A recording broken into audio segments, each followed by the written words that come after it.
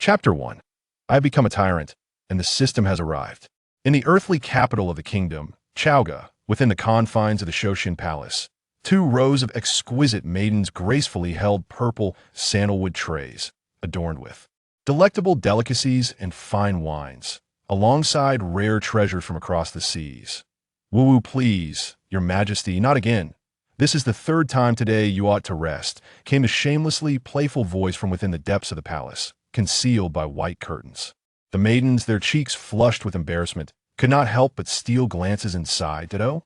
A voice replied, but I am still far from satisfied. From behind the silken drapes, a figure emerged, swaggering forth with an air of nonchalance, clad only in a luxurious robe, barefooted and bare-legged, as he boldly parted the curtains to confront the maidens. On the half-concealed bed lay a bashful woman, draped in a crimson brocade gown, her eyes sparkling with a seductive charm. Your Majesty, we greet you. Upon the man's emergence, the maidens hastily bowed, setting aside their trays to attend to his needs. Some prepared to rinse his mouth, others assisted him in dressing, while yet others styled his hair, as he simply stretched his arms, closing his eyes to savor the moment, allowing the maidens to fuss over him. Your Majesty, this is the freshly brewed 1,000-year ginseng soup, enriched with your favorite white bear meat. One maiden announced with a sweet smile, presenting the bowl, and gently blowing on the soup to cool it, offering it to his lips. The flavor today is rather bland. Who prepared this soup? Toss them into the mountains to gather herbs for a decade, the man remarked nonchalantly, causing the maidens to turn pale with fear. Outside, guards stirred at the sound. Soon, cries for mercy echoed from the imperial kitchen. Wait, this soup tastes off. Someone has tampered with it and added goji berries. Inquire who advised this maiden in secret. She shall be relegated to the cold palace for a year as a lesson to others. Am I not the master of my own body? Yes, came the guard's obedient response from outside. Alas, another day of debauchery and tyranny, the man sighed. He was none other than the last emperor of the Shang dynasty, Zishou. Reigning under the era name of Dexin, he was referred to by those outside as King Zhou. Zhou, synonymous with tyranny. Zishou fell helpless. He had never harmed a single chicken in his former life. Yet inexplicably, he had become a despot. Indeed, he was a time traveler. In his previous life, he was a diligent worker adhering to a strict schedule, rising at 7 and retiring at 9, from kindergarten onward, dutifully attending various tutoring sessions on weekends. Until his sacrifice, he was a model employee. Indeed, he was sacrificed at a paragon of virtue. He had always been quick to act. And one day, while commuting to work, he witnessed a round-faced, bearded man leaping into a river in a suicide attempt. Driven by his sense of justice, he leaped in without a second thought to save him. However, it was only when the man pressed him down underwater that Zishou realized he could swim. Just before his demise, he heard the man utter, "Hey, all dogmen should die." This sentiment lingered within him, leaving a heaviness in his chest that he had yet to shake off. Just a little further down, yes, right here, Zishou, fully dawned, reclined on the chaise lounge, while 8 impeccably proportioned palace maids stood beside him, respectfully administering their massage. Where have the allied forces reached? Had they breached Shuzhou? Zishou inquired languidly, closing his eyes. Hearing this, Shang Rong, who had been waiting outside, entered after bowing and greeting, his pallor evident as he softly replied, "They have already reached the city of Chaoga." What? It seems today marks the anniversary of my solitude. The elderly man with graying hair was none other than the 95-year-old Prime Minister Shang Rong, one of the few who, after tirelessly serving his state, had not turned traitor. Zishou's expression remained tranquil, devoid of any alteration, paying no heed to Shang Rong's woeful countenance, not because he was a time traveler, nor due to his ability to confront the events of the Fengshan, but rather because he had resigned himself to fate. Indeed, after decades of traversing the world of Fengshan, he, now in his 50s, had come to accept his destiny. The mandate of heaven is difficult to defy. Zishou vividly recalled 30 years prior when he had first arrived in Chaoga, grasping the withered hands of the dying DE, while behind him stood the full assembly of civil and military officials, his heart ablaze with fervor. The illustrious Shang dynasty boasted the Grand Tutor Wen Zhong, Prime Minister Shang Rong, and martial figures like the valiant Huang Feihu and Li Jing of Chuntang past the civil. Ministers were capable of securing the realm, while the generals could stabilize the nation, that he believed that by merely enjoying the peace, the populace would thrive, the weather would be favorable, the nation would flourish, and the surrounding tribes would submit, with vassals from all corners paying homage to the Shang. As long as he remained unfettered by the manipulations of Su Daji, his future appeared bright and promising. After Di's demise, Zishou ascended to the throne and promptly initiated reforms, aspiring to build a great legacy for humanity. However, reality diverged sharply from his aspirations. Every time he endeavored to alter the historical course of Fengshan, he was met with the harsh blows of fate and the iron fists of reality. In the 7th year of Xin's reign, he fervently implored Wen Zhong to refrain from the northern expedition, presenting numerous reasons, only to be scolded by Wen Zhong, who unsheathed the golden whip of the king, pointing it at his nose, rebuking him for disregarding the ancestral heritage, lacking the courage of his forebears. Once Wen Zhong departed, he felt bereft of support, firmly rejecting the proposal to offer incense at the Nuwa Palace, fearful of being ensnared in schemes. Little did he anticipate that the Nuwa temple would be set ablaze that very night, followed by 10 nights of dreams wherein the goddess scolded him as a foolish monarch. In the 8th year of Xin's reign, he sees an opportunity to execute Feizhong and Yuan, subsequently promoting Su Hu to a higher office to prevent Su Daji from entering the palace. Yet Su Hu was ultimately coerced into rebellion to his dismay. Su Hu expressed profound gratitude, insisting on sending his daughter to the palace as a concubine. Alas, Su Daji, unbeknownst to all, fell victim to the treachery of a fox at the Zhou post. The beauty of her existence was tragically fleeting. The first beauty of Fengshan was doomed. At that moment, Xin was filled with trepidation. Observing Su Daji's alluring visage, he could only endure in silence, awaiting the arrival of Zhongzi to deliver the sword, to slay this malevolent being. Yet, even more outrageous events unfolded. The pinewood sword hung before the official residence for 14 days, and Su Daji did not perish. Rather, her malevolence intensified, breeding a deep-seated hatred for all Taoists, inciting her to demolish temples and hunt down the practitioners of qi cultivation. It was then that Xin finally grasped the truth. That sword was not meant to vanquish demons, but to forge a heartless, vengeful fox spirit destined to linger for a millennium. Later, Zishou, disillusioned by the celestial beings, resolved to remain steadfast in his principles, resisting the temptations of the seductive fox spirit, hoping to enjoy a few more years of tranquility. He believed that as long as he did not betray the loyal and virtuous, he could avert the calamities of a fallen nation, treacherous ministers, and the isolation of being utterly alone. However, to his astonishment, Zishou discovered that his decision to refrain from betraying Bijin did not shield him from Bijin's treachery. This old man, who presided over divination and sacrifices, was the highest-ranking high priest beneath the emperor. During a particularly severe drought in Chaoga, Bijin suddenly proclaimed that the lack of rain was a punishment upon the sovereign, attributing all blame to him. On that fateful day, Bijin declared to heaven and earth that the drought was due to Zishou's lack of benevolence, insisting that he abdicate and cede the throne to his elder brother, Ziki. Zishou was bewildered and enraged. In his fury, Zishou initially thought Bijin was merely indulging in fanciful delusions, attempting to imprison him. Yet to his shock, a substantial portion of the court supported Bijin, particularly members of the royal family like Ziki and Ziyuan. Had it not been for Huang Fei's mobilization of a formidable army to stabilize the court and imprison Bijin and his cohorts, Zishou would have already been rendered the former emperor. The 3 sages of the late Yin dynasty were indeed not to be trifled with. In despair, Zishou languished in the secluded palace garden for a month, realizing that fate was immutable. He then contemplated a preemptive strike, devising a scheme to lure Ji Chang's family to Chaoga and eliminate them entirely. However, the plan faltered. Word leaked, and this old trickster evaded capture by employing the ruse of sacrificing the pawn to protect the king. Indeed, he sent Ji Cao, GFA, and Ji Dan, along with their sons, right into Zishou's trap while he himself slipped away. Who could have imagined such a ruthless heart in this old man? Upon Ji Chang's return, he raised a banner of rebellion against the Shang, rallying the 800 feudal lords under the pretense of rescuing his son. Zishou was left astounded by Bijian's cunning maneuver. That moment, Zishou finally grasped the concept of destiny. Destiny equates to human life. The characters in the Investiture of the Gods were predestined to be who they were, and no alteration of history could alter human nature. In the original narrative, even without Su Daji's manipulation, they would have inevitably conspired against the throne. Without Su Daji, perhaps the original Xin would have fallen victim to Bijian and his ilk long before. With rebellions in the North Sea and East the Shang army could scarcely withstand the assault on Shiqi.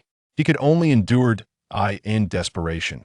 He contemplated alternative paths, hoping to cultivate agriculture, innovate, and improve the people's livelihood. Yet another dilemma arose. His inventions would be appropriated within a month by other states, leading to widespread rumors attributing the innovations to Zhichong. Thus arose the saying, Feng Ming in Shiqi, proclaiming the wisdom of the sages from the West. The crux of the matter was that the populace only revered Zhichong, disregarding Xin. At this juncture, Zishou realized he possessed no golden finger, no external aid, rendering him powerless against the inevitable calamity foretold in the Investiture of the Gods. An unseen hand orchestrated everything that he could change nothing. Even the unwilling advisor, Shang Rong, who died in the Nine-Dragon Hall, was destined for immortality. Now at the venerable age of 95, he showed no signs of mortality. Alas, his daughter, Shang Qingjun, had been sent away by his own hand. Upon this realization, Zishou succumbed to self-destruction, fully immersing himself in indulgence of wine, meat, and beauty. Since you, the Marquis of Shibua, possessed 24 concubines and 99 sons, then I, Xin, shall take 99 consorts and father hundreds of sons. Since I cannot alter my fate, I shall allow my descendants to pursue dominance during the spring and autumn and warring states periods. Alas, after more than a decade of relentless toil and diligent governance, I find myself on the same path as the infamous tyrant Zhou. Reclining in my chair, I lament, the mountains and rivers lie in ruins. Drifting like dandelion seeds, my life is as tumultuous as raindrops on floating duckweed. What cruel fate this is! Suddenly, a soft chime resonates, indicating the awakening of the leisurely clock-in system as it detects my despondency. Would you like to activate it? An ethereal voice echoes in my ear, one I have envisioned countless times, only to awaken and realize it was but a dream. Surely, this is another illusion, I tell myself, yet my curiosity compels me to confirm. Daji, bite me. Harder. Ouch, that hurts, your majesty. Please forgive me. Daji gasps, startled, thinking I am merely seeking another amusing diversion. I spring to my feet, momentarily disregarding Daji, and take several eager sips of the ginseng soup beside me. Could this truly be real? Has my system finally arrived? However, in the next instant, the excitement drains from my face like cold water, extinguishing a flame. I have already become the tyrant Zhou, and the armies of the Zhou are at the gates of Chaoga City. What purpose does awakening now serve? What a farcical leisurely clock-in system this is. It would be better dubbed the funeral system. I have often heard that web novels featuring systems tend to fail, and it seems this holds true. Would you like to activate it? The prompt persists. Yet as I close my eyes, the interface remains vividly apparent, stirring a long-dormant heart within me.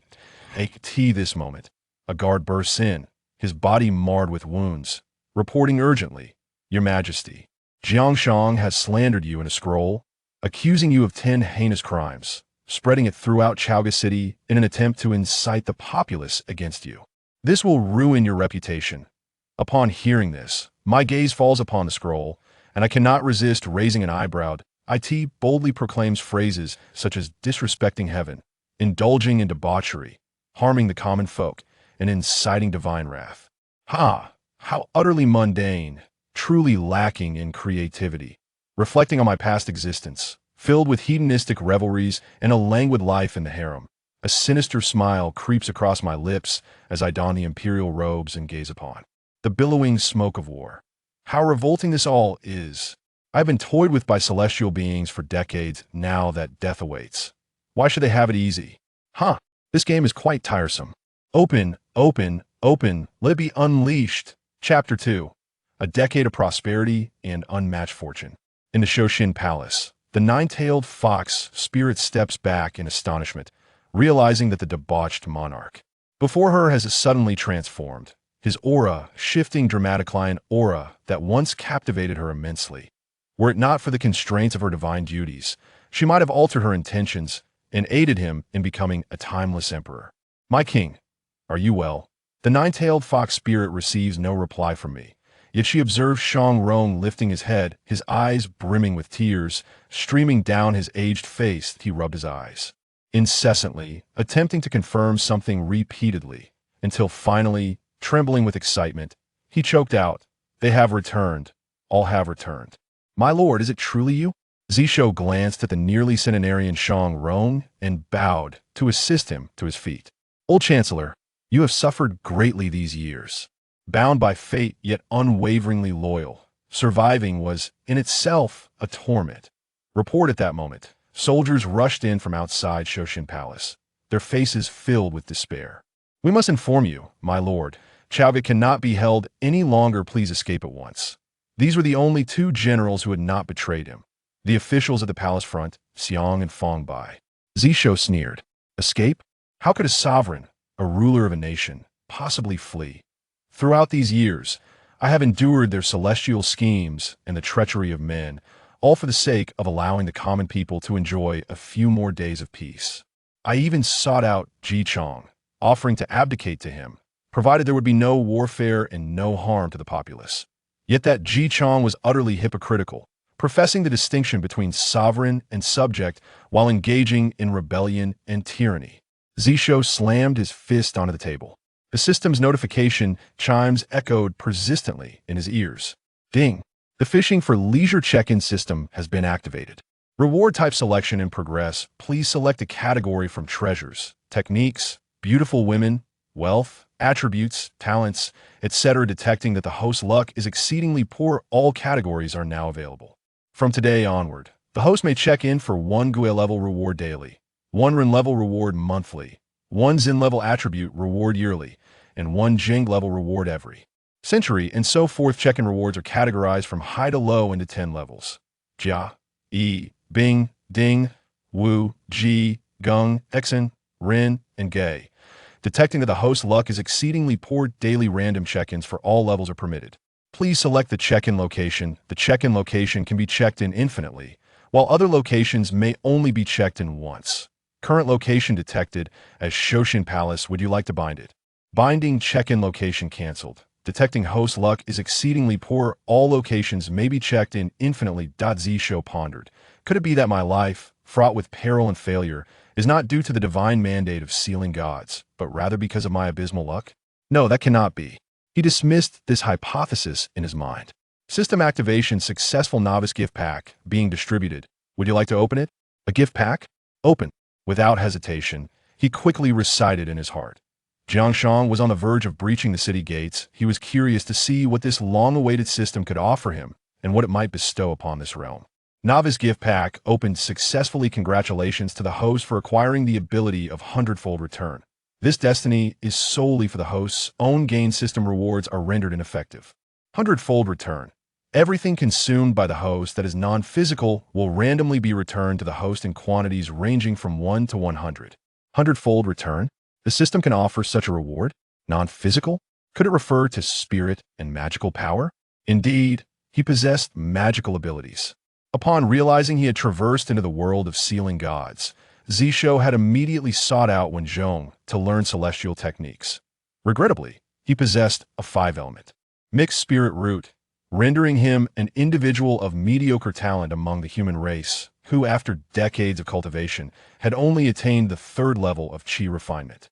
Daji, come here, beckoned the nine-tailed fox, and she immediately rose, gliding gracefully and alluringly towards him.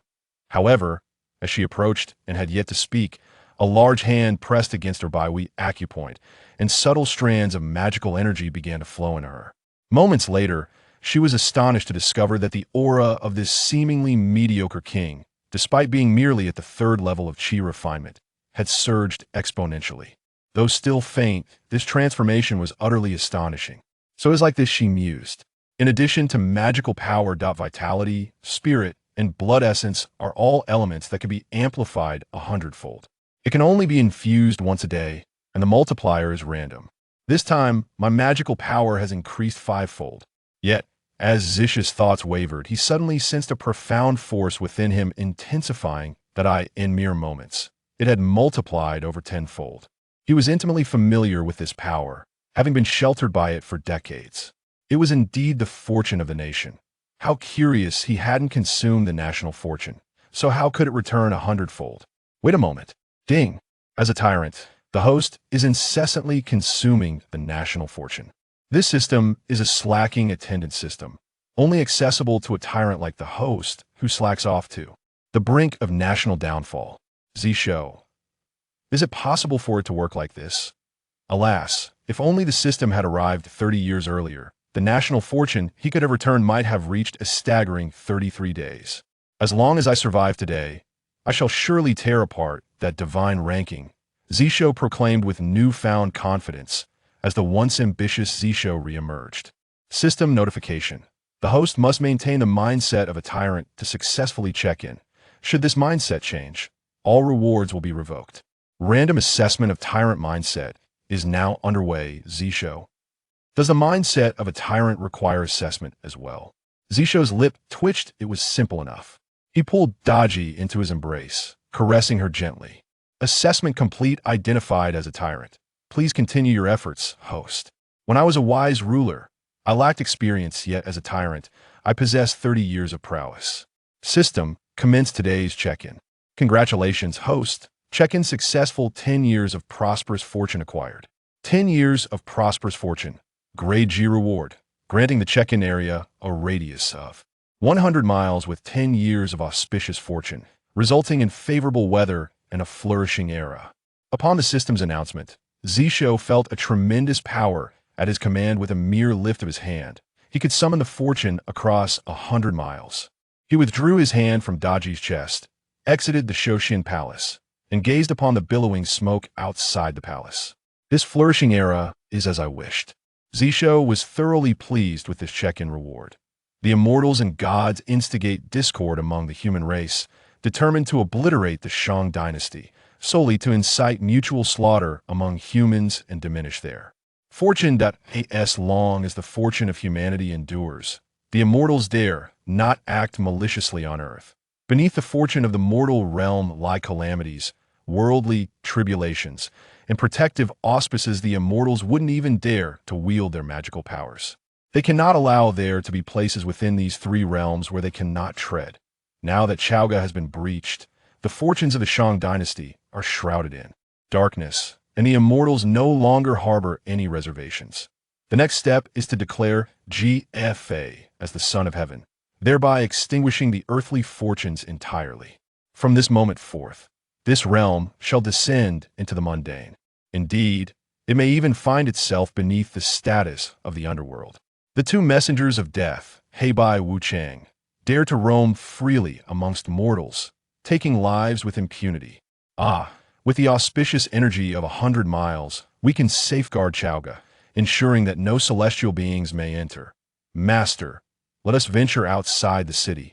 At 95 years of age, Shang Rong had yet to grasp the situation when the king seized him by the collar. The winds howled past his ears, distorting his visage, and within mere breaths, they arrived at the southern gate of Chaoga. Look, the foolish monarch has emerged. Foolish monarch, meet your demise. As Zishou steadied himself, a chorus of jeers erupted from below the city walls. He glanced down to find Jiang Wenhui amidst the crowd. Zishou chuckled softly and remarked nonchalantly, "Isn't that the esteemed uncle of the state? Pray tell, is it that your father has perished, yet you still dream of the external kin influencing the court?" Jiang Wenhui's face flushed crimson with shame, as if engulfed in flames, and he retorted furiously, "Foolish monarch, do not slander my family. Had it not been for your incompetence, my father would never have raised arms." Chapter 3. Alone against all of you. Zishou chuckled softly, yet his voice resonated through the ears of every soldier in the city as he calmly remarked, "Is my alleged ineptitude truly your justification for rebellion, father and son? Have I extorted taxes from Donglu, or slaughtered its people?" He gazed down at the lords of the realm, sneering disdainfully. In my 34 years of rule, have I ever increased your taxes or taken the lives of your citizens? The lords below fell silent, their resolve wavering. Zhongzi, upon witnessing this, felt a sense of foreboding. He was acutely aware of the dubious nature of the 10 sins of King Zhou he had penned. Hastily, he exchanged a meaningful glance with Jiang Wenhuan. Brandishing his mighty blade, Jiang Wenhuan bellowed with fervor, "My sister, Jiang Ho, was wronged and met an untimely death at your hands. I shall undoubtedly take your life to avenge her." A flicker of ire flashed in Zishou's eyes, yet his countenance remained composed and indifferent as he retorted, "Did you not already slay those responsible for harming Jiang Ho? Your father met his demise under ambiguous circumstances. Was it not by your own hand? In the 8th year of Emperor Xin's reign, he had believed that by eliminating Fei Zhong and Yu Han, he could safeguard both Jiang Ho and his 2 sons. However, Jiang Ho ultimately perished unjustly within the palace, while his sons, in a fit of madness, sought to assassinate him. Only after quelling the ensuing chaos did he discover, through Jiang Ho's belongings, that she had been murdered by the emissaries of Donghua, Ho Jianghengqiu, simply because that gentle and devoted woman had refused her father's demands to assassinate him. As for his 2 sons, unbeknownst to him, they had already taken Guo Qingzi and Qi Jingzi as their mentors and had long since betrayed him. In a fit of rage, Zishou had summoned all the great lords to Chaoga, intending to execute them as originally foretold in the Investiture of the Gods. However, Ji Chong sent his son as a scapegoat. Jiang Hengqiu and his son rose in arms under the pretense of avenging Jiang Ho. Yet Jiang Hengqiu inexplicably met his end midway, while Jiang Wenhuan publicly declared that King Zhou had ordered his assassination. Chong Ho who feigned illness to avoid attendance, while Li Chongyu, the only one to arrive in Chaoga, was brutally slain by his own guards upon entering the city gates, his body mutilated in the street. Subsequently, Yi Shun raised the banner of rebellion. It was from that moment that Zishou comprehended that the celestial beings had long since infiltrated the foundations of the Shang dynasty. And regardless of his incompetence, the lords of the realm were already poised for revolt. Jiang Wenhuan's face shifted from red to purple, then to black. He realized he could not best Zishou in debate. Thus, he brandished his blade and shouted, "Foolish monarch, do you dare to engage me in combat?" Zishou surveyed the scene below. Behind Jiang Wenhuan stood Yi Shun with a spear, and Chong Yingluan wielding a sword, accompanied by 35 warriors from various lords, all on high alert. He chuckled once more. Though it was proclaimed as a duel, it was, in fact, him against 38 adversaries. Yet, he felt no fear at that moment and calmly instructed, "Prepare my armor." At the venerable age of 95, Shang Rong, whom Zishou had just brought to the city wall, trembled continuously, and upon hearing Zishou's words, he began to shake once more. "Your Majesty, a wise ruler does not stand beneath perilous walls. You are a sovereign of immense stature, and it is unwise to court danger." Zishou, clad in armor and wielding a golden blade, chuckled and replied, "Chancellor, do not jest. I am the most notorious tyrant in history. The noble ruler's affairs have no bearing on me. You should remain here and observe as I vanquish our foes." With that, he cast the old chancellor aside onto the city gate tower, preventing this loyal minister from playing the role of the stubborn advisor. Subsequently, he leapt from the city wall, descending like a golden-winged rock, and struck at Jiang Wenhuan with his golden blade.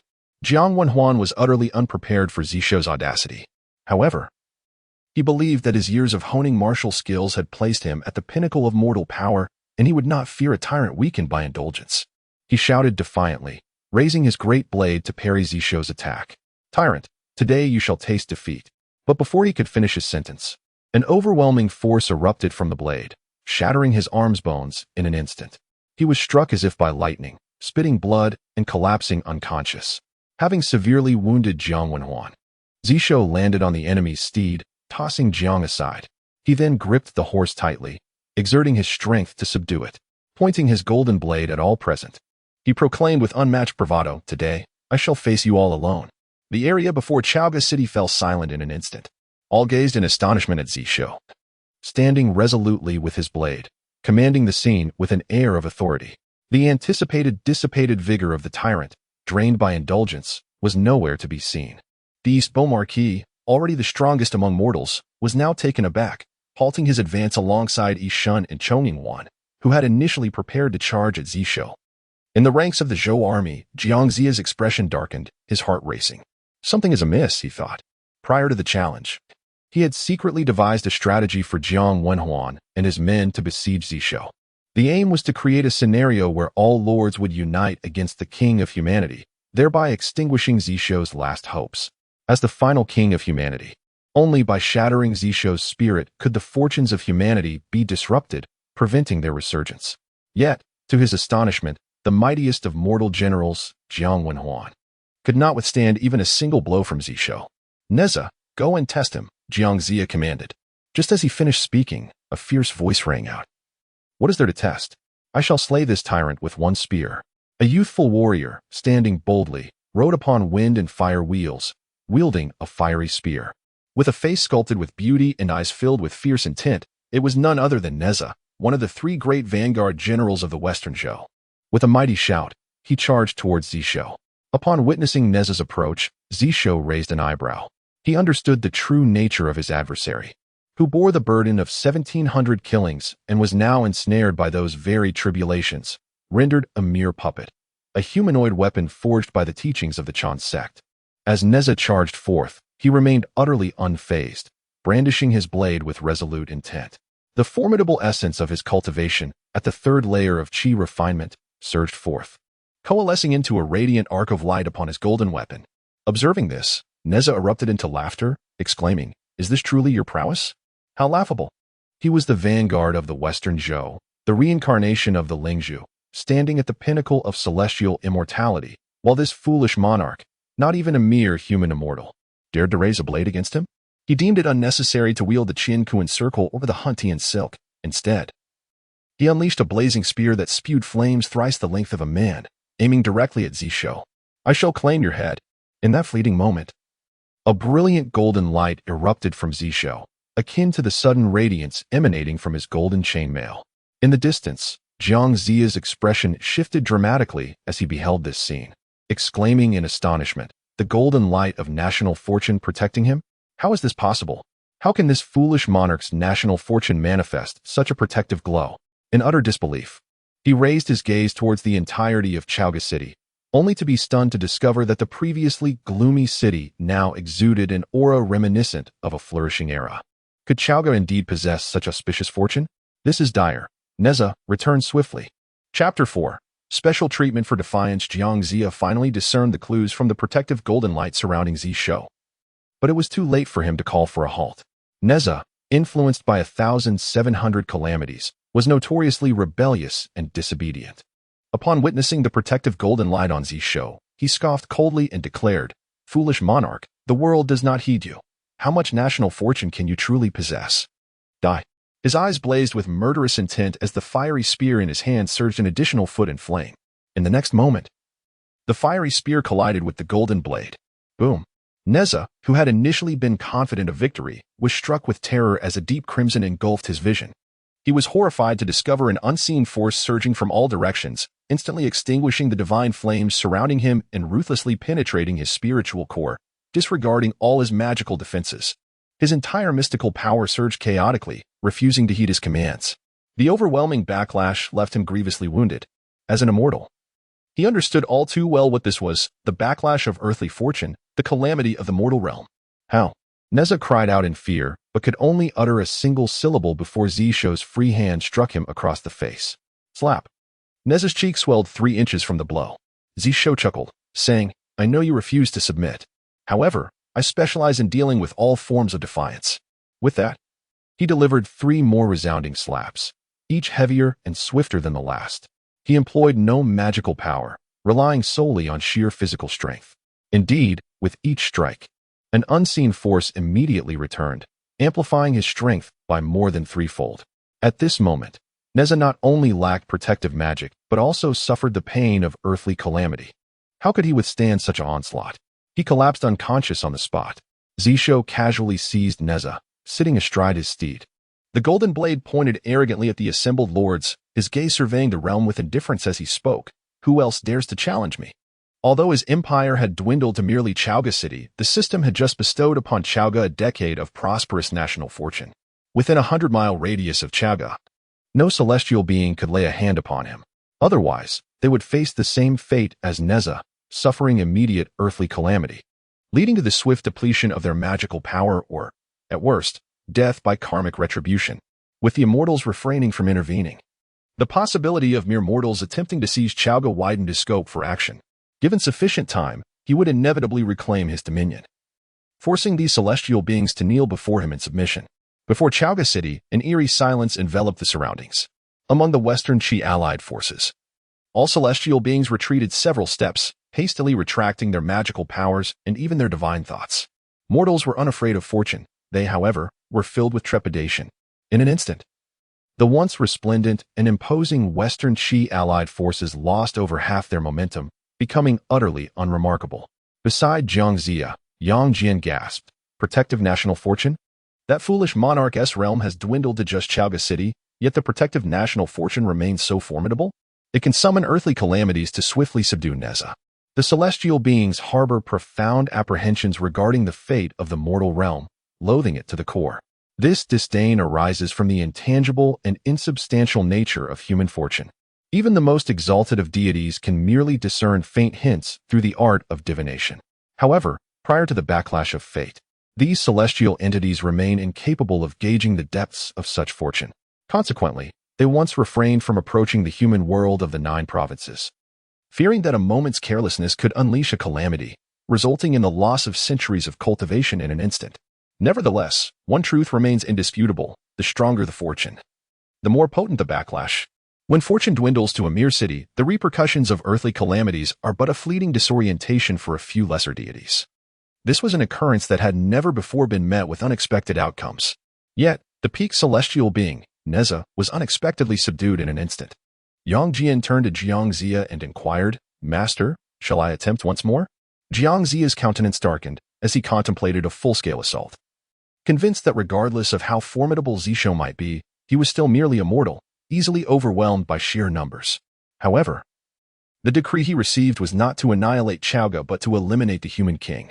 As long as Zishou's spirit endured, the legacy of the human king would persist. Even if Zishou were to perish, he would be unable to fulfill his master's command.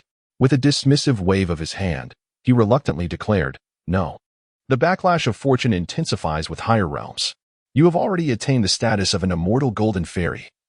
Striking within the confines of Chaoga's fortune would only result in greater injuries than Neza suffered. Retreat the entire army. We shall ascertain the truth of the matter before proceeding."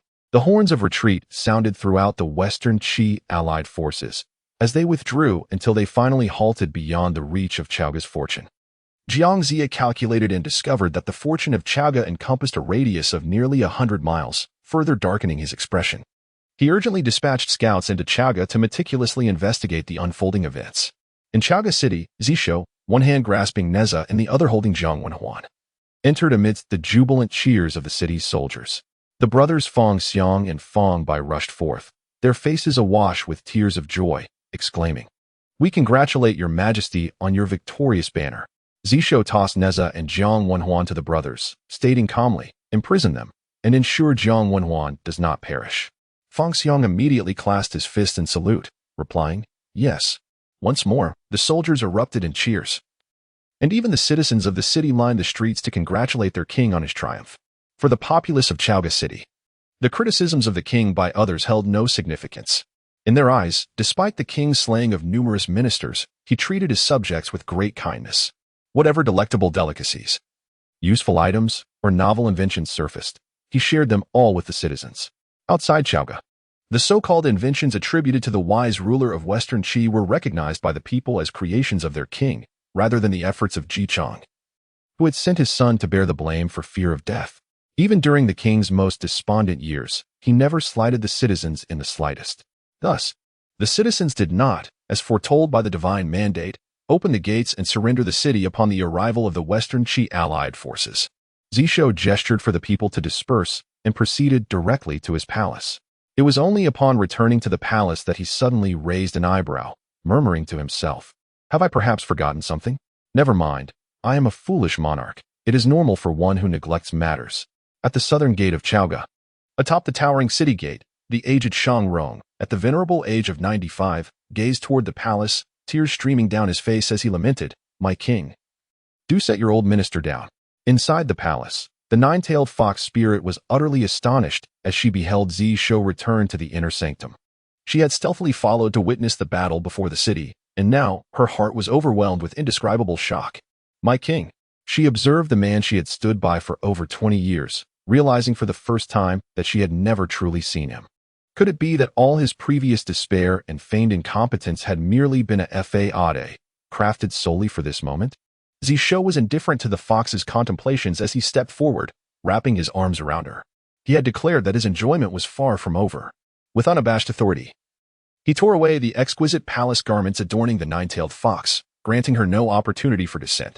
One must always remain true to one's original intentions and embrace the role of a capricious monarch. Then, he would scatter the ashes of celestial beings across the heavens. Chapter 5. Delivering the bell to Neza outside the city of Chaoga, in the encampment of the allied forces of Shiqi, spirits were notably low.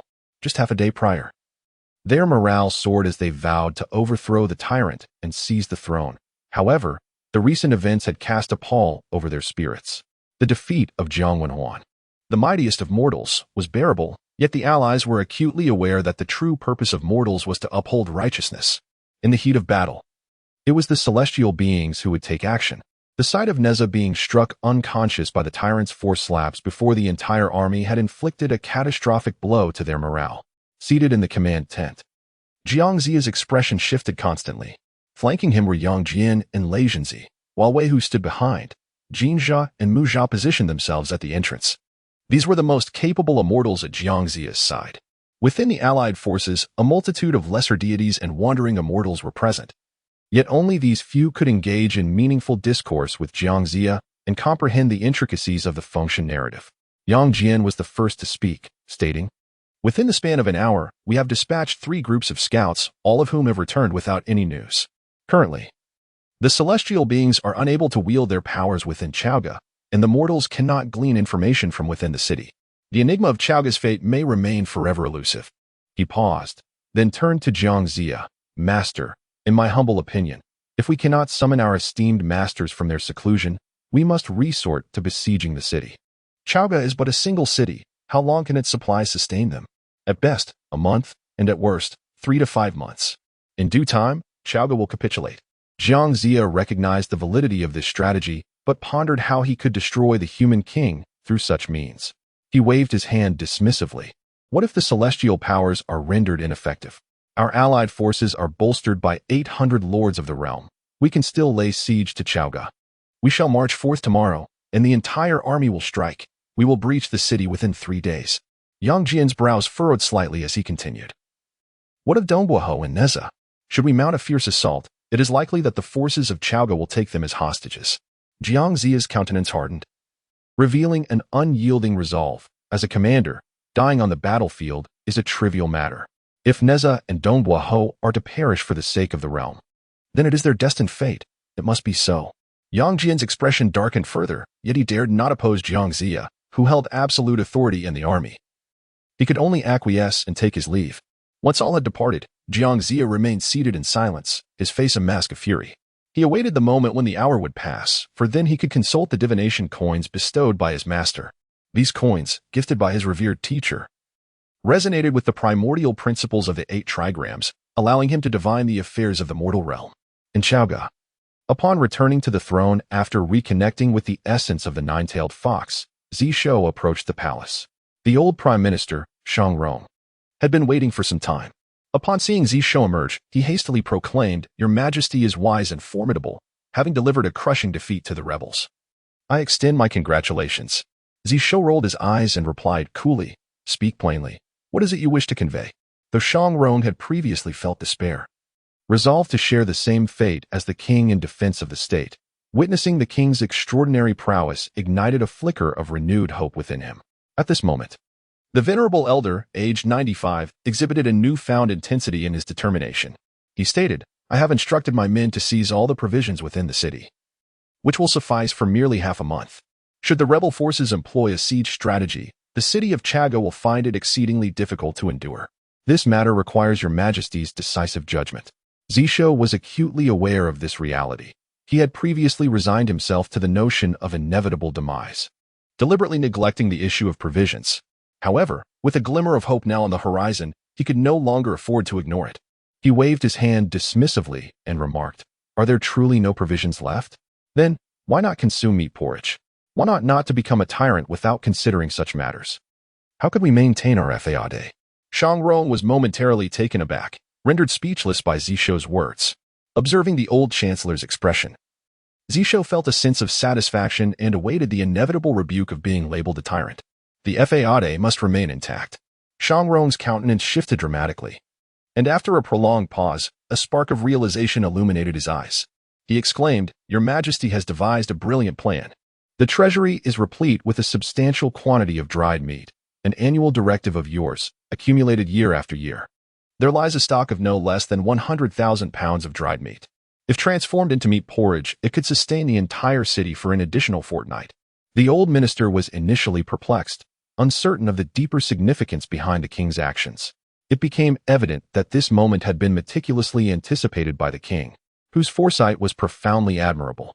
Zishou, however, was momentarily bewildered. He suddenly recalled that in the 10th year of Emperor Xin's reign, he had sought to enhance the living conditions of the populace by ordering the palace to produce more dried meat and sausages. He had instructed that ample provisions be prepared and replaced annually to ensure that the palace could always access thousands of pounds of dried meat. His rationale was straightforward. During times of abundance, the people lacked effective means to preserve meat for extended periods. While they understood that salt could be utilized for preservation, most households had little salt to spare. Thus, he had mandated the palace to undertake this initiative, intending to store surplus meat during bountiful years to distribute to the populace in times of calamity. However, he had subsequently forgotten about this endeavor after succumbing to despair. Consequently, the loyal old chancellor had quietly executed this royal decree for over a decade. Detected Rong extolling the virtues of the host, initiating random tyrant certification period. Commencing detection, Zishou chuckled softly and said, "So, there remain 100,000 pounds of dried meat in the inner treasury? Perfect. My lavish feasts are in dire need of meat. Old Chancellor, please transport all of this dried meat to my banquet." Rong turned to depart, calling out as he walked, "Your Majesty, what did you say?" The old minister is hard of hearing. "For decades, you have truly perceived yourself as a tyrant. I shall ensure that you reclaim your status as a wise and virtuous ruler. Detection complete, classified as a tyrant. Please continue your efforts." Host, a satisfied smile graced Zishou's lips. This was more like it. He glanced at the sky. The hour was approaching midnight. Once the clock struck, he would be able to log in again. Soon, the hour passed. Just as he prepared to log in, the system notification chimed in advance. Detected that the host has expended a day's worth of lifespan. Randomly return lifespan. Returning double the amount, 2 days worth of lifespan restored. Zishou paused momentarily, then broke into a smile. The consumption of lifespan could indeed be replenished? Excellent. Now, he is no longer afraid of engaging in a protracted battle with celestial beings. In this moment, Zishou felt invigorated and calmly stated, "System, I would like to check in today. Congratulations to the host for successfully checking in. Unlocking the Chaos Suppressing Divine Bell. Chaos Suppressing Divine Bell. Grade B reward. Capable of growing in tandem with the host's strength, with no upper limit on its tier. It can suppress and control all beings with a primordial spirit. Tip 1. The realm of the suppressed primordial spirit must not exceed one major realm above the host. Tip 2. If the target is exceedingly weak and completely devoid of magical power, it will be unconditionally suppressed and controlled." Zishou extended his hand, and a swirling orb of 5-colored light rapidly coalesced within his grasp, transforming in an instant into a golden bell the size of a foot. The golden bell was resplendent, emanating an extraordinarily peculiar radiance. Upon hearing the system's announcement, Zishou had already contemplated who would be most suitable to wield this object. He summoned Neza to be bound and brought before him. Once Neza arrived, cocooned like a silkworm, Zishou held the golden bell aloft, a playful smile gracing his lips as he said, "Neza, I present to you a bell." Chapter 6. The Resonance of Heaven and Earth. The saint's astonishment when Zishou obtained the Chaos Bell, his first thought was of Neza. Neza, with his exceptional identity, formidable power, and unique characteristic of possessing only a primordial spirit without a soul, seemed tailor-made for the Chaos Bell. At this moment, Neza had awakened. Tormented by the backlash of worldly calamities, his face contorted in anguish.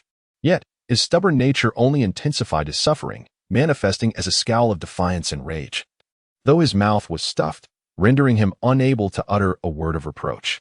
Zishou remarked nonchalantly, "Neza, I see your extraordinary talent.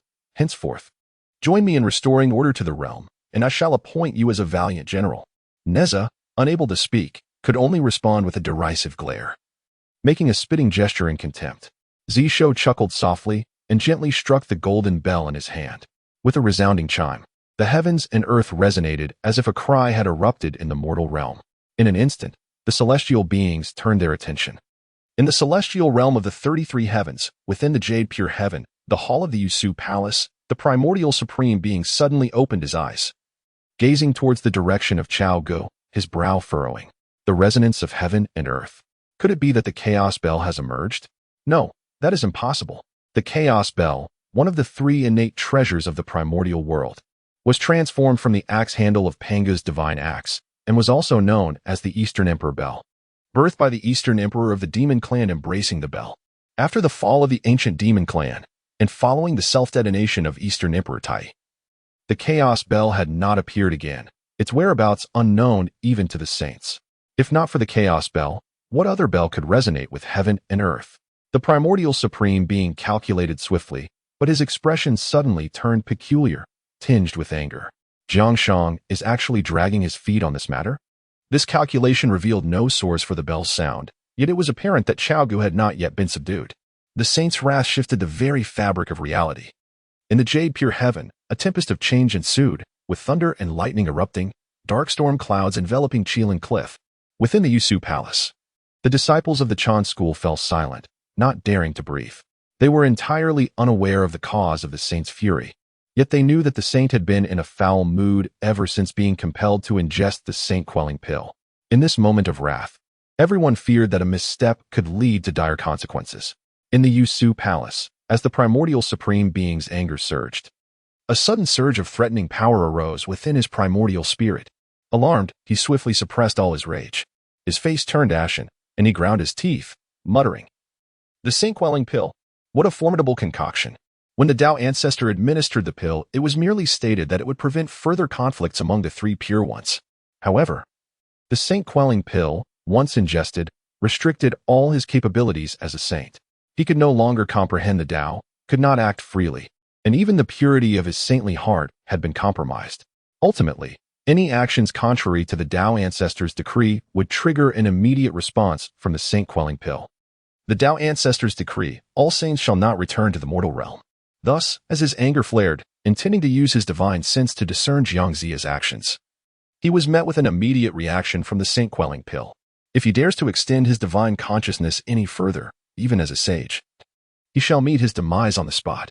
Alas, the destiny of the divine sealing has already been determined. No changes are possible. Zhongzi, albeit slow, will conclude within a month. The primordial heavenly venerable suppressed his inner fury and continued to meditate in silence. The momentum of the divine sealing calamity has been established. Even if Zhongzi lingers, no unforeseen events can arise. His immediate concern is to devise a method to unravel the saintly destruction elixir. In the Taiji Palace of the Supreme Clarity Heaven, the Supreme Sage, upon hearing the resounding chime that echoed through heaven and earth, displayed no sign of change, appearing as though in slumber. Yet, around him, a pair of yin-yang fish suddenly leaped forth, only to descend again, landing within a diagram of yin and yang. Within this diagram, countless threads of cause and effect manifested as black and white lines, intricately woven into a net.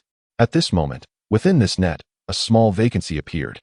In the Taosu heaven, within the sacred domain of Nuwa, the Nuwa Palace, the goddess sat in deep contemplation, burdened by myriad thoughts, when she suddenly uttered a soft gasp.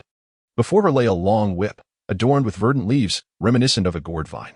This whip was shrouded in a dim, hazy glow. It was fashioned from the vine of the primordial gourd that Nuwa had retrieved from the unyielding mountain before her ascension to sainthood, and later, through her merit in molding humanity from clay, it transformed into the postnatal treasure, the whip of creation. The whip of creation, a sacred artifact of the human race, could suppress their fortune while simultaneously being influenced by it. The more prosperous the human fortune, the greater the whip's power. Yet, during this divine sealing calamity, the human fortune was shattered and scattered, rendering the whip's brilliance dimmed. However, at this moment, a small tender leaf sprouted anew from the whip. Vibrant and devoid of any dullness, Nuwa gazed towards the mortal realm, murmuring, could it be that the divine sealing calamity still holds changes? Simultaneously, in the west, in the Shumi heaven of the land of ultimate bliss, the 2 western sages, Jane and Zhuanti, were enveloped in boundless radiance, reciting innumerable sacred verses while expounding the teachings to their disciples. As the chime resonated, both sages paused in their discourse, directing their gaze towards the eastern lands. Zhongzi, with a flick of his fingers, revealed a faint smile on his sallow visage and remarked, "The chime of heaven and earth undoubtedly heralds the emergence of a spiritual treasure. I surmise this treasure is destined for us in the West." He turned to Jane and inquired, "Xixiang, shall I venture to the east to investigate?" After a moment of contemplation, Jane replied, "Shitty, while this treasure may indeed be fated for our western domain, there is no need for haste. The calamity has only just concluded. We must stabilize the turmoil of heaven and earth and rescue the suffering masses." Zhongzi nodded in agreement, affirming, "Your words are indeed wise." Thus, the two sages resumed their teachings. The boundless radiance of the West enveloped the land of ultimate bliss, swiftly converting countless celestial beings into devoted disciples of the Western teachings. This divine sealing calamity proved to be the most fortuitous for the Western sect, as merely in the battle of the myriad celestial formations, the two saints had amassed thousands of disciples from the, significantly bolstering their ranks in a time of need. The Western teachings do not reside within the profound realms, but instead establish 800 peripheral paths, transforming 3,000 exquisite doctrines. The more disciples there are to instruct, the greater the power amassed. For the West, the foremost task is to enlighten all the celestial beings and deities that have been seized. As for the calamity of sealing the gods, the grand scheme is already in motion. Who could possibly defy fate at such a juncture? In Chauga, Zishou glanced at the golden bell in his hand, his lips twitching slightly as he remarked, "The commotion is quite significant." He then raised his gaze towards Neza and spoke with an air of indifference, "Neza, do you wish to follow me as a general now?" At that moment, the rebellious spirit in Neza's eyes faded, replaced by a flicker of confusion amidst his previously furious and bloodthirsty gaze. After a lengthy pause, clarity returned to his eyes as he looked up at Zishou. Zishou casually gestured, removing the cloth from Neza's mouth. Taking a deep breath, Neza inquired, "If I follow you, can I seek vengeance against the Chan sect?" With a smirk, Zishou replied, "By following me, you may overturn this very realm." Chapter 7. 1,000,000 against 3,000. The advantage lies with me. When Zishou obtained the Chaos Town Divine Bell, he immediately recognized that it was most suitable for empowering Neza. The Spirit Pearl is a manifestation of the convergence of the world's vital energies. As the reincarnation of the Spirit Pearl, how could Neza inexplicably bear a burden of 1,700 killing tribulations from birth, ultimately becoming a mere brute obsessed with slaughter? Reflecting upon Neza's journey, the words betrayed by the Chan sect were essentially etched upon his face. Thus, Zishou was certain that the Chaos Bell would have the most profound effect on Neza. At this moment, Neza's expression was clear and serene, devoid of any malevolent aura associated with human weapons. He spoke, "As long as it allows me to avenge myself against the Chan sect, I will follow you. After all, once I regain my clarity, the Chan sect will never spare me." He was acutely aware that upon breaking free from the shackles of his primordial spirit, Taizhenren would immediately be alerted. The Chan sect would undoubtedly pursue him relentlessly, for he possessed far too many secrets about them. Zishou casually removed the restraints binding Neza and placed his hand upon Neza's forehead, speaking with gravity, "Neza, I hereby appoint you as the Grand General of the Deshangf, tasked with quelling turmoil." As soon as these words were uttered, a mysterious force surged from all directions. Zishou sensed that at the very moment he conferred this title upon Neza, a thread of national fortune separated from his own and entwined with Neza, thereby linking their fates. Henceforth, should Neza harbor thoughts of betrayal, Zishou would instantly be aware through the national fortune. However, he had never truly feared Neza's treachery. With the Chaos Bell in his possession, betrayal was simply inconceivable. Meanwhile, at the instant Zishou's words fell, the crimson haze that had once clouded Neza's vision transformed into clarity. The world regained its brilliance. The worldly calamities invading his being instantly morphed into a protective shroud. Any celestial attack against him would be diminished by a third due to this layer of protection. Neza's body creaked as he took a deep breath, his magical energy instantly returning, and all previous wounds healed in the blink of an eye. The oppressive earthly fortune that had kept him tense was no longer a constraint. Yet, a stronger binding emerged, manifesting as causality entwined within his primordial spirit. This binding originated from the man before him, the king. As a subject, he could not defy the royal decree. In that moment, he finally comprehended why, despite the celestial beings having methods to cultivate and wield powers freely among mortals, so few were willing to accept it after the 3 sovereigns and 5 emperors. Such practices required the king's decree. After the 3 sovereigns and 5 emperors, the king could no longer cultivate, becoming an ordinary mortal. How many celestial beings would willingly bow to a mere mortal? Yet, these countless seemingly insignificant mortals could gather a fortune that instilled profound fear in the celestial beings. How could the heavens not harbor resentment? Neza, however, accepted all of this with grace, for he aspired to survive and exact revenge upon the Chan sect. He knelt on one knee before Zishou, clasped his hands in salute, and proclaimed loudly, "I, Neza, pay my respects to the king." At Xinyuan Mountain, within the Golden Light Cave, Tai Jinren gazed at the lotus lantern before him, a smile playing on his lips as he murmured, "In less than a month, the calamity of the investiture of the gods shall come to an end. Once Zhongzi concludes the divine appointments, the order of heaven and earth will return to my master's dominion.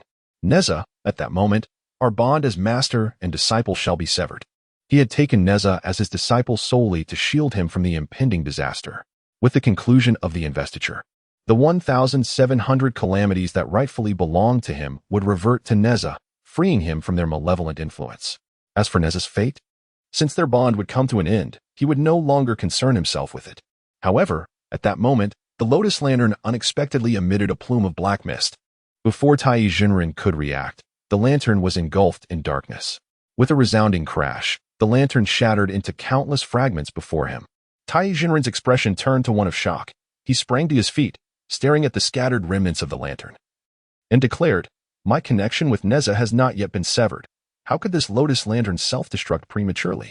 Has Zhongzi hastened the divine appointments?" Calculating swiftly, he suddenly cried out in alarm. "Neza has severed our master-disciple bond? How could this be? How dare he?"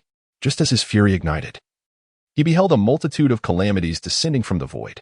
These were the very calamities he had transferred to Neza to avert misfortune, 1,700 in total. At this moment, the calamities returned, and he felt an ominous premonition. However, everything transpired too swiftly. He barely had time to react before a profound and sinister force descended upon his primordial spirit. In an instant, his physical and magical energies surged chaotically, and he spat forth a mouthful of blood. Beside him, the golden cloud boy turned pale with fright, utterly at a loss for what to do. Tai Jinren coughed up another mouthful of blood and urgently called out, "Quick, summon senior brother Guangqingzi." After uttering those words, he spat forth a third mouthful of blood and collapsed, unconscious. The following day, the Western Qi allied forces advanced upon Chaoga City once more.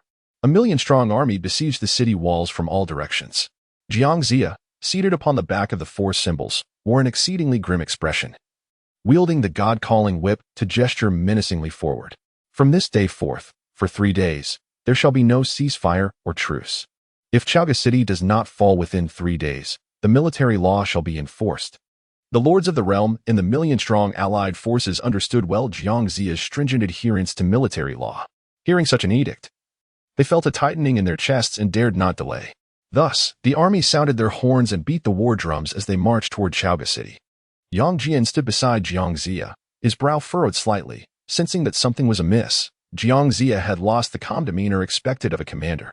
Meanwhile, Zhongzi's face remained dark as he gazed at Chaoga City.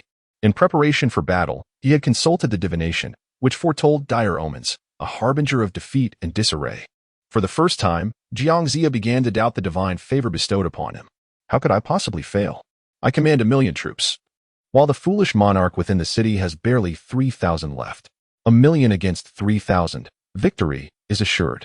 Within Chaoga City, on the southern city wall, the king languidly reclined upon his throne, cradling a 9-tailed fox in his arms, surrounded by 10 beautiful maidens on either side. Some massaged his shoulders, others kneaded his feet, while yet others poured wine into his mouth. In the face of a 1,000,000-strong army, the ruler of the city appeared utterly befuddled. The wise minister, Shang Rong, earnestly advised, "My lord, such a demeanor is detrimental to the morale of our troops. You are not an inept sovereign. This behavior is unbecoming." The old chancellor firmly believed that the king's years of apparent incompetence were merely a facade of restraint. Zishou, raising his head from the softness of the 9-tailed fox, rolled his eyes and declared, "Old chancellor, refrain from such nonsense. I am indeed the most incompetent ruler under heaven." He was a fool, undoubtedly a fool. Casting a glance at the forces below, he noted that the Western Qi coalition had begun their charge from all directions. With a chuckle, he remarked, "A mere rabble of insignificant creatures. With a single word, I could send this million-strong army retreating." His proclamation reverberated like thunder among the ranks of the Western Qi coalition. Seated upon the back of the four symbols, Zhongzi laughed boisterously, exclaiming, "Foolish king, your tyranny is boundless, your debauchery knows no limits. Do you truly believe that with your feeble power you can act with impunity? Today, this million-strong army shall lay waste to your Chaoga, liberating the populace from your despotic reign. To think that a mere word could send my million-strong army fleeing? Such delusions. If you can achieve this, I shall take my own life right here before Chaoga."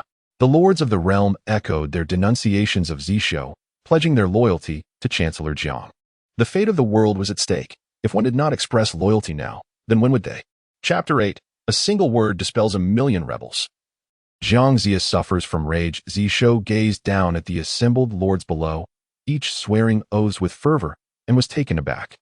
He had never witnessed such a scene of reckless self-destruction. Among the lords below, some declared their intent to join Zhongzi in self-immolation.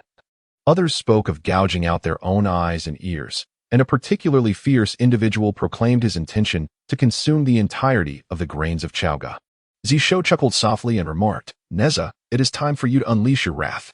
As his words echoed, a commanding voice resounded from within the city.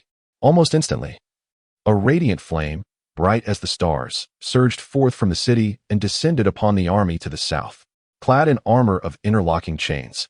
With a jeweled golden belt adorning his head and standing upon the wind and fire wheels, Neza materialized with an imposing presence, taking on the formidable form of 3 heads and 8 arms.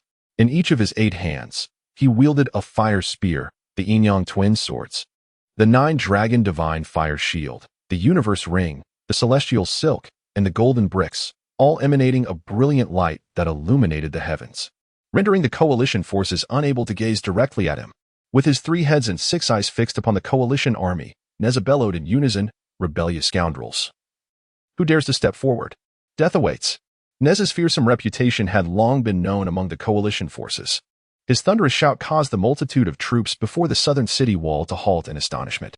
The southern marquis, Yishun, and the northern marquis, Chongyingwan, stood agape, while the 30 or so lords surrounding them recoiled in fear. A glance exchanged between Yishun and Chongyingwan sent a chill through their hearts. Among the 3 foremost generals of Shiqi, Yang Jian was a sage with both wisdom and valor, renowned for his strength, thus targeting only the most formidable locations. Lei Zhongzi was a fierce warrior, swift as lightning, capable of cleaving mountains and rivers with his golden staff. Neza, though not the strongest, nor the fastest, was infamous for his unparalleled lethality.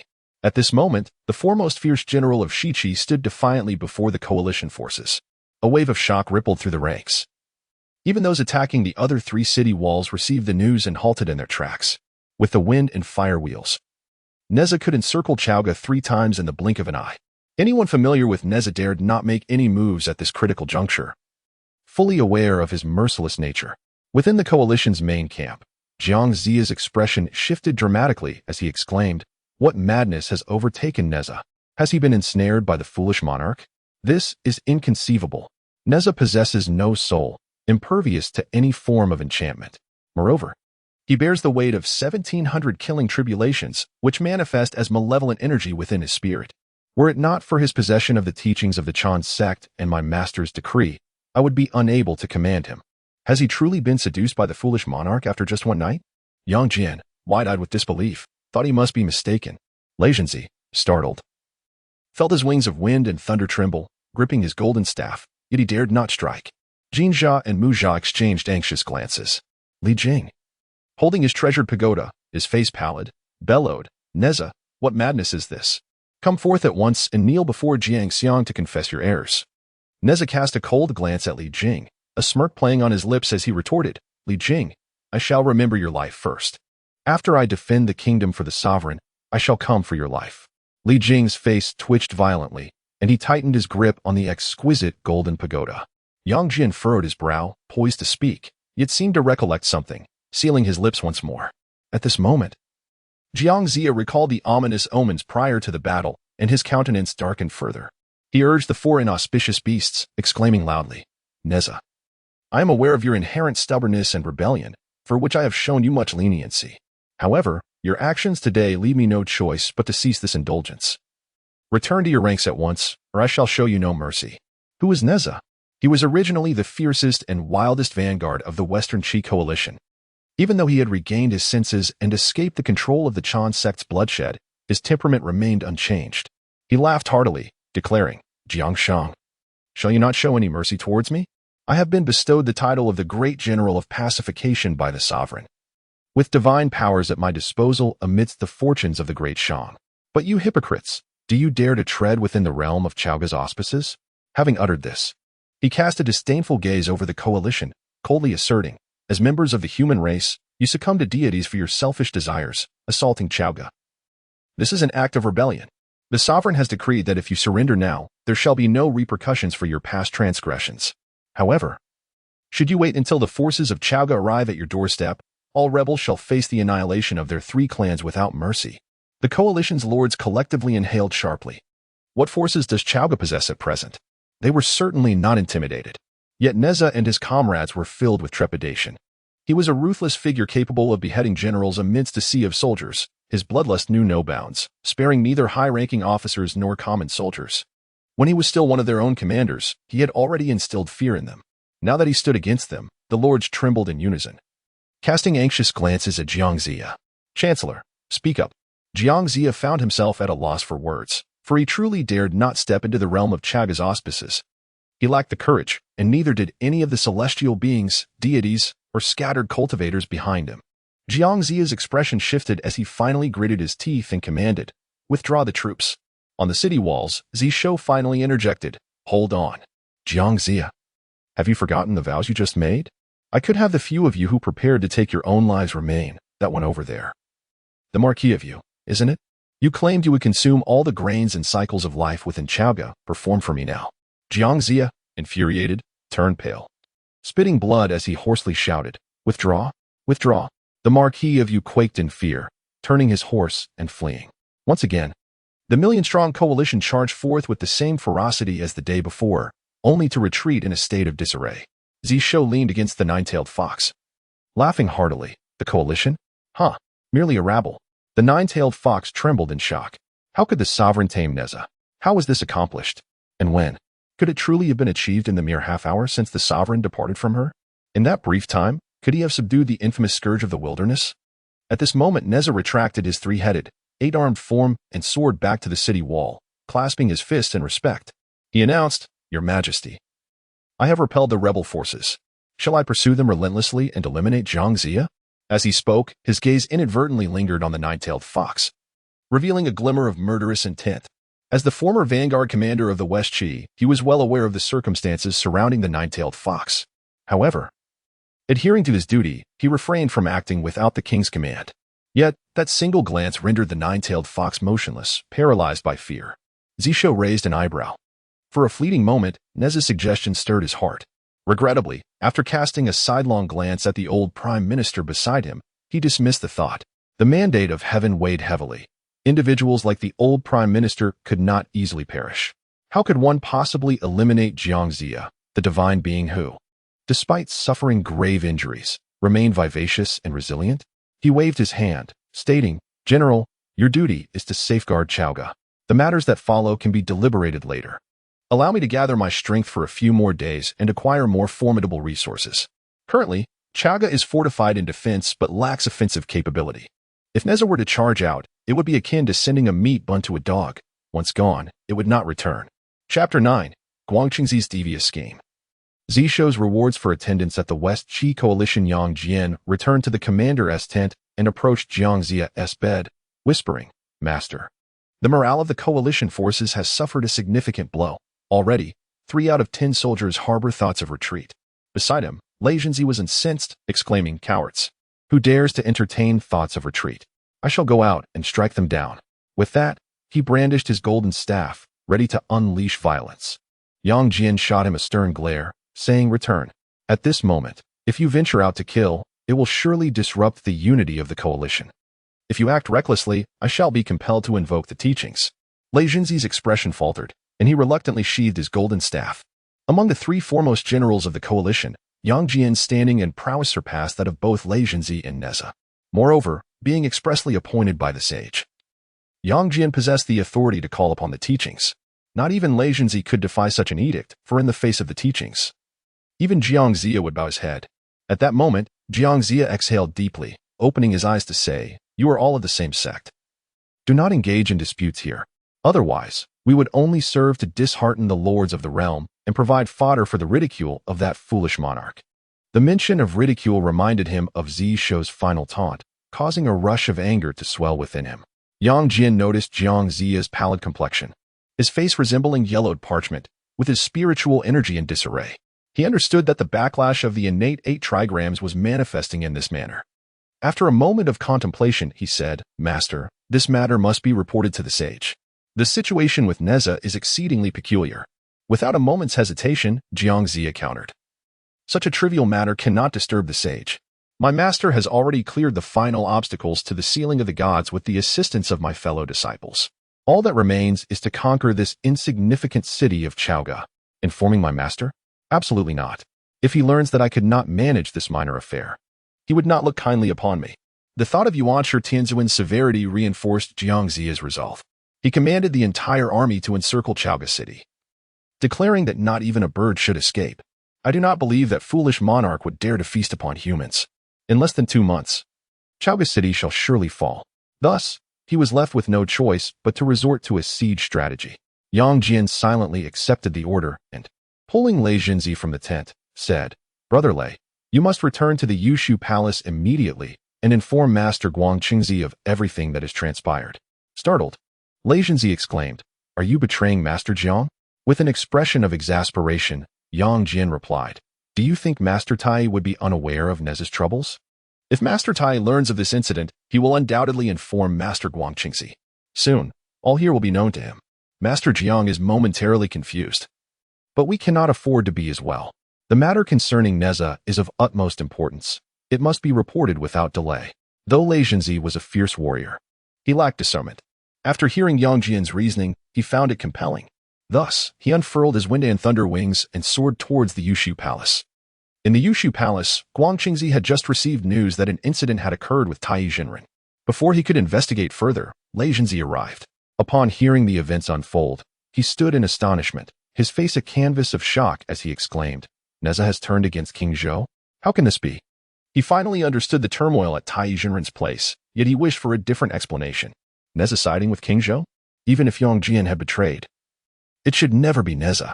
After all, Neza's spiritual pearl was personally refined by his master, and subsequently, Tai's disciple spent 700 years to incorporate his own 1700 calamities into it. Strictly speaking, Neza was an artifact forged over 7 centuries, intended for the trials of fate. For such a treasure to change hands, the usurper must possess a realm vastly superior to that of the original owner. How could Tai's disciple, a pinnacle of the great Luo Golden Immortal, allow a mere mortal like King Zhou to seize his treasure? Was it the remnants of the Jia sect at work?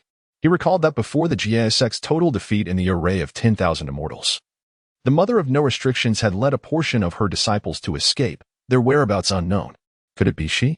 No, without the protection of the heavenly sage, the consequences of the Fengshen calamity would be unbearable for any remnants of the Jia sect. Guangqingzi never anticipated that.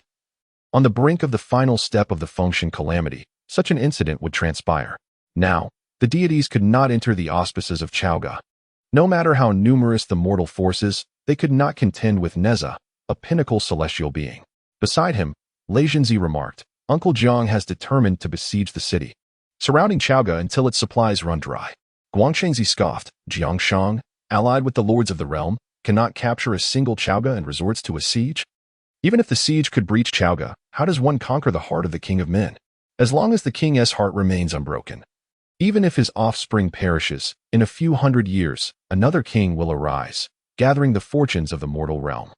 The fortunes of mankind can no longer be held by humanity. They must, and can only, be under the control of the Chan sect." Guangqingzi pondered for a moment and then bowed deeply towards the interior of the Zishou Palace, saying, "Master above, I humbly request the 3 treasures jade ruby." His master was in seclusion and could not be disturbed. He had no choice but to make his own decision.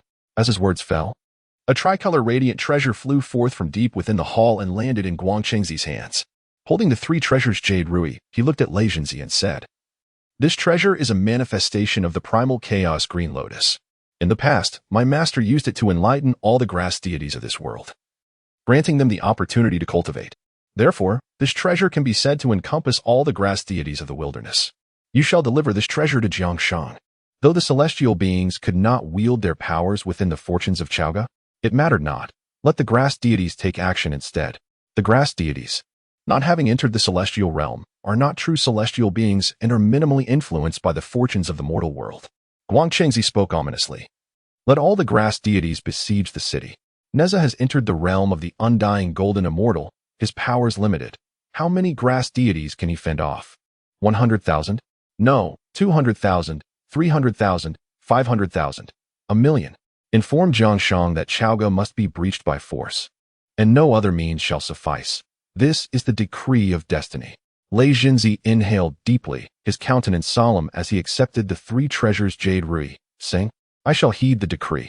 Meanwhile, another day has passed. Just after midnight, Zishou once again commenced the clock-in process.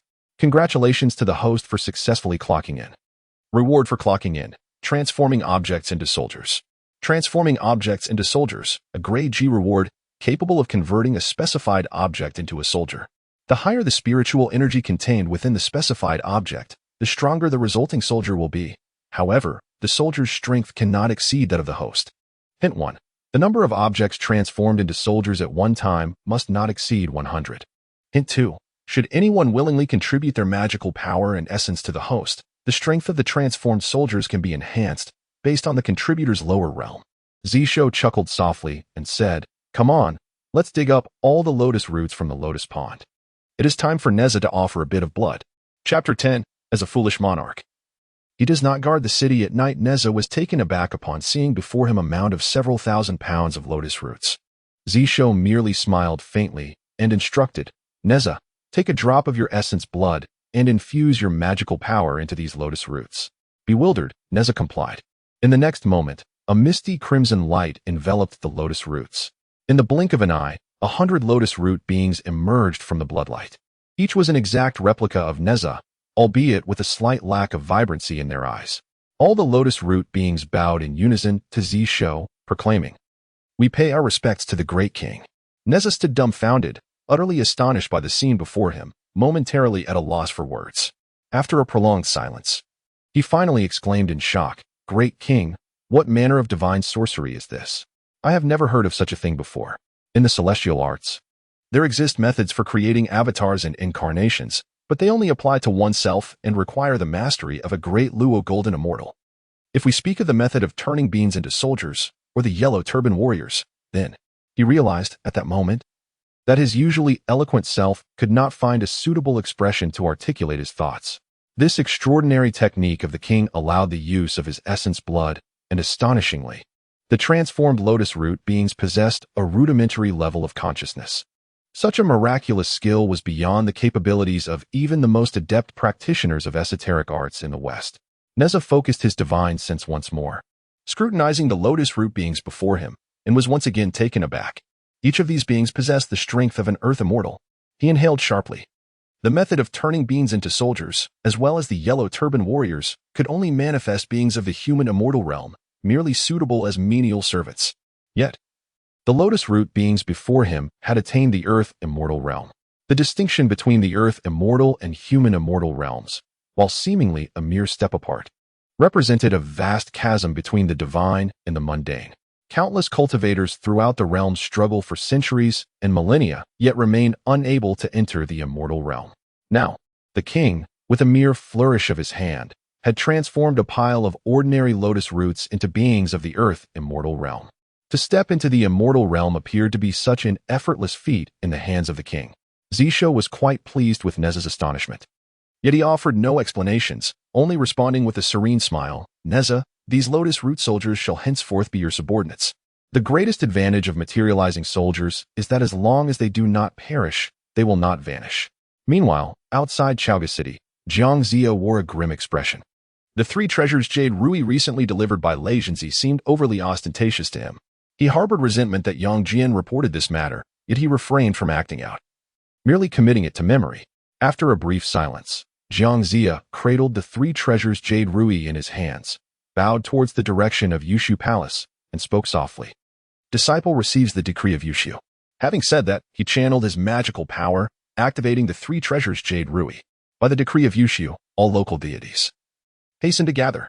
As his words resonated, three colored lights soared from the three treasures Jade Rui, transforming into a decree that echoed throughout the heavens and earth, resonating within the primordial spirits of all local deities across the 9 provinces in the world. All the spirits of the grass are granted their rightful names only through the edicts of the Jade Void. Should they dare to contravene these celestial decrees, they would be immediately stripped of their titles, transforming from divine beings into malevolent entities. Instantly, within 1,000 miles of Chaoga City, myriad grass spirits arose. In a fleeting moment, a chilling wind swept through the vast expanse, rippling the waters and causing the mountains and stones to tremble. Water deities, river gods, marsh spirits, earth guardians, mountain divinities, and forest gods. All these grass spirits conjured fierce winds and invoked divine light, converging towards the camp of the allied forces. Before long, 100,000 grass spirits had gathered. Within the camp of the allied forces during the deep night, divine light erupted, accompanied by an array of bizarre howls and sounds. Zhongzi observed the formidable assembly of grass spirits before him, his confidence rekindled. His senior brother, Guangchengzi, was indeed correct, no matter how powerful Neza might be. He could not halt the relentless tide of divine beings. He cast a glance at Chaoga City, shrouded in the darkness of night, relinquishing the notion of waiting for dawn to act. The mortal troops required daylight for their maneuvers, but the spirits had no such constraints. Zhongzi, wielding the three treasures Jade Rui, directed it toward Chaoga City, proclaiming, "The tyrant Zhou Wang is foolish and tyrannical, merciless and cruel. We, the practitioners of the way, bear the responsibility to rid the world of his malevolence. You grass spirits, who receive the offerings of mortals, ought to lend your strength. According to the edicts of the Jade Void, any who refrain from attacking before the fall of Chaoga City shall be executed. Those who fear battle and hesitate shall also meet the same fate. The first to breach Chaoga shall ascend to our teachings." Bound by the three treasures Jade Rui, the grass spirits dared not defy the celestial mandates. Upon hearing of the opportunity to join the teachings, their eyes glimmered with fervor. The chance to attain celestial fortune is rare and precious. 100,000 spirits let out a deafening roar, summoning boundless winds and divine light as they charged toward Chaoga City. The soldiers of the allied forces, witnessing the spectacle, felt their spirits lift, dispelling the gloom that had beset them for 2 days. With such an abundance of divine beings joining the fray, victory seemed assured. Thus, they rallied, vociferously cheering for the spirits, releasing the pent-up frustration of the past days. Within Chaoga City, the brothers Fong Bai and Fong Xiang, leading the guards, swiftly prepared for battle. "Quickly, inform the king. These shameless rebels dare to launch a nocturnal assault." "That has already been done," replied a soldier. The king declared, "He is a foolish ruler, neglecting the city at night and leaving us to fend for ourselves." "What?" Fong Bai stared incredulously at his brother, nearly doubting his own hearing. Yet, he quickly shook his head and said, "The king's arrangements must carry profound intentions. As loyal subjects, we must remember only to serve faithfully. Soldiers, hold the city gates with your lives. Any among us, including myself, who retreats a single step shall be executed." The soldiers united in a thunderous vow, pledging to fight to the death and loyalty to their king. In the ranks of the allied forces, Zhongzi, hearing the shouts from the city walls, sneered, "Zhou Wang has but one Neza. How can he possibly withstand my 100,000 spirits? Tonight, Chaoga City shall surely fall. Neza, I await you here, for you shall learn the price of betrayal against our teachings." A cacophony of flames ignited within Chaoga City, and soon, a pillar of fire ascended from the city, striking directly into the ranks of the divine army. Boom! Flames soared skyward, the formidable six-ding divine fire instantly reducing over 100 grass-headed deities to mere ashes. Neza, in his majestic three-headed, eight-armed form, stood proudly amidst the throngs, declaring, "Those who dare to offend Chaoga shall meet their demise." The assembly of grass-headed deities exchanged fearful glances. Then, a thunderous deity proclaimed, "Fear not, my fellow friends. There is but one Neza. If we unite, can he truly annihilate us all, numbering in the tens of thousands?" The eyes of the grass-headed deities gleamed with determination as they collectively shouted, "Let us vanquish him. The opportunity to join the Chan sect lies before us." Once more, the divine army erupted into a frenzy, charging recklessly towards Neza. He merely smiled coldly, casually gesturing towards the city. 100 beams of fire descended from the heavens, obliterating thousands of grass-headed deities into dust and ash. 100 lotus soldiers, identical to Neza and equally engulfed in 6 Ding divine fire, bellowed in unison, "Kill." The tens of thousands of grass-headed deities were left bewildered. Wasn't there supposed to be only one Neza? Who are these 100? Chapter 11.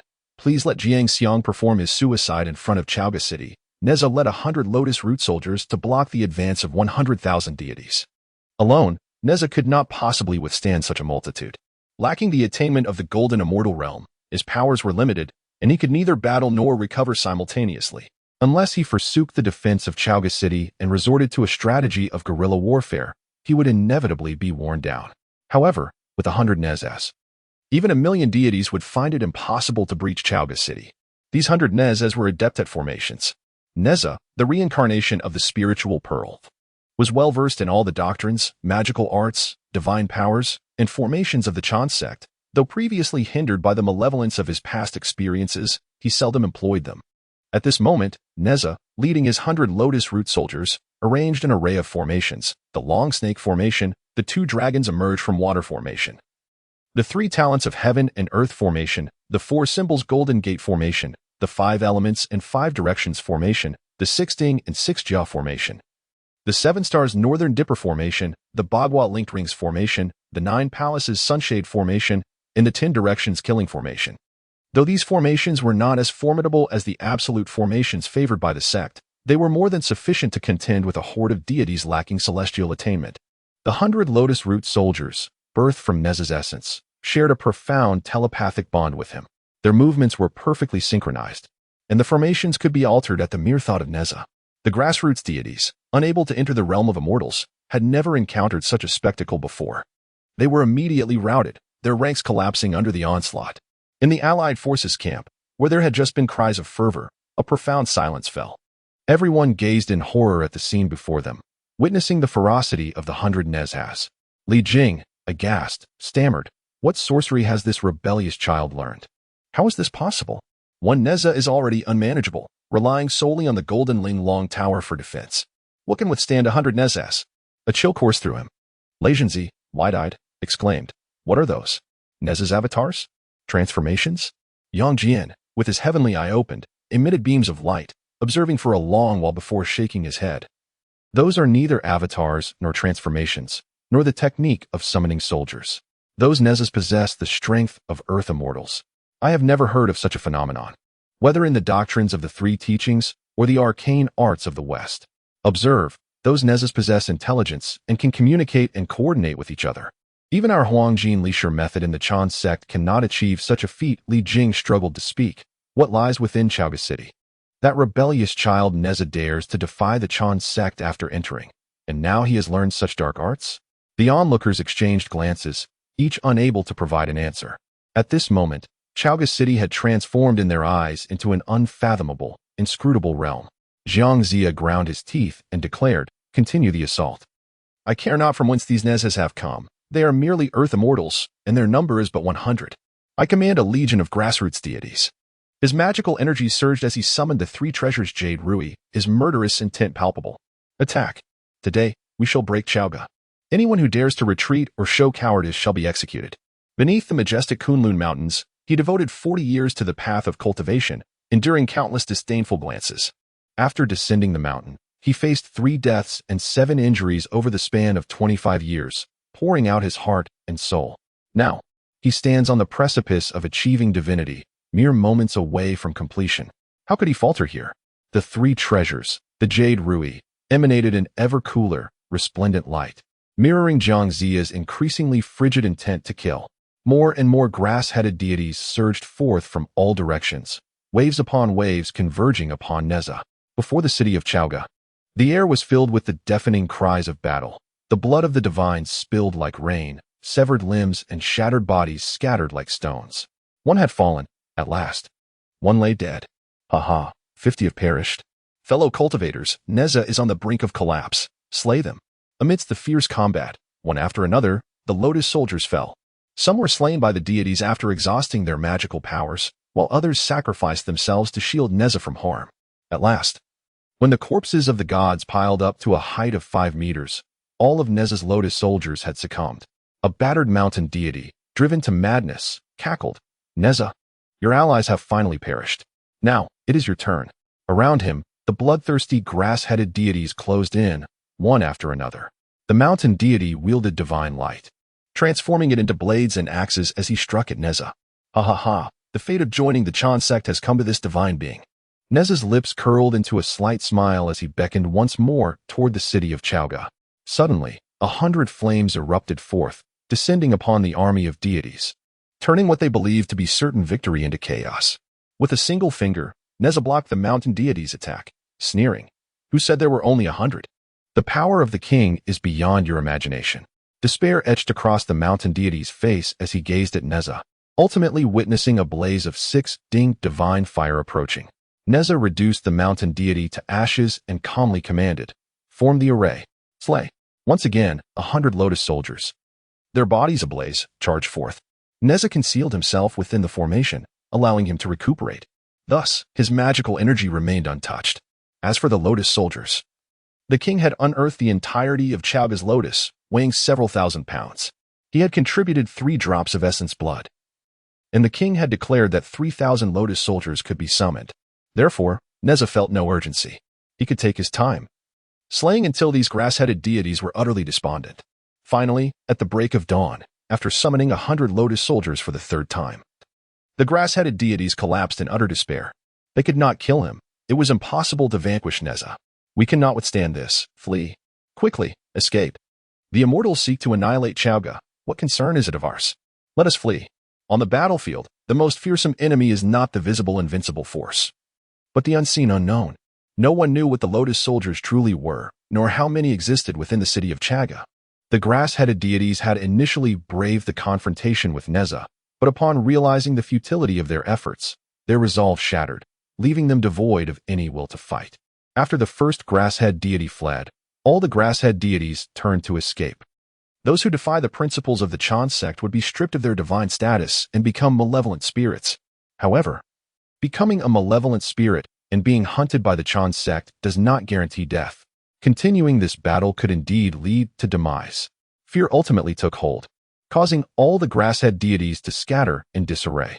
In the coalition's encampment, having suffered successive blows, the morale of the allied lords was already significantly diminished. And at this moment, they too were gripped by fear. The celestial beings dared not approach Chaoga. The deities could not conquer Chaoga. What could we mere mortals do? Flee. Quickly flee. It was unclear who shouted this suddenly, but the coalition camp erupted in chaos. 1,000,000 soldiers began a headlong retreat without a backward glance. Neza, standing before the city, witnessed this scene and laughed heartily, saying, "Zhongzi, did you not claim that you would take your own life if you could not capture Chaoga? Now, it is time for you to perform." On the city walls, the brothers Fang Bai and Fang Xiang, both remarkable individuals, exchanged glances and shouted in unison, "Let Jiangshang perform his suicide." Thus, from the walls of Chaoga, a chorus of thousands of soldiers echoed, "Let Jiangshang perform his suicide."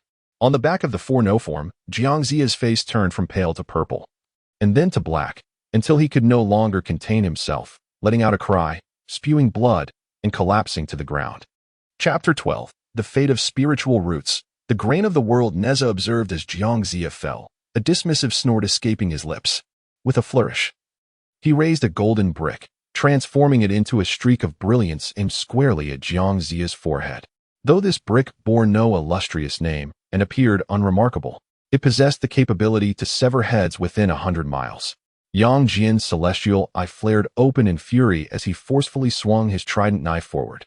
A resounding crash echoed, reverberating through the air. The golden brick was sent hurtling back into Neza's grasp, while Yang Jian's trident knife remained steadfast, yet his expression shifted dramatically. He lifted his gaze and rebuked, "Neza, a covert attack is not the mark of a hero." Neza chuckled derisively, retorting, "In the ranks of the Chan sect and the coalition, who has regarded me as a hero? Am I not merely a blade of slaughter?" His cold gaze scrutinized the celestial being shielding Zhongzi. "Your 1,000,000-strong army has retreated. It would be wise for you to vanish from my sight.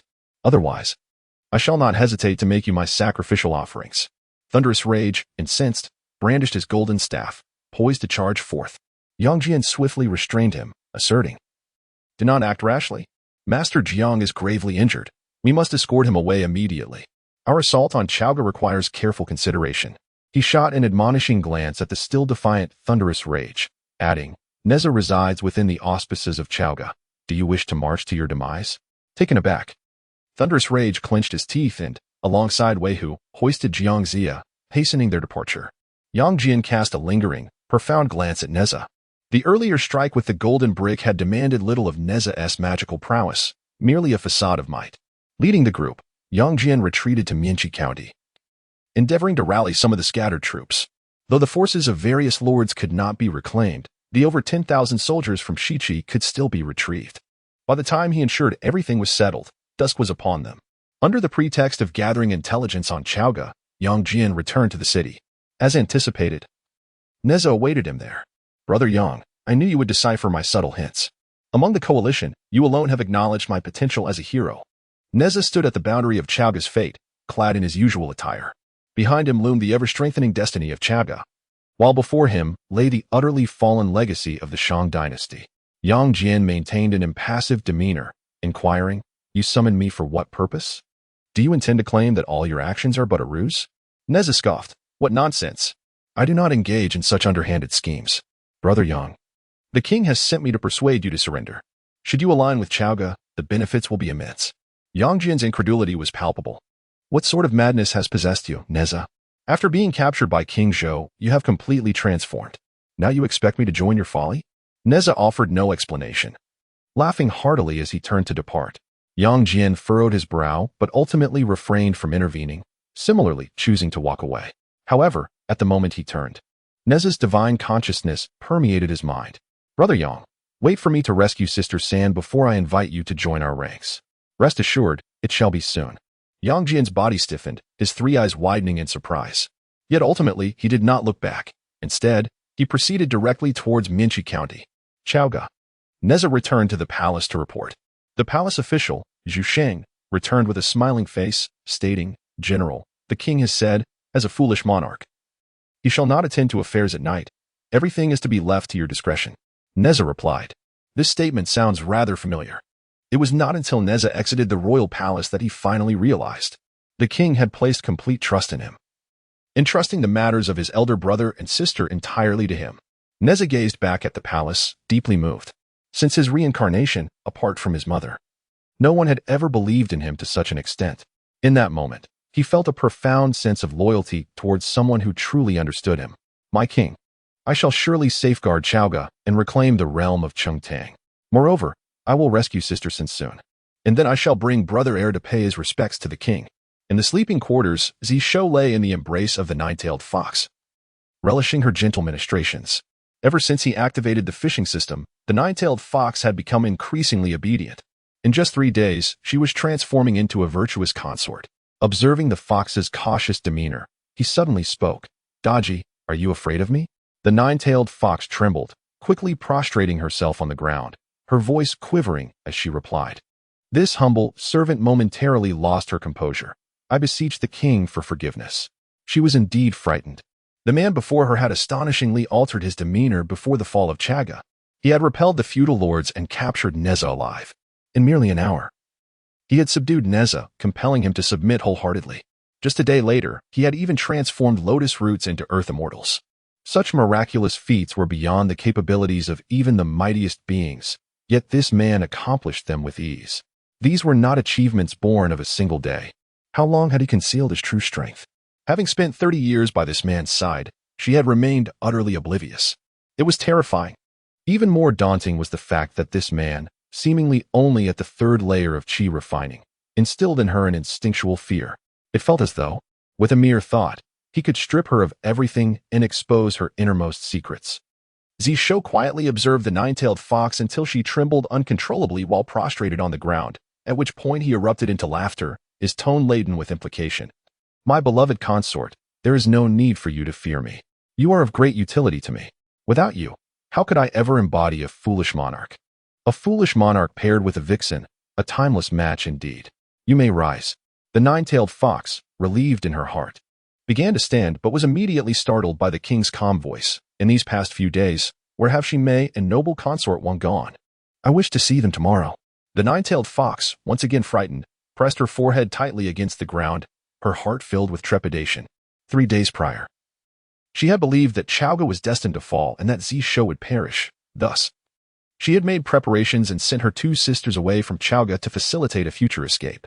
As a result, Chaoga suddenly flourished, enveloped in fortune for miles around. The two sisters, unlike her, entered Chaoga in their true demonic forms, directly influenced by the prevailing fortune.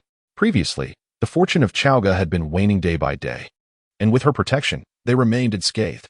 However, now upon re-entering Chaoga, they would inevitably reveal their true nature. "My lord, my two sisters," they. Zishou offered a faint smile, fully aware of the unfolding circumstances. At this moment, he merely intended to admonish the three demons. He spoke placidly. "They are my consorts and thus may enter Chaoga. They must remain here. Do you comprehend?" As his words fell, the fortune of Chaoga subtly shifted. The astute nine-tailed fox, perceiving the underlying intentions, recalled the situation with Neza and promptly declared, "This servant acknowledges the decree. Tomorrow, I shall ensure my two sisters come before the king to express their apologies." With that, she exited the palace, only to realize she was drenched in perspiration. Within the royal chamber, Zishou remained indifferent to the fate of the nine-tailed fox. His current protective fortune was sufficiently formidable to intimidate any adversaries.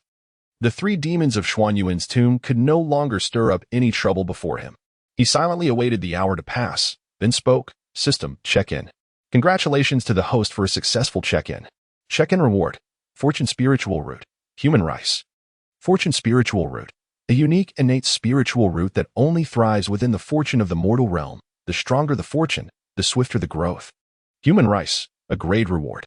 Rice infused with the essence of human fortune. Consuming it replenishes vitality and strengthens the body. Aiding in cultivation. A sacred product of the mortal realm." Zishou gazed at the rice seeds that materialized in his hand, chuckling softly. The issue of grain in Chaoga City had found its resolution. Chapter 13. The times have changed on the following day. Zishou entrusted the seeds of the earthly rice to the palace official Zhu Shang, saying, "The lotus pond in the east has already been filled. So plant all these rice seeds there." Upon seeing the rice seeds, each as large as a pinky finger and as lustrous as jade, Zhu Xing immediately handled them with utmost care. The servant shall obey the decree. Zhu Xing, who had once been a part of the original fate of the deification, would rather perish in flames than betray or flee.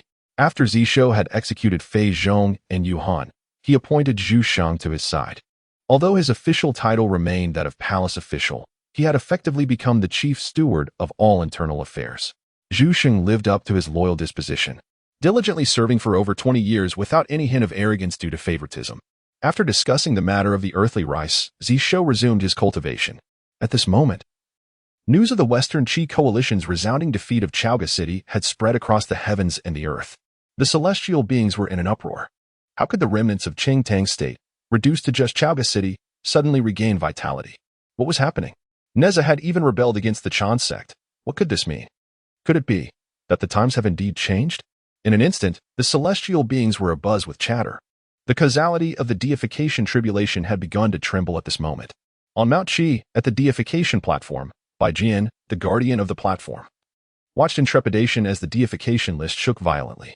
He was merely a wisp of residual soul, fortunate to have been granted the task of guarding the deification platform. However, he lacked the ability to observe the world or the qualifications to step beyond the 3-foot radius of the platform. At that moment, he gazed at the list emitting strange sounds and shimmering with golden light, feeling his spirit wane in fear. What was happening? Within the deification list, countless true souls roared in fury. One voice rang out with a booming laugh. "Master Taisher, the times have changed. The deification tribulation is about to stir once more." Humph. Even if the times have changed, the mandate of heaven remains unchanged.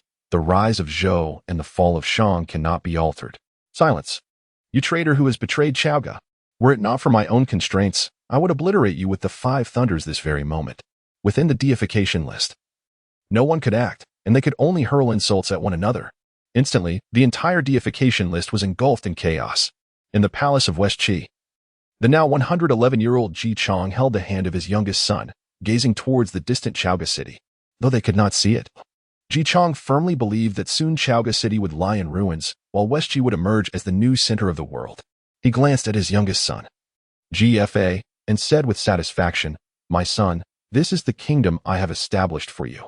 Ever since he had, in a bid for survival, sacrificed his most talented sons, Ji Cao, GFA, Ji Dan, and others. He had taken 20 concubines to align with the mandate of heaven. Fortunately, he remained vigorous. 10 years prior, he had fathered a young son. Since the destiny belonged to GFA, it was imperative that he had a GFA. Thus, he named his youngest son GFA. Now, Prime Minister Jiang was leading a million-strong army to besiege Chaoga City. In no time, news of victory shall arrive. My son, when that moment comes, the world shall belong to you. Young GFA, merely 10 years of age, with eyes sparkling, exclaimed, Father, when shall I become the sovereign of the realm? Ji Chang, noticing a rider hastily approaching the palace, burst into laughter, proclaiming, Today. Indeed, today. Moments later, an official hastened towards the hall, trembling as he spoke, Your Grace. I bring grave news. The front lines report a devastating defeat for the Allied forces at the gates of Chaoga. Chancellor Jiang is gravely injured and unable to rise. And the vanguard commander Neza has betrayed us. Out of the 800 lords, 700 have fled, and another 100 have since retreated, leaving only our western chief forces, numbering less than 100,000, now stationed in Minchi County. The smile on Ji Chang's face vanished completely. After a long pause, he suddenly stirred, a wave of nausea rising in his throat. He spat out blood, his face as pale as a ghost, and seized the official, demanding, Dare you deceive this king? How could one destined by heaven suffer defeat? Beside him, young GFA, still innocent and naive, failed to grasp the full gravity of the situation. Yet, a sudden thought crossed his mind. My kingdom is lost. In the Yushu Palace, Guangqingzi could no longer remain seated. He had initially perceived Nez's affair as trivial, believing that as long as Zhongzi captured Chaoga and completed the consecration, there would be ample time to unravel the truth of the matter. Once the consecration calamity was resolved, the threat of slaughter would dissipate, and the teachings of the Chan religion would flourish without impediment. However, Zhongzi, even with the 3 treasures of the Jade Rui, had suffered defeat. This loss had even stirred the very fabric of the consecration calamity's causality. Though the mandate of heaven is indeed unassailable, under the tumult of the calamity's cause and effect, even deities may perish as easily as mortals. He had no desire to meet such a fate. On that day, Guangqingzi arrived in Minchi County. Yang Jian immediately led all disciples of the Chan sect to pay their respects. We come to honor Master Guangqingzi. Master Jiang is gravely injured and cannot attend. Guangqingzi's expression was grave, and he coolly inquired, What has transpired? Speak in detail. Yang Jian recounted everything that had occurred, including his own subsequent entanglement with Neza outside Chaoga. Yet, he withheld the final telepathic message from Neza. Upon hearing this, Guangqingzi was left incredulous, as if he had just heard the most absurd tale of the heavens. But Yang Jian was known for his honesty, and others, such as Lei Zhenzi and Wei Hu, stood by to corroborate his account, leaving no room for disbelief. After Yang Jian finished, he implored, Master, given that Master Jiang cannot assume command, I beseech you to make the decision. Guangqingzi replied, I have already made a decision, which has led to this great defeat. Within the Chan sect, aside from Zhongzi, none possessed the acumen for military strategy. The 12 golden immortals of the Chan sect excelled in stratagems, successfully causing the fall of King Chengtang's 500-year reign within a mere 30 years. Yet now, with only the city of Chaoga remaining of Tang's empire, what stratagems could possibly be employed? As for seeking the guidance of our master, it is unfeasible. The master cannot descend to the mortal realm again, lest he face dire consequences. But apart from the sages, who among the celestial beings could overlook the fortunes of Chaoga in such a short time? At this moment, Li Jing spoke, stating that he had previously heard from Master Randing about a certain practice in the West, known to be a path of the left, which could temporarily allow celestial beings to disregard the backlash of fate. If they could journey to the West and obtain this method, then they would be able to storm into Chaoga together. That rebellious son, Neza, despite possessing countless manifestations, would still be unable to withstand the decree of destiny. He was more anxious than anyone else. It was imperative to resolve the matter concerning Neza. Otherwise, if he truly broke out of Chaoga, they would be powerless to stop him. Guangqingzi remained silent, clearly in a state of hesitation. Li Jing quickly bowed to Guangqingzi, expressing his willingness to seek guidance from Master Randing and personally travel to the West to request this method from the sage of the West. He understood well the source of Guangqingzi's hesitation. They were already at the final juncture of the Fengtian affair. Yet they were still contemplating seeking assistance from the sage of the West. Did they not care for the dignity of the Chan teaching? However, if they failed to capture Chaoga, then the Chan teaching would lose even more face. Zhongzi spoke solemnly. Very well, Li Jing, hasten on your way. He then addressed Jin Jia and Mu Jia. You shall accompany your father to prevent any unforeseen circumstances. Jin Jia and Mu Jia immediately accepted the command. The three of them promptly made their way towards Lingzhou Mountain. Chapter 14. The king is not at fault. The fault lies with this world. As Li Jing and his son sought assistance to the west, Zishou awaited the opportunity to check in on the 5th day. Congratulations, host, for successfully checking in. Check-in reward, 1 million taels of gold. 1 million taels of gold, a reward of the Gui level. Money, the more the merrier. Zishou's smile froze upon witnessing several large chests suddenly appear before him. Upon opening them, he found them brimming with gold bars. His lips twitched as he remarked, "Money is a splendid thing, but alas, I have no use for it at the moment. No rush, it is merely 1 day. Things will surely improve." On the 6th day, he received, "Congratulations, host, for successfully checking in. Check-in reward, 10,000 cheek steel spears. Cheek steel spears, a reward of the Gui level. With a spear in hand, follow me."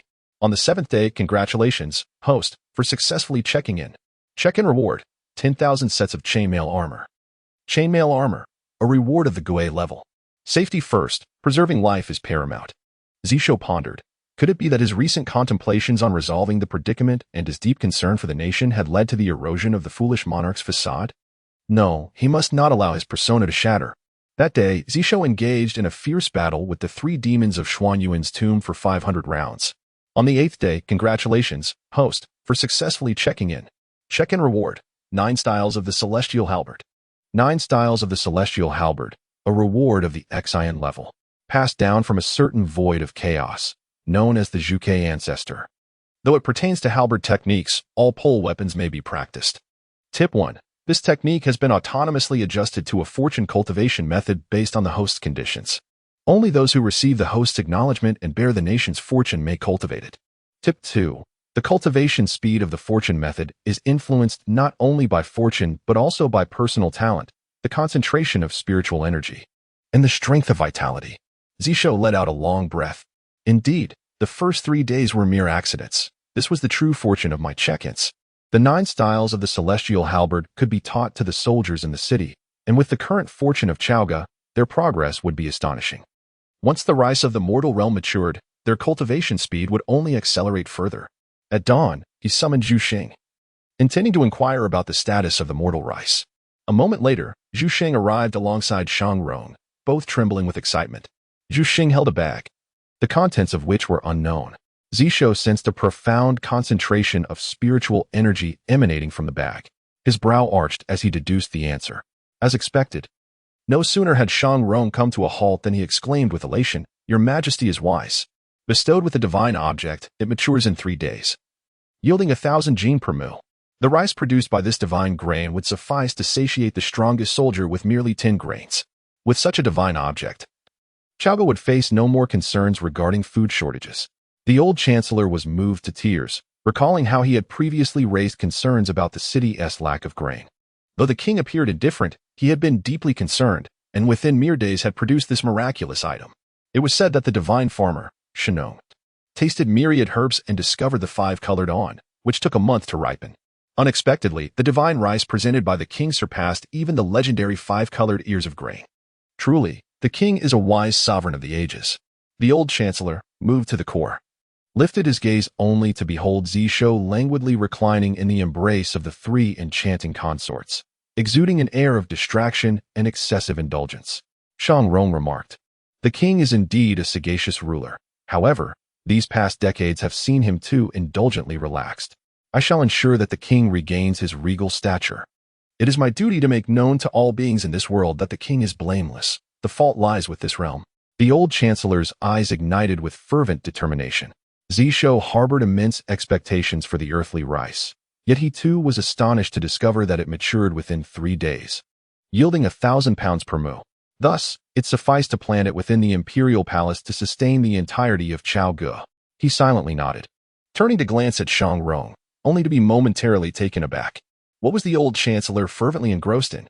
A slight twitch at the corner of his mouth revealed his thoughts. "This matter is of little concern to me. You may arrange it as you see fit, old chancellor. Furthermore, remember, this is no divine artifact. It is known as earthly rice. Shang Rong, cradling the rice in his hands, had his eyes ablaze with brilliance, murmuring, "Earthly rice." The king speaks wisely. This is a gift from the king, unrelated to any celestial beings.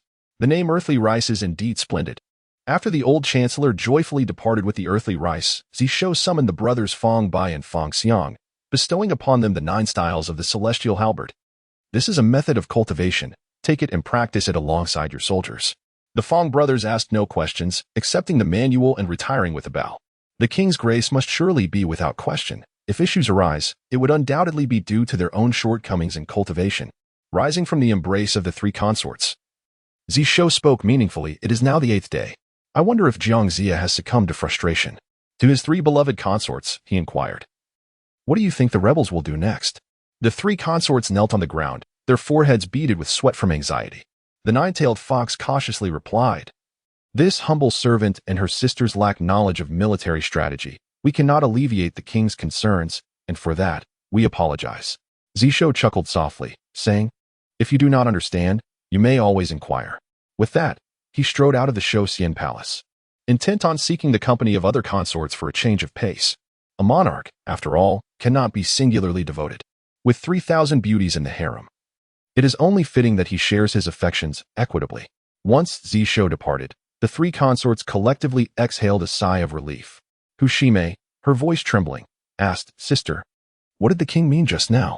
Wang Guoran, equally puzzled, inquired, "Who did the king instruct us to question?" The astute 9-tailed fox, understanding Zishou's words, spoke hesitantly. "Your Majesty." Hushime and Wang Guoran trembled, their eyes widening in disbelief, before stammering, "The king knows about us, knows about your Majesty?" Upon returning to Chaogu, the 2 consorts realized that after receiving the king's approval, they were no longer subject to the backlash of Chaogu's fate. Yet, the fate of Chaogu bound them tightly. Once the king conferred upon them the title of consort, they could only remain as his consorts, devoid of any other identities. Otherwise, the fortune will immediately retaliate. This instills an ever-growing reverence for the king within them. The 9-tailed fox sighed softly and remarked, "How the king came to know of the lady's affairs is beyond my comprehension. Yet, there is one thing that perhaps my 2 younger sisters have not noticed. In just these brief 8 days, the king has ascended from the 3rd layer of qi refinement to the pinnacle of foundation establishment, poised to condense the golden core at any moment. With each passing day, the king's strength multiplies severalfold, even to dozens of times. At this rate, how long do you think it will take for the king to enter the realm of immortality?" Within the palace chamber, only the sound of the 2 demons breathing remained. The 9-tailed fox fell silent for a moment, then sighed softly, "In 3 days, it will be the night of the full moon. On that day, I shall pay homage to the moon and offer sacrifices to the heavens, reporting this matter to the lady." The fox maiden's reverence for the moon and her offerings to the heavens are innate talents of the 9-tailed fox clan, and the only opportunity for her to petition the lady. Yet in the past, she dared not to do so. After arriving in Chaogu, the 3 sisters had contravened the lady's edicts countless times for their own selfish desires, a truth they were all too aware of. Thus, they never dared to initiate contact with the lady. But now, she had no choice but to reach out. The 9-tailed fox understood clearly that the king's words were indeed the royal decree. She must heed the command. Chapter 15. Since I am here, I shall assume the role of a prince restorer. As the evening descended, Zishou left the harem, thoroughly satisfied. With a retinue of 26 consorts, indeed, he resembled a debauched monarch. Maintaining his faade required considerable effort. Upon exiting the harem, he encountered a young man approaching him.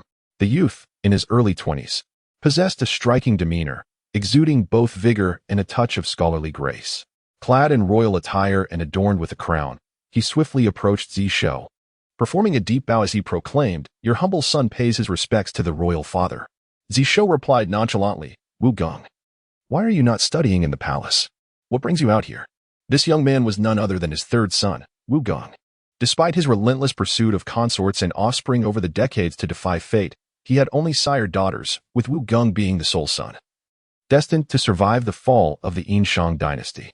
Wu Gong was the offspring of him and consort Huang. In the aftermath of Empress Zhong's tragic demise, fearing for Huang and Yang consorts, he had one observer monitor Yang and sent Huang to the residence of King Wucheng. However, upon her return, Huang fell into a deep poison-induced slumber and passed away shortly thereafter, taking her caretaker, Jia, with her. Consequently, Huang Feihu fled Chaoga prematurely, aligning himself with the Zhou. As for Yang Consort, under scrutiny, she met her tragic fate by hanging herself, as foretold. Disheartened, Zishou resolutely forbade Wu Gong from learning martial arts, military strategy, or governance. Instead, he permitted him to study literature and the arts, hoping to alter Wu Gong's destiny and ensure his survival during the impending turmoil of the Three Monitors' rebellion. Wu Gong lifted his gaze, eyes aflame with determination, and declared, "Father, I yearn to cultivate my skills and avenge my mother. I must prove to the world that you are not a tyrant." Having stood by his father's side, he had witnessed the unfolding events and understood that his father was a victim of celestial machinations. He recognized that neither the Jiang king nor his mother were the cause of his father's plight. Yet, the populace unjustly attributed the blame to him, relying solely on hearsay to label him a foolish despot. Previously, in his father's despair, Wu Gong had resigned himself to a life of frivolity within the palace.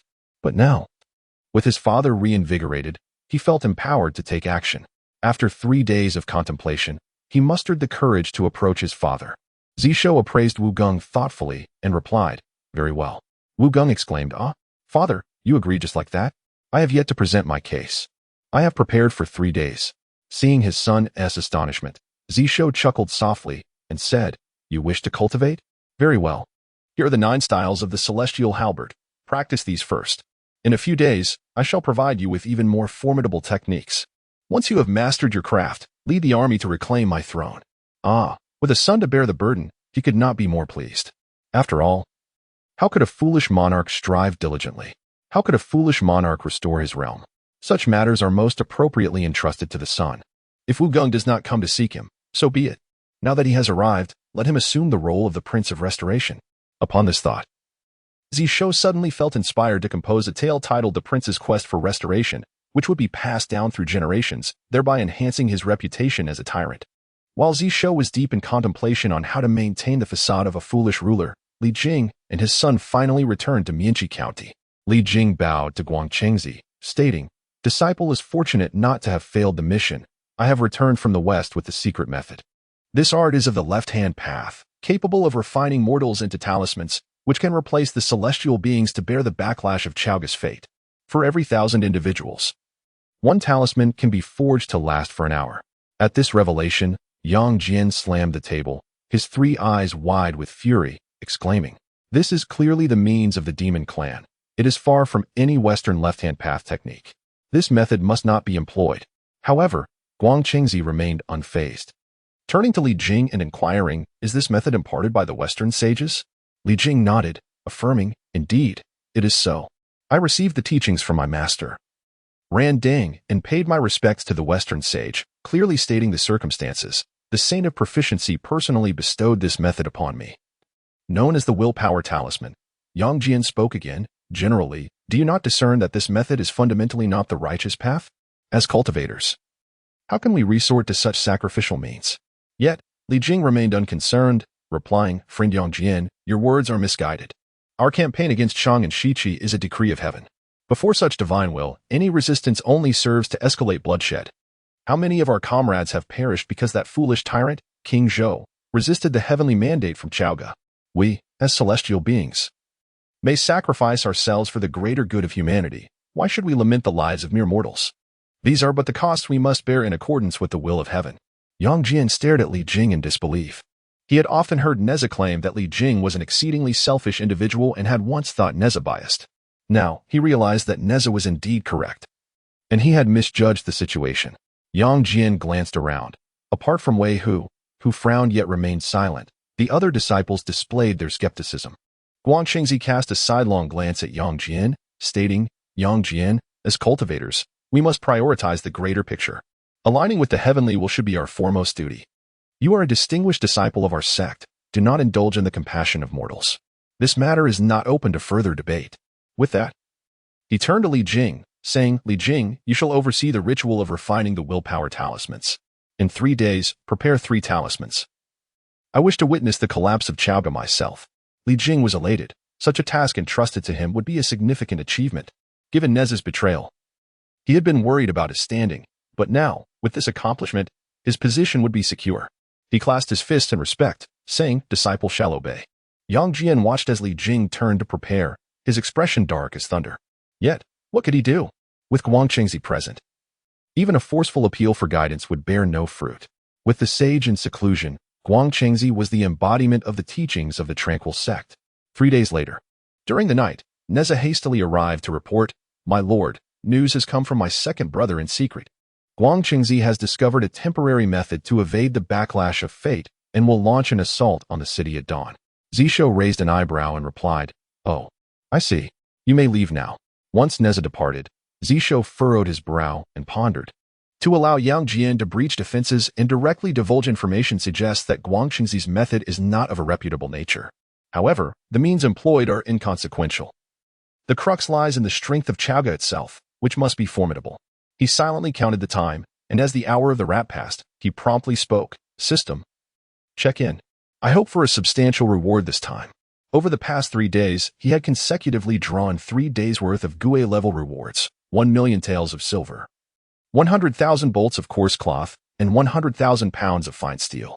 All were valuable items, yet their subtleties rendered them currently impractical. Congratulations, host, for a successful check-in. Check-in reward, Path of Chaos Incense. Path of Chaos Incense, a Wu-level reward, transformed from the pious trust of the populace into incense. Within the realm of fate, the incense shall never cease. With my presence, I am invincible. Note, this path is designated by the host, applicable to any target receiving the incense. The more trust the recipient garners from the populace, the stronger their power becomes. Chapter 16. You have been reinforced. Hurry up. The following day, as the sun began to rise, the citizens of Chaoga felt an unmistakable tension in the air. The city guards had taken their positions atop the walls. General Neza stood prominently among a battalion of soldiers who bore identical features. The resplendent throne of the king was visible from a distance atop the walls. Had the king ascended to the battlements again? Were the rebels approaching once more?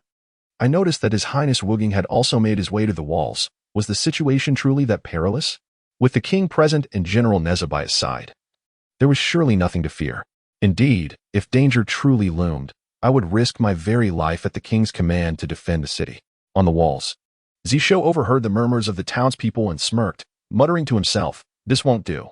My reputation is still too high. I must strive harder to embody the role of a tyrant." Beside him, Shangrong remarked, "Why would a good king be so eager to play the role of a despotic ruler? It must be those celestial beings who have led the king astray." Meanwhile, Wuging had also ascended the walls, clad in armor and wielding a Faktian Huaji, standing resolutely beside Zishou. This halberd was crafted based on designs from his father, forged by 100 blacksmiths. At that moment, Wuging bowed his head, gritting his teeth, silently vowing, "The celestial beings' slander and the ignorance of the populace have disappointed my father. I must strive to prove myself worthy. I will make everyone in the realm kneel before my father and acknowledge their mistakes." While preparations for battle were well underway in Chaoga and Minchi County, Yang Jian stood with his hands clasped, maintaining a respectful yet firm demeanor as he addressed Zhongzi. "Master, please forgive me, but I cannot agree to this. I shall never resort to using that item. If you insist on my participation in the battle, I would rather go alone and die to repay your kindness." Zhongzi replied, "The calamity of the gods has not yet concluded. How can I allow you to perish? Moreover, before entering seclusion, my master specifically instructed me that you carry the burden of the next calamity. I would not dare send you to your death." He scoffed and continued, "Yang Jian, you have defied the edicts of our sect, and it is up to Yuding to discipline you. I shall record this matter, and you may step aside." With that, he entrusted the talisman to Jinjia. "Jinjia, you shall replace Yang Jian. Your mission, along with Zhongzi, is to capture Neza and his 100 malevolent doppelgangers. Weihu, your task is to swiftly capture King Zhou." Weihu, Zhongzi, and Jinjia responded in unison, acknowledging their orders as they set forth towards Chaoga. This time, Zhongzi intended to employ a decapitation strategy, aiming to breach Chaoga with utmost speed and capture King Zhou, thereby resolving the matter once and for all. Yang Jian watched his 3 compatriots depart, his expression darkening. He mused, "Fortunately, the talismans of Wu are flawed. Even with Li Jing's utmost efforts, only 3 can be forged. It will not be possible to create more in the short term. Now, we shall see if King Zhou can withstand the onslaught. If he succeeds, perhaps Neza is not truly unhinged." Outside the city of Chaoga, Weihu, Jinjia, and Lei Zhongzi arrived at the borders of Chaoga. Gazing up at the fluttering banners atop the city, Jinjia remarked calmly, "It appears that Chaoga has received word and is well prepared." Lei Zhongzi snorted, and in an instant, Thunder roared at his command, declaring, "Without the protection of fortune, Chaoga is but a trifling place, easily toppled at any moment." Jinja turned to Wei Hu, instructing, "Disciple Wei Hu, remember we have but 1 hour. Lei Zhongzi and I shall advance first to divert Neza. The remainder is entrusted to you." Wei Hu nodded silently. Known for his taciturn nature, which Jinja did not mind. "Kill!" Lei Zhongzi bellowed, unfurling his wings of wind and thunder, swiftly arriving at the gates of Chaoga. "Neza, come forth and face me." On the city walls, Neza glanced at his lord, and seeing no indication from the king, he nimbly leapt onto his wind-fire wheels and charged out with determination. Jinja followed closely behind, targeting the figure atop the walls. 100 lotus-root soldiers immediately engaged in battle. A formation of 100 earth immortals was sufficient to confront a single celestial immortal. Outside the realm of fortune, Wei Hu glanced down at the talismans on his person, murmuring in disdain, "Despicable tactics." He invoked the art of earth escape and, in a matter of moments, arrived beneath Chaoga's walls. Standing there, he pointed his demon-subduing staff at the figure atop the walls, remaining silent as he strode purposefully forward. In his grasp, the staff felt as light as a blade of grass, yet it bore the weight of a mountain when striking. Should he reach the city walls, a mere swing could dismantle the entire structure. Neza, witnessing this, was filled with fury, darting left and right, striving to break free from Lei Zhongzi's entanglement to confront Wei Hu. However, Lei Zhongzi, endowed with wings of wind and thunder, was the swiftest among the ranks. Clinging tenaciously, he left Neza no opportunity to escape. "Neza, return with me at once and confess to our master. I can intercede on your behalf. Should you persist in your stubbornness, do not expect me to show mercy in light of our shared bond."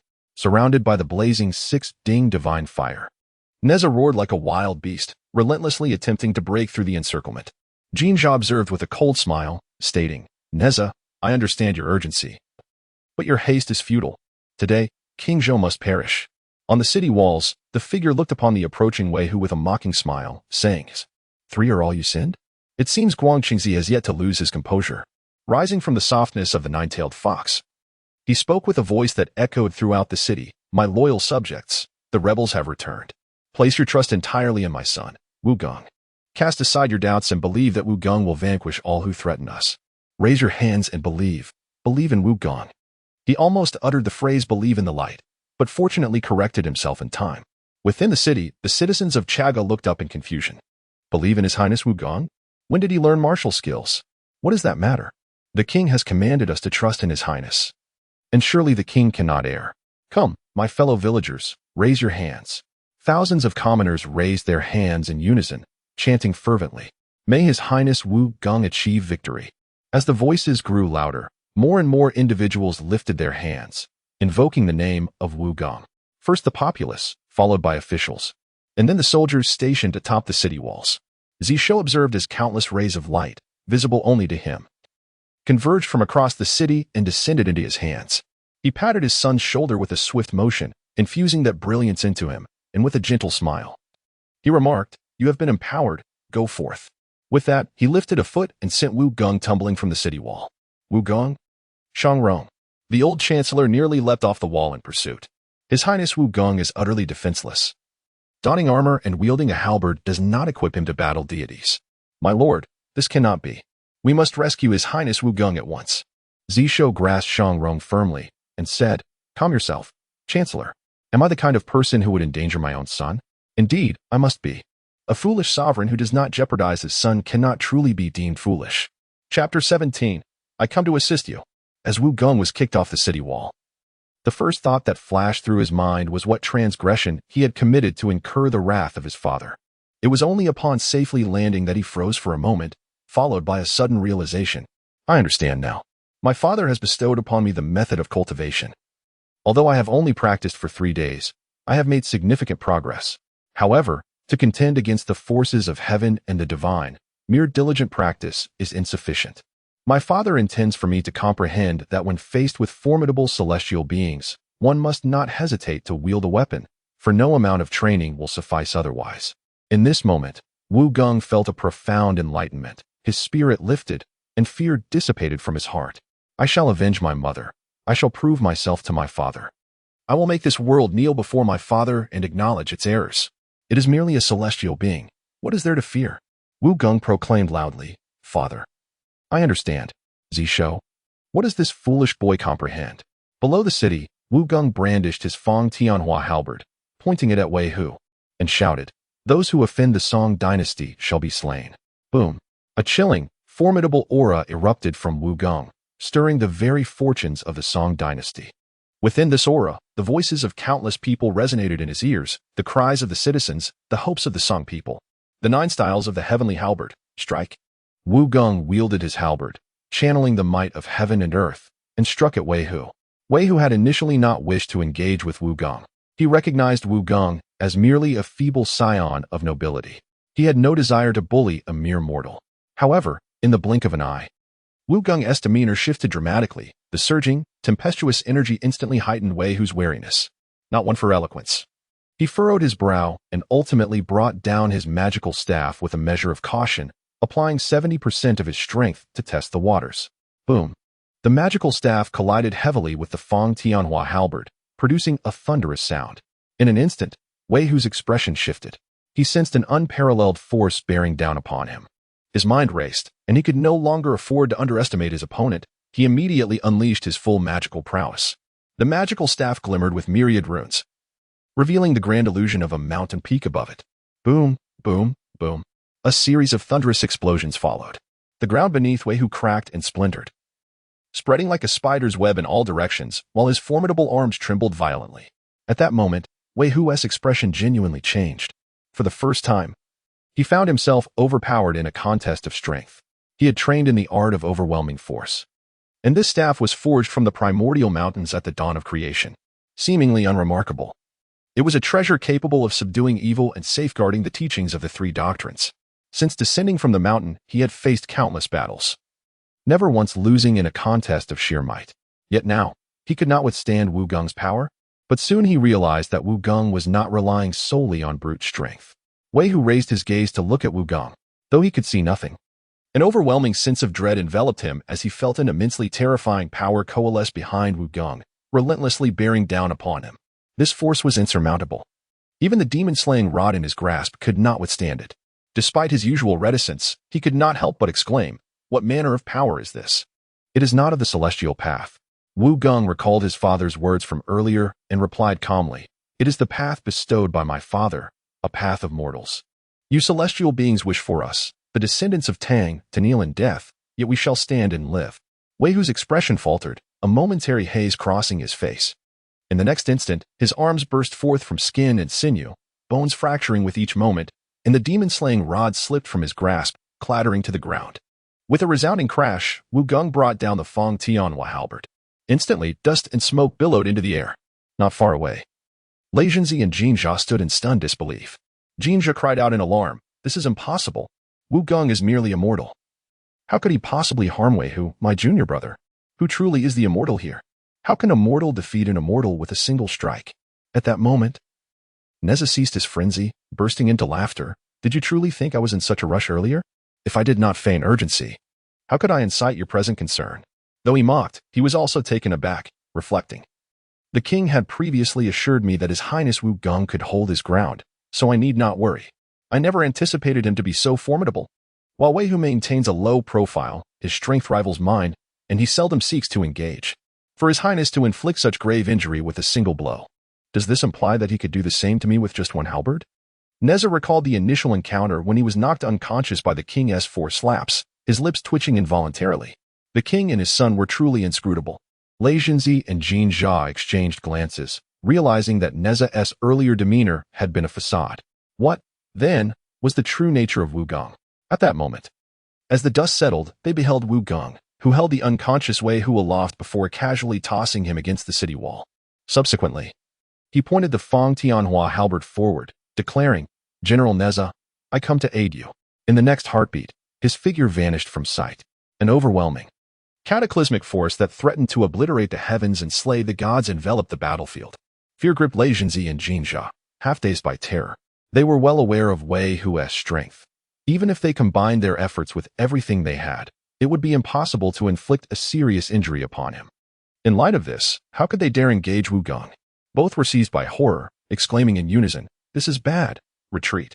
However, upon turning, they found the surroundings transformed into a sea of crimson cloud. Neza had woven the merging heaven silk into a vast expanse of red clouds, enveloping the entire battlefield. He laughed heartily, saying, "Your Highness shall deal with Zhongzi. I will handle Jinjia." Wu Geng's halberd, initially aimed at Jinjia, pivoted at Neza's words and surged forth as a streak of lightning toward Zhongzi. Faced with no avenue of retreat, Zhongzi brandished his golden staff, declaring, "I fear you not." Boom! Was violently hurled away, only coming to a halt upon colliding with the heavenly silk. He spat out a mouthful of blood, his magical essence dissipating by half. Upon examining the golden staff in his grasp, he discovered that this treasured artifact had become entirely bent, capable of being strung like a bow. Is this Wu Geng? Is this a mere mortal? He pondered. Even his elder brother Yang Jian, with all his might, could not inflict such damage in a single blow. Yet, before he could regain his composure, Wu Geng was already charging at him with a spear in hand. The seemingly unremarkable Fa Tian Huaji, which held the power to obliterate the heavens and the earth, sliced through the void, descending upon him in a single strike. Fear overwhelmed, destabilizing his resolve. He unfurled his wings of wind and thunder and turned to flee. However, as soon as he moved, Wu Geng extended his hand, seizing his wings and slamming him down to the ground. Darkness enveloped as he lost consciousness. Wu Geng casually lifted him once more, casting him against the city wall. The king had commanded that these individuals be captured alive. After yet another decisive blow that incapacitated, Wu Geng raised his gaze toward Neza, who was currently engaged in combat with Jinjia. "General Neza, I come to assist you," he declared. Jinjia trembled all over, nearly collapsing to his knees. Neza laughed heartily, saying, "No need for your highness to trouble yourself. Watch as I subdue him within 3 strikes." In the midst of his laughter, Neza transformed, revealing his 3 heads and 8 arms, summoning all his spiritual treasures.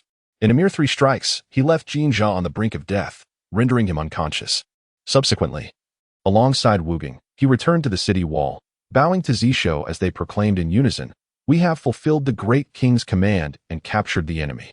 In the next moment, the entire city erupted in cheers, akin to the roar of mountains and the surge of the sea. Chapter 18. Nwa Yuan Shi. Do you dare to challenge me amidst the chaos? In the city of Chaoga, the populace erupted in jubilant cheers. Within the confines of Minchi County, the celestial beings were filled with astonishment. Yang Jian maintained an impassive facade, yet tumultuous waves surged within his heart. He had considered the possibility that Chaoga could withstand this assault, yet he never envisaged it would unfold with such ease. Li Jing, having suffered the backlash of immense karmic retribution while crafting the willpower talisman, appeared pallid, his complexion devoid of color. He trembled uncontrollably. Guangqingzi's countenance turned a dark shade, his mind fixated intensely on the returning Wu Geng. After a prolonged silence, he finally uttered, "Is this the method of cultivating fortune as taught by Fuxi?" "No, it is utterly impossible." Following the 3 sovereigns and 5 emperors, the master had conformed to the heavenly mandate, decisively severing the lineage of fortune cultivation, ensuring no inheritance remained. Why do the celestial beings harbor such aversion and hatred towards the fortunes of humanity? The backlash from the fortunes of the mortal realm, along with the scourge of worldly calamities, is merely a fraction of the truth. The celestial sovereign Fuxi established the method of fortune cultivation based on the human fortunes, granting humanity the power to transcend the celestial beings. Humankind, molded from clay, how could they possibly stand alongside the divine? Thus, the fortunes of humanity must not persist. Guangqingzi's eyes narrowed slightly as he meticulously deduced the details of the recent events.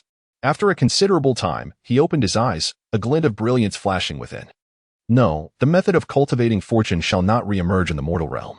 The master's actions have never faltered. Furthermore, although the method is powerful, it is exceedingly draining on fortune. Yet, when Wu Geng engaged, there was no discernible decline in the fortunes of Chaoga. This method of cultivating fortune is known only to Fuxi and the holy Nwa. Could it be the saints are intent on overturning the predestined fate of the gods?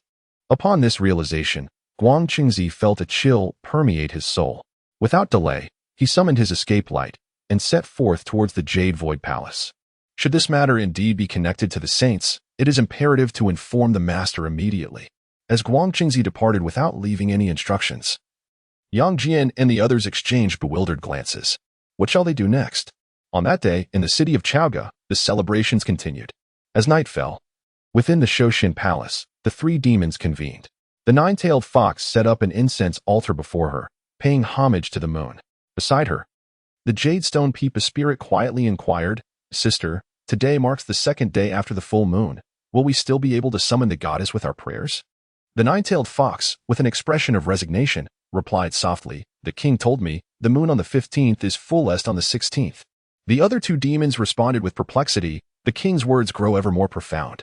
In the palace's study, Zishou glanced at the round moon above, murmuring, "I forgot to have the three demons reach out to NY yesterday.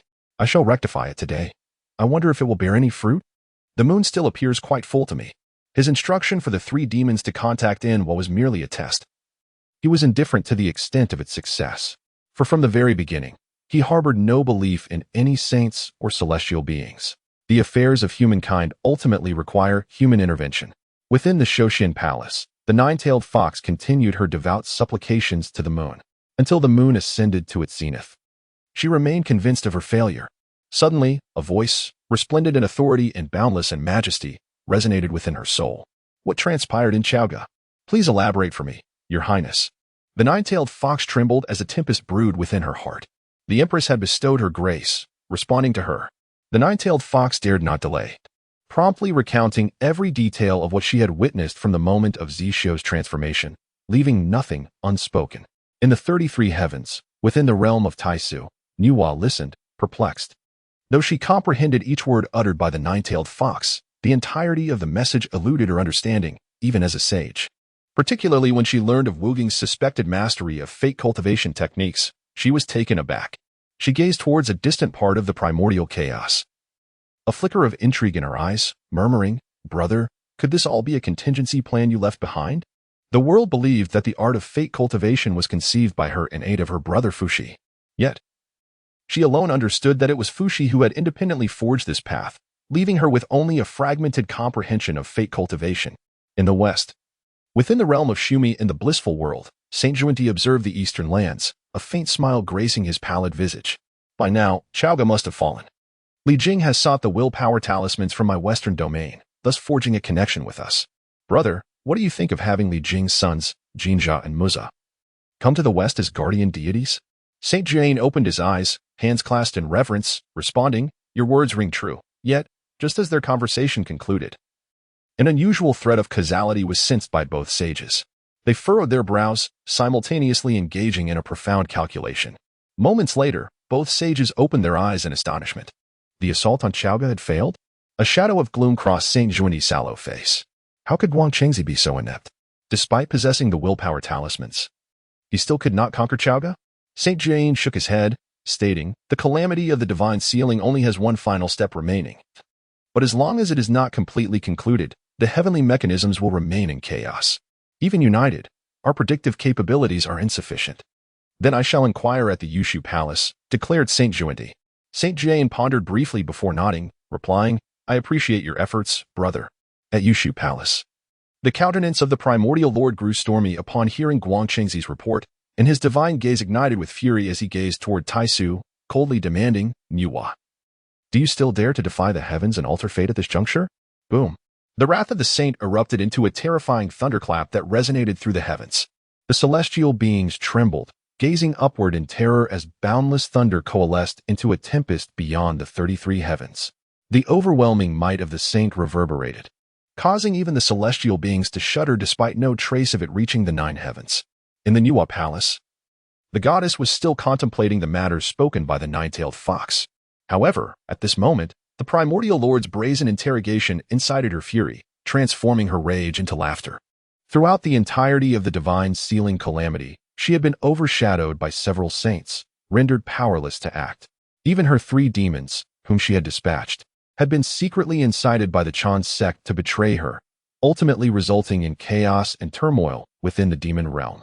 Yet she, the master of this demonic sect, must bear the burden, were it not for preserving a flicker of bloodline for the human race, and to prevent her brother's millennium of efforts from being in vain. She would have long since besieged the Jade Void Palace. Now, before she even sought accountability from Yuan Shi, he dares to confront her first? Nuwa rose suddenly, her hair billowing as if stirred by an unseen wind, her eyes radiating an overwhelming sanctity. In that instant, within the realm of Taisu, the cycles of life and death, decay and renewal, perpetually revolved, infusing existence with vibrant vitality, transforming into a tempest of ferocious life. Nuwa's voice, surprisingly calm and detached, resonated. Yuan sure, let us engage in a bout amidst the chaos. With a crack of the whip, its sound reverberated throughout the vast wilderness. Holding the creation whip, Nuwa gazed directly at the Jade Void Palace and casually inquired, "Dare you?" Yuan sure, taken aback, retorted, "I merely posed a question. And you are prepared to engage in battle? Truly, it is difficult to nurture both women and petty men." Nuwa let out a cold laugh, declaring, "If you lack the courage, then silence your tongue. My affairs do not require your meddling." At that moment, the celestial beings across the heavens were struck with terror. The previous battle between the three pure ones nearly shattered the wilderness, had it not been for the timely intervention of the Tao ancestor. After a brief respite of a few years, is it possible that another confrontation between Nuwa and Yuan Shi is on the horizon? Chapter 19. The chaos pearl. The goddess Nuwa, filled with fury, caused the heavens to tremble.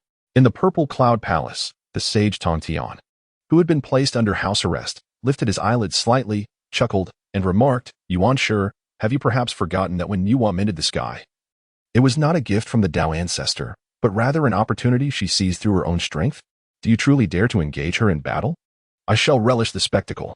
As he spoke, he suddenly turned to gaze deeper into the palace. Ever since the Tao ancestor confined him within the purple cloud palace, he had retreated to the innermost chambers for seclusion.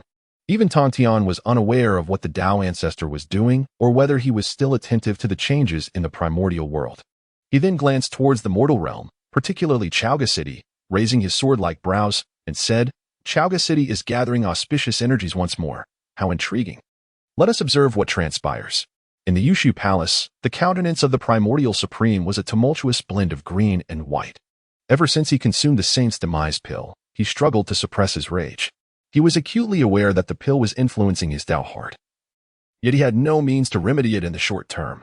At that moment, he found himself ensnared by Nuwa, unable to advance or retreat. Should he move forward? The effects of the pill rendered him no match for Nuwa. Should he withdraw? What dignity would he retain? Just then, a radiant light from the west emerged, illuminating the heavens beyond the 33 skies in an instant. Colorful mist transformed into auspicious clouds, and countless vibrant jewels cascaded like a rain of flowers. Amidst the resounding chants, Saint Zhongzi stepped forth, enveloped in fragrance.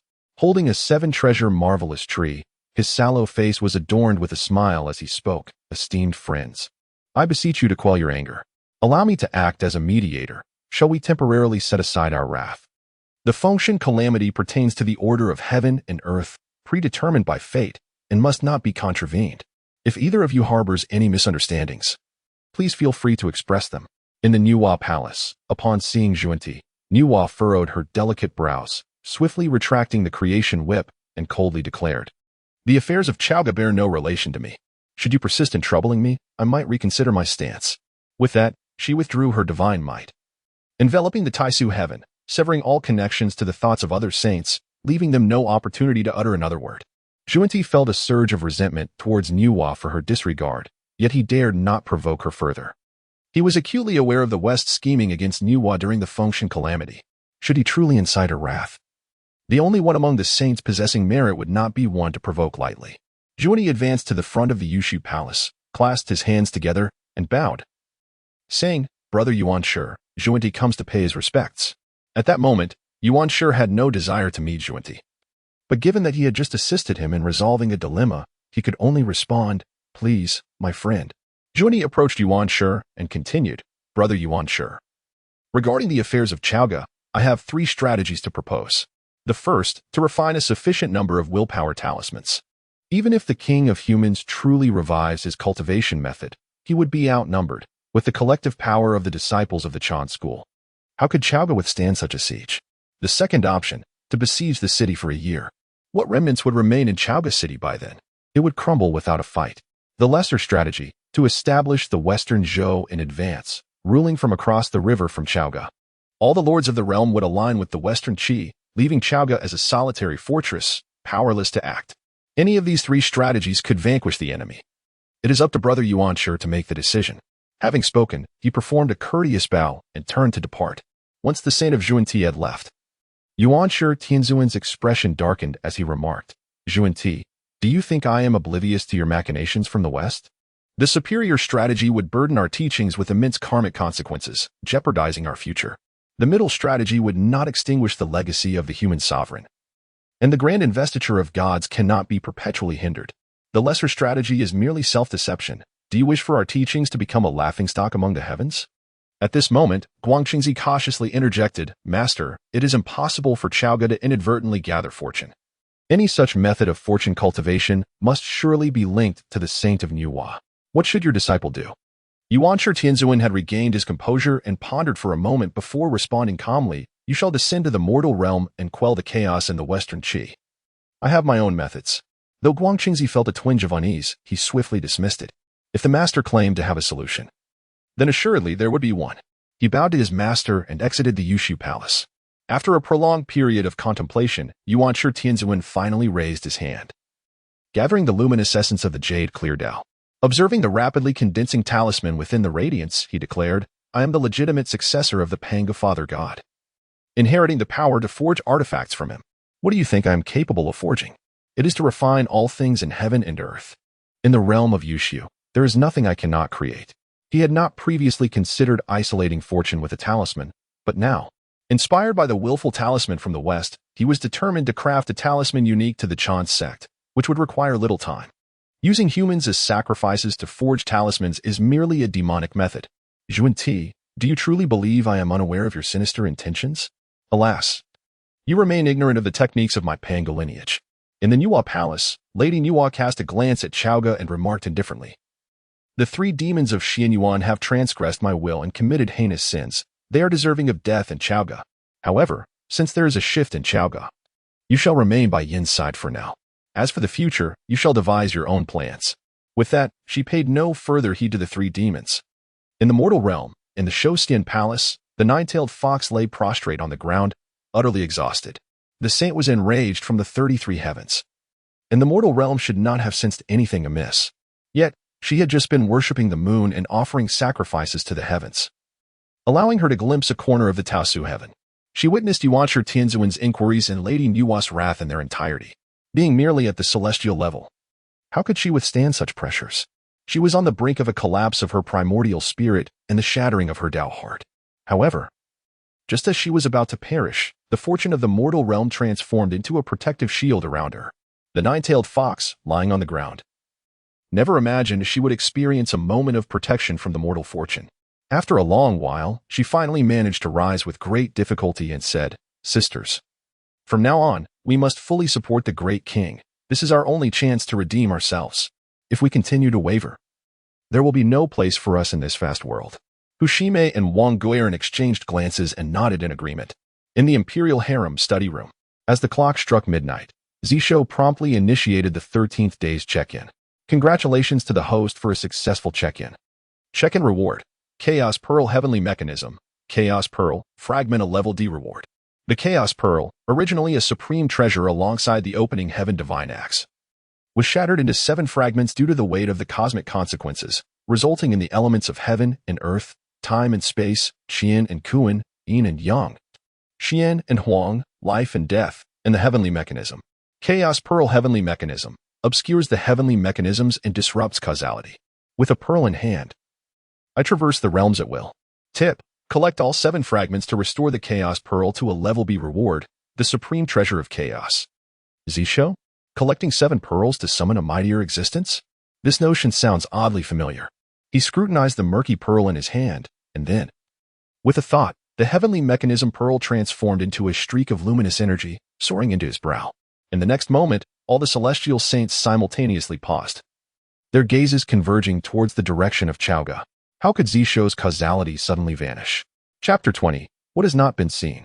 This truly has not been witnessed. Nuwa, having just concluded her communication with the nine-tailed fox, suddenly discovered that Zishou's causal link had vanished. As the sovereign of humanity and the final ruler of the Shang dynasty, Zishou's fate was conspicuously evident in the eyes of the sages. Even amidst the calamities, it remained distinctly discernible. Yet, at this moment, Zishou's causal connection abruptly disappeared. Nuwa's heart jolted. Had he met an untimely demise? Was it the primordial one or those 2 from the west who had intervened? Nuwa immediately turned her gaze towards Chaoga. Upon observing Chaoga, she noted the city's fortunes swirling vibrantly. There was no sign of decline or turmoil, but rather an invigorating vitality surging forth. Nuwa pondered, the sovereign has passed, and yet the city's fortune remains intact. If Zishou were truly dead, the fortune of Chaoga would surely collapse in an instant. Since the fortune persists, Zishou must be alive. A living being, yet the causal link has vanished? Nuwa, after countless eons of cultivation, had witnessed myriad scenes. Yet this was one she had never encountered. In the western paradise, the sage of the golden lotus returned beneath the Vajra Bodhi tree, only to discover the disappearance of the human king's causality. He turned abruptly, his expression frozen in disbelief. Among the myriad beings of the primordial era, only the sages are untouched by causality. Why then has Zishou's fate suddenly dissipated? Which sage dares to defy the heavens and alter destiny, concealing the human king's causality? Nuwa? No, her path of life does not lend itself to such practices. Could it be Xin? In the Jade Void Palace. The primordial heavenly sovereign's expression fluctuated, and after a prolonged contemplation, he cast his gaze towards the realm of the underworld. The path of reincarnation is most adept at concealing causality. Xin, has the matter of Qi Yu not been sufficient to awaken you? How dare you act at this juncture? His heart seethed with anger, yet in the next moment, he was suddenly enlightened. The death of Saint's Pill had exerted such a profound influence on his Tao heart. The calamity of the investiture of the gods must be concluded swiftly, so that he may refine the death of Saint's Pill. He suppressed all thoughts within, continuing the crafting of talismans. In the underworld, the tranquil yellow springs sea suddenly rippled with countless waves. A throne of the yellow springs emerged from the depths. Upon the throne sat a regal woman adorned in palace attire, motionless, as if in slumber. After a considerable time, the elegantly garbed woman slowly opened her eyes, the light of the path of reincarnation flickering within her gaze. She lifted her head, murmuring, "Have I yet to act? And already the sages are concerned for me? Are they so eager to usurp the authority of the path of reincarnation from me?" In the mortal realm, at the Longevity Immortal Palace, the three knelt in anticipation of the king's arrival. When they lifted their heads, they were collectively startled. The king stood before them.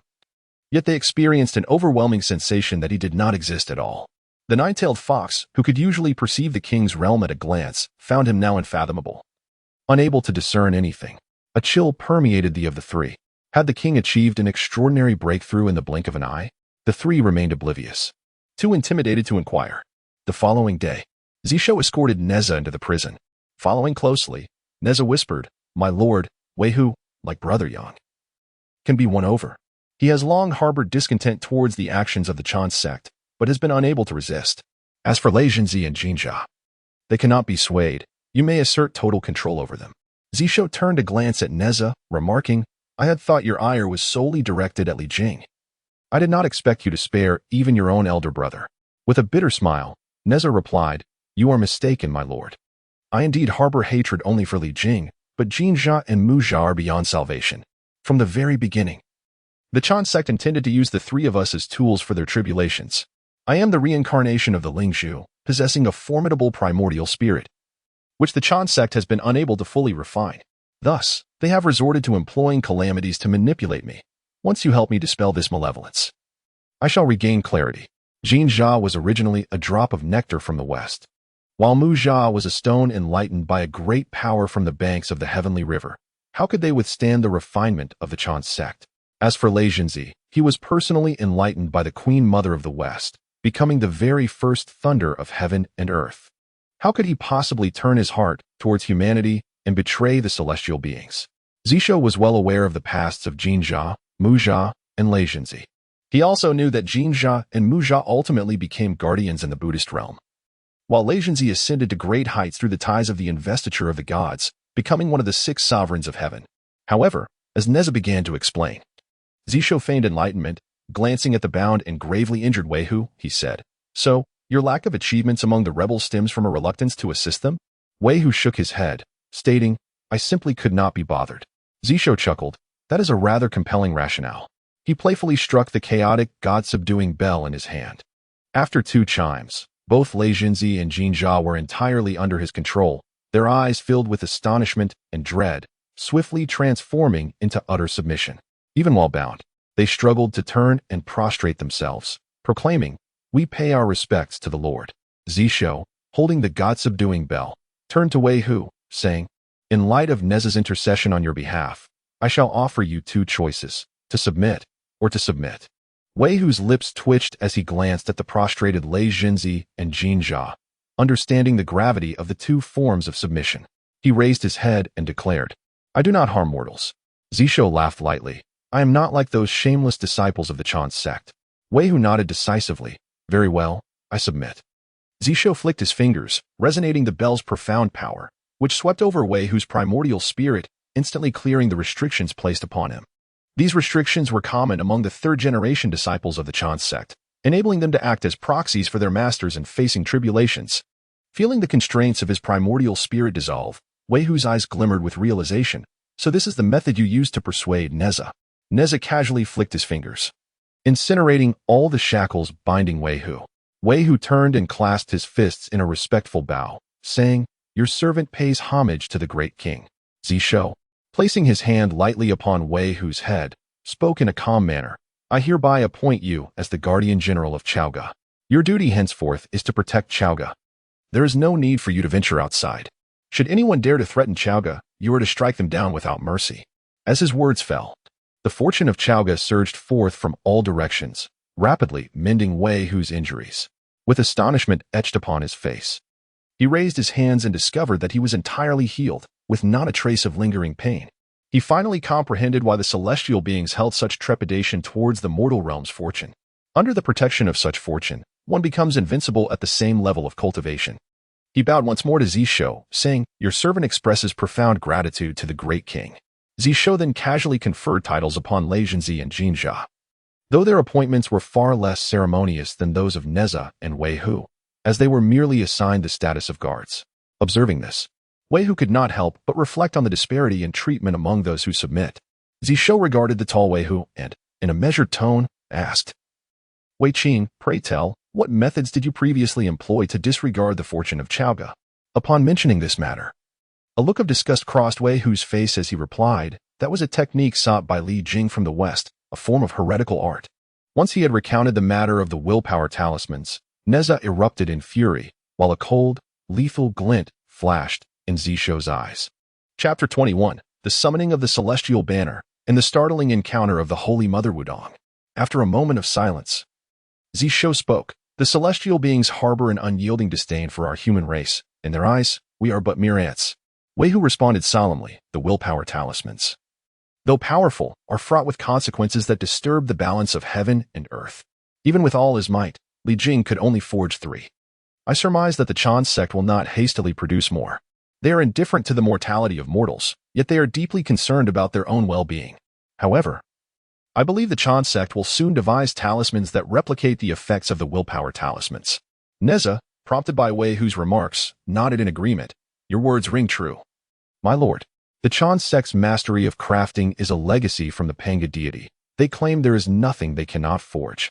Zishou was unperturbed by this revelation. Among the 3 pure ones, the human sect excels in alchemy, the Chan sect in crafting, and the Jie sect in formations. He nodded in acknowledgement and said, I understand. Subsequently, he departed from the prison with Wei Hu and publicly announced Wei Hu's new decree. With Neza's prior example, the crowd was more amenable to accepting Wei Hu. As the day of the emperor passed, on the 14th day, Zishou participated in the lottery and was rewarded with a packet of night-blooming Sirius seeds. The following day, on the 15th, he won a packet of fertilizer. Zishou. The next day, he bestowed both the seeds and the fertilizer upon Wei Hu, recalling a legend from his previous life about Wei Hu's flirtations with a celestial maiden named Nightbloom. Thus, he decided to see if Wei Hu could conjure a companion for him. Meanwhile, in Mianxi County, Zhongzi received news from the White Crane Boy, senior brother. News has come from Zhongzi and Wen Zhong. They have severed their ties with Lei Zhongzi and Jinjia. Furthermore, Dao Xing has also lost his connection with Wei Hu, mirroring Tai Yi's fate, and is gravely injured and unconscious. Zhongzi was utterly astonished that such chaos would arise at the final juncture of the Fengshan calamity. The sudden concentration of fortune in Chaoga and the abrupt acquisition of the fortune cultivation method by King Zhou were troubling enough. Yet, the complete subjugation of Chan sect disciples in a mere instant was unfathomable. How could this be? The will of the celestial beings is guarded by the primordial spirit, rooted in the Tao heart. Only through the shattering of the primordial spirit and the collapse of the Tao heart can one's will be redirected. How could King Zhou achieve such a feat? Could there truly be a sage acting behind him? Zhongzi turned to the now awakened Zhongzi and instructed, Zhongshang, immediately begin regrouping our forces. We must encircle Chaoga and prevent King Zhou from escaping. With the master having devised a plan, Zhongzi, previously despondent, felt renewed vigor. As long as the master intervened, all would be well. In the following days, Zhongzi remained stationed in Minqi, while Zhongzi commanded Yang Jian and the other third-generation disciples to re-establish contact with various lords. Although these lords feared Chaoga, they feared the direct intervention of celestial beings even more. Reluctantly, they gathered their troops and converged upon Minqi County once again. Meanwhile, in Chaoga, since Zishou extracted the seeds of the night-blooming cereus and the flower fertilizer, it seemed as though he had forged a profound connection with the crops. Corn seeds, chili seeds, potatoes, sweet potatoes, and various other crops were drawn forth in succession. On the 20th day, a notification appeared, "Congratulations, host, for successfully completing the check-in. Check-in reward, Shirang. Shirang, a grade reward, a remnant of the 9 heavens Shirang, capable of transforming any barren land into fertile fields." Zishou mused. At this rate, I might contend with Shun Nong for merit. And so, another 10 days passed. Zishou continued to draw various, subtly beneficial rewards, each one useful yet not quite suited for immediate application. He could only console himself with the promise of a brighter future. On the 30th day, another notification arrived. "Congratulations, host, for achieving 30 days of check-in. You may now proceed to receive the monthly check-in reward. The card draw result will automatically be elevated by 1 level. Shall we begin?" Zishou's spirits lifted as he responded affirmatively. "Commence check-in. Congratulations, host, for a successful check-in. You have received a grade reward. Monthly check-in reward is now active.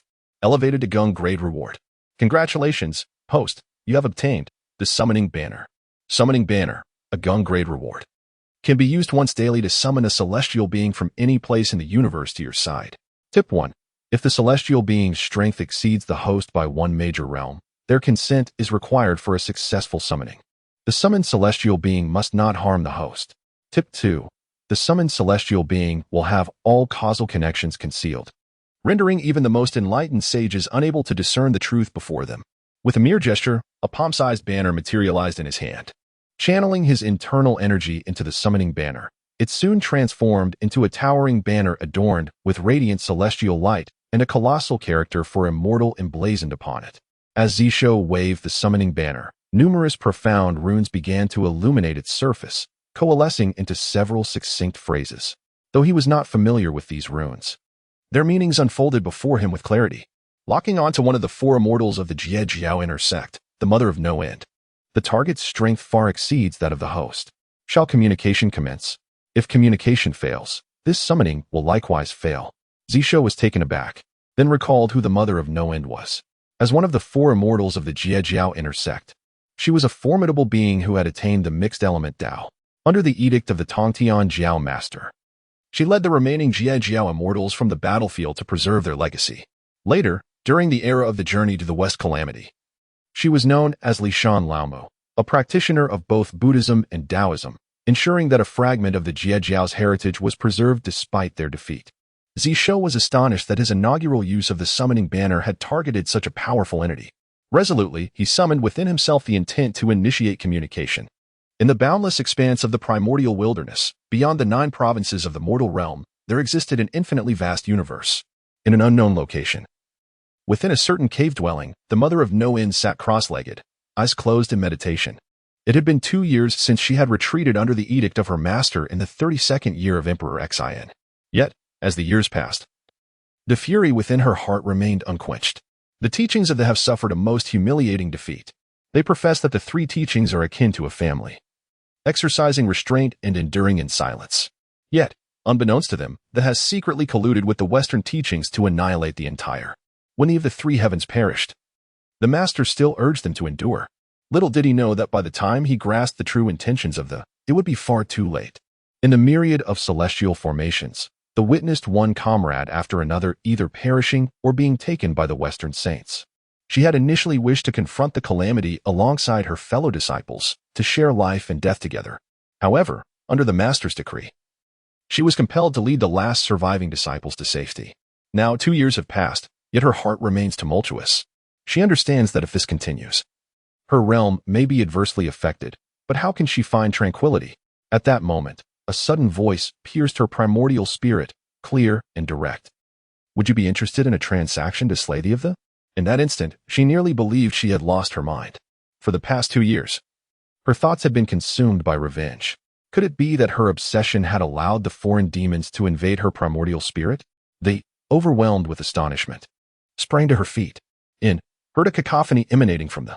What is that noise? Chapter 22. 3 phrases, and the unfettered Holy Mother shall follow. As Zishou listened to the subtle disturbances emanating from the Zhongzi banner, a vigilant voice finally broke the silence. Who goes there? Zishou chuckled softly. The ability to respond was already a victory in itself. With a slight smile, he proclaimed, I am Zishou, the 33rd king of the Shang dynasty, sovereign of humanity. Within the cavern of the unknown lands, the unfettered Holy Mother was taken aback upon hearing the sound of the primordial spirit. The king of humanity, Zishou? The one who was bound by fate and self-destructed his own kingdom? How is this possible? As a quasi-saint who had attained the path of the primordial, to forcibly communicate with her primordial spirit required at least an equal in power. How could a mere mortal achieve such a feat? Even at this moment, she could not deduce the location of her interlocutor through the voice resonating in her spirit. What a terrifying force this was. In Chaoga City, seeing the silence return to the Zhongzi banner, Zishou understood the thoughts of the unfettered Holy Mother. He spoke calmly, Unfettered Holy Mother, I am aware of your doubts. Therefore, I shall not seek to prove anything at this moment. You need only answer me one question. Do you desire revenge? Zhao Gongming perished due to a curse. The 3 Shaos were slain by a saint who exploited their weakness. The turtle spirit Holy Mother fell victim to a sneak attack, her soul shattered. And the golden spirit Holy Mother was besieged and killed. The cloudy immortal, the Lingya immortal, the golden light immortal, and the Qiao Shou immortal have all been reduced to servitude. Of the 100,000 disciples of the, how many remain now? Unfettered Holy Mother, are you content? Do you wish for vengeance? With each word he uttered, her delicate brows quivered. The anger she had long suppressed ignited once more at his final inquiry. Of course I do. Zishou smiled with satisfaction. If you seek revenge, then it can be arranged. I possess a method to allow you to remain untainted by karma, to conceal all traces while openly slaying the disciples of the Chan sect. Would you care to try? The unfettered Holy Mother furrowed her brow. Such a fortunate opportunity? Even her master could not achieve this. This self-proclaimed king of humanity spoke with such audacity. In that moment, she regained her composure. After a brief contemplation, she replied nonchalantly, I do not concern myself with who you are. If you can indeed accomplish what you claim, what would be my response? However, if you fail, I shall take no further action. In a wild, desolate region beyond the 9 provinces, she had long set up formidable defenses laid down by her master. Even if a saint were to arrive, the array would alert her, granting her time to retreat. Here, did she truly fear a mysterious figure who dared not reveal themselves plotting against her? With the Zhongzi banner in hand, Zishou waved it and said, Since the unfettered Holy Mother has agreed, let us meet and discuss in detail. The unfettered Holy Mother was taken aback, instantly becoming wary. You know where I am. She presumed that his statement implied he would seek her out, and her immediate reaction was to fear that her whereabouts had been exposed. Zishou chuckled softly and replied, No, it is you who shall come to me. The unfettered Holy Mother furrowed her brow and scoffed. Why would I go to your realm? Before she could finish her sentence, she suddenly sensed a profound shift in the surrounding Tao rhythm. An overwhelming and powerful essence of the great Tao enveloped her, one she had never encountered before. Before she could fully comprehend the situation, her vision blurred, and upon regaining focus, she found herself within a grand palace. Before her stood a man clad in royal attire, exuding an air of valor, holding a large banner and gazing at her with a smile. The unfettered Holy Mother was taken aback. In that moment, an immense sense of dread washed over her. Even a sage could not directly extract her from a grand formation. How was it that this person could accomplish such a feat? Was he a guise of the heavenly Tao? Perceiving the tension in the unfettered Holy Mother's demeanor, Zishou calmly remarked, There is no need for such anxiety, Holy Mother. With your level of cultivation, a mere moment of calm reflection will reveal that you can return at any time, simply by a thought. Deities summoned by the immortal banner could, indeed, return to their original places with a mere thought, provided he consented, which he chose not to disclose at that moment. The unfettered Holy Mother immediately extended her spiritual perception and discovered that, indeed, a strand of temporal Tao rhythm was entwined around her. with a mere desire. She could return to her dwelling, which instantly alleviated some of her apprehension. Meanwhile, Zishou observed her. The unfettered Holy Mother was an exceedingly beautiful celestial being. Tall and imbued with a sense of heroism, clad in armor, she would undoubtedly resemble a female general. At that moment, she radiated a faint crimson glow, a testament to the favor of fortune. Zishou mused silently. It seems that the celestial beings summoned by me tacitly accept my temporary decree, thus allowing them to operate unrestricted within the auspices of Chaga. Regaining her composure, the unfettered Holy Mother swept her consciousness across the surroundings and quickly confirmed that this was indeed Chaga. She recognized the man before her, Zishou. Yet, despite his presence, she could discern no causal connections emanating from him. She was certain that if she closed her eyes and relied solely on her spiritual perception, she would be unable to sense his existence at all. Is this truly the King of Men? I have secluded myself for just 2 years, and this world has become utterly unrecognizable to me? After a moment of silence, the unfettered Holy Mother slowly spoke. What do you wish from me? Zishou smiled faintly, extending 3 fingers, and said, Holy Mother, there are 3 matters you must first understand. First, I have reassembled the fortunes of Chaga. Now, the truncated teachings must shatter Chaga to complete the canonization calamity. I have repelled their siege 4 times. Second, I possess a means to exact your vengeance, to rescue all your fellow disciples on the divine list, and to liberate the Zhongzi saint confined within the Purple Sky Palace, in the entirety of the primordial world. Only I can achieve these feats. Third, you may carefully sense that here in Chaga, all causal connections are obscured, should you alter your appearance. Even the Zhongzi saint would not recognize you. As he spoke, the unfettered Holy Mother's eyes widened in astonishment. At last, he retracted 3 fingers and inquired, Will you follow me to defy fate and alter destiny? The Holy Mother of Nuwa stared in astonishment at Zishou. Such audacious words were unprecedented in her ears. Even her master, in years past, would not dare to claim the ability to reverse destiny.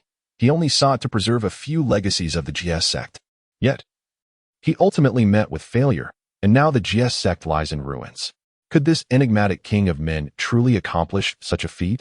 After a moment of silence, the Holy Mother of Nuwa suddenly opened her eyes wide and gazed intently at Zishou, saying, If you can truly achieve this, I shall consent. However, if it is merely for revenge, I will not agree. It was the rescue of her master and fellow disciples that truly stirred her heart. She was willing to take a gamble. The corners of Zishou's mouth lifted as he proclaimed, I hereby confer upon you the title of Lady of Mount Li, Ziyuan Xianjun, tasked with safeguarding the foundations of my Chongtang realm. Once I grant you this, you may establish your own sect and continue the legacy of the Jia sect.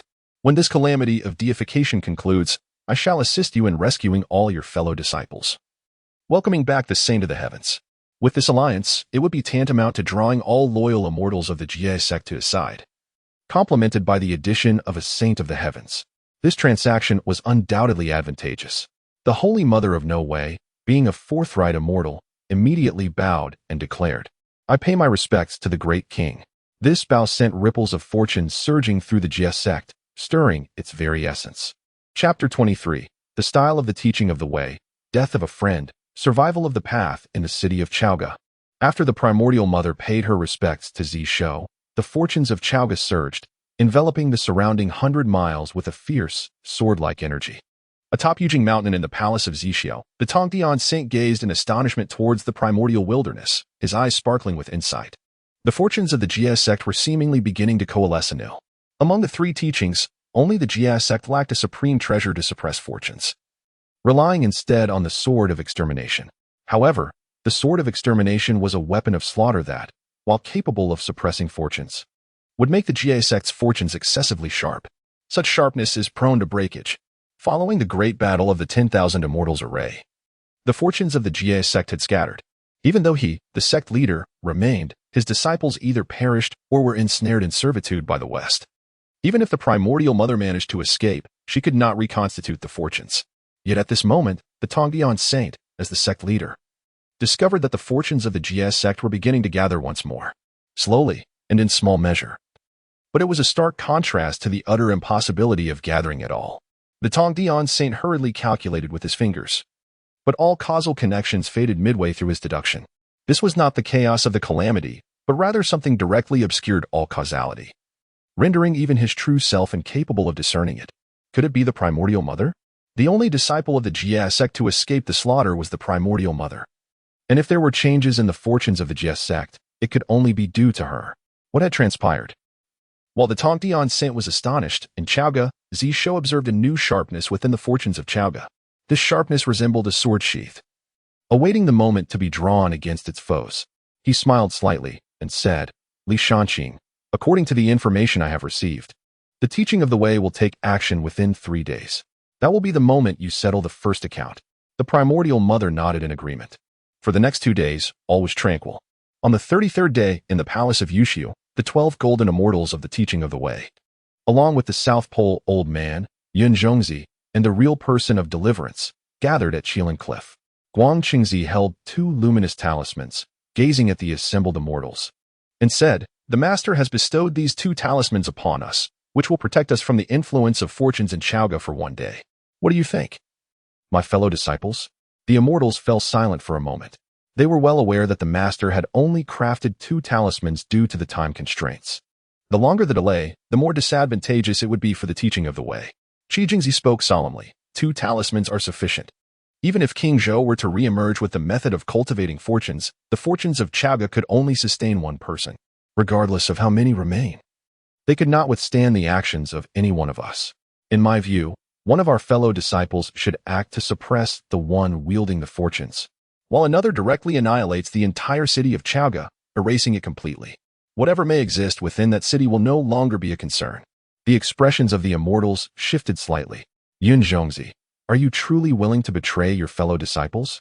Erasing the entire city of Chaoga, what manifold consequences might that provoke? With the cataclysm of the divine decree nearing its conclusion, what advantage could possibly be gleaned from accumulating such a heavy burden of karmic ties at this juncture? Yet, Zhongzi appeared to have anticipated this, wearing a calm smile as he remarked, Esteemed brothers, you have suffered losses within the 9-bend Yellow River Formation and have yet to recover, rendering you unable to intervene. Allow me to undertake the task of obstructing those who wield fate. As for the obliteration of Chaoga, there exists a companion most suitable for this endeavor. He harbors a blood debt with the human race, and even should he strike against Chaoga now, the repercussions upon him would be minimal. Guangqingzi's eyes brightened, inquiring, Are you suggesting? Zhongzi nodded affirmatively. Indeed, it is the Taoist Luya. Luya, a scion of the demon Emperor Dijuan, was the sole survivor among the 10 golden crow princes. During the calamity between the witches and demons, 10 suns hung in the sky, causing desolation across the land. The great archer Hui shot down the other 9 golden crow princes, leaving only Luya alive. Notably, the arrows used by Hui in this endeavor were voluntarily offered by the human race. Guangqingzi nodded, expressing approval. Excellent. He was untroubled by the prospect of Luya's refusal. Luya had cursed Zhao Gongming to death with the nail-headed 7 arrows, irrevocably offending the sect. Apart from the Chan teaching, who could possibly shield Luya? The other immortals nodded in agreement, echoing the sentiment, a dead friend is better than a living foe. A moment later, clad in a resplendent crimson robe, Luya arrived at the Yushu Palace.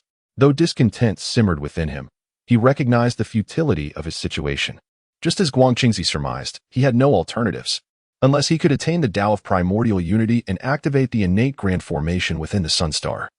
He could not extricate himself from this predicament. Guangqingzi stated coolly, Brothers, it is time to act. This farce in Chaoga must come to an end. In the celestial realm, the radiance of the jade pure heaven shone brilliantly. Guangqingzi led the 12 golden immortals, traversing the golden clouds of the 9 heavens.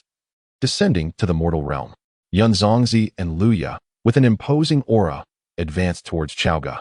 Behind Zhongzi, the winds and thunder stirred, clouds swirling in tumultuous waves, pressing upon the city. Luya, more direct in his approach, was enveloped in blazing solar true fire, a distant counterpart to the sun in the primordial cosmos, subtly connected. With each step he took, the temperature in Chaoga surged dramatically. In an instant, the city's fortune responded, manifesting as an invisible barrier that resisted the might of the solar true fire, dissipating the tumult of the stormy clouds. However, Chaoga's fortune was swiftly depleted by 30%, with signs of further escalation looming. In Minchi County, Yang Jian gazed expressionlessly towards the direction of Chaoga, his heart a void of indifference. The actions of the Chan teaching grew increasingly audacious. Was this truly in accordance with the heavenly mandate? Sacrificing the few to save the many? Why was it the Chan teaching that determined who ought to be sacrificed? Across the 9 heavens and 10 earths, the celestial beings turned their gazes. Ultimately, the city of Chaoga was destined for annihilation. King Shangzhou, even if he could rally the city's fortunes, was merely a ruler of a single city. Could he truly defy the heavens? It was a lamentable fate that such a vast city would vanish. And one could only blame the king for his lack of discernment. Within the palace of Nuwa, the goddess Nuwa cast a fleeting glance towards Chaoga, her divine eyes shimmering with indecision, as though she contemplated taking action. It was weighed down by numerous reservations. In the realm of the Yellow Springs, the Sage of Equanimity sat upon the throne of the Yellow Springs, the ledger of life and death in his hand pulsating with gray light. Observing the ever-shifting reincarnation runes upon its pages, her expression bore a hint of peculiarity. The fates of the souls in this city are inexplicably looping? How intriguing. While the celestial beings desire the complete annihilation of the city, the King of Humanity wishes for its preservation. Who shall triumph? Who shall falter?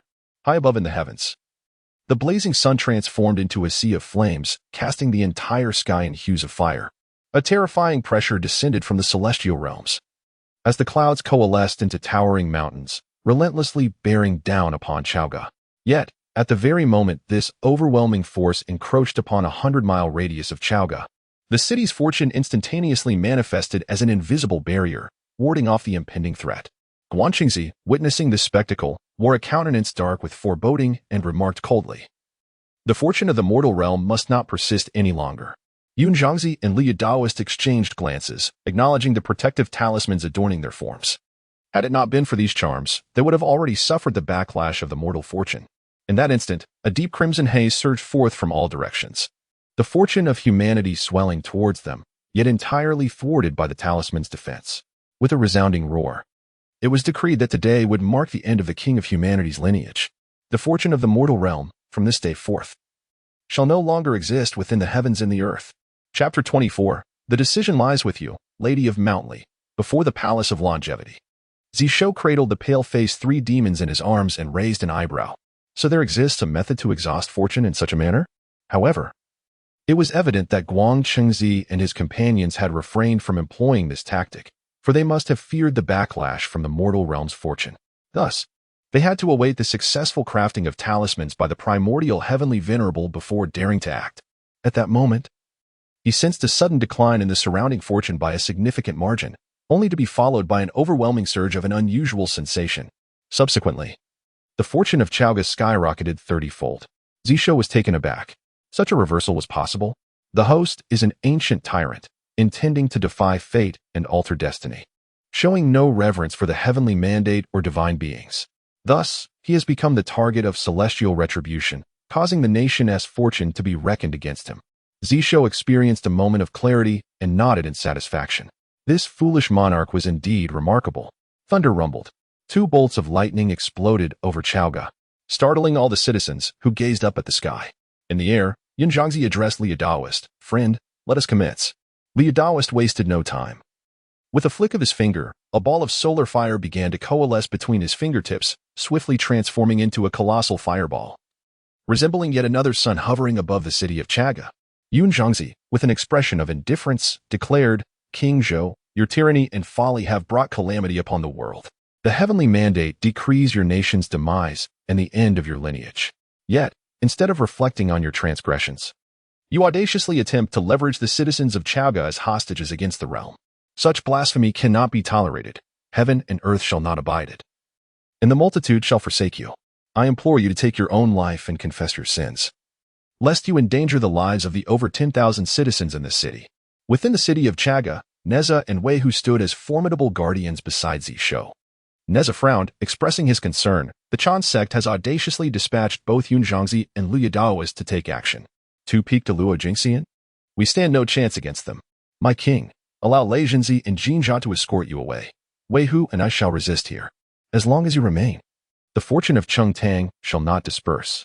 Zishou waved his hand dismissively, saying, "Leave? This is my domain. Who can compel me to depart?" "Merely to Luo Jingxian." Neza was taken aback. "Merely to Luo Jingxian? My king, can you summon a Huayuan Jingxian?" In the air, Zhongzi scoffed, "King Zhou, your arrogance and ignorance only serve to make you a laughingstock across the land. Today marks your demise." He spoke merely to assert the righteousness of heaven's will. Even if Zishou were to genuinely surrender, Chaoga must be utterly obliterated today.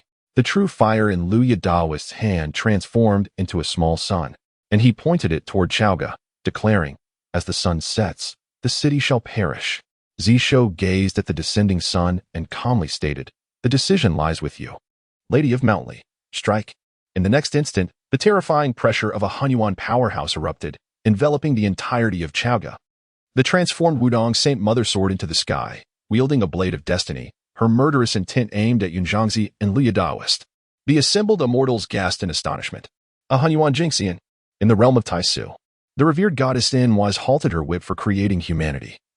Gazing in astonishment at the Mother Wudong, only to discover her inability to discern the latter's origins. With incredulity, she mused, "Is there truly no cause and effect? Beyond the sovereign of humanity, has another causeless existence emerged? Is this the sovereign's stratagem, or a consequence of the changes in Chaoga City?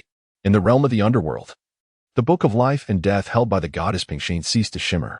The true names of the inhabitants of Chaoga gradually faded from the pages. Raising her delicate brows, she remarked, "Has the sovereign of humanity triumphed? My curiosity is piqued. I wish to behold this sovereign." At the Zishou Palace, the Saint Tontian regarded the Mother Wudong with a perplexed expression. Is this truly Wudong? Has she forsaken her teachings? Has she severed ties with the cause and effect of the Jia sect? The saint calculated with a flick of his fingers. Noting that the amassed fortune of the Jia sect had not only remained intact at this moment, but had surged anew, the Saint Tontian furrowed his brows, murmuring, "This time, even I am at a loss." At that moment, the celestial beings across the heavens withdrew their consciousness, daring not to approach Chaoga City. Following the battle of the 10,000 immortals, the decree of the Tao ancestor forbade the saints from descending beyond the 33 heavens.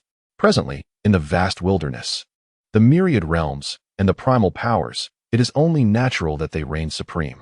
Moreover, the enigmatic figure that manifested in Chaoga City unabashedly displayed the pinnacle of the primordial realm. How could such a formidable entity exist within Chaoga City? Could it be someone from the Jia sect? How could that be? The fortune of the Jia sect has dissipated. Their immortals are doomed to vanish in the blink of an eye. In an instant, across the 9 heavens and 10 earths, in every immortal abode and sacred ground, gasps of astonishment echoed. The Fengshen calamity seemed poised to reach its final stage, yet it had suddenly become utterly incomprehensible. Above Chaoga City, the Mother Wudong ascended through the void, her eyes ablaze with intent. With a gesture, she summoned a diagram imbued with primordial essence, enveloping the entire Chaoga City within its 100-mile radius. The diagram depicted the birth of the void, the emergence of existence from nothingness, the genesis of emptiness from being. A realm where the real and the illusory intertwined, blurring the lines between truth and illusion. As the diagram unfurled, it devoured Liu Ye's miniature sun, erasing it into the formless void. Both Zhongzi and Liu Ye's expression shifted dramatically as they turned to flee in golden light. However, just as they took flight, the Mother Wudong flicked her delicate hand, unleashing 2 rainbows from her sleeves, transforming into long ropes that pierced through their escape, severing their retreat and sealing all avenues of escape. In the celestial expanse, Guangchengzi's countenance paled as he exclaimed, "The primordial diagram of innate qi, along with the rainbow ropes. This is the Mother Wudong." The other golden immortals of the Chan sect stood stupefied, retreating a step in unison, fearful that the Mother Wudong might advance upon them. Having suffered tremendous losses within the 9 Curves Yellow River Formation, their seemingly favorable position was but fade. Reliant on the mandate of heaven, should they confront the Mother Wudong at the zenith of the primordial realm, even united, they would be utterly insufficient to withstand her might. The red-haired figure gazed at the Holy Mother of Wudong with a look of astonishment. After scrutinizing her closely, he furrowed his brow in confusion and spoke, "Senior brother? Is that truly the Holy Mother of Wudong? I observe that her appearance is different and she bears no trace of the teachings of them. While one's appearance can easily be altered, the threads of fate cannot be changed. Moreover, the fortunes of the have dissipated. How could she dare to re-enter the cycle of calamity?" Guangchengzi nodded in agreement, saying, "I too share this perplexity. However, the primordial qi mixed element diagram and the rainbow connecting rope are indeed spiritual treasures possessed by the Holy Mother of Wudong. The rainbow connecting rope is somewhat trivial, being merely an ordinary primordial spiritual treasure. Yet, the primordial qi mixed element diagram is extraordinarily remarkable. This diagram is a superior primordial spiritual treasure, possessing solely defensive capabilities. Once invoked, it cannot be moved, which is why it remains obscure. Nevertheless, when used for fortification, its defensive prowess can rival that of the apricot yellow banner. The celestial beings of the Chan teaching collectively inhaled sharply in astonishment. Chapter 25. The sky's connection, my dear disciple, has transformed into this? The red essence child gazed in astonishment at the primordial diagram, exclaiming, the 5 flags of innate nature are all exceptional treasures, among which the Xinghuing flag of my YX palace excels in defense. Once invoked, it manifests a myriad of golden lotuses, impervious to all harm, causing evildoers to retreat and rendering all forms of attack ineffective. This primordial diagram of chaos, astonishingly, possesses a defensive capability that rivals even the Xinghuing flag. The Jade Dingjinren furrowed his brow, stating, what Brother Guangqingzi has mentioned about the weaknesses of the primordial diagram may no longer apply at this moment.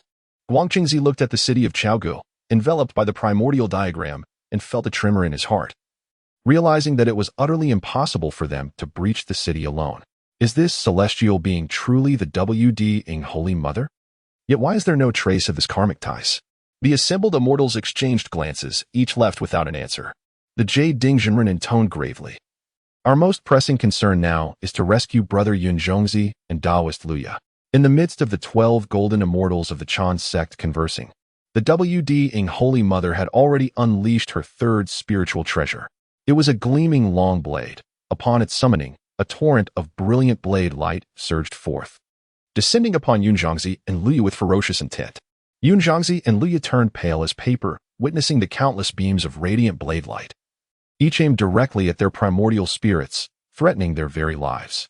No matter how they attempted to evade, there was no escaping the relentless pursuit of the blade light. They were left with no choice but to confront it head-on. Guangqingzi gasped, the blade of destiny. That celestial being must undoubtedly be the WD Holy Mother.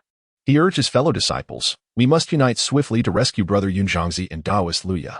With a decisive movement, he struck his forehead and summoned the Fantian seal. In an instant, a mountain materialized above him. At that moment, the other 11 golden immortals also recognized the blade of destiny. This treasure was the hallmark of the WD Holy Mother. A blade that could not cleave through external objects or harm the physical body, yet was designed to sever primordial spirits and obliterate true souls. As the blade light surged forth, evasion became impossible. They could only brace themselves for impact. Years ago, during the Grand Assembly of Immortals, the WD Holy Mother had used this very blade to slay countless celestial beings under the banner of the Chan sect, instilling fear in the hearts of the disciples from the West. Now, as the blade of destiny reemerged, it sent shivers down the spines of the 12 golden immortals of the Chan sect. Immediately, the 12 golden immortals summoned their treasures, preparing to assist Yun Zhongzi and Taoist Luya. However, it was too late. The luminous blade light, bearing an earth-shattering force, descended upon them, with the determination to kill. The golden immortal of chaos was resolute. How could a group of immortals far above the 9 heavens possibly resist? Guangqingzi's eyes widened in fury as he bellowed, WD Holy Mother, if you dare harm my fellow disciples, I shall not rest until I have my vengeance. It was better if you remained silent. Upon speaking, the WD Holy Mother, her brows arched, summoned 1,000 rays of blade light. Yun Zhongzi and Taoist Luya, recognizing the blade of destiny, understood that support from Guangqingzi and his companions would not arrive in time. They could only rely on themselves. Luya glanced at Yun Zhongzi and, with a determined grit of his teeth, struck his forehead and shouted, Taoist friend, let us fight together. You defend while I attack. Yun Zhongzi comprehended that only by combining their strengths could they hope to withstand the WD Holy Mother's assault for a brief moment. Awaiting the arrival of Guangqingzi and his allies, he responded with a sound, instantly conjuring dozens of innate treasures, forming a protective barrier around him. Positioning himself deliberately in front of the Taoist Luya. Skilled in crafting, he possessed thousands of innate treasures. If he could momentarily withstand Luya's counterattack, they might delay until reinforcements arrived. Luya, being a golden crow, could unleash formidable power that even the Holy Mother Wudong would hesitate to confront directly. In the next moment, a piercing cry of the golden crow echoed. The Taoist Luya transformed instantaneously into a ball of solar fire, shooting directly into the sun amidst the ancient starry sky. After the blaze, only a bloodied feather remained at the spot. Yun Zhongzi, taken aback, thought, didn't we agree to stand united against external foes?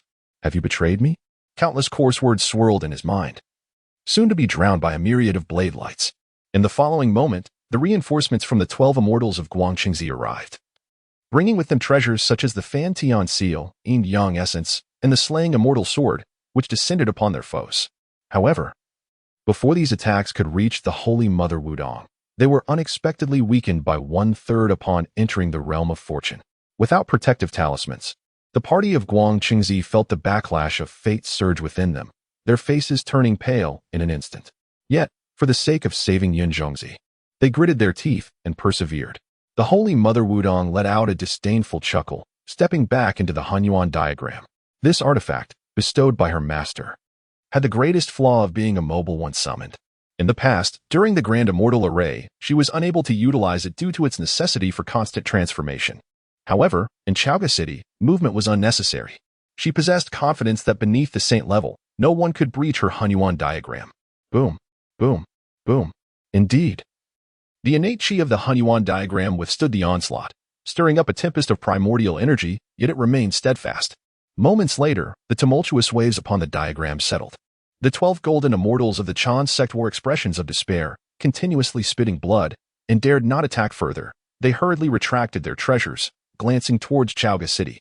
Shi Jingzi wiped the blood from the corner of his mouth, gritting his teeth as he remarked, with the fortune of Chaoga already diminished, and the Hunyuan diagram providing defense, coupled with our not being at full strength, it is impossible to breach. If we continue this assault, the backlash of fortune will become unbearable. Zhongzi also raised a hand to wipe away the blood at his mouth, directing his gaze towards the Holy Mother Wudong. There she stood, holding the unconscious Zhongzi, her gaze icy as she regarded them. His heart filled with both astonishment and rage as he shouted, "Wudong, release my junior brother Zhongzi." On that day, the saints spared you from the Grand Immortal Array out of benevolence, and yet you show no gratitude, colluding with King Zhou. Do you seek to defy destiny? The Holy Mother Wudong coldly met Zhongzi's gaze and replied indifferently, "Wudong? I do not recognize that name. I am the Ziyuan Immortal, conferred by the great king as the Lady of Mount Li." Zhongzi snorted and said, "Wudong, do you think changing your appearance can deceive me? The treasure in your hand has already betrayed you." The Holy Mother Wudong recalled the words the great king had devised for her and replied coolly, "Foolish one. These treasures are merely what I acquired through an opportunity. The original owner of the treasures is of no concern to me.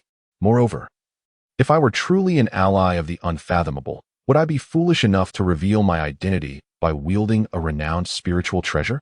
If I were to deploy such a celebrated artifact, would there be any need to deny my identity? Do you presume that this celestial lord is akin to you, duplicitous, insincere, fickle, cunning, despicable, shameless, capricious, untrustworthy, outwardly compliant, yet inwardly treacherous, employing honeyed words while harboring daggers? Zhongzi, the assembly of immortals. Such eloquence and reprimand suggests that one is indeed not unfathomable. The Saint Mother of the Unfathomable, known for her reticence and lack of eloquence, would not engage in such discourse. Within the halls of the Purple Cloud Palace, the Tongtian saint stood in astonishment, exclaiming, "How has my dear disciple transformed in this manner?" In the palace of Nuwa, the goddess Nuwa bit her crimson lip, yet moments later, she could not contain her laughter, exclaiming, "What a splendid rebuke." Within the Longevity Immortal Palace, Zishou rolled his eyes, stating, "I crafted a scathing retort of 1,000 words for her, and she has managed to recite but a fraction?" The nine-tailed fox quickly lowered her gaze, fearful of revealing any expression. She had perused the king's writings and found them exceedingly crude, far beyond her capacity to voice. Chapter 26. The hearts of men have waned, and the team is difficult to lead high above the 9 heavens. Zhongzi's countenance was shrouded in an impenetrable gloom. Caught in a dilemma, he was utterly convinced that the immortal who claimed to be Lishan Laomu hovering over the city of Chaogu was none other than the Wudong Holy Mother. Yet he lacked any tangible evidence. Of course, the ways of the Chan teaching did not necessitate proof, but he found himself utterly powerless. Indeed, he was unable to confront her. Glancing deeply at the Wudong Holy Mother, he spoke with palpable resentment, "I care not who you are. The rise of the Zhou dynasty over the Shang is ordained by heaven. You conspire with the tyrant King Zhou, seeking to defy fate? You shall meet only a tragic end, shattered and obliterated." The Wudong Holy Mother's response was succinct and direct. She brandished the sword of command and struck toward Zhongzi. Alarmed, he evaded by vanishing in a flash of golden light. The other 11 golden immortals, too, dared not linger and swiftly transformed into beams of light, fleeing in haste. The celestial beings were left astounded, unable to comprehend that, at this juncture, the calamity of the function could still stir such turbulent waves. Could it be that King Zhou truly possessed the ability to defy the heavens? It seemed implausible, merely a desperate struggle before demise. As the heavenly beings exchanged bewildered murmurs, the Wudong Holy Mother returned to the Wen Palace, carrying Zhongzi. She paid no heed to others, merely nodding slightly to Zishou before discarding Zhongzi and stating coolly, "The king commanded me to capture Zhongzi alive, yet he has already perished in battle." The second-generation disciples of the Chan teaching differed from the third. They bore the fortunes of the Chan, with their souls meticulously crafted by the sage. Their reincarnation was entirely under the control of the Su Palace, impervious even to the underworld's influence. Thus, the second-generation disciples feared not death. Upon realizing there was no escape, Zhongzi had chosen to perish in battle. Originally, the 12 golden immortals of the Chan had their 3 flowers severed atop their heads and 5 energies extinguished within them in the 9 curves Yellow River formation. Yet they had been restored through this method. However, this method bore 2 significant flaws. First, it consumed the fortunes of the Chan. Thus they would not resort to it unless absolutely necessary. Second, after rebirth, it would take at least a decade to regain their full strength. Pausing for a moment, she continued, calculating the time, Zhongzi and the others required 2 more years to restore their peak strength. Therefore, they would not dare to confront me directly. Zishou glanced at the lifeless Zhongzi and remarked coldly, "Hang him at the city gate, so that all celestial beings may know, those who offend our Chaogu shall be punished." At this moment, Shangrong finally emerged from the shock of the celestial battle and hurriedly interjected, "Your Majesty, to display the enemy's corpse may serve as a warning. Yet it is not the action of a benevolent ruler." The old chancellor still clung to the hope of transforming the king into a wise sovereign. Zishou rolled his eyes and retorted, "I am a tyrant. How can I act as a benevolent ruler?" He then instructed Li Shanqin, "Remember to inscribe my earlier words upon Zhongzi's corpse, so that all celestial beings may witness." The Wudong Holy Mother nodded in agreement. Understood. She was more than willing to undertake this task. In the Su Palace, the 12 golden immortals of the Chan teaching returned in disarray to Qilin Cliff. As they turned back to glance at Chaogu, their expressions darkened to an almost palpable gloom. Tai Yizhenren spoke solemnly, "What shall we do next? Should we report back to our master?" Guangqingzi hastily waved his hand, stating, "It is not permissible. Our master is currently in seclusion, and it is imperative that we do not disturb him." He was acutely aware that, at this moment, their master's power could not penetrate the mortal realm. Even if the master were to forge more talismans, it would not alter their predicament. As disciples, their inability to prevail rendered the quantity of talismans inconsequential. Such inadequacy on their part would only implicate their master. Yizhenren, filled with discontent, remarked, "If we can endure for another 2 years, we, as brothers, shall regain our full strength. At that time, even if we face..." Before he could finish, Tongzi rushed in, panic-stricken, exclaiming, "Brothers, it is dire news. Look towards the gates of Chaoga City." The celestial beings were taken aback, promptly channeling their divine senses to gaze toward the city gates. Before the southern gate of Chaogu, a towering banner had been erected. Suspended from the pole was the lifeless body of Zhongzi, and the banner itself billowed in the wind, emblazoned with bold characters declaring, "Those who offend Chaogu shall be punished." A surge of anger welled up within Guangqingzi, nearly causing him to spew blood. Trembling with rage, he gritted his teeth, declaring, "Zhou Wang, Wudong, how dare you defy the heavenly mandate? I shall not rest until justice is served." The other Jin Xian were equally incensed, yearning to obliterate everything within Chaogu City. Qi Jingzi turned to his fellow disciples, asking, "What shall we do next? Brothers, what solutions do you propose?"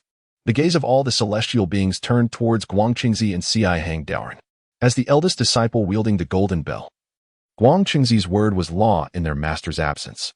Although Ci Hang Daoren typically maintained a low profile among the 12 golden immortals, he was, in fact, the group's strategist.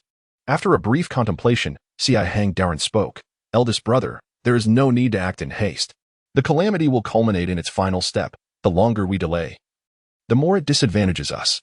However, let us not forget that Chaogu cannot afford to linger. How can such a modest city contend against the vast expanse of the 9 provinces?" He cradled a pristine jade bottle, a cold smile gracing his lips as he continued, "Encircle Chaogu, rendering it a solitary fortress, ultimately leading to its collapse. This is the righteous path. As for the inheritance of the human king, when despair envelopes the people of Chaogu, how can the legacy be preserved? Upon hearing this, Zhongzi wholeheartedly agreed. He had previously been too eager to conclude the tribulation, driven by impatience, which had led to suboptimal choices. Nodding, he stated, "We shall wait no longer than 2 years. Even if Chaogu City stands, once we have fully restored our strength, I believe that the Holy Mother Wudong will be unable to withstand the combined might of our brotherhood. Moreover, the sword of extermination is still in our possession."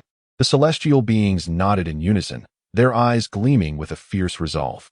Enlightened by Si Hangdoran's words, they ceased their fixation on immediate action. 2 years was a wait they could endure. Once their strength was fully restored and the sword of extermination was unleashed upon Chaogu City, how could it possibly withstand such an assault? As for the loss of face incurred from waiting an additional 2 years, once the sword of extermination swept through Chaogu City, decimating all who dared defy the heavenly decree. Who among the celestial beings could claim that the Chan school had lost its dignity? Zhongzi addressed his fellow disciples, stating, "Brothers, let us hasten to our seclusion and restore our full strength within 2 years." The celestial beings responded in unison, "Yes." Subsequently, he turned his gaze toward the direction of Mianqi and spoke, "Junior brother Jiangshang, I hereby convey the decree of the Jade Void. From this day forth, you are to lead the great army to besiege Chaoga. Encircle but do not attack. After 2 years, all will become clear." Minchi County. Zhongzi pondered, "Another siege is upon us?" His lips trembled for a spell, and ultimately, he could only let out a sigh, saying, "Yangjian, Li Jing, Muzha. You shall remain in Minchi County. After 7 days, commence the siege of Chaoga City. I must return to Shiqi to meet with the Western Prince." He mounted the Four Notions beast and ascended into the clouds. Before departing, he cast a glance at the Shiqi army within Minchi County. Compared to the initially formidable coalition of 100,000, the morale of Minchi County's troops had now plummeted to an all-time low. Zhongzi sighed once more. When the hearts of the people disperse, leading the troops becomes a daunting task.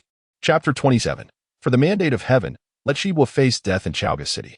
Li Zinzi retracted his dual wings of wind and thunder, landing between the 9 halls, and reported to Zishou, saying, "Your Majesty, the 100,000 troops from Shiqi and Minchi County are once again advancing toward Chaoga. They have divided into several formations, converging from all directions." With his wind and thunder wings, he was indeed the finest scout. Wei Hu's expression shifted as he remarked, "Your Majesty." Previously, Zhongzi intended to employ Yangjian's strategy to besiege Chaoga, but was interrupted by Zhongzi. Now that Zhongzi has retreated, it is likely Zhongzi plans to recommence the siege. Neza chuckled heartily, saying, "They are surely unaware of the treasures within Chaoga City. Do they think they can starve out Chaoga? Such a fantasy." Having spent the most time in Chaoga, he witnessed the king unveil one wondrous item after another. Setting aside other matters, the mere presence of the earthly rice and the essence of soil ensures that Chaoga will never fall to siege. Fang Bai interjected, "Perhaps we could feign weakness, enticing the Shiqi rebels to attack again, and then deliver a devastating blow?" Wei Hu shook his head, replying, "We cannot harm their foundation. Slaying more invading rebels would only lead to further bloodshed, ultimately resulting in the demise of our own kind. We must devise a plan to sever their roots." Shang Rong, Fang Bai, Fang Xiang, and the remaining officials in the 9 halls engaged in fervent discussion. The atmosphere was charged.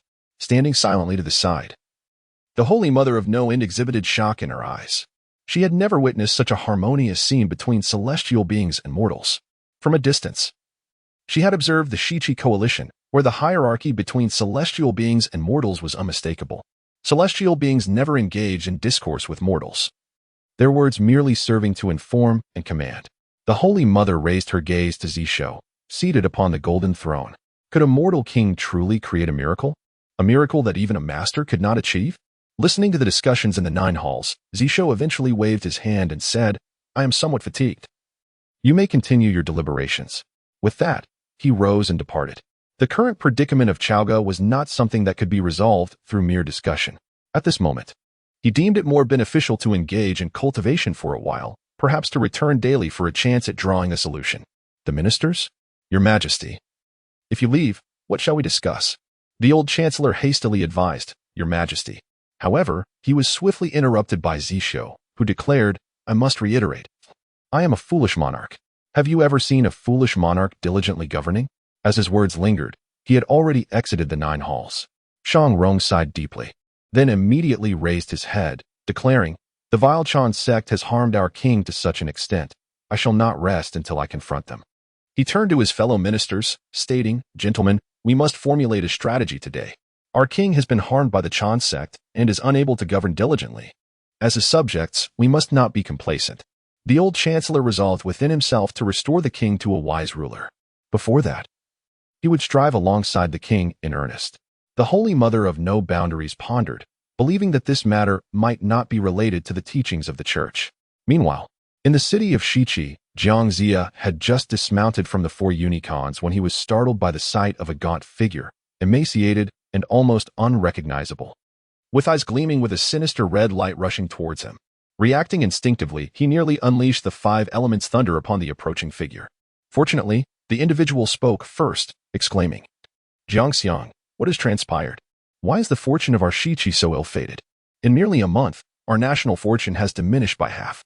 Why can a mere Chaoga city withstand a 1,000,000-strong coalition?" Zhongzi then recognized the visitor as Ji Chong. He was acutely aware that Ji Chong was alive, propelled by divine mandate to sustain the fortunes of the Western Zhou, thus extending his life against the odds. This situation mirrored that of the persistent Shang Rong and Chaoga. However, he was utterly taken aback by Ji Chong's drastic transformation in such a short period. Zhongzi stared, astonished, and asked, "What has befallen you, Shibua?" With a face etched in sorrow, Ji Chong replied, "Ever since the news of our army's defeat reached us, panic has gripped the city, and the national fortune has declined day by day. I have been ensnared by these events, resulting in my current state." Zhongzi's expression shifted, and he gazed deeply at Ji Chong, reassuring him, "You need not worry, for the matter of Chaga will find resolution. Within 2 years, Chaoga city shall surely fall." Ji Chong trembled, exclaiming, "2 years? How can I endure for another 2 years? How can the fortune of Shiqi sustain itself for that long?" As the sovereign of the Western Zhou, he understood better than anyone the precariousness of their fortune. The rise of the Zhou dynasty had reached its zenith after over 20 years of warfare against the Shang. If they could seize Chaoga and fulfill their heavenly mandate, it would usher in an era of prosperity for 8 centuries. Yet, repeated failures to conquer Chaoga had led to a swift decline in their national fortune, half lost in but a month. If they could not capture Chaoga soon, 2 months would be an insurmountable challenge, let alone 2 years. Such is the decree of destiny. Tug at one thread, and the entire tapestry unravels. The Shang could not be allowed to persist, for their survival meant the demise of the Zhou. Jiangzi's demeanor turned icy as he stated flatly, "I possess methods to sustain the fortune of the Zhou, so you need not fret, Shibua." Ji Chong, sensing the chill in Jiangzi's countenance, felt an unshakable dread. With widened eyes, he queried, "Jiangxiang, what are your intentions?" Zhongzi coldly replied, "Half of Shiqi's fortune has been expended to prolong your life, Shibua. You must understand that 14 years ago, you ought to have succumbed to the heavenly mandate." Ji Chong, wise to the ways of the world, comprehended the gravity of the situation. If the fortune of the Western Zhou could endure, it would be one matter. However, as the decline exceeded his expectations and the capture of Chaga remained an impossibility in the near term, alternative solutions must be sought. He looked at Ji Chong, enunciating each word with chilling clarity. "For the sake of destiny, I implore you to embrace death." Ji Chang, taken aback, turned to flee, only to find himself utterly immobilized. Despair widened his eyes. Half an hour later, mournful wails echoed through the palace of Shiqi. Clad in humble garments, Zhongzi, with a visage marked by sorrow and indignation, proclaimed to the assembled subjects, "Esteemed citizens, heed my words.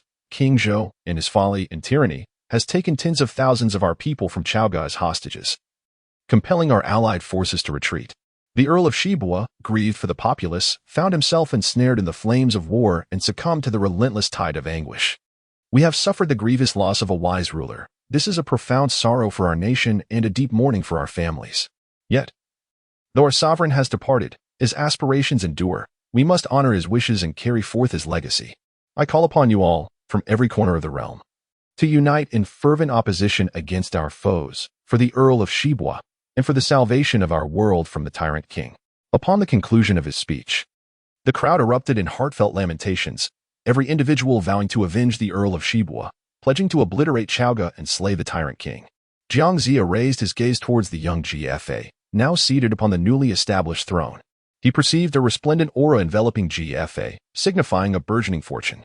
Zhongzi murmured softly, "Today, we anoint GFA as the sovereign of the Zhou, henceforth known as King Wu. May the realm be united in purpose, working together to usher in an era of prosperity." In unison, the entire court, both civil and military, knelt before him. "We pay homage to King Wu." In that instant, the already diminished fortunes of the Western Qi began to rejuvenate once more, as radiant beams of light reignited across the lands of the Western Zhou, akin to a wildfire spreading across the plains. Chapter 28. Observing celestial phenomena on a solitary night. Comprehending the great formation of the Ta Su heaven. Goddess Nuwa cast her gaze upon the rising fortunes of the Western Zhou, calculating with a flick of her fingers. A glimmer of brilliance sparkled in her eyes as she remarked, "What a splendid rise for the house of Shibo and the flourishing of Zhou. With the demise of King Wen and the birth of King Wu, it appears to be a case of fire meeting oil. The bloodline of the Zhou dynasty serves as kindling. Should it be consumed entirely, what then, Yuan Shi?" She glanced towards Chaoga and said, "O monarch of men, it now rests upon you and the Zhou lineage to see who can endure the flames longer." In the jade-pure heaven, Guangqingzi regarded Shiqi with indifference, recognizing without the need for divination that it was Zhongzi who had taken action. He was unfazed by this. Zhongzi's mission was, after all, to uphold the fortunes of the Western Zhou and to advance the divine calamity. Everything being done now was merely in accordance with the heavenly mandate, as it should be. He closed his eyes once more, continuing his cultivation, for regaining strength was paramount. In the west, within the Shumi heaven, the fluctuations of Shiqi's fortune did not capture the attention of the Western sages. Instead, it was the current predicament of the Chan sect that unfolded precisely as the sages had orchestrated. Saint Xuanti, after a long calculation, revealed a faint smile on his waxen face. "Brother," he said, "I possess a strategy that could render the Chan sect indebted to the West in a significant way. In due course, when our teachings spread eastward, this debt shall serve its purpose." The affairs of the eastern land's divine calamity were of little concern to the West. They had already reaped ample rewards from the calamity. Yet, the West remained barren, and merely this calamity would not suffice for their grand aspirations. Preparations for what lay ahead must commence. Saint Jean, enveloped in the boundless radiance of the Western Brahmin, replied, "Does my junior wish for the Chan sect to seek favor from our West? Yuan Shi holds his dignity in high regard. This endeavor may not be simple." Upon hearing this, Saint Xuanti laughed. "I suspect that Yuan Shi is presently too preoccupied to attend to the affairs of the sect. The only one left to manage the Chan sect is the lantern bearer. I perceive that our fates are intertwined. I shall personally travel to Lingjiao Mountain to guide him to our West. Once the deputy leader of the Chan sect becomes a friend of the West, the debt they owe will be unavoidable, regardless of their desires." Saint Jane joined his palms together, saying, "Excellent. I appreciate your efforts, Junior." As he spoke, a spark of spiritual light descended into Saint Xuanti's hands, transforming into several true names: Sihong Daoren, Wenshu Guangfa Tianzuan, Pu Xianzhenren, and Zhu Lu Sun. Liu Daoren. With a smile, he added, "Among the myriad formations, there are indeed several who share a connection with our West." Saint Xuanti understood with a nod. In the mortal realm, after Guangqingzi withdrew and Yang Jian besieged Chaoga, several more days passed. The news of Ji Chang's death and the succession of King Wu, GFA, finally reached Chaoga. In truth, Zishou had long since sent Lei Zhongzi to gather intelligence and had already received this news. However, he chose to remain silent, for in his eyes, Ji Chang was merely a pawn placed on the mortal plane by the celestial beings. When one piece faltered, the divine could simply replace it, or even create a perfect replica, such as the second GFA. The grass atop the grave of GFA's first generation has now grown to a height of 7 feet. Yet this does not hinder the succession of the second generation of GFA to the throne of Zhou. News now travels to the besieged city of Chaoga through alternative means. In order to maintain his public persona, Zishou declared a citywide celebration. After all, a foolish monarch ought to engage in such antics. To his astonishment, the citizens of the court hailed the king as wise, truly a ruler for the ages. It nearly triggered the system's assessment of his incompetence once more. That night, Zishou embarked on his second month of clocking in. Another month had passed, and he anticipated a reward from the system. Over the past month, he had drawn an array of rather peculiar items. The only one of immediate use was a low-grade spiritual treasure he had acquired on the 40th day, the purifying water vessel. This treasure was of the same rank as Shirong, classified as a grade XIN reward, and its sole function was to dispense an endless supply of pure water. Congratulations to the host for successfully clocking in. Clock and reward, Zhou Tian Star Formation Human Volume, Zhou Star Formation Human Volume. Grade G Reward. The foremost offensive formation of the primordial era, which adjusts itself according to the human race and can be activated by the humans to arrange the starlight. Tip 1. A minimum of 365 participants is required to form the formation, with no upper limit on multiples thereof. The greater the number of participants, the more starlight can be summoned, and the greater the power. Tip 2. The higher the realm of the participants, the more starlight can be summoned, and the greater the power. Zishou chuckled with satisfaction. Among the 12 great formations of the primordial era, only 4 dare to claim the title of the best. The foremost killing formation, the slaying immortals sword formation. The foremost offensive formation, the Zhou Star formation. The foremost defensive formation, the Hulua Hunyuan formation. The foremost summoning formation, the 12 capital celestial demon formation.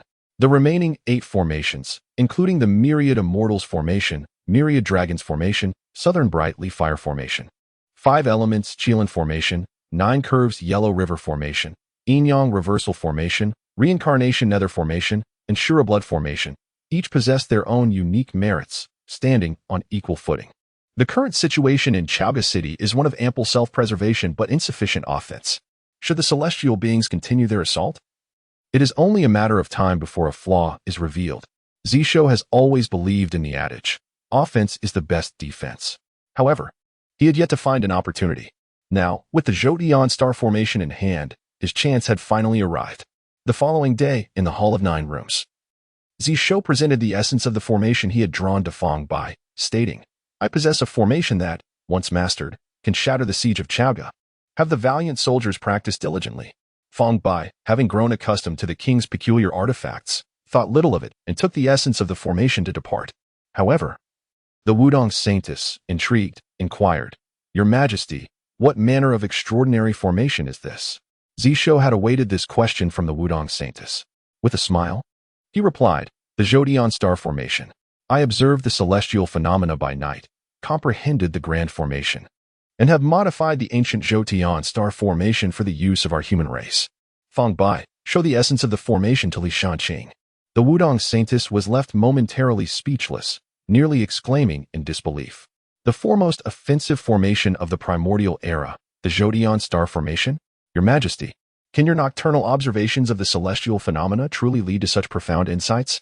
Have you indeed adapted it for the use of humankind? In the days of the demon Emperor Dijuan, through his meritorious deeds in establishing the ancient demon court, comprehended the heavenly principles and traversed the vast expanse of the cosmos for millennia before he ultimately discerned the celestial star array. Your current endeavors may inadvertently render the ancient demon emperor rather foolish.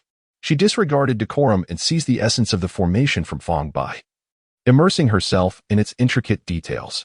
As one of the 4 foremost disciples of the sect, a formidable being who has attained the pinnacle of mixed origins, she quickly recognized that this essence of the formation was indeed authentic. Following the calamity of the Wu and Yao, with the demise of Dijuan and Tai, the ancient demon court lay in ruins. The primordial world has since been devoid of the celestial star array. Every immortal of the sect yearns to revive this formation, yet none have succeeded. Now, with your Majesty having comprehended this grand array in a single night and further refined it, the Holy Mother of No Worries could not help but twitch her lips. Your Majesty, this not only casts the ancient Emperor Dijuan in a dim light, but also renders all your peers within the sect, who profess expertise in formations, quite foolish. Is this truly the bearing of the King of Humanity? Chapter 29. A scheme to overcome Chaoga in 7 days outside the city of Chaoga. Yang Jian stood within the encampment, gazing at the fortifications of the city. Although he could not perceive the fortune of Chaoga directly, he could discern the circumstances surrounding it through the art of divination. After besieging the city for over 20 days, Chaoga showed no signs of weakening. He spoke calmly, saying, If Prime Minister Jiang cannot rally the allied forces of the various lords within half a month, then before Chaoga falls, the forces of Shiqi will falter first. As the temporary commander of the Shiqi army, he was acutely aware of the morale among his troops.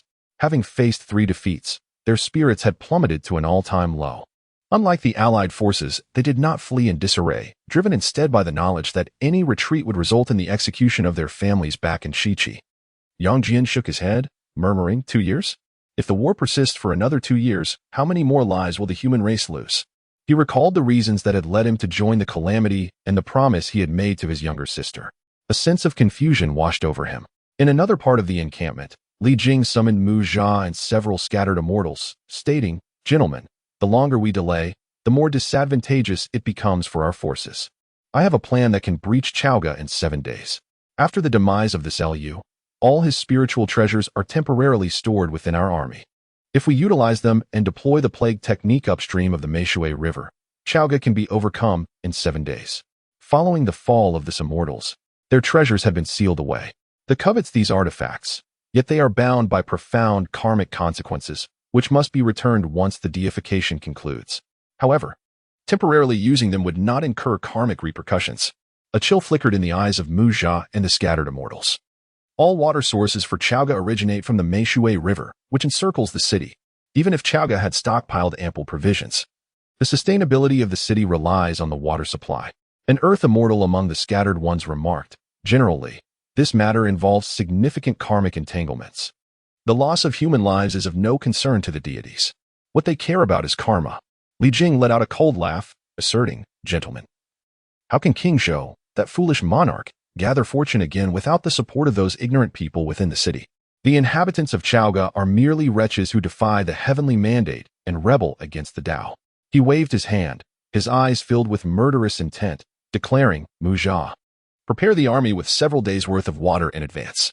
Daoist Zhou, once the preparations are complete, take Lu's plague seal and head upstream of the Meishui, where the influence of Chaoga's fortune does not reach." Mu Jia and the scattered immortals nodded in agreement. Li Jing reiterated his instructions, saying, "This must not reach Yang Jian's ears. His compassion, as a disciple of the, blinds him to the plight of those who defy the heavenly mandate." Unbeknownst to them, not far away, a pair of keen ears absorbed every word of their conversation.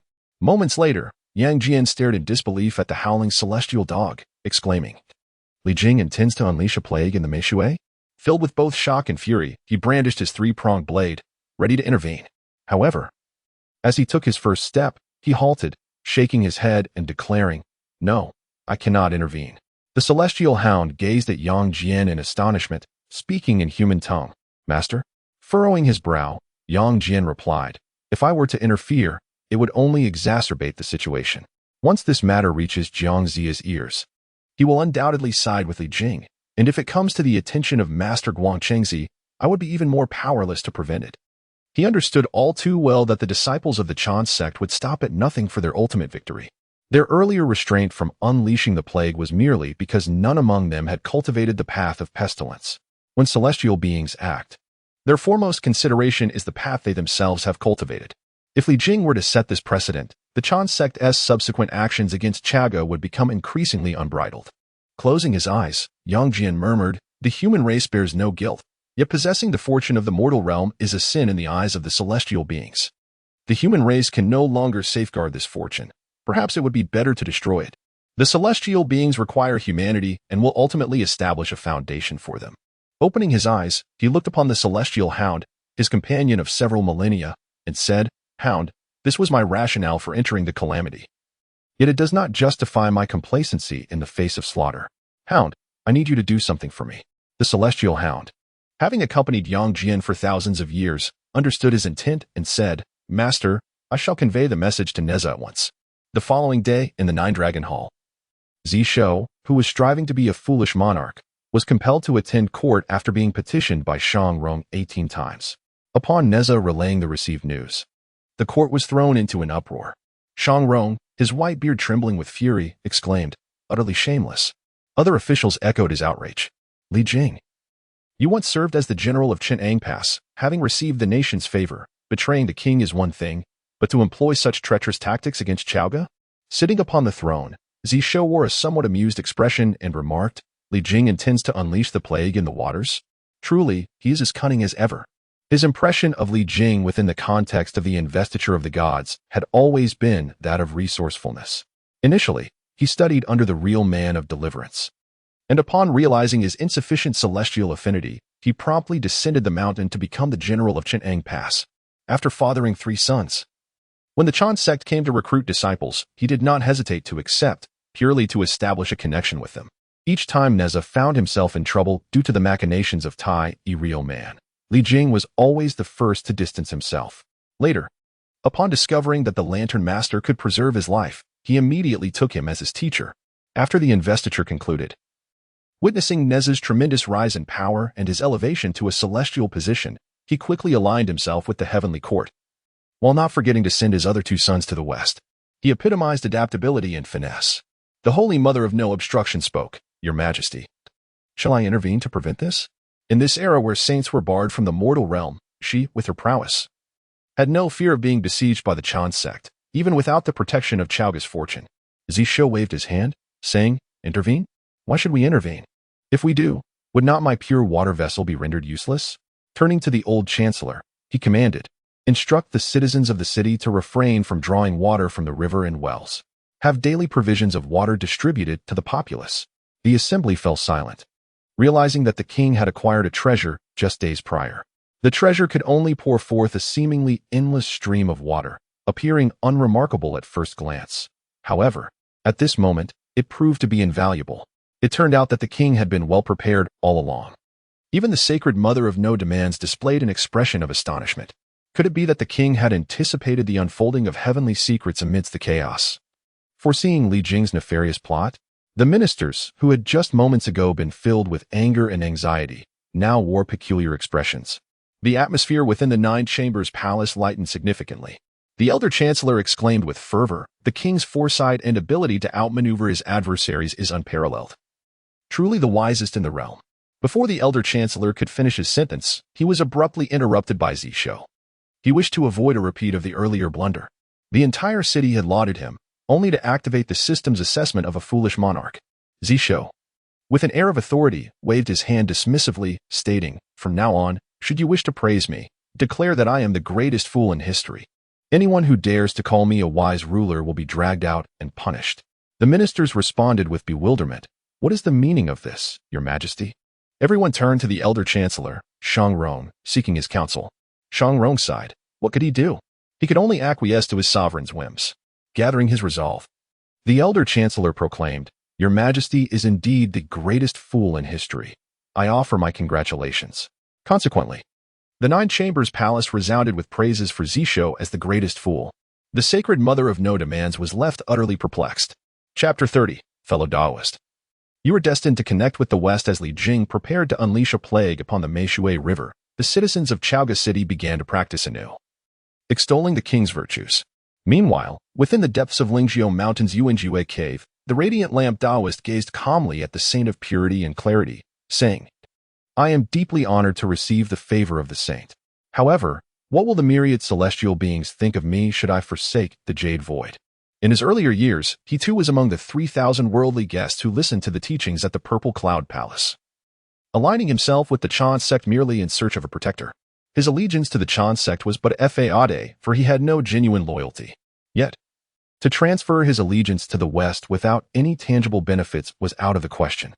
A faint smile graced the pale visage of the saint of purity and clarity as he replied, "Fellow Taoist, you are indeed fated to connect with the West. It is only in my Western domain that you may attain the true Tao. Our West is destined for great prosperity.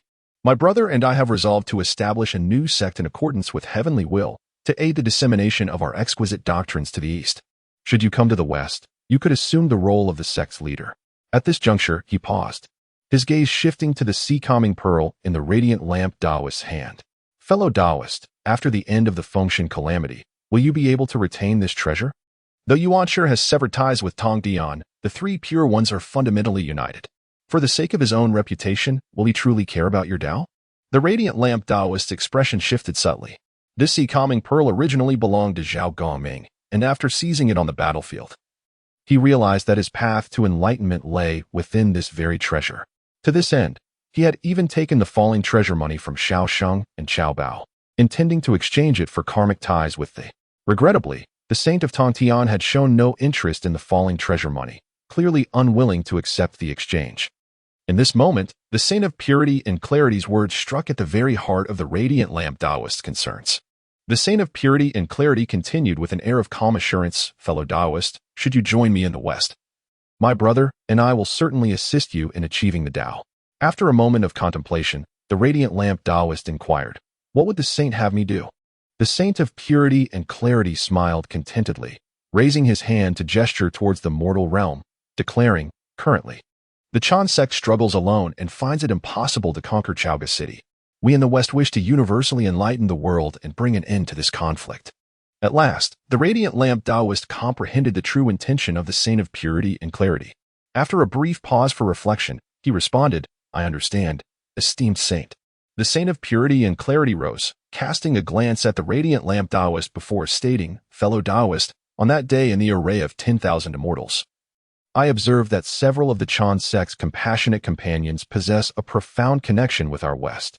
The radiant lamp Taoist's eyes widened in realization. It dawned upon him that the ambition of the Western saints extended far beyond his own. They were intent on hollowing out the Chan sect. Yet, this thought brought him a sense of relief. With the ambitions of the two Western saints evidently greater, his own safety appeared more assured.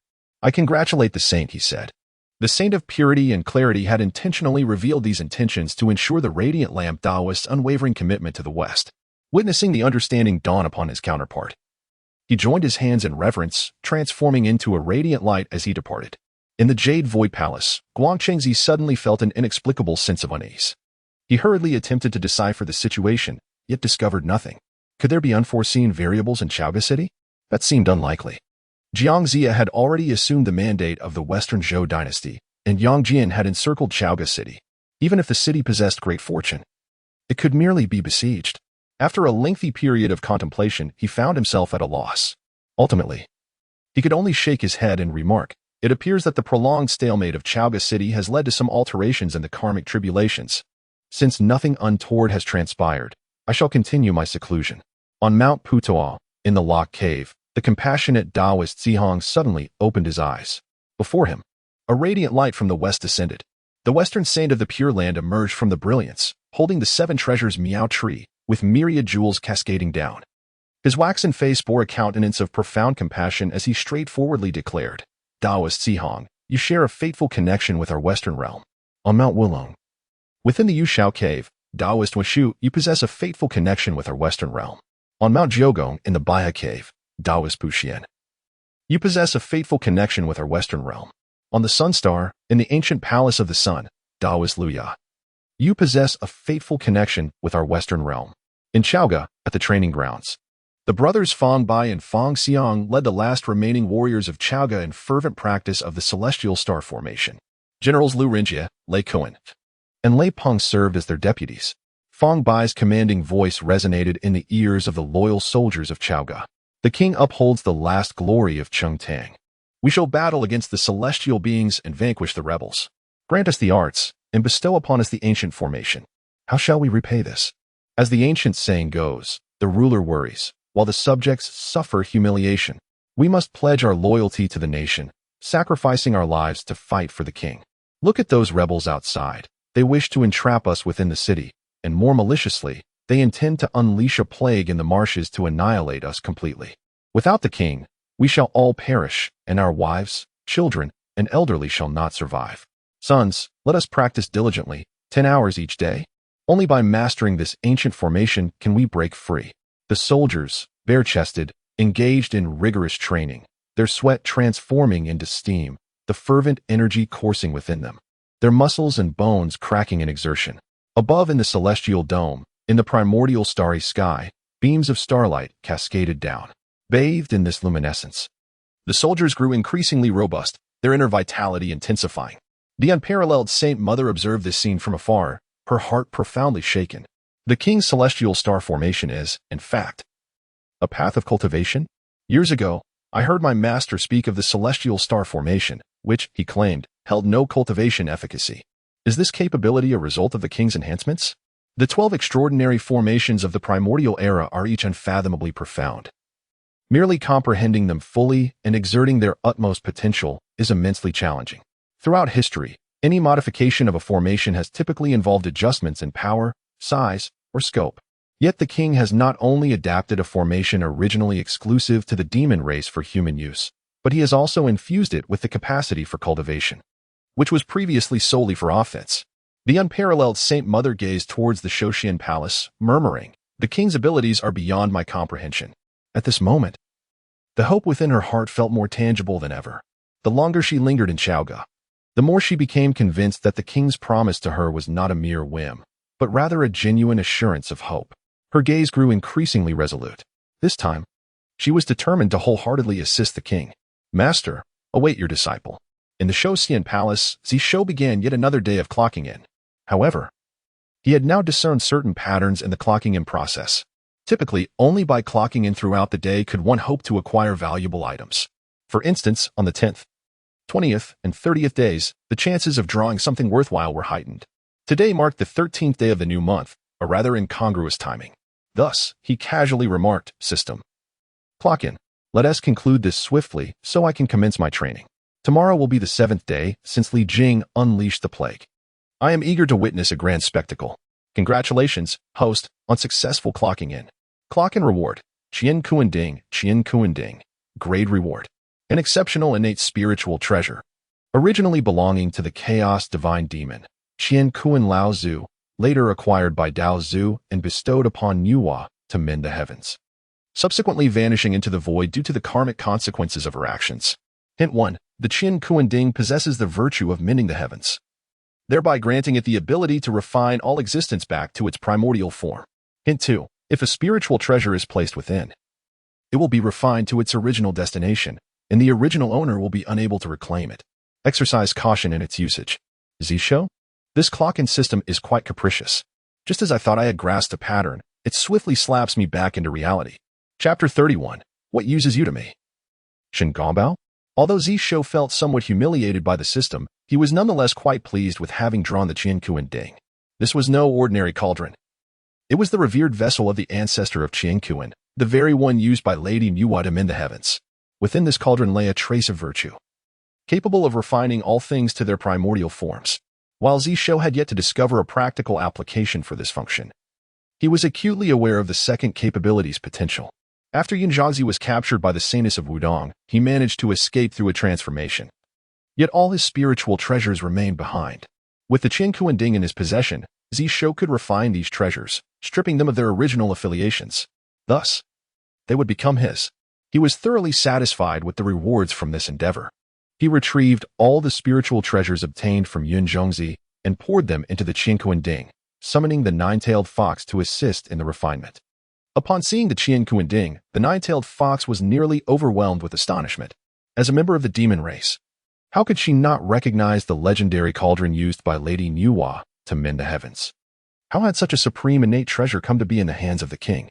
Little did she know that the Qian Kuan Ding had retreated into the void due to the repercussions of its heavenly mending. This was a secret known only to Lady Nuwa, who, having lost such a precious artifact, would naturally remain silent about it. Realizing the significance of the Qian Kuan Ding, the nine-tailed fox came to a profound realization. Lady Nuwa was demonstrating her full support for the king. Fortunately, since the last time she reported to Lady Nuwa, she had been resolutely devoted to the king, never wavering again. The bestowal of this treasure upon the king was a clear signal to her. The nine-tailed fox obediently complied with the king's instructions, taking the Qian Kuan Ding to the back to join her two sisters for the ritual. The three demons once again made a solemn vow to exhaust their efforts in aiding the king and to atone for their past transgressions. After entrusting the Qian Kuan Ding to the nine-tailed fox, Zishou contemplated for a moment before producing the summoning banner. He had used the banner several times after summoning the Saints of Wudong, but the celestial beings he had summoned previously were all obscure figures, scarcely known in the annals of the function. Consequently, he had set it aside for a while, for it was the essence of deities that mattered, not their quantity. One Saintess of Wudong was far more valuable than 1,000 marginal deities. However, feeling fortunate today, he resolved to summon once more. As the summoning banner unfurled, an ethereal aura emanated from its surface, inscribed with the profound words of the Tao, which fell before Zishou's eyes, locking onto the disciple of the Chan sect. A pawn in the function chess game arranged by the primordial lord, Shen Gongbao. The target's power does not exceed the host by a significant realm. Forced summoning is possible. Shall the summoning commence? Zishou's lips twitched. Had he just declared his good fortune? And yet, he had drawn such a charlatan? What was he to do with him? Deceive the Chan sect? Yet, a pawn arranged by the primordial lord? That was intriguing. No wonder Shen Gongbao had been so reckless. It seemed the primordial lord had only intervened at the very end. It turns out that Shen Gongbao is merely a pawn in the shadows. The defeat of the was not unjust. However, Wasn't he Shingongbao supposed to be conscripted to fill the CI? How then could he be summoned? He hesitated for but a moment before resolutely deciding to call upon him and enforce summoning, though Zishou had not made any declarations. His current realm was already akin to that of a human immortal. The initial stages of cultivation involved the accumulation of essence, energy, and spirit. With the daily rewards he received, his progress was remarkably swift. At present, his level equated to that of a human immortal. Although Shingongbao had formally entered the realm of immortality, he remained merely at the terrestrial immortal stage, thus unable to escape the compulsory summoning of the immortal summoning banner. Zishou waved the immortal summoning banner. The next instant, a figure materialized before him, a tall, somber-looking Taoist with half-black, half-white hair. Without a trace of hesitation, Zishou invoked the chaos-suppressing bell. Upon the sound of the bell, Shingongbao, who had just been summoned and was still bewildered by the sudden turn of events, found himself momentarily lost in confusion. In the next heartbeat, the bewilderment in his eyes transformed into clarity. He raised his head to Zishou and bowed, saying, "I pay my respects to the great king." Zishou scrutinized Shingongbao for a moment before speaking nonchalantly. "Shingongbao, were you truly conscripted to fill the CI? What arrangements has the primordial supreme being made for you?" At this juncture, Shingongbao had been completely subdued by the suppressing bell and readily shook his head, replying, "Your Majesty, I have not been conscripted to fill the CI. I have merely been in seclusion in the Northern Sea. Since the primordial supreme being took me as a disciple, he has secretly issued edicts. I have disguised myself in the Jade Void Palace, remaining underappreciated and melancholic, deliberately mingling with disciples of the purpose was to lure the disciples into the calamity when the sealing of gods began. The disciples bear seals from the primordial supreme being within their primordial spirits. Thus he does not fear my revealing the truth. However, your Majesty has just erased this seal." Zishou was not the least bit surprised by Shingongbao's response. Upon realizing that Shingongbao was a pawn, he could easily surmise the arrangements made by the primordial supreme being. The only point of lamentation lay in the cunning nature of the primordial supreme being, who had begun his schemes a millennium and a half ago when the saints signed the god-sealing list. He gazed at Shingongbao and inquired, "Who else knows of your identity?" Shingongbao shook his head, stating, "No one knows. The edict I received from the saint is classified." Zishou chuckled softly, "A splendid secret. If no one knows, then your words cannot be substantiated. Even without the seal, do you think the celestial beings would trust you over the saint?" Shingongbao fell silent. Did he not understand this? But would he dare to defy the saint's edict? Zishou regarded Shingongbao and asked, "What use do you have for me?" Shingongbao hurriedly replied, "Your Majesty, while my capabilities are limited, I should be able to assist you in acquiring the river map and the Luo book." Zishou raised an eyebrow, puzzled. In his view, Shingongbao was skilled in deception, a useful talent indeed, yet akin to the subtle rewards he had drawn from his endeavors. Useful, but not immediately applicable. Thus, he posed the question.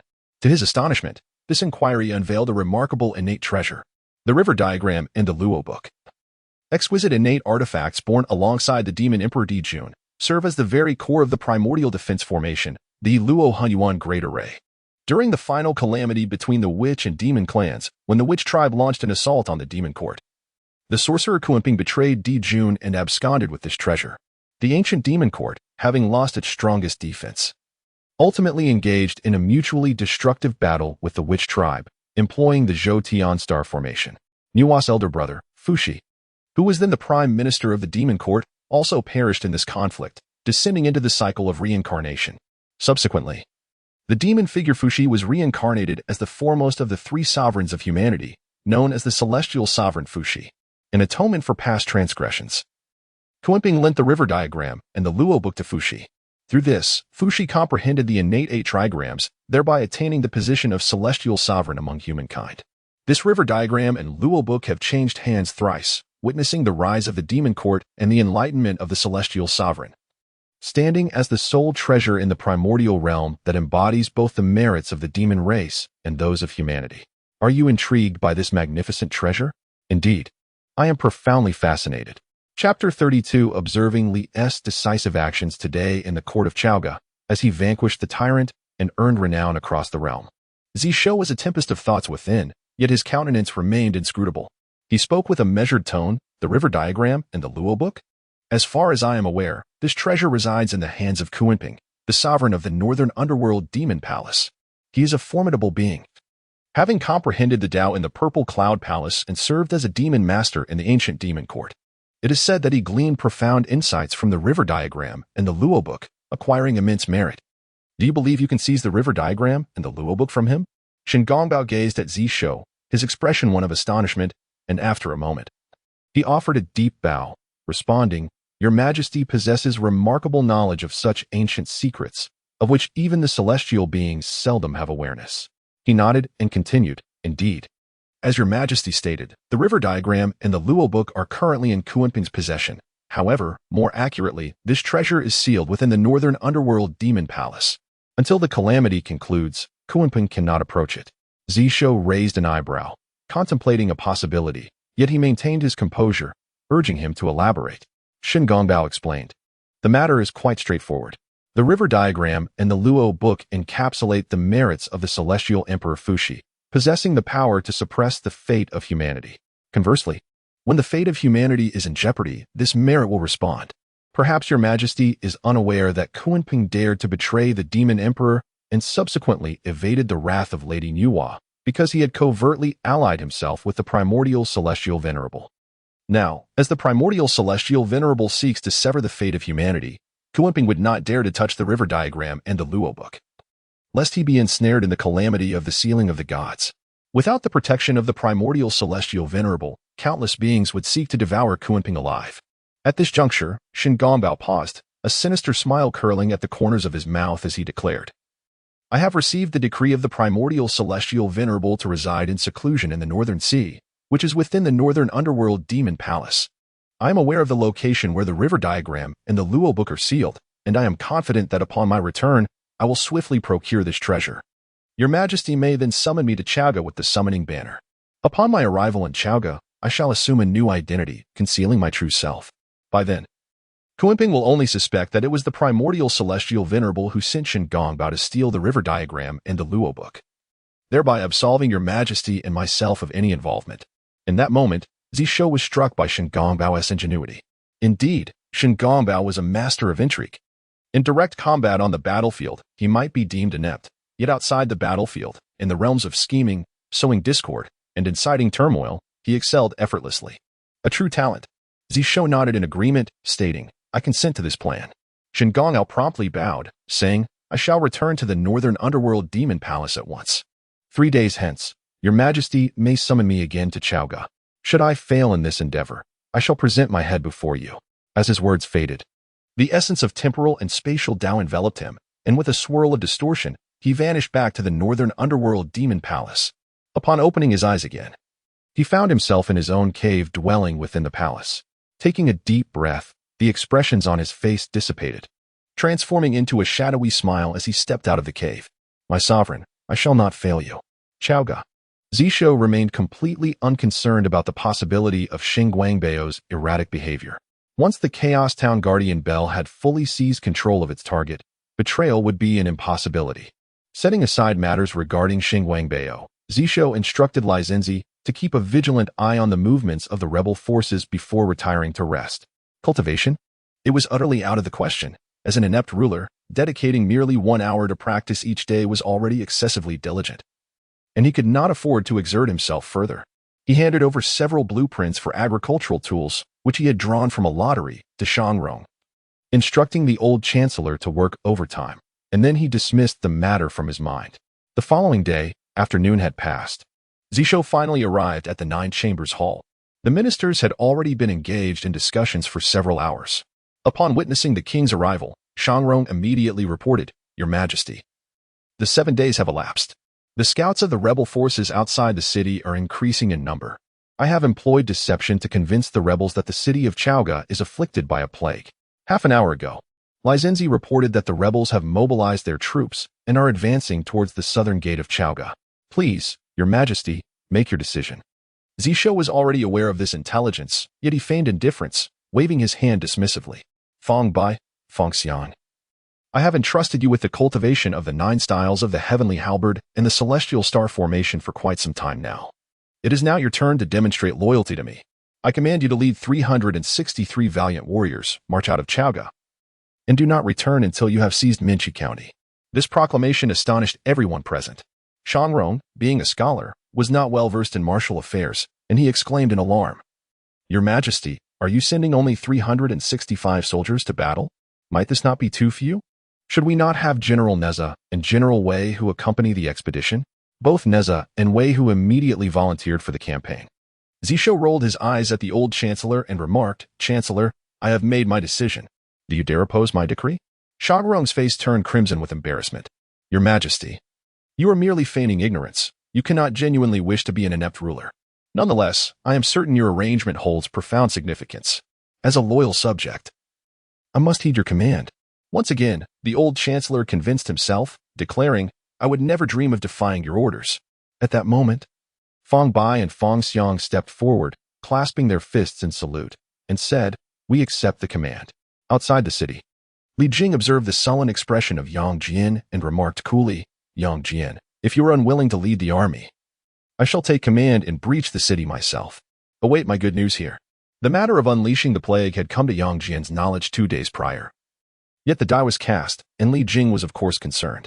Now that the 7-day deadline had arrived, it was likely that among the over 20,000 inhabitants of Chaoga, few could still stand. The moment to achieve merit had arrived. Li Jing brushed Yang Jian aside, enlisting Mu Jia and several other scattered immortals, leading 10,000 troops to assault Chaoga. Yang Jian silently watched as Li Jing led the army into battle, his expression unchanged. His status dictated that the more he engaged, the more mistakes he would make. Thus, he deemed it wiser to remain still and observe. Li Jing's renewed assault on Chaoga City naturally attracted the attention of the celestial beings.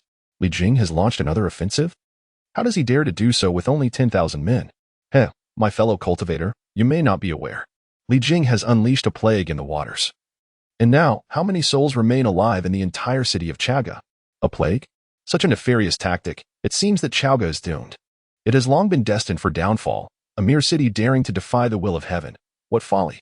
This has brought unrest to all cultivators across the realm. The tyrant king, Zhou, truly deserves his fate. Until the calamity of the Fengshen is resolved, not a single celestial being dares to find solace. Observing the steadfastness of Chaoga, one cannot fathom how many deities harbored deep-seated hatred for Zishou. Creek. As Li Jing's army of 10,000 entered the auspicious domain of Chaoga, the southern gate of the city thunderously swung open. The brothers Fong Bai and Fong Xiang, leading a contingent of 363 soldiers, a total of 365 men clad in chainmail and wielding azure steel long spears, proactively emerged from the city. Upon witnessing this, Li Jing burst into laughter, exclaiming, "Chaoga has no capable defenders left. A mere 300 souls think they can stand against my 10,000 soldiers? Today, I shall shatter Chaoga, slay the tyrant, and etch my name in the annals of history." Chapter 33. A grand black pot beneath the city of Chaoga. Fong Bai gazed at the rebellious forces charging forth with ferocity, a cold smirk gracing his lips. "Esteemed warriors, the king has decreed, we shall not return to the court until we capture Mianxi." The soldiers united in a thunderous roar, proclaiming, "We shall not return until Mianxi is ours." Fong Xiang raised his azure steel spear, commanding, "Form the ranks, let us slay the enemy." 360 valiant warriors of Chaoga swiftly arranged themselves with Fong Bai as the focal point. Li Jing, seated upon his steed of divine prowess, observed the formation with disdain, erupting into laughter. "They seek their own demise.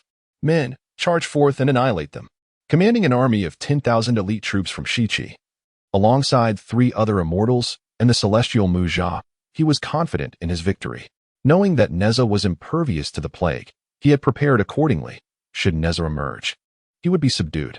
As for the Holy Mother of No Lament, despite her formidable prowess as a Hunyuan golden immortal, he doubted she would dare intervene while the entirety of Chaoga languished in the grips of disease, stripped of its protective fortune. Destiny lay in his favor. Even if she were bold enough to act, he was ready, capable of preserving his life against her assault. Though eager to breach the city before Neza could find the opportunity to strike, Li Jing ensured every contingency was accounted for. He commanded his generals, "Each of you, led 1,000 men and charged towards Chaoga." As the 2,000 soldiers surged forth, Li Jing observed them coldly, declaring, "Those 300 are surely the last viable defenders of Chaoga. Once they are vanquished, the remaining forces will pour into the city and set it ablaze." With the plague already ravaging the city, it was imperative to prevent its spread and cleanse the realm. If fire could reduce Chaoga to ashes, Whatever had once concentrated its fortune would be rendered powerless. Furthermore, all that he had wrought within those walls would fade into oblivion with the flames. As Li Jing's commanders nodded in agreement, the two factions collided beneath the city of Chaga. In the next moment, an astonishing spectacle unfolded, leaving all in awe. From the formation of a mere 365, an overwhelming aura erupted, a radiant light ascending to the heavens, piercing the celestial expanse. In the starry sky, centered upon the sun and moon, 365 celestial bodies suddenly blazed forth with brilliance. The resplendent might of countless stars cascaded down, transforming into 365 beams of light that enveloped the warriors of Chaga. One by one, towering figures of starlight arose behind the valiant soldiers. Fang Bai felt an infinite surge of courage and strength erupt within him. His eyes widened, and with a thrust of his spear in his right hand and a grasp forward with his left, he struck. Thud! Two of the Shiqi generals fell. One pierced through the chest by the spear, the other having his throat crushed in a single motion. In an instant, the two were dispatched. Bewildered by the rapid turn of events, Fang Bai erupted into laughter, declaring, "Warriors, follow me and let us slay our foes." The morale of the soldiers surged dramatically. Their valiant spirits ignited as they charged forth with weapons drawn. The air resonated with the thunderous sounds of battle. With each strike, the colossal starry giants behind them mirrored their ferocity, resulting in the instantaneous demise of dozens, even hundreds, of the Western Qi army. In the blink of an eye, the 2,000 soldiers of Western Qi were utterly annihilated. The final soldier had scarcely grasped the unfolding chaos before he met his end. Li Jing? Celestial beings? What transpired? What kind of formation is this? How could it harness the power of the constellations?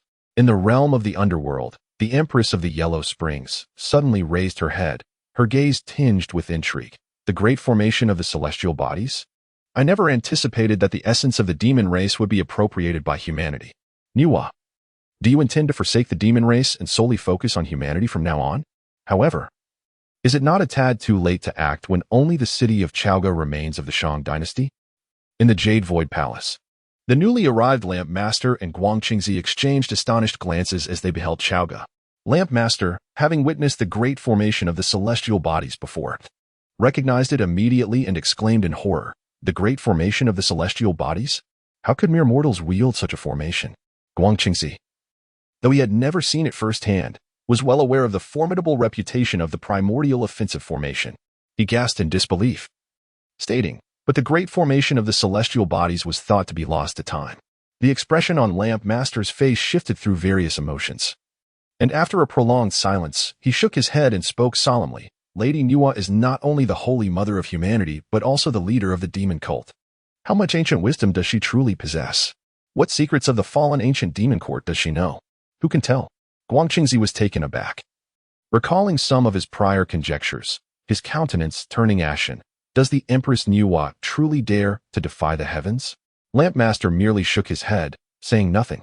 Zhongzi, understanding his unspoken thoughts, realized that the three pure ones had consumed the sacred elixir of destruction.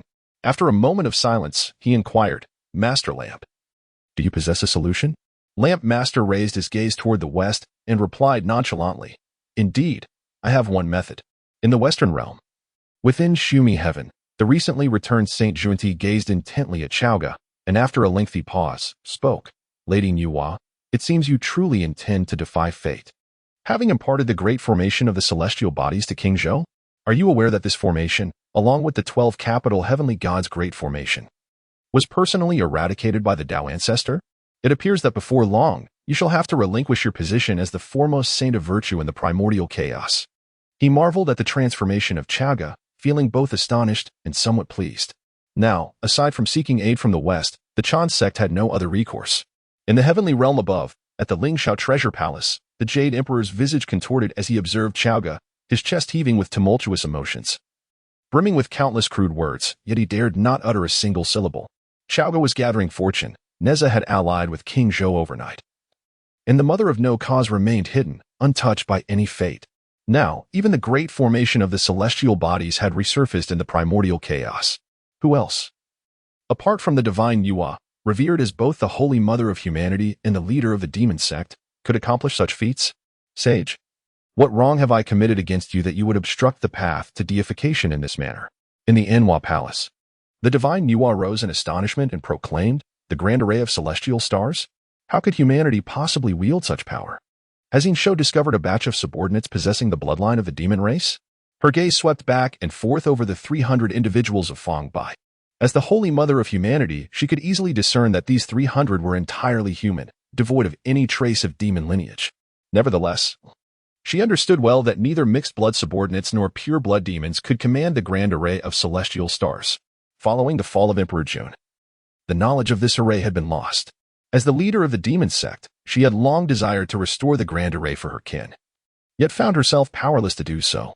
After a moment, she gently shook her head and murmured, "Now, all sages and celestial beings must believe that it is I who protects Chaoga, am I not?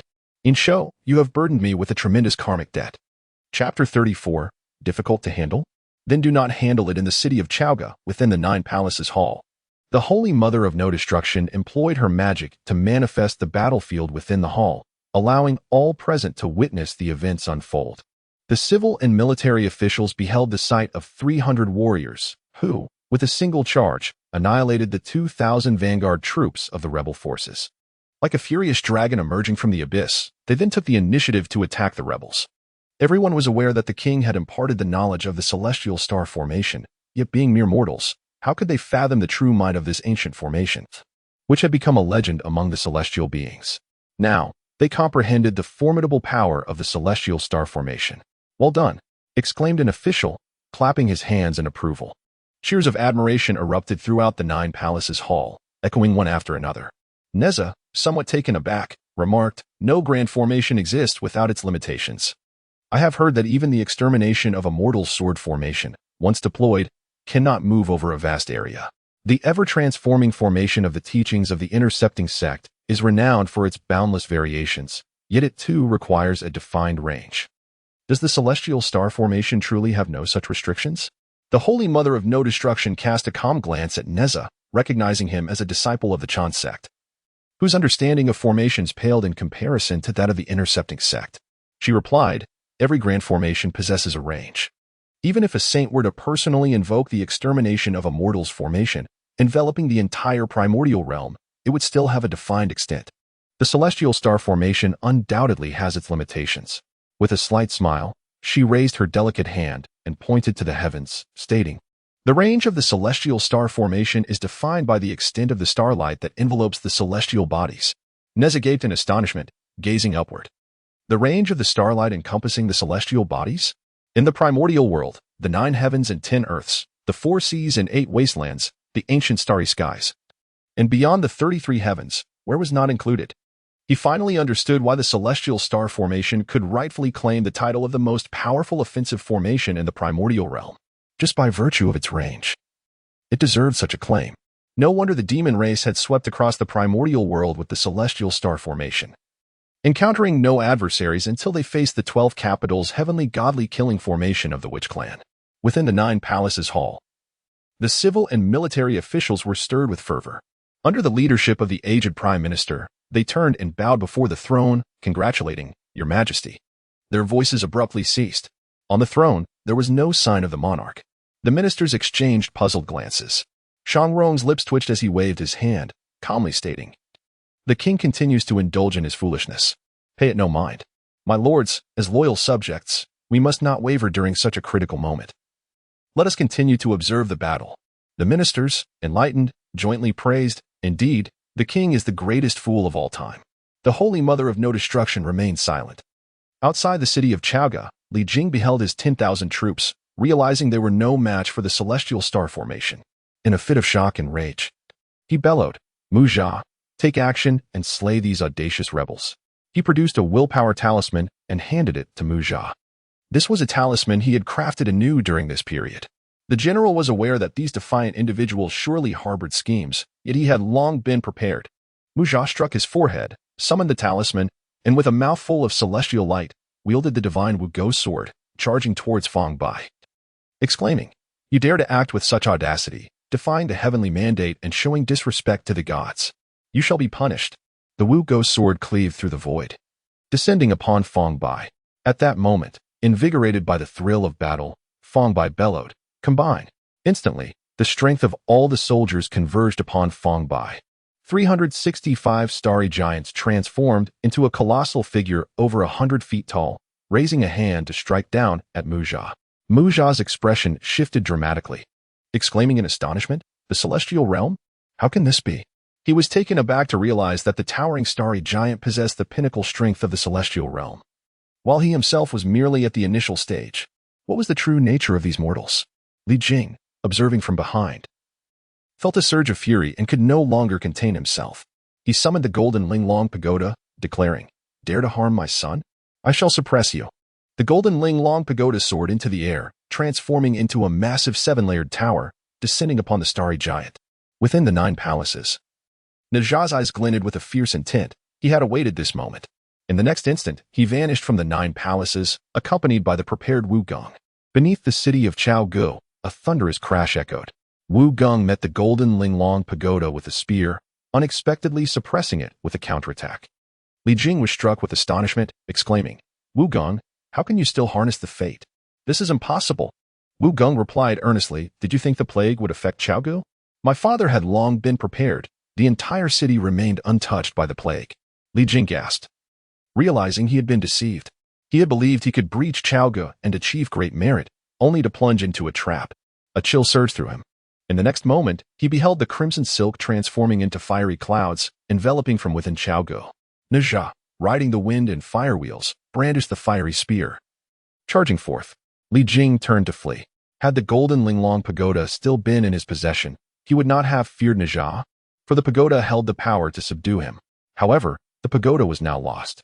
Li Jing desperately attempted to summon the golden Linglong pagoda, but it remained suppressed by Wu Gong, beyond his reach. Ne Zha, like a streak of light, rushed forth, declaring, "Li Jing, today I shall avenge my mother." Meanwhile, Mu Jia was struck nearly lifeless by the hand of the towering starry giant and fell unconscious. Fang Bai, indifferent to Mu Jia's plight, brandished his spear, dispersing the gathered strength, proclaiming, "Everyone, in accordance with the king's command, we shall take Mianqi." 364 soldiers echoed in unison, "We heed the king's command." Under the radiant light of the celestial stars, the 365 soldiers of Chaogu advanced towards Minchi County. The celestial beings were struck with shock and dismay. Chaogu had not been afflicted by the plague. They intended to counterattack Minchi County. Were they mad? Did they dare step beyond the bounds of Chao Ji's fate? For the formation they had established was none other than the ancient demon clan's grand array, the foremost offensive formation of the primordial era, the Zhou Tian Star Formation. In the vast expanse of the heavens and the earth, at this very moment, the air was filled with countless gasps. In Minchi County, Yang Jian stood in stunned silence as he beheld over 300 warriors from Chaoga charging towards him. He had contemplated various scenarios, yet he never anticipated this one. More than 300 individuals dared to venture beyond the auspices of Chaoga's fortune to launch a counterattack on Minchi. However, he was acutely aware that the few thousand troops stationed in Minchi would be utterly insufficient to withstand them. Casting a glance at the beleaguered Li Jing, he sighed. Grasping his trident halberd to intercept Neza, "Neza, I cannot allow you to slay Li Jing before my eyes. I would have no recourse to explain to my master. And that would spell trouble for me," Yang Jian declared, taking his stand as a golden immortal before Neza. Neza, unfazed, grinned and replied, "Trouble? Then let us not trouble ourselves." As his words echoed, 3 streaks of escape light surged forth from Chaoga City, followed by an overwhelming barrage of various magical treasures raining down upon them. Yang Jian was taken aback, despite having attained the golden immortal status and mastering the profound arts. He dared not confront the onslaught head-on. He swiftly retreated, evading the deadly onslaught. When he turned back, he found that Neza had already vanished, resuming his pursuit of Li Jing. Before Yang Jian stood Wei Hu, Lei Zhongzi, and Jin Xia, who had summoned a multitude of magical treasures, encircling him. Wei Hu, wielding the demon-subduing pestle, spoke calmly, "Yang Jian, if you refrain from making a move, it would be most advantageous for us all. Once Neza concludes his task, we shall depart immediately." Chapter 35, A Hundredfold Return. The surge of fortune Wei Hu maintained a calm demeanor as he addressed Yang Jian, stating, "The decree I possess is to prevent you from interfering with Neza or the affairs of Minchi County.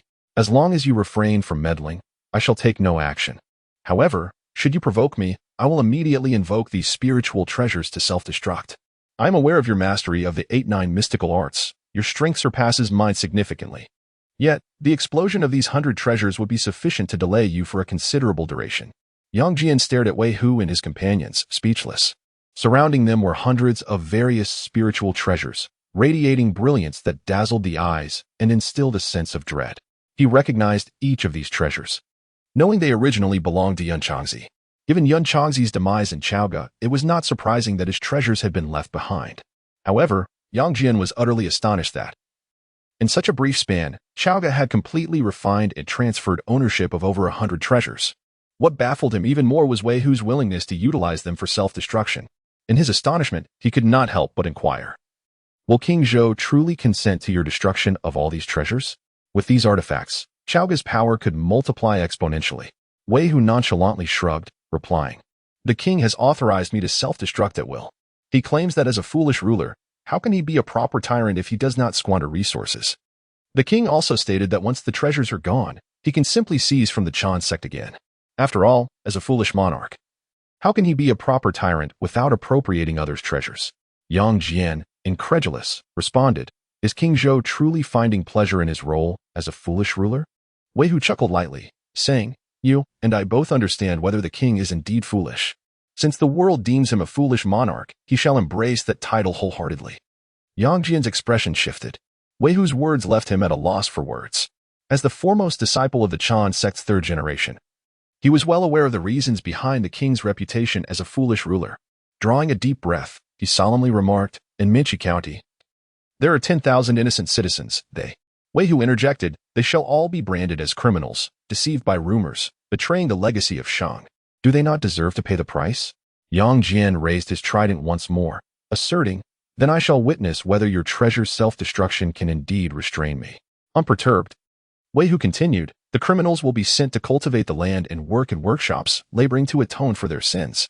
The king will punish them by ensuring they have meat for every meal, forcing them to bear the consequences of their actions. He will further punish them by providing warm clothing in winter and cool attire in summer, ensuring they will never again experience the harshness of seasons. The king will punish them severely, compelling them to read and write, leading them to deeply reflect on their betrayal of Shang. The king's punishments are invariably ruthless. He will also strengthen these criminals, enabling them to labor more effectively in the fields." A smirk slowly crept across his lips as he added, "What say you? Are you afraid?" Yang Jian felt his mind faltering under the weight of the situation. How could Wei Hu, after merely 2 months of allegiance to the Shang king, undergo such a transformation? Nonetheless, Wei Hu's words evoked memories from the past. As he traversed each feudal state, he beheld the plight of the common folk. These individuals subsisted on the coarsest grains, scarcely tasting meat throughout the year. During the bitter cold of winter, they lacked warm clothing, and in the sweltering heat of summer, they had no shelter to find respite. Yet, whenever they beheld the expeditionary forces, they would kneel by the roadside, expressing gratitude for their efforts against the tyrannical rulers. The three-pointed, double-edged blade in Yang Jian's grasp slackened. At that moment, Wei Hu gestured towards the direction of Minchi County, saying, "Listen." Yang Jian turned his gaze towards Minchi, where shouts echoed from within the city. "The king commands, those who surrender shall not be harmed. The king commands, citizens shall not be harmed." After a moment of silence, Yang Jian revealed a faint smile and remarked, "It seems I cannot overcome the three of you. With hundreds of spiritual treasures self-destructing, I am indeed no match." With that, he turned to depart, heading towards the rear of Minchi County. Minchi County, a bastion of defense, was initially established to protect the core of the Zhuo River defense line for Chaoga. At this moment, the Western chief forces within Minchi had lost all will to fight and were fleeing in all directions. Yang Jian intended to regroup these remnants, otherwise, once scattered, they would undoubtedly devolve into bandits, wreaking havoc in the region. As Wei Hu watched Yang Jian leave, a smile graced his lips. He raised his hand and declared, "We each possess over 50 spiritual treasures, stationed at 3 critical points from Chaoga to Minchi. Should the Chan sect attempt any counterattack, we shall immediately self-destruct the treasures, sending them back in disarray. If we can hold them off for a moment, the immortal Lord of Lishan will arrive post-haste. Once Minchi County falls, the fortune of Chaoga will extend to that place, and at that time, this vast expanse will once again belong to the legacy of Tang. The distance from Chaoga to Minchi amounts to 800 li. Once the fortune of Chaoga reaches Minchi, the territory between the two cities will revert to the realm of Tang. An hour later, Minchi County was captured. As Fang Bai reinserted the flag of the Yinshang dynasty into the main military office of Mianqi County, the fortune of Chaoga surged violently, rushing towards Mianqi like a torrent. At Yushu Palace, Guangxingzi's face turned ashen as he gritted his teeth, observing the fortune of Chaoga flowing into Mianqi. He contemplated invoking the Fan Tian seal to erase Mianqi entirely, but upon recalling the presence of the Wudong Holy Mother, he could only endure. Meanwhile, the lantern-lighting Daoist chuckled softly, stating, King Zhou is indeed overly ambitious. How dare he seize Mianqi? Such a move is foolish. The people of Mianqi harbor a profound hatred for him. How much fortune can he possibly gain by incorporating them into Chaoga's fortunes? Does he dare to slaughter all 10,000 inhabitants of Mianqi? For Chaoga, Mianqi is akin to a lethal poison, and should King Zhou attempt to swallow it, he would merely be courting his own demise. Guangxingzi's eyes brightened. Indeed, the ability for Chaoga to reforge its fortune must be intrinsically linked to the influence exerted by King Zhou over the people within Chaoga. However, Mianqi has been under Western Qi's control for nearly 2 years, and the inhabitants of the city are no longer swayed by King Zhou's influence. Guangxingzi nodded and said, What you say is indeed true. The fortune of Chaoga is bound to weaken in the days to come. Seizing this opportunity, Zhongzi could once again summon 1,000,000 valiant troops. In the city of Chaoga, within the majestic Shoshian Palace, Zishou felt the protective aura of his national fortune diminish suddenly, losing more than half in an instant. At that moment, the magnitude of the loss was even greater than the fortune he had initially drawn during the decade of prosperity. Had it not been for his efforts in the recent period to restore fortune, enhancing Chaoga's overall luck by approximately tenfold, the national fortune would have been on the brink of collapse. Zishou was taken aback, knowing that capturing Mianqi would inevitably alter the fortune. But such a drastic change was beyond his expectations. System notification detected that all citizens of Mianqi County harbor a profound fear of the host's tyrannical reign, collectively cursing and lamenting, resulting in a significant depletion of Chaoga's national fortune from the host, indeed marking the host as the most notorious tyrant in history. Detected that within a mere half-day, the host has exhausted 30 years' worth of national prosperity, triggering the novice reward mechanism, a guaranteed return of 100-fold. In the next moment, a torrent of fortune surged from all directions, akin to tumultuous waves crashing relentlessly upon the shores. Chapter 36, The Unfit Ruler and the Loyal Minister. A timeless pair under the surging fortunes of Chaoga, the city flourished. Blossoms bloomed, verdant trees provided shade, and all of nature thrived. The rice ripened swiftly, and the populace felt rejuvenated, their ailments fading away. Civil and military officials were invigorated, their spirits soaring. In Mianqi County, the once somber atmosphere, cast by the ravages of war, was dispelled by a gentle breeze that swept through the town, lifting the pall of despair. The citizens, who had trembled in fear of the capricious ruler's wrath, began to raise their heads. Their feelings of resentment, fear, and confusion dissipated significantly in the wake of the wind. 365 soldiers of Chaoga gathered once more before the general's office in Mianqi County. Fang Bai, adorned in gleaming chainmail, laughed heartily as he brandished his unblemished blue steel spear, exclaiming, The armor bestowed by the king is indestructible, and the spear he granted is capable of piercing anything. Fang Xiang nodded vigorously, declaring, The techniques and formations bestowed by the king are unparalleled. Today, with our brothers and over 300 warriors, we shall charge out of Chaoga, defeat the rebel forces, and seize Mianqi. What a thrill! The soldiers erupted in joyous laughter, exhilaration coursing through them. As they exited Chaoga, they had resolved to face certain death, yet now none bore even a scratch. All of this was a gift from the king. Fang Xiang, impulsive by nature, turned his gaze to the northwest and suggested, Brother, why not seize Mengjin today? Mengjin and Mianqi, one south and the other north of the turbid river, were the two most crucial cities guarding the gates of Chaoga. In the past, during the great battle at Mengjin, Yuan Hong of Meishan had suffered significant losses, depleting Chaoga's last 300,000 elite troops, while utterly devastating the city itself. Presently, Mengjin remained in ruins, inhabited only by a few displaced persons, rendering it unsuitable for a prolonged military presence. Hence, Zhongzi had chosen to station an army in Mianqi. Fang Bai, more composed than his brother, shook his head. Where and when we strike must be decided by the king and the prime minister. We are to follow orders. Let us not forget, our adversaries are divine beings. We do not comprehend their nature. Only the king does. We must not act rashly on matters unspoken by him. Fang Xiang was taken aback and quickly acknowledged. You are right, brother. I have been reckless. Fang Bai reassured him, Do not be hasty. With the king by our side, we shall reclaim the entire realm of Changtang and vanquish those celestial beings. The soldiers united in a fervent chant, reclaim the realm and slaughter the immortals. At that moment, the fortunes of Chaoga surged to an unprecedented peak, momentarily manifesting as a golden pillar soaring toward the heavens. The celestial beings, upon witnessing this phenomenon, felt an inexplicable chill surge through their very essence, leaving them uneasy and on edge. What was unfolding in Chaoga? Uncertain, yet some felt it prudent to maintain their distance, allowing the three teachings to continue their contention while they observed from afar. Indeed, this calamity was becoming increasingly incomprehensible. In the Zishou Palace, the burning lamp Taoist and Zhongzi exchanged glances, each reflecting the weight of the unfolding events. Why has the fortune of Chaoga surged exponentially after the conquest of Mianqi County? Contrary to the expectation of its decline, presently, Chaoga City hardly resembles a solitary bastion that has lost its realm. It is, in fact, a flourishing dynasty that has thrived for a century. Ran Dang awkwardly twitched his lips, and after a moment of silence, he remarked, "This is an extraordinary act against the heavens. We must strike with great force. Zhongzi, you and I shall immediately head westward."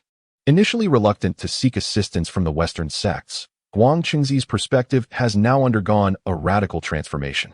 Without their aid, it appears that capturing Chaoga is indeed an insurmountable challenge. If the fortune of Chaoga continues to escalate unchecked, even if he regains his full strength in 2 years, it is likely that King Zhou will reclaim the original territories. Consequently, Zhongzi hesitated for but a breath, then nodded and declared, "I shall accompany my master." Within the 9-section palace, the Wudong Holy Mother gazed in astonishment at the soaring fortunes. She was astounded to discover that, following the myriad celestial formations, her damaged Dao heart was swiftly restored under the influence of this burgeoning fortune. In the myriad celestial formations, she had been compelled by her master's decree to forsake her fellow disciples, which had tarnished her Dao heart over time. Upon arriving in Chaoga, she began to rekindle her hope, and her Dao heart gradually started to mend, though her own calculations indicated that it would require at least a century for full restoration. Yet now, her Dao heart was healing at an unprecedented pace. At this rate, within a year at most, she would achieve her former glory, or perhaps even transcend it. In times of adversity, the splendor of a prosperous era truly shines. Could this be the reason His Majesty has endured in silence for decades? She lowered her gaze towards the civil and military officials of the 9-section palace. At that moment, the officials, upon witnessing the reclamation of Mianqi, were overwhelmed with joy, shedding tears of exhilaration. At last, the moment for the king to strike back had arrived. Shangrong's laughter was so vigorous it made his beard quiver. After a brief pause, the old chancellor waved his hand, stating, "Esteemed officials, we must immediately bring all the citizens of Mianqi County to Chaoga, so they may witness for themselves how they have been deceived by the deities. We shall first dispatch a contingent of soldiers to garrison Mianqi, and once the situation stabilizes, we will relocate a portion of the original populace from Chaoga. This matter is of great significance, and the old chancellor must proceed with utmost care."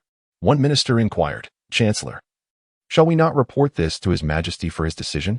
Shangrong boldly interjected, "To seek His Majesty's judgment is merely to defer our own agency." The officials were momentarily taken aback, but quickly realized the implication. If the king were to become a foolish sovereign, how could he govern diligently? Shangrong turned to the officials, stating, "His Majesty presently shoulders all responsibilities of Chaoga, and you all must be acutely aware of this. As loyal subjects, how can we not relieve His Majesty of his burdens?"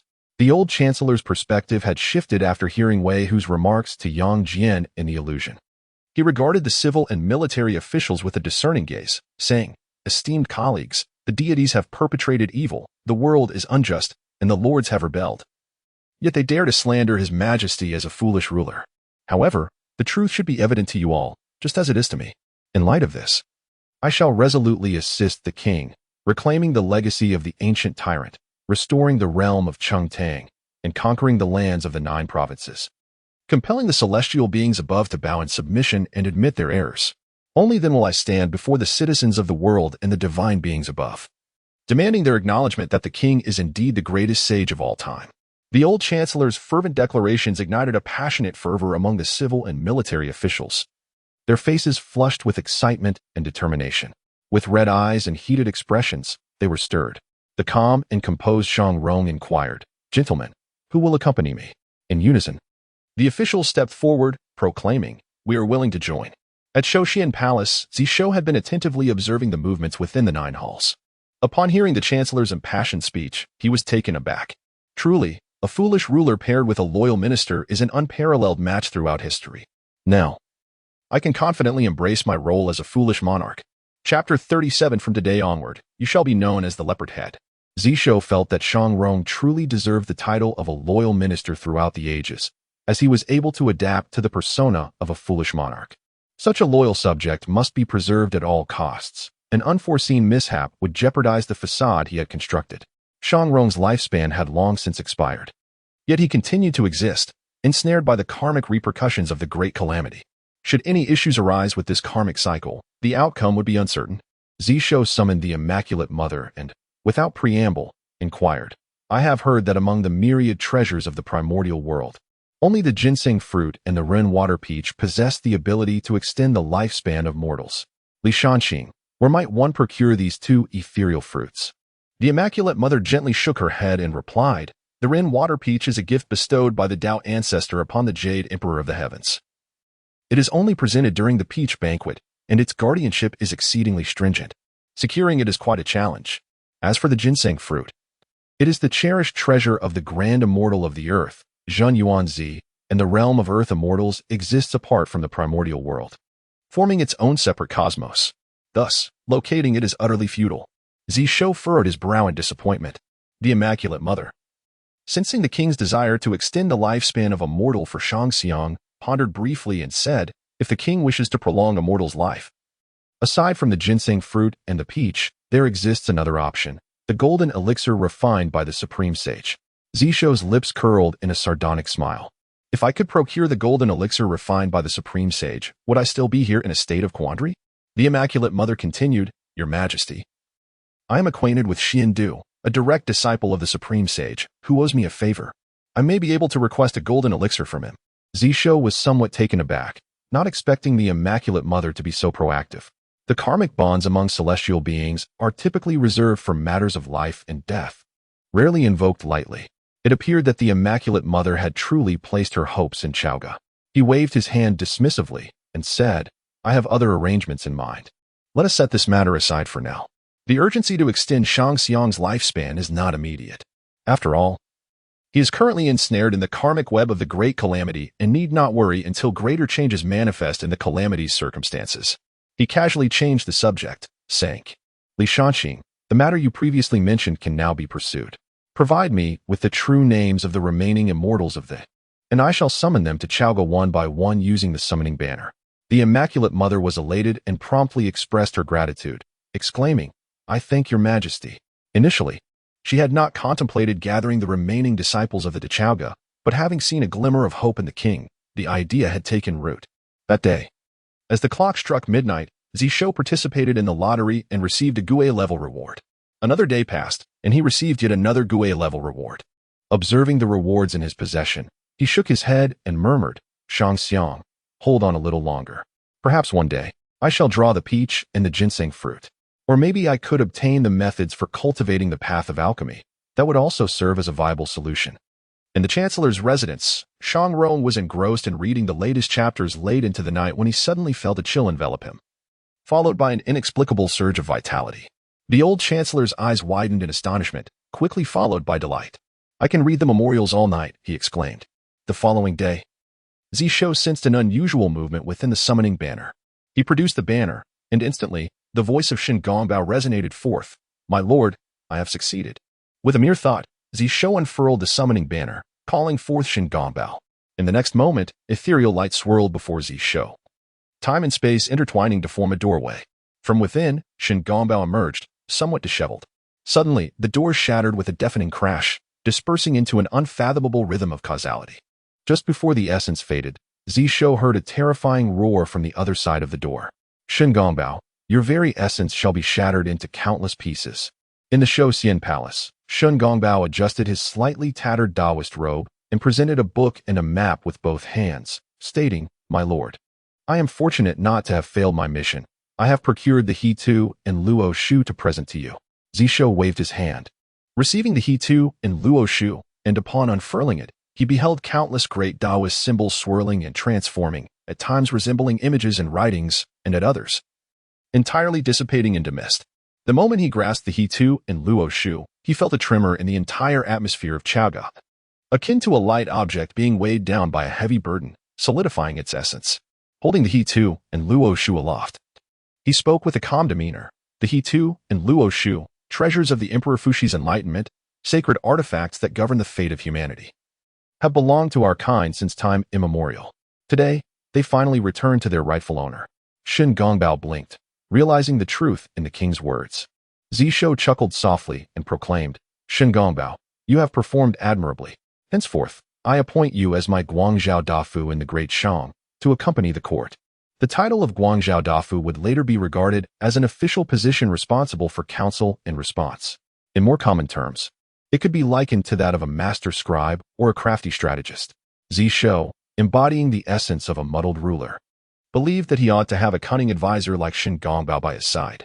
Casting a glance at Shen Gongbao, a peculiar smile graced his lips as he declared, Your original name shall no longer suffice. I bestow upon you a new name.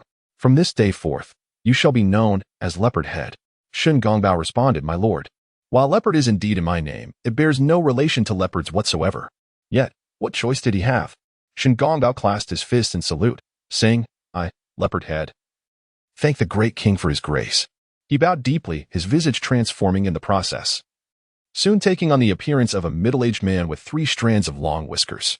Simultaneously, in the North Sea Demon Palace, the anger of the demon master Kuanping crystallized into the frigid ice of the North Sea, completely encasing the palace. How dare Shen Gongbao steal his He2 and Luo Shu? Due to the impending calamity of the Fengshen, he could not carry the He2 and Luo Shu freely. To safeguard this precious artifact, he had meticulously arranged layers of defenses within the North Sea Demon Palace to ensure absolute security. Yet, despite his extensive precautions, he could not guard against internal treachery. The He2 and Luo Shu were the very foundation of his existence. He is destined to attain the Tao, his sole hope. Should he lose the river diagram and the low script, not only would his path to enlightenment be thwarted, but the remnants of the ancient demon court would inevitably come to his door. The Kuanping, filled with urgency and fury, took a step forward, transforming into a colossal Kuan that broke through the sea. In the next moment, he soared into the air, morphing into a gigantic Peng with wings spanning 3,000 miles. His gaze icy as it swept across the heavens and the earth, his wrath blazing as he proclaimed, Shen Gongbao, come forth. You dare to steal what belongs to me. No matter where you hide, I shall incinerate your soul and consume your essence. The celestial beings were left bewildered. What is happening? Why is this first traitor of the primordial chaos suddenly filled with such rage? Shen Gongbao, that disciple of the Chan teaching? Was he not sealed within the northern sea by the saints? How could he possibly steal from the Kuanping? The northern underworld demon palace also lies in the northern sea. How intriguing this becomes. No one is a fool here. Shen Gongbao's actions during the Fengshen calamity are fraught with inconsistencies. If he truly had been sealed within the CI, it would be one thing. Yet, after being sealed, he could still venture to the northern underworld demon palace to pilfer, inciting the Kuanping's wrath to such an extent. There is much more to this tale. Chapter 38. The era of the 3 pure ones has passed. The divine consciousness of Kuanping swept across the vast expanse of heaven and earth. Yet it failed to uncover even the slightest trace of Shen Gongbao. Not only was there no sign of Shen Gongbao, but he could not even detect the presence of the river map and Luo book. A chill began to settle in his heart as a thought gradually emerged. Shen Gongbao was merely a being of the human immortal realm, no matter what means he employed to conceal himself. He could never hope to hide the river map and Luo book. This entity had refined the river map and Luo book for countless years, and in this primal world, aside from the saints, no one could obscure the causal connection between himself and these sacred texts. Even when Fuxi borrowed the river map and Luo book in the past, he had always been able to sense their essence clearly. Thus, the answer lay before him.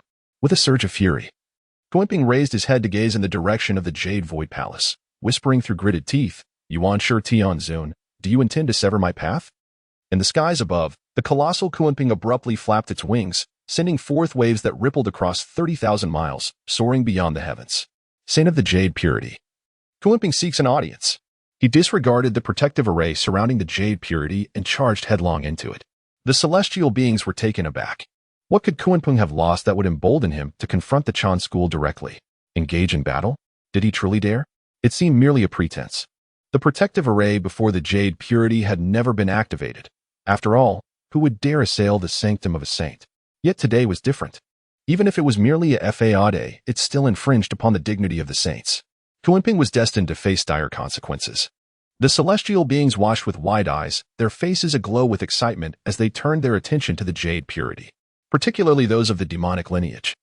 Kunpeng was the greatest traitor of the demon race, and upon witnessing his predicament, the demons would only rejoice. In the realm of Taizu, Nuwa observed with keen interest, remarking, "Could it be that Kunpeng has lost the river map and Luo book?" Initially, she spoke without intent. But as the words left her lips, a sudden inspiration struck her. Furrowing her brows, she began to deduce, and moments later, astonishment graced her countenance. Had the causal connection of the river map and Luo book vanished? Could it be that Yuan Shi truly orchestrated Xin Gongbao's actions? Nuwa's lips curled slightly as she murmured, "I was merely jesting, but Yuan Shi, you truly dare to act?" In the Purple Cloud's palace, the saint of Tongtian, after a moment of contemplation, broke into laughter. Did Xin Gong outpilfer Kunpeng's river map and Luo book? How intriguing. The causality of the river map and Luo book is now beyond even my comprehension. Only a saint could veil such matters. Yuan Shi, you are hastening to the next step before conquering Chaoga? Casting a glance at the auspicious Chaoga, he then turned his gaze back to the jade purity, a playful expression returning to his face. What a capricious decree of destiny. As the calamity of the investiture of the gods approached its conclusion, it had grown decidedly more intriguing. In the west, in the land of ultimate bliss, the saint of Chi-Tai had just bid farewell to the Taoist of Burning Lantern and Guangqingzi. Upon witnessing Kunpeng's charge toward the jade purity, he was momentarily taken aback. After a prolonged moment of calculation, a shadow of gloom appeared upon his once pallid face. He gazed at the sage of guidance and spoke solemnly, "Brother, it is ill-advised for Yuan Shi to act so recklessly. Our collaboration with him may lead to our own detriment. The calamity of the sealing of the gods has not yet concluded. To suddenly strike at Kunpeng? To the sages, Kunpeng is but a fleeting concern, not a true threat. However, the He Tu and Luo Shu bear the weight of immense merit for both the demon and human races, entangling them in profound causal relationships. Yuan Shi's assault on Kunpeng at this juncture is indeed unwise. He has coveted the He Tu and Luo Shu for countless millennia, intending to act after the calamity of the gods had passed. Yet unexpectedly, the celestial venerable Yuan Shi has preempted him. At any other time, such a contest for treasures would be acceptable, a matter of competing abilities. Yet, at this critical moment, it is merely complicating matters. Nevertheless, the sage of guidance smiled serenely and replied, "Junior brother, this situation greatly benefits our Western faction. Yuan Shi's attack on Kunpeng indicates that the demon master is fated to be entwined with us. As for the He Tu and Luo Shu, do you truly believe Yuan Shi can wield such treasures? Should he dare to present them, Nuwa would undoubtedly come knocking. Does Yuan Shi still think the three pure ones retain the same stature as before consuming the elixir of saintly death?" The shadow of doubt lifted from the face of the sage of purity, who clasped his hands together and said, "What brother has said is exceedingly true." He then turned his gaze toward the jade pure heaven, murmuring, "Yuan Shi, are you still oblivious? The era of the three pure ones has passed." In the jade pure heaven, Kunpeng swiftly arrived before Qilin Cliff, transforming into a figure adorned with a high crown and a somber expression. He stepped into the grand hall of the Su Palace and coldly addressed, "Jade pure sage, might I inquire how Kunpeng has offended? Why has the sage decreed such a harsh judgment upon this humble Taoist? The sage's authority is not to be trifled with, yet if a decree is laid upon me, I must be afforded clarity in my demise." His words, though seemingly respectful, dripped with sarcasm. At that moment, the lamp-lighting Taoist and Guangqingzi had just returned to the Su Palace, their eyes widening in shock at the sight of Kunpeng, who emanated an overwhelming aura. Guangqingzi, unable to discern the situation, immediately shouted, "Kunpeng, the Su Palace is the sacred ground of our master. How dare you behave so insolently here? Depart at once." Kunpeng's intrusion into the protective mountain array was a blatant disregard for the teachings of the Chan sect. As the foremost disciple of the Chan sect, Guangqingzi felt compelled to intervene. Kunpeng was not known for his temperance. In the past, while listening to teachings at the Purple Cloud Palace, he had even dared to contend with the sages of the West.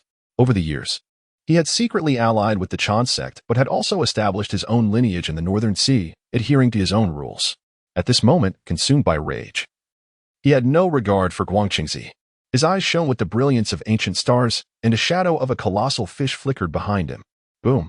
Zhongzi was hurled 1,000 miles away, crashing against Qilin Cliff and spitting blood. He was merely at the initial stage of the Hunyuan Golden Immortal Realm, having slain one corpse of a quasi-saint, not yet restored to full strength. How could he possibly contend with Kunping, a being of peak Hunyuan and a quasi-saint of 3 corpses? I have come to pay my respects to the Jade Pure Sage. When did it become your place? Zhongzi, to speak? Kunping declared. If the sage wishes to decree punishment upon me, it must be the sage himself who speaks. What are you, Zhongzi?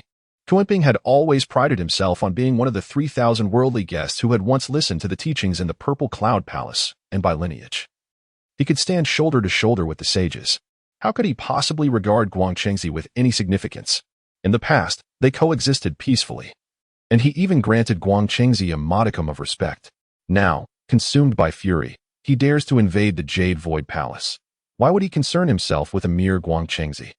In his eyes, the fact that he hasn't directly slain Zhongzi already reflects a degree of deference to the primordial supreme being. Kunping bowed once more towards the Jade Void Palace and coldly proclaimed, Sage of the Jade Purity, Kunping seeks an audience. Deep within the Grand Hall, the countenance of the primordial supreme being had darkened to an extent that it seemed almost to drip with malice. The events in Chaoga had already caused him considerable displeasure. To his astonishment, Sheng Wangbao had the audacity to betray him and steal the river diagram and the Luo book. The moment Kunping spoke, he was already aware of the circumstances and began to calculate the outcomes. Yet even now, he had derived nothing. The causality of Sheng Wangbao had vanished, as had that of the river diagram and the Luo book. The icy gaze of the primordial supreme being swept across the entirety of the primordial realm, ultimately lingering over Mount Meru, the great purity heaven, the netherworld, and even the highest clarity heaven, the only entities capable of concealing all causality. Rendering him unable to deduce their actions were the sages. Which sage, then, was plotting against him in the shadows? Chapter 39. The responsibility of deceiving the people falls upon you in the depths of the Zishou Palace. After a prolonged silence, a voice, cold as the winter's breath, echoed from within the Grand Hall. Kunping, what Shingongbao has done bears no relation to the teachings of the Chan sect. He has already forsaken our teachings. Kunping's countenance darkened, and he inquired, Might I ask, sage, where is Shingongbao? The voice of the primordial supreme being remained indifferent as he replied, This deity will issue a decree to apprehend this rebellious disciple. Kunping's expression soured further. He suppressed his fury and stated, Then what of my river map and Luo book? A flicker of dissatisfaction crossed the face of the primordial supreme being. He had done nothing wrong yet found himself entangled in this unwarranted causality. Moreover, as a sage, how dare Kunping challenge him? He raised his gaze, and a shadow of rage flitted across his eyes, as if boundless wrath was about to erupt. Just as this immense fury was on the verge of manifesting, the primordial supreme being abruptly regained his composure. The sacred destruction pill had tainted his Tao heart, making him increasingly irritable. Harboring a silent resentment, his tone grew even more detached as he remarked, Kunping, this matter will be addressed through Zhongzi. At present, the paramount task is to refine the sacred destruction pill, ensuring it no longer influences my Tao heart. He truly lacked the energy to engage in further discourse with Kunping. In front of the Zishou Palace, a resounding thud reverberated. Kunping felt an overwhelming force thrusting him out of the palace, and the aura of the primordial supreme being dissipated. Zhongzi, his complexion pale, spoke, Kunping, I assure you, I will provide an explanation regarding Shingongbao. There is scarcely a place in this vast primordial realm that can accommodate him. I shall seek him out. Kunping's chest heaved with fury, contemplating retaliation. Yet the formidable presence of the sage held him back. Raising his eyelids, he beheld the Taoist lantern having summoned the celestial measuring ruler, while Zhongzi upheld the heaven-subduing seal.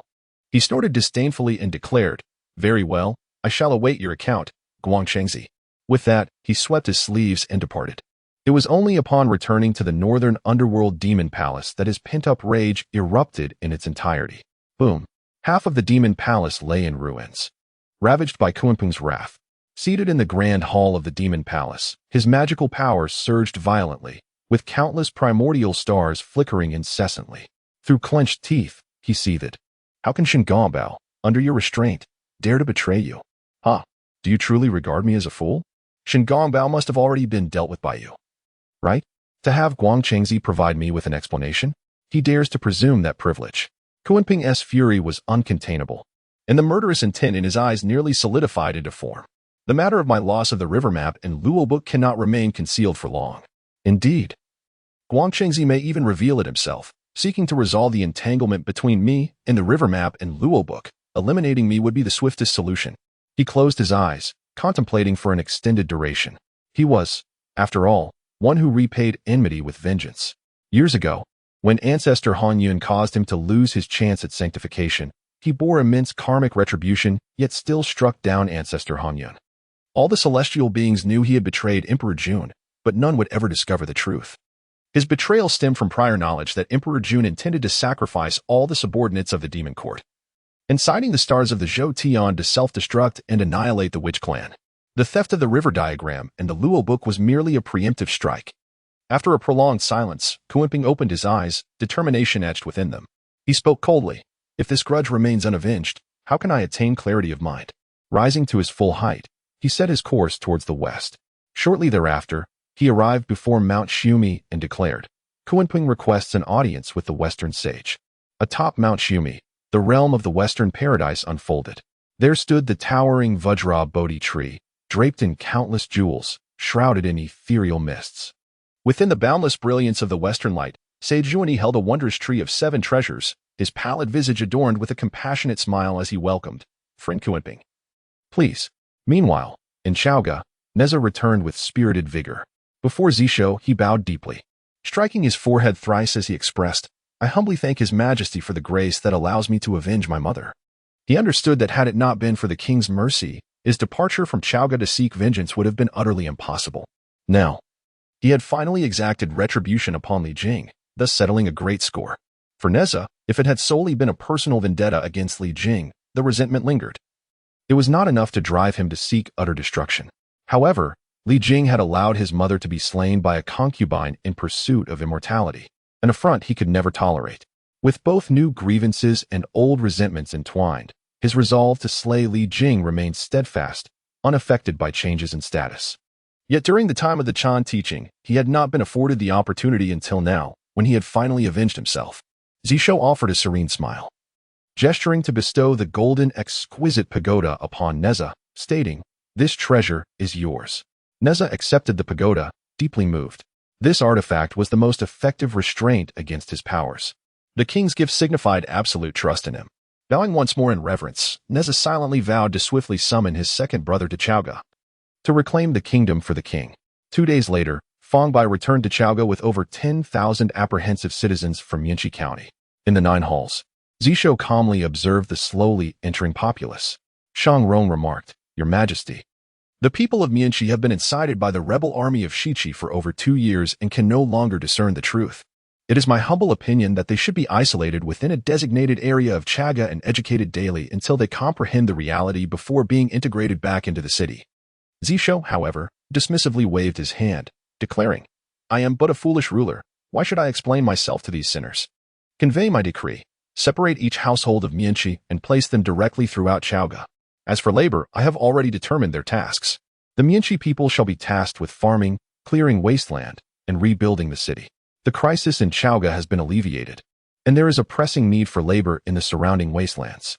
The original citizens of Chaoga shall transition into workshops, with the strong enlisting in the army.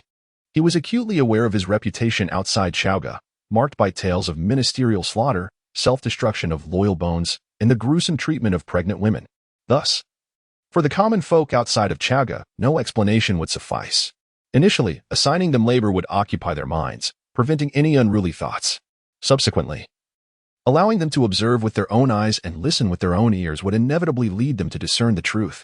As for the original inhabitants of Chaoga, years of exposure have led them to embrace certain concepts of industry and commerce. Fortuitously, he won a lottery, acquiring numerous blueprints and raw materials from iron mines. These resources would sufficiently support the operation of a large workshop.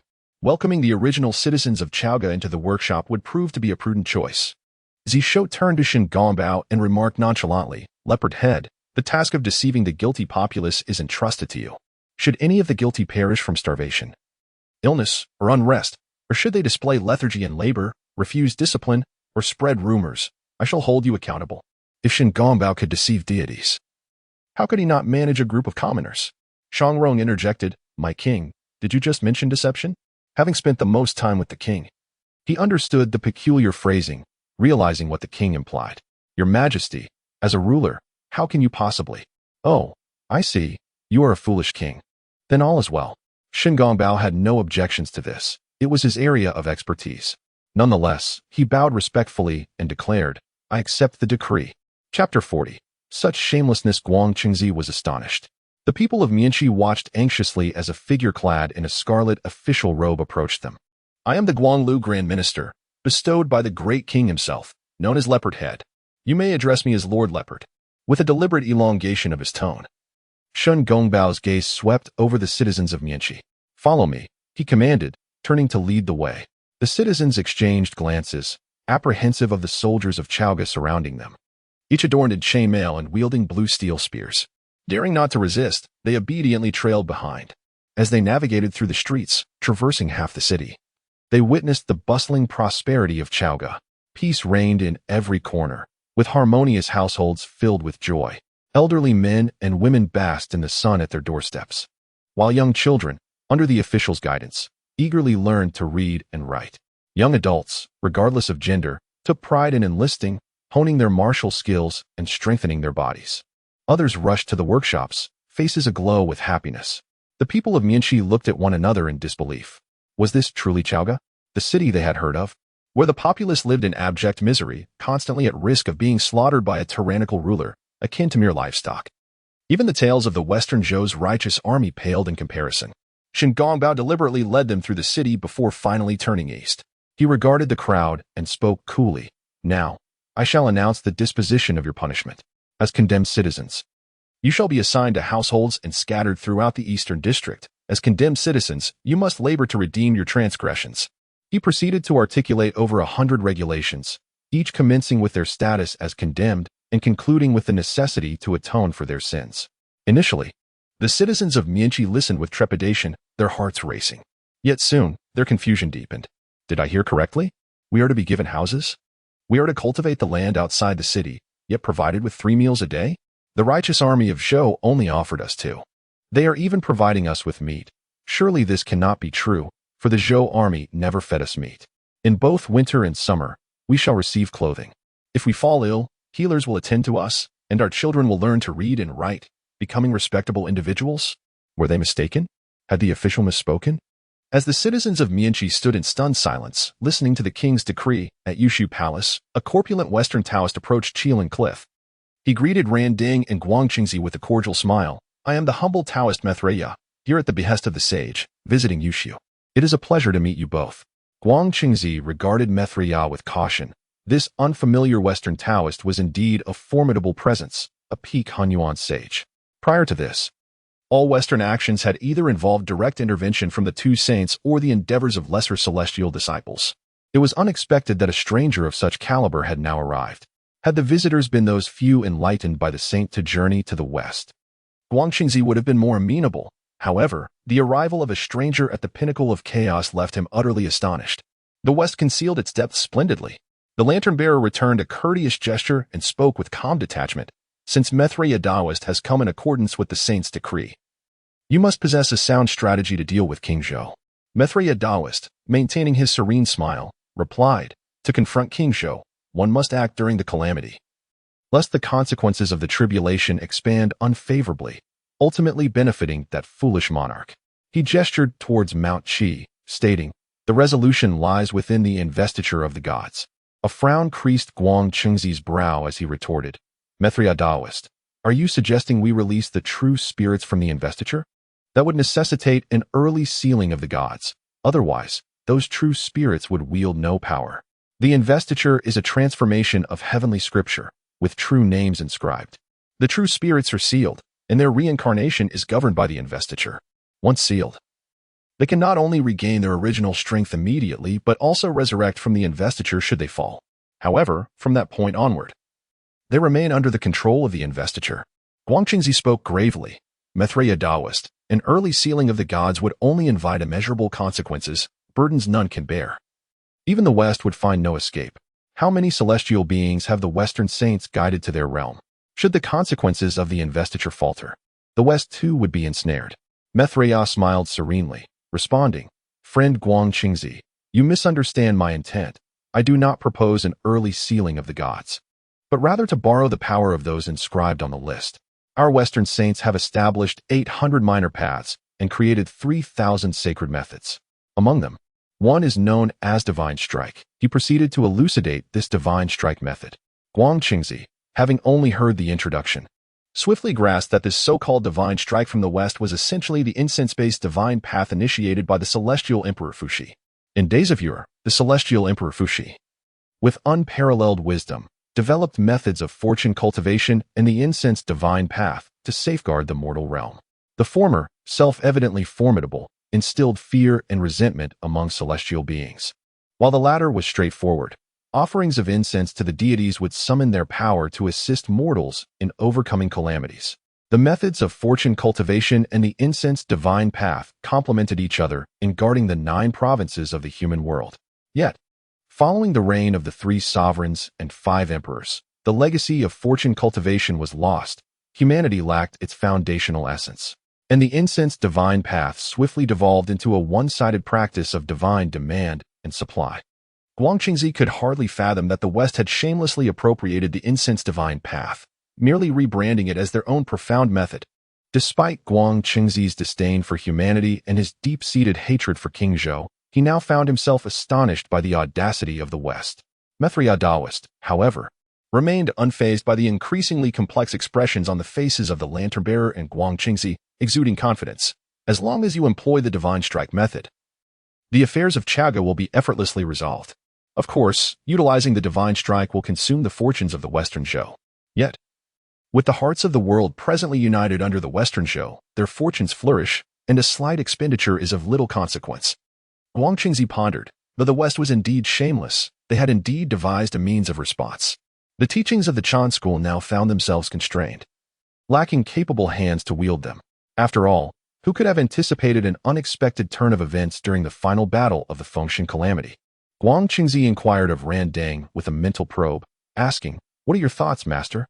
Ran Dang, having long conspired with the West, nodded in agreement, stating, "I believe this course of action is feasible. The saints are currently in seclusion, and we must not disturb them further. Moreover, the matter of Chaga, if prolonged, may yield unforeseen consequences. Therefore, it would be prudent to attempt it." After a moment's hesitation, Zhongzi ultimately acquiesced, saying, "Very well, we shall proceed as Mithra suggests. Let us set forth to Qishan and summon the Fengshan list." Mithra, with hands clasped and a confident smile, responded, "Excellent." Thus, the 3 immortals departed from the Zishou Palace and made their way to Qishan. At the same time, in the heavenly court, within the Lingsha treasure hall, the Jade Emperor, Haoyan, suddenly found himself beset by a sense of unease, as if some misfortune were imminent. He abruptly lifted his gaze to the realms above and below, yet discovered nothing amiss, even as his feeling of unrest intensified, with the Zhou Tian star array once again manifesting the primordial chaos. How could there possibly be any ill tidings? Could it be that the Fengshan list would encounter complications? Impossible, absolutely inconceivable. Chapter 41. The Deceived and Bloodied Emperor Haoyan Mount Qishan. The Fengshan Platform. When Bo Jian and the 5 path gods saw the arrival of the 3 immortals, they hurriedly knelt in greeting. They paid their respects to the 3 celestial beings, uncertain of the purpose of their visit. Although Bo Jian did not recognize Mithra, he could discern the esteemed status of the figure who accompanied Ran Dang and Zhongzi, and thus refrained from any semblance of disrespect. Zhongzi spoke in an unhurried manner. "I have come to retrieve the Fengshan list. You need not inquire further. Simply continue to guard the Fengshan platform." Bo Jian, merely a solitary spirit of the platform, and the 5 path gods, mere minor deities, dared not question Zhongzi further. They quickly withdrew to the side. Holding the Yusu golden bell, Zhongzi unsealed the restrictions on the Fengshan platform and retrieved the Fengshan list, declaring, "Let us proceed to the Lingtong Pass." To the west of Mianxi, at the Lingtong Pass, Yang Jian took several days to finally gather the scattered remnants of the defeated Western Qi army, then secured the Lingtong Pass. At this time, Zhongzi also received word and hastened from Western Qi. Upon seeing the fewer than 30,000 defeated soldiers at Lingtong Pass, his vision darkened. Yang Jian remarked, out of the 100,000 troops. Only a little over 7,000 remain, having perished in the Zhou star array. The remainder fled in panic. It took me 5 days to regroup those who survived. Currently, there are 26,800 at Lingtong Pass, with provisions lasting no more than 3 days. I beseech you, Master Uncle, to make a decision. Zhongzi felt a surge of anger and exclaimed, Yang Jian, why did you not stop Li Jing? If we had merely besieged Chaoga, once he re-established contact with the feudal lords, success would have been within reach. Why take unnecessary actions, such as unleashing a plague, leading instead into the trap of Chaoga? Ultimately losing Mianqi? With Mianqi lost, Mingjin will surely follow suit. At that point, besieging Chaoga will be an impossibility. More importantly, this defeat has utterly shattered our morale. Yang Jian replied in a calm tone. Master Uncle, how could I have stopped Li Jing? Should I have executed him on the spot? I had already reported this matter to Su Palace, but received no response. What else could I have done? Zhongzi was momentarily speechless. After a prolonged silence, he inquired, where's Li Jing now? Yang Jian maintained his even tone after the defeat at Mianqi. I heard that Neza returned to Qintang Pass and knelt before his mother's tomb for an entire day and night before departing. The chaos was overwhelming, and no celestial beings hindered Neza, allowing him to come and go freely. He did not directly answer Zhongzi, but the implication was clear. Li Jing's remains had likely been scattered by Neza. Zhongzi was not only engulfed by darkness before his eyes, but his countenance also darkened. After a moment of silence, he slowly spoke. The mandate of heaven is inescapable. Even amidst setbacks, it shall ultimately return to its rightful path. This current obstacle is merely a test of destiny. Yang Jian, you are to immediately journey to the 3 mountains, 5 peaks, and the 8 desolate seas, gathering the scattered celestial beings to convene at Lingtong Pass.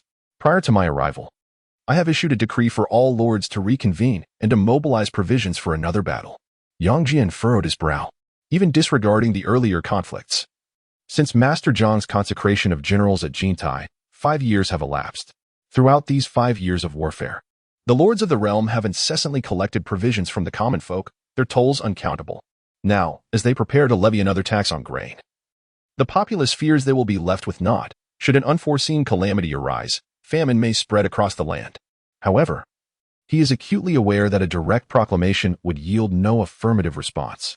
Thus, he deftly shifts the conversation, stating, Master Jiang, let us convene the scattered immortals and deities as well as the lords of the realm once more. If we cannot contend with the formidable Lady of Lishan, we shall never conquer Chaoga. Instead, should the various allies fall into the clutches of King Zhou and be subdued by his arcane arts, the celestial beings of Chaoga would multiply. Until we devise a strategy to confront the Lady of Lishan, I believe we should remain still and watchful. Zhongzi, too, was troubled by this predicament, yet the reassembly of forces was an unavoidable necessity.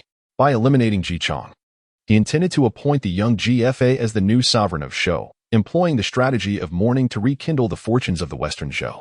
This would require him to amass an army anew, under the pretext of vengeance, to assault Chaoga. Otherwise, if left unresolved, the fortunes of Shiqi would dissipate. However, Yang Jian's counsel weighed heavily upon him. As he hesitated, a voice suddenly echoed, I possess a method to deal with the Lady of Lishan.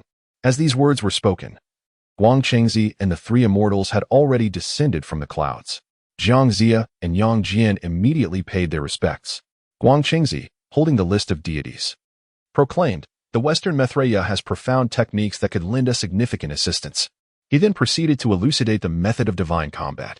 Instantly, the peculiar expression that had adorned his countenance shifted to that of Zhongzi and Yang Jian. Truly, the audacity of the West was remarkable. They had appropriated what was not theirs and claimed it as their own. Yet, such thoughts, like Zhongzi, could only be contemplated in silence. Yang Jian discreetly glanced at the Mithraea, then, clasping his hands and greeting towards Zhongzi, remarked, Master Zhongzi, although the disciples of thee have faltered in the calamity, they remain our brothers in the 3 teachings. To send them against the Lady of Lishan seems somewhat. Although causality cannot definitively link the Lady of Lishan to the Holy Mother of Wudong, it is evident to all, save the foolish, who she truly is. Zhongzi glared disapprovingly at Yang Jian, retorting, such antiquated notions reflect a woman's compassion. The effects of calamity and causality resonate through all beings, impacting the stability of destiny itself. King Zhou's reckless ambition to defy fate threatens to plunge all creation into suffering. To seize Chaoga is paramount, restoring the rightful order of causality. Otherwise, should the repercussions escalate? Do you comprehend how many allies may suffer as a result? Yang Jian wished to voice further objections, yet before he could speak, the Maitreya interjected cheerfully, "Dear Yang Jian, fret not. Our Western divine combat technique holds its own mysteries. We merely borrow the strength of those named upon the list, not their essence. There is no cause for concern." With that, he took the list of deities from Guangchengzi and, after summoning 2 human vice-generals, began to cast his spell. In an instant, a celestial resonance filled the air as boundless light from the west illuminated the surroundings, accompanied by the fragrant scent of sandalwood. Golden Spirit Holy Mother, Wen Zhong. Heed my command and manifest. In the investiture of the gods, 2 beams of white light burst forth, landing upon 2 oblivious human vice-commanders. In the next instant, all traces of causality surrounding them vanished entirely.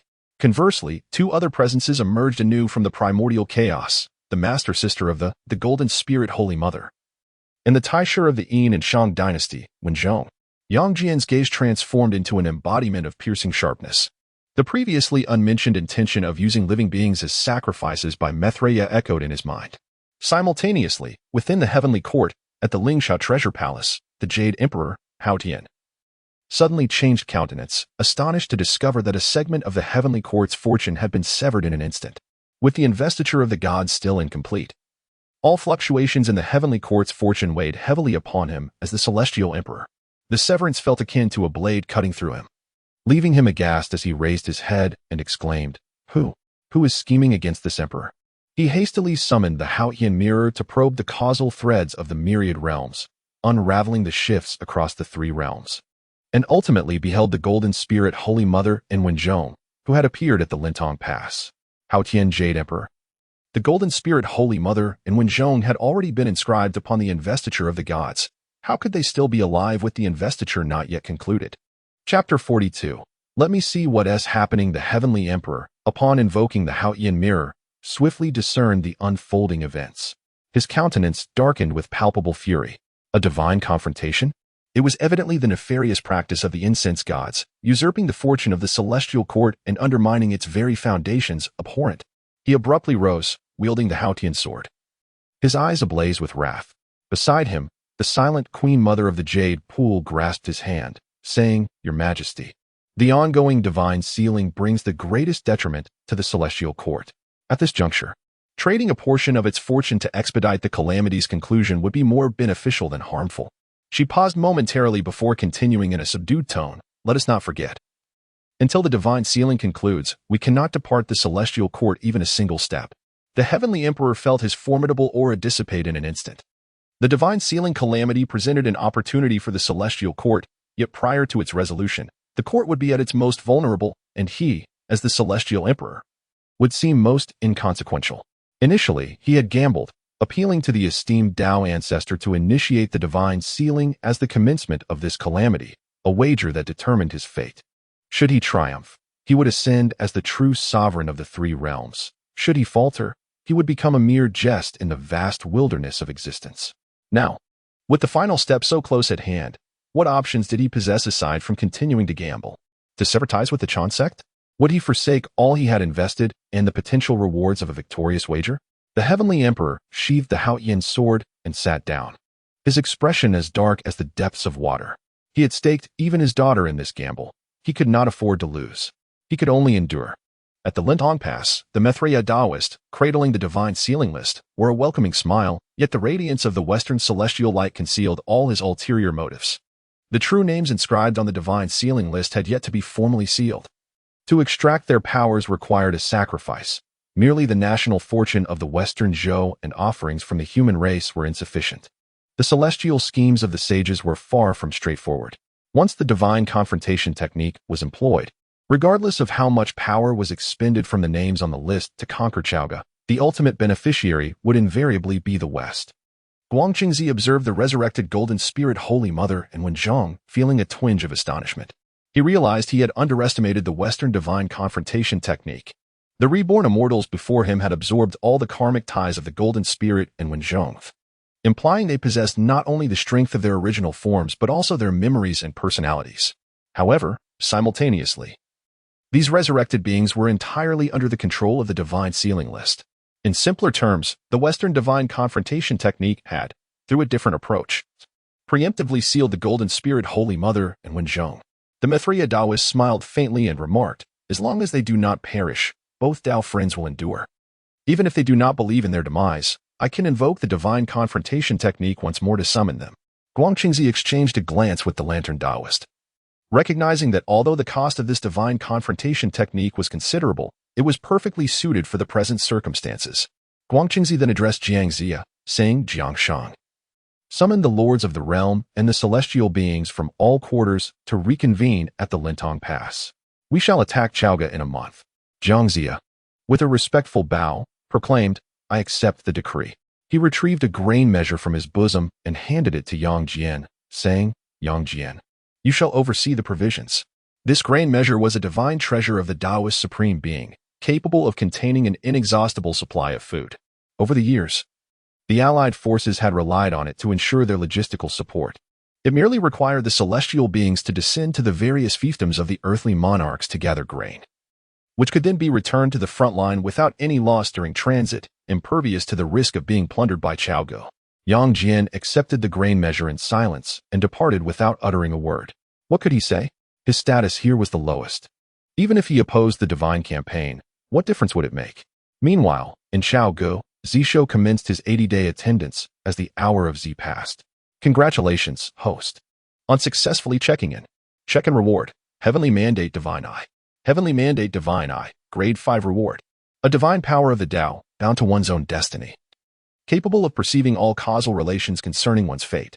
Hint 1. The Heavenly Mandate Divine Eye can discern the past, present, and future causality.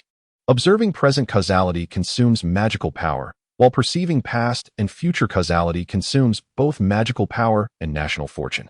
Hint 2. The duration for observing past and future causality is related to one's realm. A human immortal can observe for 1 day, a terrestrial immortal for 10 days, a celestial immortal for 100 days, a golden immortal for 1,000 days, and so forth.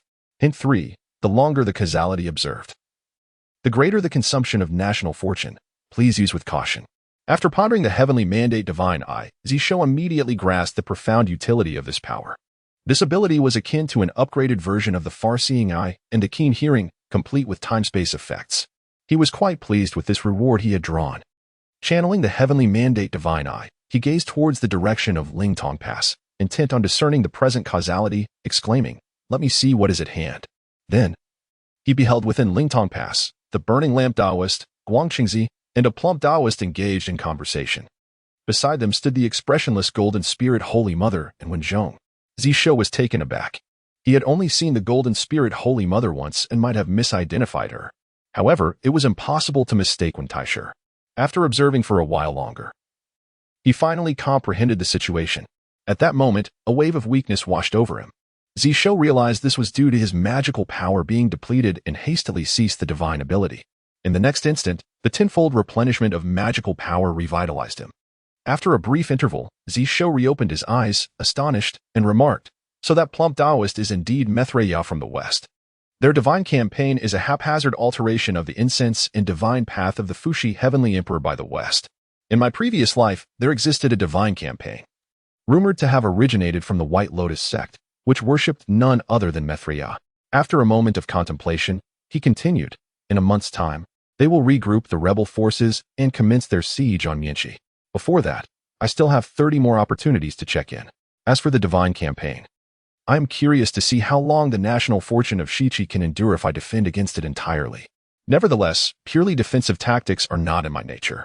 Once more, he invoked the Heavenly Mandate Divine Eye and swiftly located Yang Jian.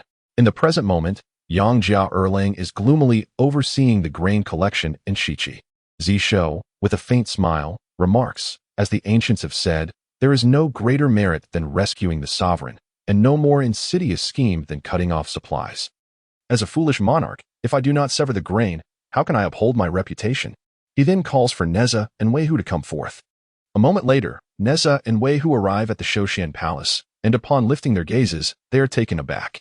There stand Leizhenzi, Jinjia, and Mujia, all fully armed. Neza and Weihu exchange a glance, instantly aware that there is a mission at hand. Neza's eyes sparkle as he inquires, "My lord, whom shall we slay?"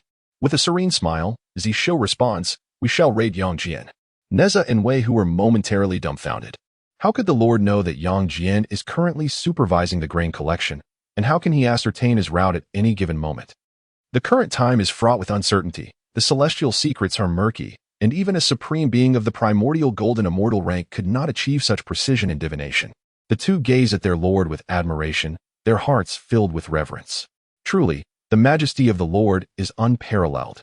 Chapter 43. The king declared it a robbery to aid the poor in the city of Shiqi. Yangjian first journeyed to the northern, eastern, and southern territories to gather provisions from various lords. It was only after this that he arrived in Shiqi to collect grain. For he understood that over the past few years, the people of the western Zhou had contributed the most, suffering the greatest losses. Thus, he sought to gather as much grain as possible from the other lords before coming to Shiqi, hoping to minimize the burden on its citizens. Once he had amassed sufficient supplies, he hastened towards the Lintong Pass. Unable to prevent the war, he resolved to bring it to a swift conclusion. Alleviating the suffering of the common people, Yangjian summoned Golden Light, traversing Mount Qi and Yinshan, making his way to the Zishou Pass. The 5 passes, Lintong, Tongguan, Chuanyan, Jieping, and Zishou, erected by the Yinshan to guard against Shiqi, had now all fallen under its control. Reaching Zishou Pass would ensure his safety. However, just as he crossed Yinshan, a sudden flash of fire surged towards him. In an instant, crimson silk billowed like clouds, enveloping the land for miles. The universe drew a circle, striking at the heavens. Flames spiraled into a 100-foot vortex as the dual swords of Yin and Yang inverted reality. Neza appeared, standing upon his fiery wheels, manifesting with 3 heads and 8 arms, unleashing lethal attacks. As a being of the golden immortal realm, Yangjian had cultivated the protective teachings of the Chan sect and the profound arts of the 8-9 mysteries, making him impervious to ambushes. Unfazed, he summoned his divine abilities, rendering himself invulnerable to blades and flames, and wielded his trident with precision against Neza. Simultaneously, a shadow surged from beneath his feet, swiftly transforming into the form of the howling celestial dog. The dog rolled onto the ground, its form expanding in the wind, resembling a white elephant as it charged at Neza with a fierce roar. With a thunderous impact, the howling celestial dog's fierce bite was thwarted by a magical pestle. Yangjian's expression hardened as he declared, "Brother Wei, I knew you would be here." He shouted, "My 2 brothers, though we serve different masters, we shall meet in this life or death struggle." He deftly wielded his trident to parry Neza's fiery spear while summoning the 5-ding mountain-cleaving axe to strike at Wei Hu. Engaging both Neza and Wei Hu alone, he surprisingly gained the upper hand. Neza, brandishing his myriad treasures, fought with fervor, laughing heartily, "Indeed, I have long desired to battle you, but the opportunity eluded us. Now, we can finally engage in a thrilling contest." Wei Hu sighed from the sidelines. "The 8-9 mysteries are truly remarkable. My magical pestle is not something an ordinary golden immortal would dare to confront, yet you handle it with one hand." As Yangjian single-handedly battled the 2 generals, the howling celestial dog occasionally launched surprise attacks, momentarily gaining the advantage. Yet, Yangjian's countenance grew increasingly somber. The king would not send only the 2 of you. Where are Lei Zhongzi, Jinjia, and Mujia? His true concern was not for these warriors. He was confident in his ability to escape even against them. What truly troubled him was the potential arrival of the Saintess Wudong, for if she were present, he would have no hope of escape. Neza chuckled, "Do not worry. Second brother, the elder from Lishan will not intervene. The king has decreed that this is a matter for our generation to resolve." As he spoke, he suddenly summoned a spiritual treasure to strike. The spiritual treasure took the form of a bowl, and as it was unleashed, it erupted with a resounding explosion. A deafening roar shattered the void, unleashing the elements of wind, water, fire, and earth, which transformed into a tempest that raged in all directions. In the final moment, Yangjian narrowly evaded the cataclysmic blast of the spiritual treasure. Although he emerged without severe injury, his spirit was nonetheless shaken. Neza raised his hand and summoned several spiritual treasures, saying, "Elder brother, how many of these explosions do you believe you can withstand?" Yangjian's expression darkened, and before he could respond, a sudden wave of trepidation surged within him. Without a moment's hesitation, he invoked the water-dispersing sword at his waist, transforming it into a torrent that sliced toward his side. This sword, a relic of Emperor Yu's efforts to control the waters, was imbued with formidable power due to its divine merit. As the blade was raised, tumultuous waves followed. Yet, this formidable strike found nothing to cleave. Amidst the surging waves, Muzha wielded a hook in one hand while cradling a water-fixing pearl in the other. Neza shook his head and remarked, "Elder brother, we have long known of your treasures. Would we dare confront you without preparations?" Yang Jian let out a bitter laugh, stating, "I never anticipated that one day I would face you for my life. Yet, if you intend to take me back to Chaoga, you shall only be able to carry away my lifeless body. My younger sister remains with our master. I will not allow her to fall into the hands of King Zhou. Should she meet the same fate as you and Neza, she would face punishment, or worse, be sent to the battlefield by our sect. Even in death, I will not permit this." Neza chuckled with a hint of mischief, saying, "To take you now would only endanger our third sister, would it not? Fear not, elder brother. Once I rescue her, you will naturally bow before the king." With a flick of his wrist, he produced an artifact resembling a grain measuring scoop. Yang Jian's expression shifted dramatically as he checked his waist, confirming that the grain scoop was indeed gone. Neza laughed heartily. "It appears that within the treasures of Zhongzi, there were covert artifacts that have now fallen into my hands. Farewell, brother Yang." With his words echoing, he withdrew the mysterious sky silk and turned to depart, prepared for this moment. Wei Hu and Muzha swiftly vanished in a flash of golden light. In an instant, they were gone. Only then did Yang Jian realize he had fallen into a trap from the very beginning. He had been on guard against the absent Lei Zhongzi and Jin Jia, never suspecting that the real aggressor was the seemingly frenzied Neza. Had Neza's true objective always been the grain scoop? Was King Zhou intent on severing the supply lines of the allied forces? But how had he managed to collect the grain and come this way at such a moment? Despite the flourishing fortune of Chaoga, it was confined to its borders and the area of Mianxi. Beyond that lay the domain of the Western Zhou's national fortune, where even the most adept diviners, like the Holy Mother of Wudong, could not foresee his actions. Yang Jian's countenance darkened like water, and after a prolonged silence, he sighed and made his way toward the Lintong Pass. In the deep of night, within a humble abode of the Western Zhou, a child, starving and wailing, clung to his mother, both shedding tears. The rough-skinned head of the household furrowed his brow. The child's mother, wiping her tears, lamented, "I told you not to give away all our grain, yet you would not listen. How can a 3-year-old like Zhuang endure such hunger? Should misfortune befall us due to hunger, it would indeed be the fault of the Niu family." The man, in a fit of agitation, growled, "What good is crying? The immortal lord demands tribute, and dare I refuse?" The woman wept even more bitterly, lamenting, "The immortal lord has commanded us to overthrow the tyrant. After years of struggle, the tyrant remains, and we are on the brink of starvation. Just yesterday, the second son of the Ma family succumbed to hunger." The man, enraged, raised his hand, ready to strike, and exclaimed, "Silence! If anyone hears you, our family shall not survive the night." Yet, his hand, poised to deliver punishment, ultimately descended upon himself instead. What choice did he have but to comply with the immortal's demand for grain?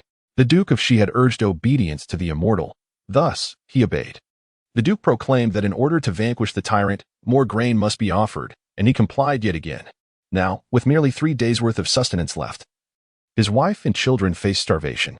Just then, a bag of grain was tossed through the window, landing heavily on the floor, spilling millet everywhere. The family stood in stunned silence. The man, in a panic, called out, "Who is it?" Outside, Neza, speaking in a hushed tone, replied, "The king has decreed to bestow grain upon the people."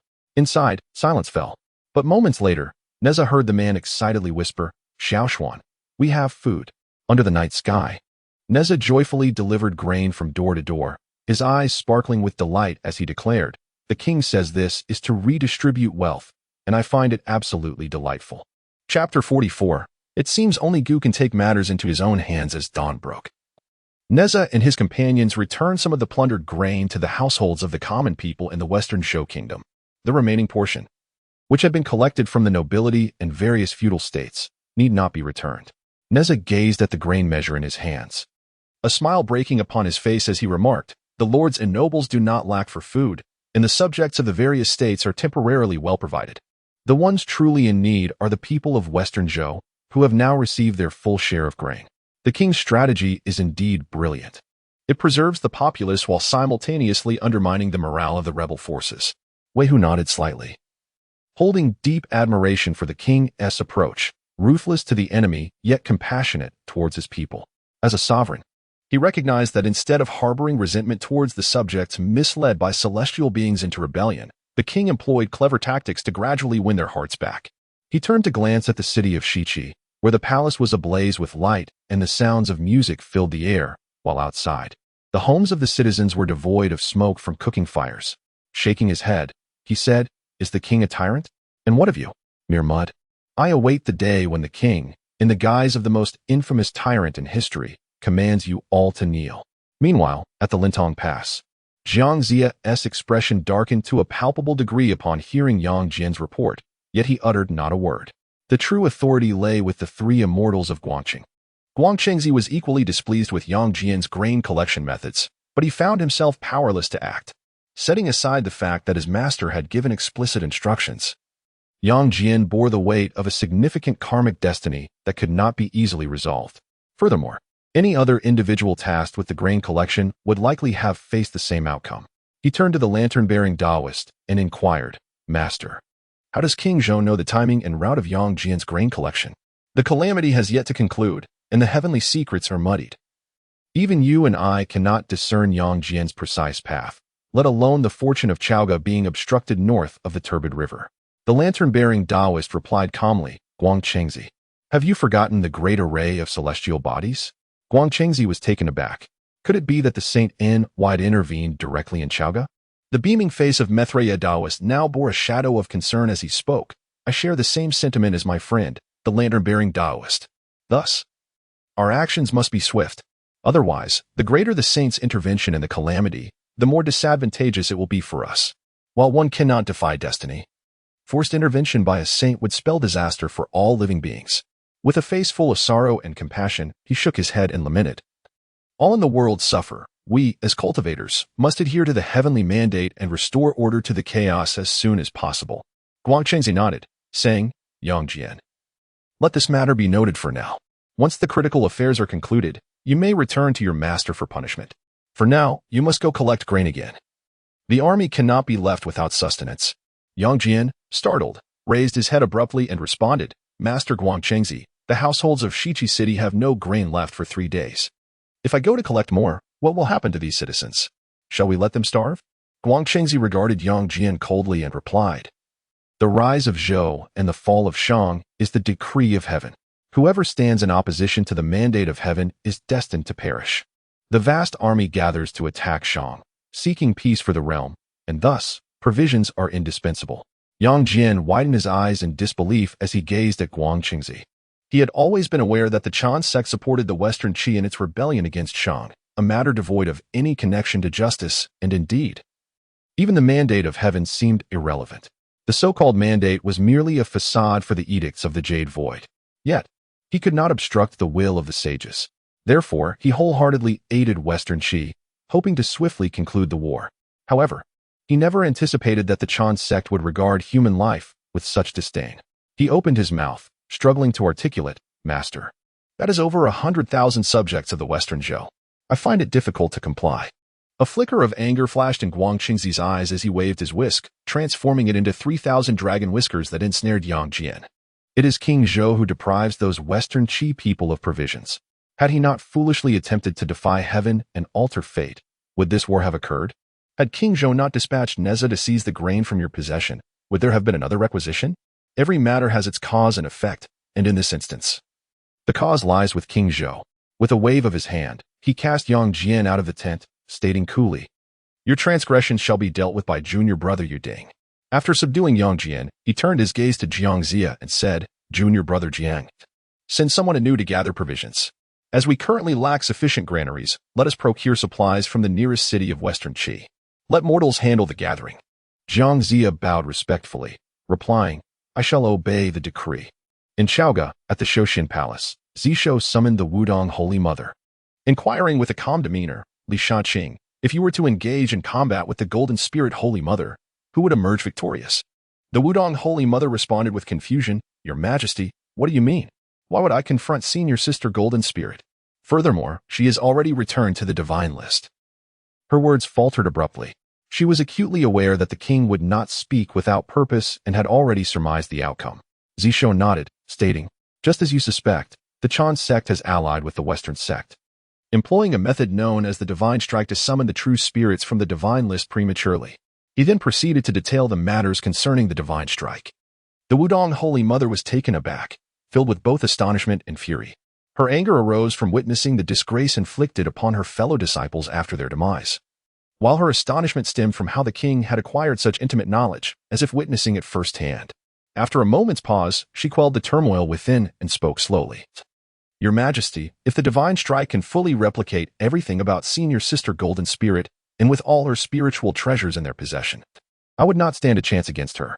Senior Sister Golden Spirit is on par with our eldest brother, Du Bao, making her the strongest among us. Zishou was not surprised by this revelation.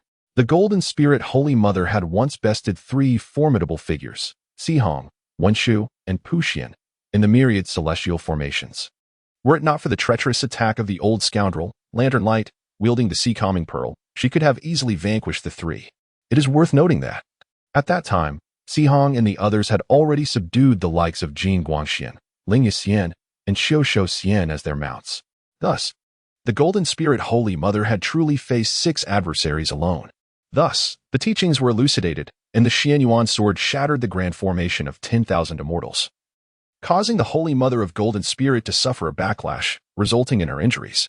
Such a valiant disciple of the Zishou initially held little faith in the ability of the unmatched Holy Mother to prevail. It seemed, therefore, that only the sovereign could take matters into his own hands. Unmatched Holy Mother? What do you mean, Your Majesty? As a loyal subject, she ought not to doubt the king. However, he bore the fate of Chaoga, and should any misfortune befall him. After a moment's hesitation, she said, Your Majesty, if I risk my life to strike, I can severely wound the esteemed elder sister, and then we can devise another plan. I beseech you, do not give up. Zishou, I acknowledge your concern, my dear minister. Yet, I have asserted that I shall take action myself, and so I shall. A mere imitation of the Holy Mother of Golden Spirit is but a triviality that I can extinguish with ease. Chapter 45. A slap for 1,000 years of national fortune. Is it expensive? The Holy Mother of No Regret stared in astonishment at the king, eventually lowering her head and saying, I accept the decree. After bowing, she took her leave. Zishou gazed at the retreating figure of the Holy Mother of No Regrets, murmuring, no wonder the heavenly sage ultimately allowed her to depart from the array of 10,000 immortals. Among his numerous disciples, she is the most obedient. The Holy Mother of Turtle Spirit had a fiery temperament, having struck out thrice when Zhongzi visited the Nuwa Palace. The Holy Mother of Golden Spirit was excessively bold, not one to yield easily. Taoist Duo Bao, on the other hand, had more schemes than a flower has petals.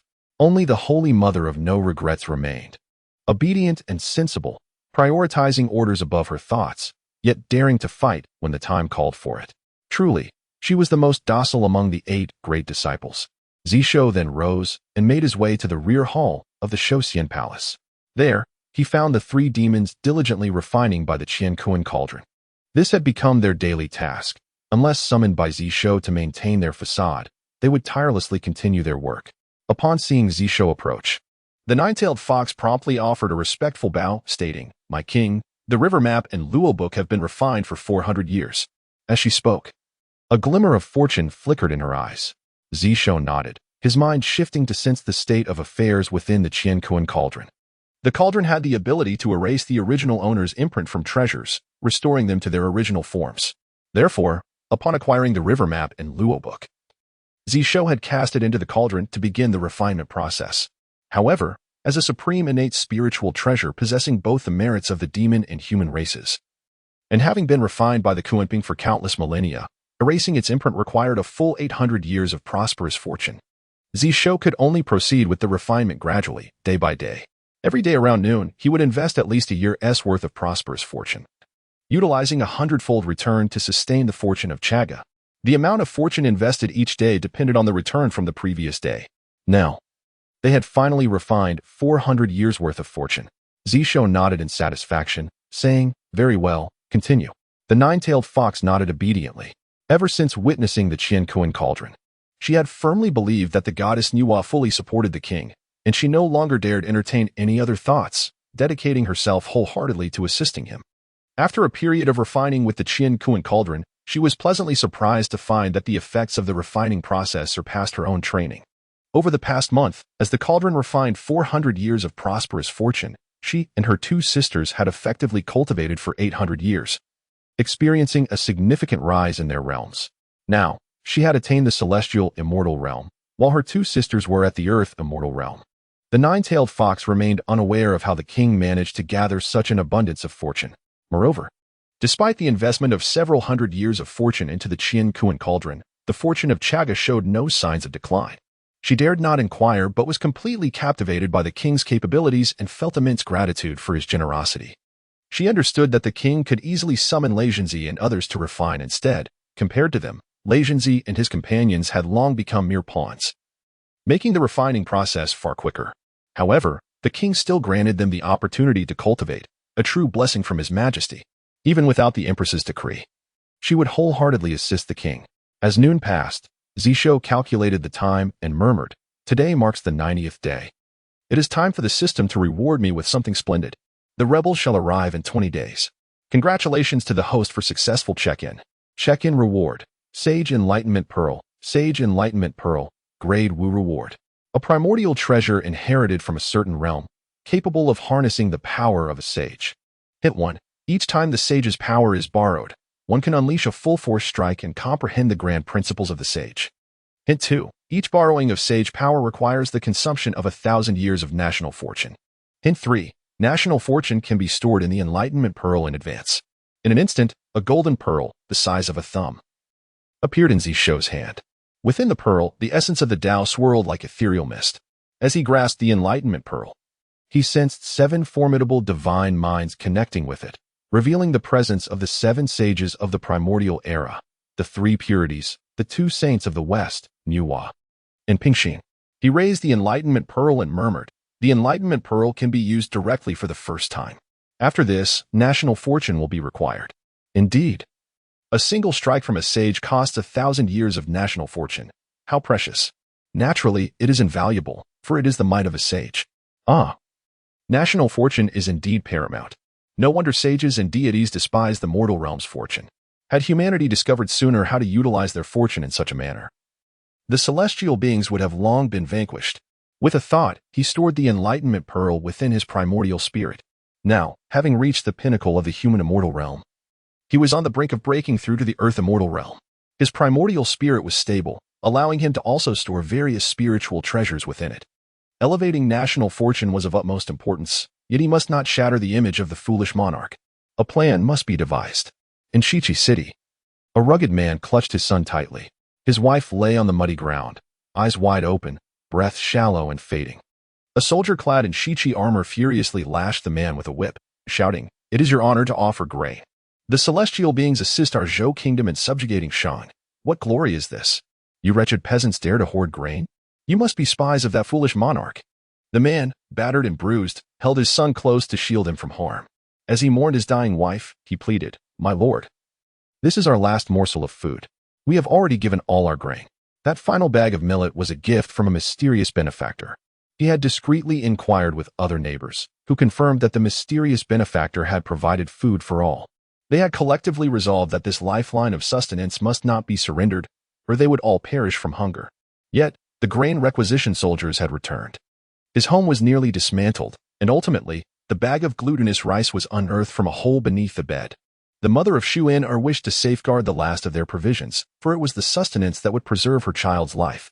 Tragically, she was gravely injured by the grain requisition soldiers, and her survival appeared bleak. "Enough, do not squander more time on these peasants," commanded the officer. "The Prime Minister has decreed that all grain must be collected within 10 days and delivered to Sishugwan, or face military retribution." At last, the captain of the grain requisitioners spoke, his voice cold and devoid of compassion. The troop departed, leaving behind a scene of devastation and countless distraught citizens. In the dead of night, a man cradled his terrified son, watching as his wife gradually drew her final breath. Suddenly, a voice pierced the silence. "Hide the food well. Consume it sparingly. Use half of the medicine on your wife's wound, and the other half mixed with water." The man's vision blurred, and he beheld 2 bags, one large and one small, tossed through the window. The larger bag contained millet, while the smaller one exuded the fragrance of medicine. The man sprang to his feet, whispering, "Who are you? Are you the kind souls who delivered provisions last time?" The familiar voice resounded once more, the king has decreed. Provisions for the people. The king has decreed medicine for the people. Clutching the food and medicine tightly, the man inquired, "Who is the king?" The voice replied, "The king is the ruler of humanity, your sovereign. He genuinely cares for you and your kin and shall lead all against the deities." The man's eyes widened in astonishment. Chapter 46. The primordial golden immortal rides on the face of defeat inside the room. The man widened his eyes in realization. He understood who that great king was. It was King Zhou. For decades, the Western Duke had spoken of him, claiming that King Zhou disrespected the deities, disregarded the mandate of heaven, and ruled with tyranny and cruelty. In the lands of Shiqi, when the topic of the king who defied the celestial beings arose, everyone knew who it referred to. At this moment, countless thoughts surged in his mind as if they were about to explode. The wise Western Duke had led them into deeper suffering. The illustrious king who had allowed others to seize their last morsels of sustenance. The exalted celestial beings had brought him to the brink of ruin. Yet the king he opposed sent people to deliver food and medicine to him. What, then, had he been resisting all these years? The man clutched the food and medicine tightly in his grip, yearning to cast them away. However, upon gazing at his wife, who barely clung to life, and his son, who looked on in shock, he found himself unable to do so. In the end, he could only silently bow his head to the window. Then, he opened the pouch containing the medicine. Outside the house, Neza turned away and said, "This is the last household. The others have already received their rations and medicine." He glanced at the distant convoy collecting supplies, its flames casting a crimson glow against the night sky. Gritting his teeth as he remarked, "The Chan sect has now completely shed its pretense. They once feigned wisdom, but now they bare their fangs." Wei Hu replied calmly, "Previously, the king did not resist, so they acted with ease. Now that the king has begun to fight back, their true nature has been revealed." Neza, with his straightforward temperament, raised an eyebrow and said, "Do you also believe the king should not resist?" Wei Hu lifted the magic pestle in his hand and asked, "What do you think?" Neza smirked and said, "We can perhaps return a few more times, but soon they will realize that we are covertly aiding these people, and by then, we may not be able to come back."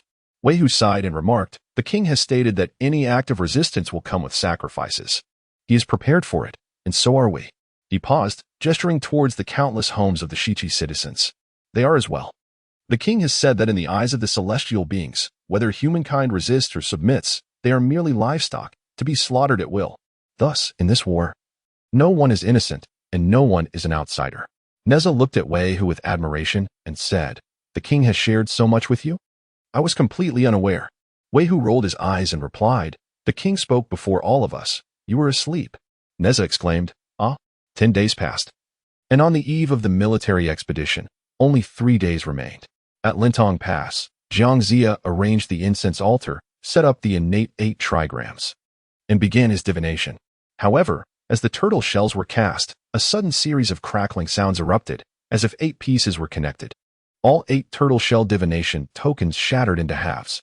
Zhongzi inhaled sharply, staring in disbelief at the broken tokens.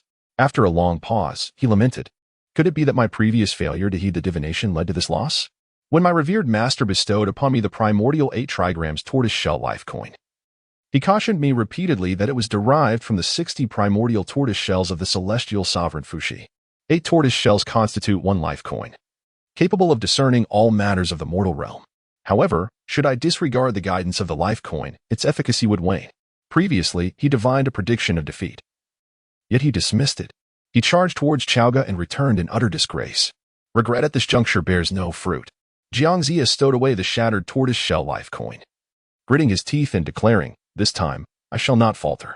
I possess the formidable presence of the Golden Spirit Mother, whose prowess far surpasses that of the Wudong Holy Mother, alongside the astute Wen Zhong, well-versed in military strategy and intimately familiar with the forces of Chaoga.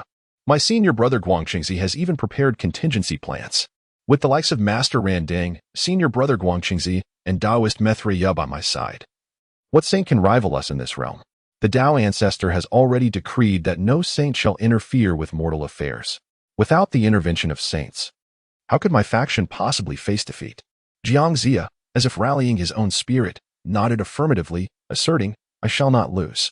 3 days hence, Zhongzi ascended the platform once more to rally the troops, mustering 1,000,000 allied forces as they marched northward, vowing to dismantle Chaoga and vanquish the tyrant. With the divine whip of the gods in hand, he proclaimed loudly. The 1,000,000-strong coalition once again summoned their courage, roaring with fervor. The army advanced resolutely towards the northwest, swiftly reaching Mianqi County. At this moment, the primordial diagram of the united Qi enveloped the entirety of Mianqi County.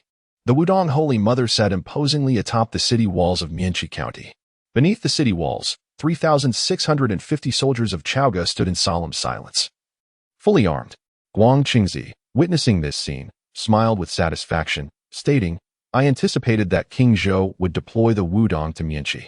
Does he think that by holding Mianqi, he can secure Chaoga?" To the figure shrouded in shadow behind him, he said, "Esteemed friend, the time has come for you to act. Circumvent Mianqi and head towards Chaoga. Once we breach Mianqi County and the forces of Chaoga are thrown into disarray, unleash your full might, even if it requires you to self-destruct. You must obliterate the city of Chaoga completely." The mysterious figure nodded in agreement before departing. Upon the walls of Mianqi, the Wudong Holy Mother caught a glimpse of the enigmatic figure, yet remained unmoved. Before their departure, the king had decreed that she was to focus solely on one task, to exert her utmost strength in defending Mianqi County, leaving all other matters to be resolved by the king himself. She was unaware of how the king would achieve this, but as a loyal subject, she placed her unwavering trust in him. Redirecting her gaze from the mysterious figure, she summoned her divine essence to focus on the rebel forces, particularly on the golden-clad female immortal, the Golden Spirit Mother. As she beheld her stoic senior sister, she was momentarily lost in thought. So strikingly similar. In the next instant, an unbridled fury surged within her heart, her beautiful eyes glinting with malice. The more she resembled her, the more she deserved destruction. With a surge of divine intent, she summoned her blade above her head and, without hesitation, struck towards the Golden Spirit Mother. The divine mother of Golden Spirit ascended into the skies, her eyes radiating celestial light, as she remained impassive atop her cloud. Above her, the four symbols tower loomed, and in her grasp, she held the Dragon Tiger Jade Scepter, which successfully deflected the commanding knife of the unfettered mother. From the four symbols tower emerged the essence of the universe, with the four symbols manifesting in their entirety: the Azure Dragon, the White Tiger, the Vermilion Bird, and the Black Tortoise, enveloping the divine mother of Golden Spirit in a protective embrace. No matter how the commanding knife struck, she remained steadfast and unyielding. Meanwhile, the Dragon Tiger Jade Scepter in the Divine Mother's hand emitted a resonant roar as a dragon and a tiger surged forth, stirring a tempest of wind and thick clouds that bore down upon the unfettered mother. Zhongzi observed with a calm demeanor, remarking that the unfettered mother was no match for the Divine Mother of Golden Spirit. Even with the diagram of primordial unity, her endurance would be fleeting. He turned to the lantern-bearing Taoist and implored, "I ask you, Master, to intervene and vanquish the unfettered mother, thereby shattering the delusions of the..." The lantern-bearing Taoist nodded in agreement, raising the pearl of stabilizing the seas to strike at the unfettered mother. Zhongzi then addressed Zhongzi, stating, "When the city falls, let Wen Zhong lead the entire army to charge. With the unfettered mother defeated, the surrounding spiritual energy will surely be thrown into disarray. Even if the city of Chaoga possesses the great array of celestial stars, it will be rendered ineffective." He elucidated that the great array required the guiding radiance of the stars. Yet, before such light could descend, the chaos of the spiritual energy could disrupt the formation. With a sardonic smile, Zhongzi declared, "Ultimately, there is no mastery over the celestial arrangement. The great array of celestial stars under King Zhou harbors its own flaws. This time, Chaoga shall surely fall, and King Zhou shall meet his demise." Chapter 47. The Sage of the Chan Teaching slays the immortal of the Chan Teaching in the county of Mianqi. The Wudong Holy Mother stood resolutely, flanked by the Golden Spirit Holy Mother on her left and the Lantern Master on her right. As one of the four primary disciples of the Jie sect, she was exceedingly familiar with Zhao Gongming's sea-calming pearl and was well aware of how to defend against it. Prior to her departure, the king had cautioned her to remain vigilant against the sneak attacks of the Lantern Master and Zhongzi. With the innate diagram of the primordial chaos, she successfully intercepted the surprise assault of the sea-calming pearl, casting a furious glare at the Lantern Master and reproaching him. "How shameless! As a golden immortal of the primordial chaos and the vice leader of your sect, is ambush all you can muster?" The Lantern Master, calm and collected, held the sea-calming pearl above his head. With a gentle tap of his right hand, a jade-like measuring rod, 1 foot in length, materialized in his grasp. This was none other than the foremost postnatal treasure of the primal chaos, the measuring rod of heaven. It possessed the virtue of measuring the cosmos, containing the principles of spatial pathways, and was free from the karma of slaying life. As the Lantern Master brandished the measuring rod, he spoke with an air of indifference. My friend, you may withstand this moment, but how long can you endure? Ultimately, you shall be defeated, all for the service of a foolish monarch. Why endure such hardship? He raised the measuring rod and brought it down with force. This is the decree of destiny. A cascade of radiant white light surged forth as the measuring rod descended, transforming the farthest reaches into mere inches. Space contorted and compressed, deftly bypassing the defense of the primordial chaos diagram, and struck down upon the Wudong Holy Mother.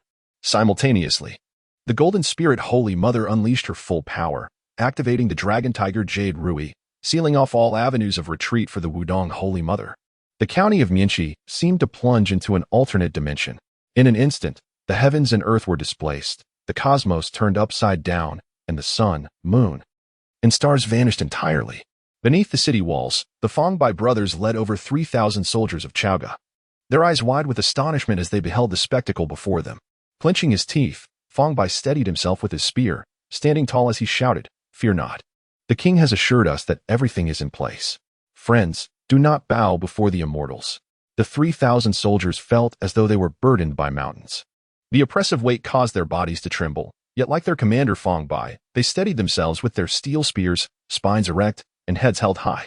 The celestial beings observed this scene with cold derision. At long last, the calamity of the ages was drawing to a close. If humanity refused to kneel, then they would face death. Before the million rebels, Zhongzi let out a chilling laugh, saying, "Wudong, you had already escaped the formation of a myriad of immortals. You ought to have concealed yourself within the cosmos. Yet you return to the calamity, and thus your fate is sealed here." Meanwhile, in Chaoga, Zishou stood atop the highest platform of the Shoshin Palace, gazing towards the direction of Mianxi. With the divine vision of destiny, he could perceive all that transpired in Mianxi County with clarity. Witnessing the Wudong Holy Mother in peril, he sensed that the moment had arrived. With a flicker of thought, he summoned the Sage's Enlightenment Pearl. In the next instant, he detected the presence of 7 sages and unhesitatingly chose the one whose aura resonated most closely with that of Zhongzi. It was the primordial heavenly sovereign. Harnessing the power of the leader of the Chan teaching to vanquish the immortals of the Chan teaching, he eagerly anticipated the unfolding of events. In that brief moment, an immense surge of power erupted from the Sage's Enlightenment Pearl. The perception of Zishou was magnified countless times. Everything in Mianxi County was meticulously laid before his eyes. His gaze fell upon the burning lamp Taoist and the Golden Spirit Holy Mother, and then he extended his hand, making a gentle stroke. With his finger as a pen, he pointed out the realms of mountains and nations. He inscribed upon the burning lamp Taoist and lifted his pen at the Golden Spirit Holy Mother. In that moment, the saint's strike transcended time and causality. As Zishou's finger descended, the river of time in Mianxi County seemed to halt its flow. Everything, both tangible and intangible, living and inanimate, divine and mundane, became suspended in stasis. Then, in a moment that eludes comprehension and description, a bolt of lightning, shattering the void of heaven and earth, abruptly appeared above the burning lamp Taoist's head. This lightning contained the boundless essence of the Jade Purity Tao, the signature divine thunder of the primordial supreme being. Beneath the radiant lightning, all beings perished. The celestial measuring staff wielded by the burning lamp Taoist and the pearl of stabilizing the sea atop his head fell in an instant. He raised his head in abject terror, his eyes filled with dread, and uttered, "Saint? Why?" Yet, he received no answer. Only the chilling intent to kill and the world-destroying Jade Purity divine thunder. The burning lamp Taoist's primordial spirit trembled uncontrollably and under the crushing weight of the saint's power. His resolve nearly shattered on the spot. In a panic, he cried out, then struck his chest, spitting forth a mouthful of essence blood, forcibly summoning the celestial measuring staff once more, drawing a distance of 100,000 miles. In the next instant, the lightning finally descended, sweeping across the Golden Spirit Holy Mother. With a resounding roar, the terrifying thunder silenced the heavenly deities, leaving the world in astonished stillness. Amid the thunder, the Golden Spirit Holy Mother could neither flee nor evade, and was instantly reduced to ashes. Meanwhile, amidst the lightning, a severed arm was flung high into the air, adorned with a string of 24 precious pearls. A wretched scream echoed through the heavens and earth. "Saint, what wrong has my disciple committed?" Then, a cataclysmic explosion resounded throughout the realm. The dispersing lightning, like countless raging serpents, ravaged Mianxi County, plowing the earth beyond the city again and again. When the lightning finally dissipated and the world regained some semblance of calm, The celestial beings gazed in trepidation towards Mianxi County. Before Mianxi County, only the unfettered Holy Mother remained, dazedly clutching a severed arm, while the burning lamp Taoist and the golden spirit Holy Mother had vanished without a trace. What had transpired? Had the saint of the Chan sect slain the celestial of the Chan sect? What had the burning lamp Taoist done to provoke the primordial saint to intervene personally at this moment? At the city's forefront, the unfettered Holy Mother pondered. Is this what the king meant by personally stepping in to resolve everything? But that strike was undeniably the jade purity divine thunder of the primordial saint. The notion that the primordial supreme being had been invited to assist in defending the city was so absurd that it destabilized her heart. Had it not been for the king's voice at the last moment, reminding her to secure the pearl of stabilizing the sea, she might have truly believed that the primordial supreme being had personally taken action. The unparalleled Holy Mother cast a disdainful glance at the severed arm in her hand before discarding it with contempt. A blade shattered the arm into fragments, and she meticulously secured the Dinghai Shenzhen pearl. Raising her gaze once more, she surveyed the panicked rebels, a faint smirk gracing her lips. Opposite her, it seemed the hearts of her adversaries were truly on the verge of shattering.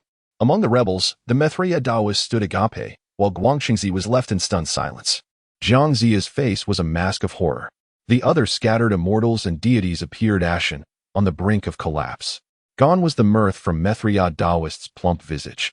Terror widened his eyes as he turned to Guangxingzi and asked, "Fellow Taoist, what on earth has transpired? Why has the primordial saint intervened? And why has she slain the golden spirit Holy Mother and the lamplighting Taoist?" Guangxingzi responded, "How could he possibly know? That was certainly not the work of our master. The Tao ancestor has already issued a decree forbidding saints from descending into the mortal realm. There is no way our master could have acted, let alone against the lamplighting teacher." With a pallor of dread on his face, Mithriya Taoist pressed. "Then who among the Chan sect possesses the power to wield the jade-clear divine thunder, striking down the golden spirit Holy Mother and severely wounding the lamplighting Taoist?" Guangxingzi fell silent, unable to find words. He had distinctly sensed his master's aura in that earlier strike of jade, clear divine thunder. Yet the impossibility of it gnawed at him. Chapter 48. The Celestial Saint in the vicinity of Mianxi County. The jade purity divine thunder struck down the golden spirit Holy Mother, gravely injuring the lamplighting Taoist. In the wake of that singular blow, the entirety of the 9 heavens and 10 earths, along with the 4 seas and 8 desolations, succumbed to a profound silence. Even the myriad saints could not remain undisturbed. In the palace of Nuwa, the goddess Nuwa widened her eyes in astonishment. The Lady of Tranquility, seated upon the throne of the Yellow Springs, wore a visage of perplexity. In the west, within the Shumi heaven, the Saint Zhuanti nearly leaped from his seat, his sallow face clouded with gloom. Despite his status as a saint, he found himself momentarily losing composure. What madness has Yuan Shi unleashed? Surrounded by resplendent golden light, Zhuanti began to calculate the cosmic principles of causality with a flick of his fingers. After a lengthy pause, he raised his head and spoke, his tone heavy with foreboding. "Brother, it appears that Yuan Shi has become aware of my previous actions. He is using the lamplighting Taoist as a cautionary example." At this juncture, the Saint Jane also opened his eyes, a shadow of gloom passing through his gaze as he remarked, "My calculations yield the same conclusion. All traces of causality have been obscured, leaving no clues behind. Yet, he brazenly employs the jade purity divine thunder, making his stance unmistakable. This is a tactic typical of Yuan Shi." Zhuanti's expression darkened as he said, "I have already forged opportunities with several fellow Taoists. If we were to cease now, the losses to our western domain would be too great." After a moment of contemplation, Jiayin smiled faintly, saying, "Brother, do not concern yourself. This matter does not detriment our opportunities in the west. Rather, it is significantly advantageous." Zhuanti paused, then responded with a peculiar smile, "What you say is indeed true. The Tao ancestor has decreed that no saint's power shall trespass into the mortal realm. Yuan Shi's blatant defiance of the Tao ancestor's decree intrigues me. I shall observe how the Tao ancestor reacts. Yuan Shi, it seems that you have indeed been influenced by the saintly destruction pill, leading you to such irrational actions." Within the Purple Cloud Palace, the celestial saint stood aghast, staring at Mianxi County, momentarily at a loss for words.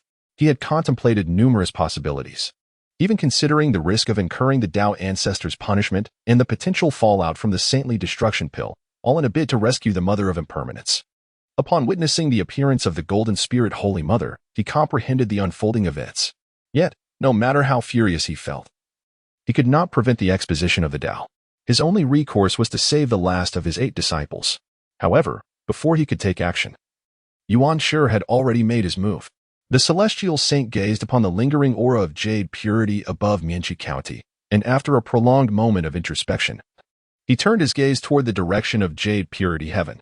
After much deliberation, he finally uttered a phrase he had heard in the mortal realm. Yuan Shi, I respect you as a man of honor. However, have you considered how you will confront the Dao ancestors' retribution? As soon as his words fell, a cold, impassive force, devoid of emotion yet imbued with supreme authority, surged forth from the depths of the purple cloud palace. The celestial saint's expression shifted as he exclaimed, Has the heavenly Dao intervened?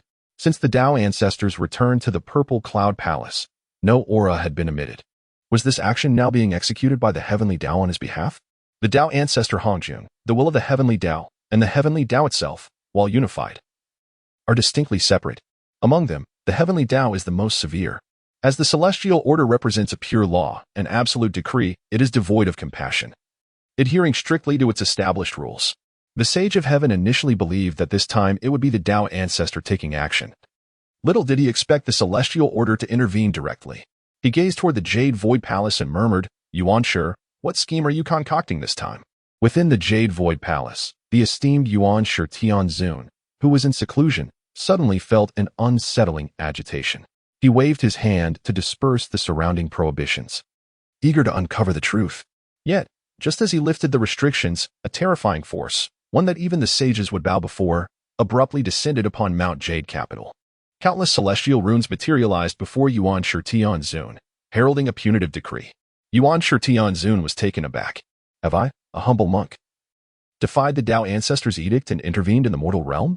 Did I truly strike down the divine mother of golden spirit and gravely wound the lamplighting Taoist? Yuan Shi Tianzun, perplexed, thought, I have been in deep meditation, just emerging from my retreat, entirely unaware of any wrongdoing. How could I have suddenly contravened the Dao ancestors' will? I yearn to eradicate Chaogu and swiftly conclude this calamity. How could I possibly act against the lamplighting Taoist? What on earth has transpired? However, the celestial order is indifferent to reason. The force manifesting in the mortal realm was the jade, clear divine thunder, responsible for slaying the divine mother of golden spirit and inflicting severe wounds upon the lamplighting Taoist, with all consequences resting upon Yuan Shi. The celestial order merely executes its decrees. A cold, unfeeling, and detached silver eye suddenly appeared in the skies of jade clear.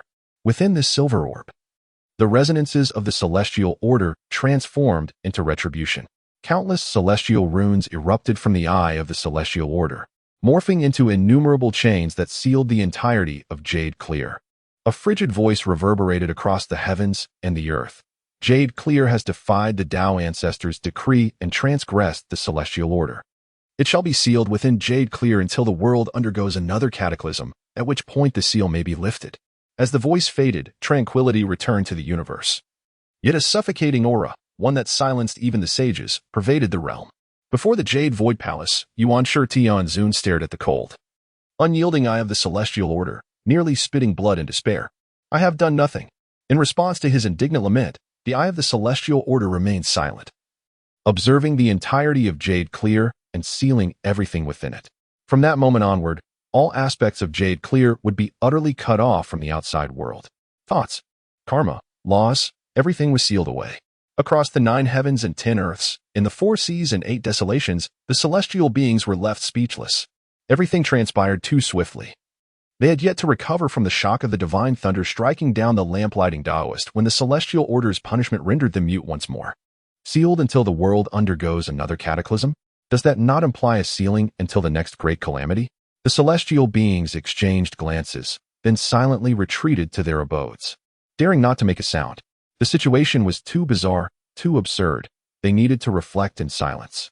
In Chaogu City, within the Xian Palace, Zishou murmured with a peculiar expression, the Chan sect has wielded the mandate of heaven against me for 30 years. Now it is their turn to taste its bitterness. According to the original fate, after the sealing of the gods and the calamity, a wave of traitors from the Chan sect will defect to the west. Now, this matter unfolds with even greater clarity. He has undergone countless predestined trials and has long understood that destiny lies within human agency. The few who are destined to rebel against the teachings will journey westward, either to attain Buddhahood or to reincarnate and achieve the Bodhisattva's fruition. At this moment, the last obstacle for these few heading west has vanished. Zishou chuckled softly and remarked, "When the primeval heavenly sovereign finally emerges from the jade pure heaven and realizes that all his efforts during the Fengshen calamity have ultimately benefited the West, will he not be driven to despair?" After envisioning a few splendid futures, Zishou collected his thoughts and calmly stated, "Feng Bai, advance." Beneath the flourishing national fortune, his voice could instantly reach the ears of any subject or general. Before the county of Mianqi, Feng Bai's eyes sparkled with determination as he erupted into hearty laughter, proclaiming, "Gentlemen, follow me to slay the enemy." Form the formation.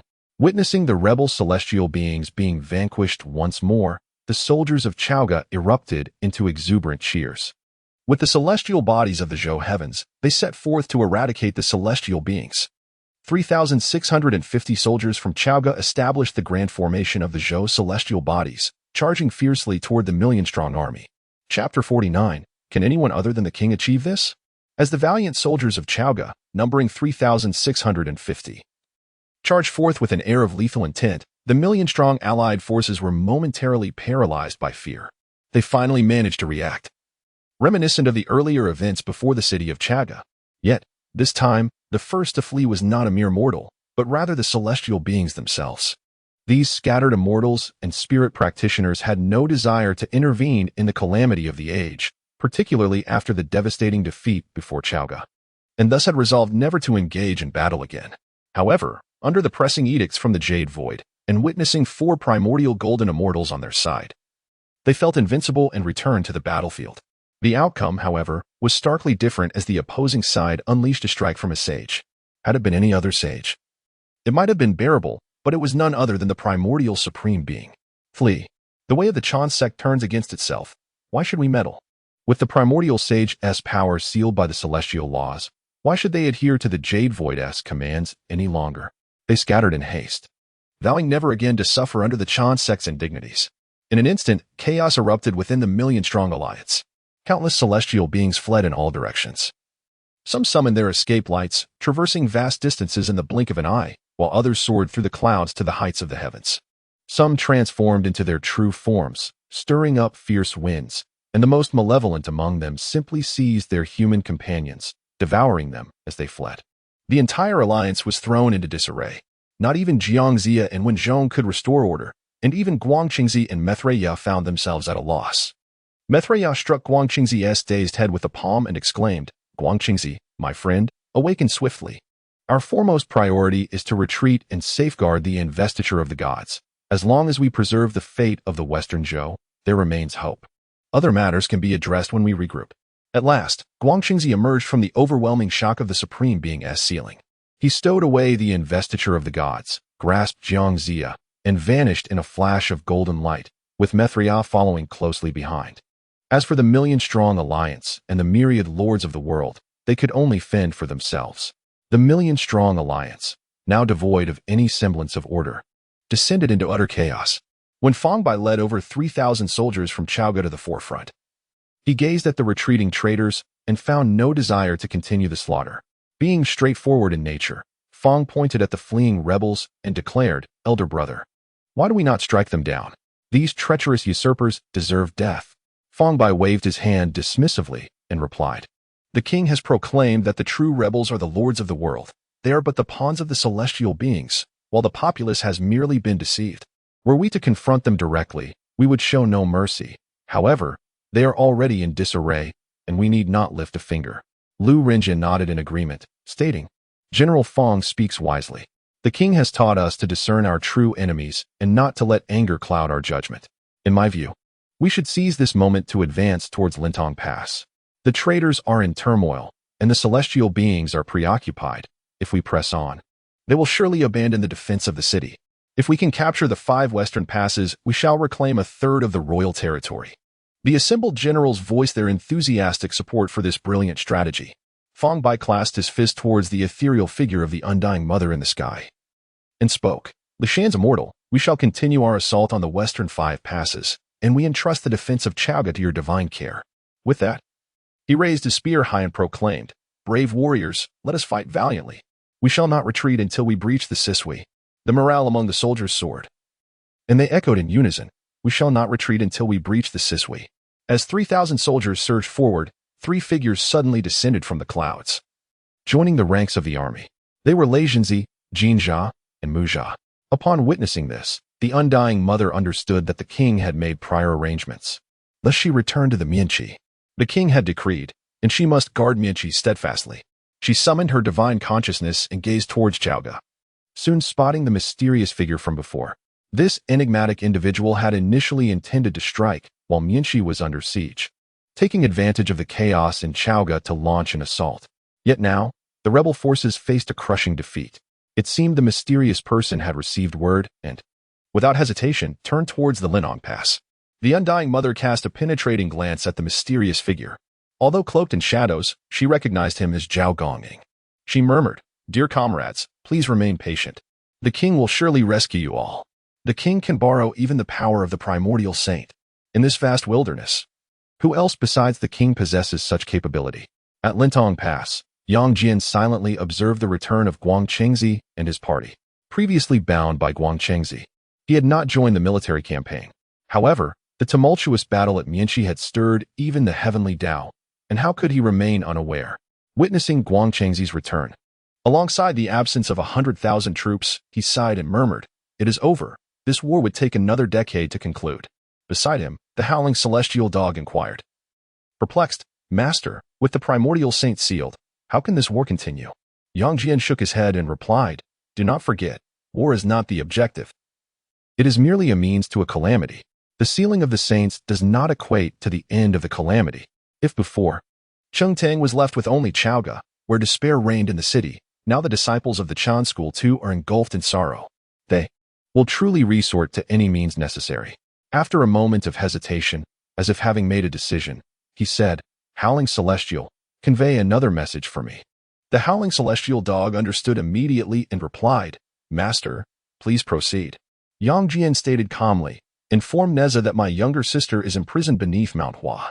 Once the howling celestial dog departed, Yang Jian strode purposefully towards the general's office at Lintong Pass. "Respected Master Zhongzi, I must report that our army has lost all morale. In my humble opinion, we must retreat from the western 5 passes and return to defend Shiqi City." Zhongzi turned to Yang Jian and exclaimed, "Foolishness! You wish to abandon the western 5 passes? Do you comprehend how much time it would take to reclaim them?" Yang Jian responded with serenity, "I have witnessed the events at Mianqi.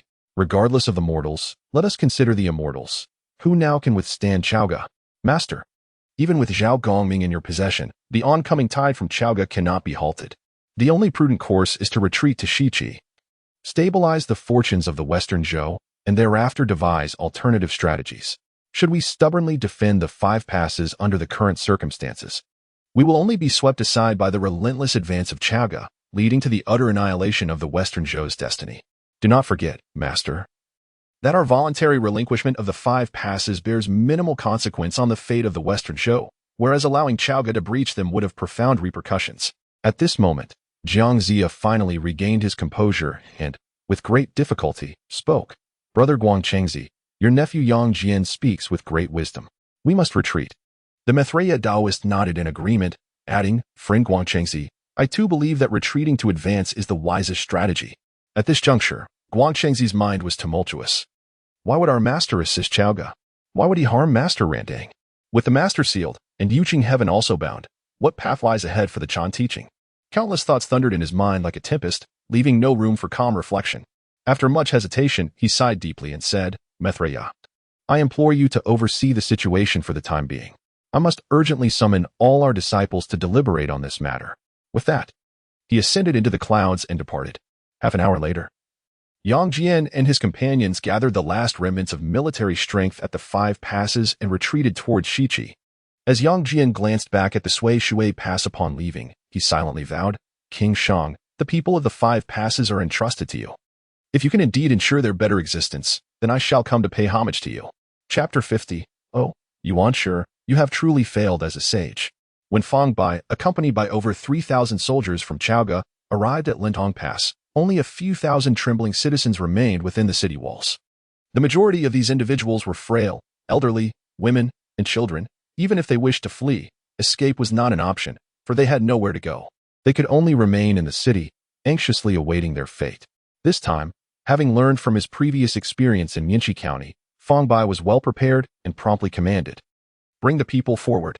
Soon, a contingent of the reserve force, comprising over 100 citizens, arrived at Lintong Pass.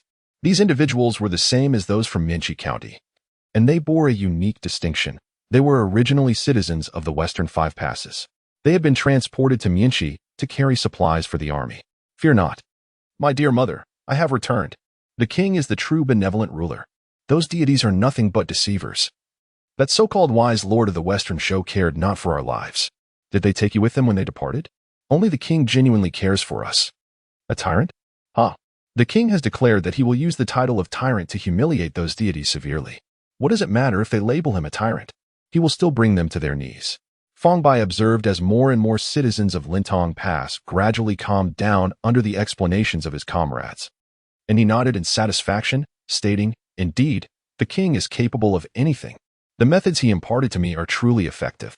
He instructed the reserve force to remain and maintain order before leading the citizens onward to the next pass. In the following 3 days, the soldiers of Chaoga swiftly occupied the Western Five Passes as if traversing an uninhabited land. When Fong Bai stood before the general's office at Sui Water Pass, the Western Five Passes had already returned to the hands of Chaga. "The king has commanded that at the stroke of midnight, we shall plant the royal banner atop the general's office." Fong Bai ordered the entire army to rest while remaining vigilant against any potential counterattacks from the rebels. Fong Xiang, curious, inquired, "Brother, why must we wait until after midnight to raise the royal banner?"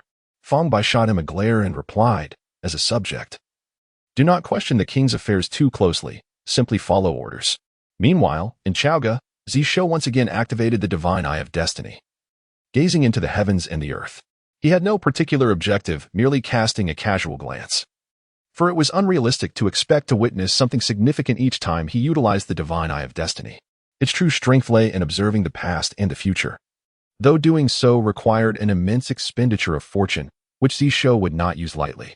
However, to his surprise, as he glanced toward the Peach Blossom Cave on Juxian Mountain, he beheld the 12 golden immortals of the Chan sect, along with the Southern Polar Immortal. Within the Peach Blossom Cave, the immortals exchanged glances, momentarily speechless. They had been secluded in their abodes, nursing their wounds, only to suddenly find themselves homeless. Their master had been sealed, along with the entirety of the Jade Pure Heaven. This blow was tremendously devastating for the Chan sect, directly shaking the resolve of the immortals. If this matter remained unresolved, they would await their master's emergence only to meet their demise. After a long silence, at long last, Zhongzi spoke, addressing his junior disciples. "Do any of you possess a viable strategy?" Ci Hang Daorun, with a fleeting glimmer of brilliance in his eyes yet maintaining an expression as tranquil as a still pond, replied, "Brother, in my humble opinion, at this juncture, we must leverage external forces." Zhongzi inquired further, "What does junior brother Ci Hang mean by that?" Ci Hang Daorun articulated calmly, "Although brother has acquired the profound methods from the Western deities and can harness the power of the Fengshen Bang, it remains inherently limited.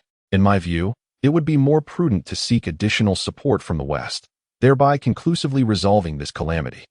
Zhongzi furrowed his brow and responded, "Our teachings already owe a karmic debt to the West. If we further seek assistance from them, how shall we repay this debt in the future?" Ci Hang Daoran shook his head and replied, "Brother, regardless of who inflicted a heavy blow upon the Radiant Lamp Master, that individual possesses the capability to strike once more and cast unfounded accusations upon our master. Therefore, it is plausible that they might intervene again.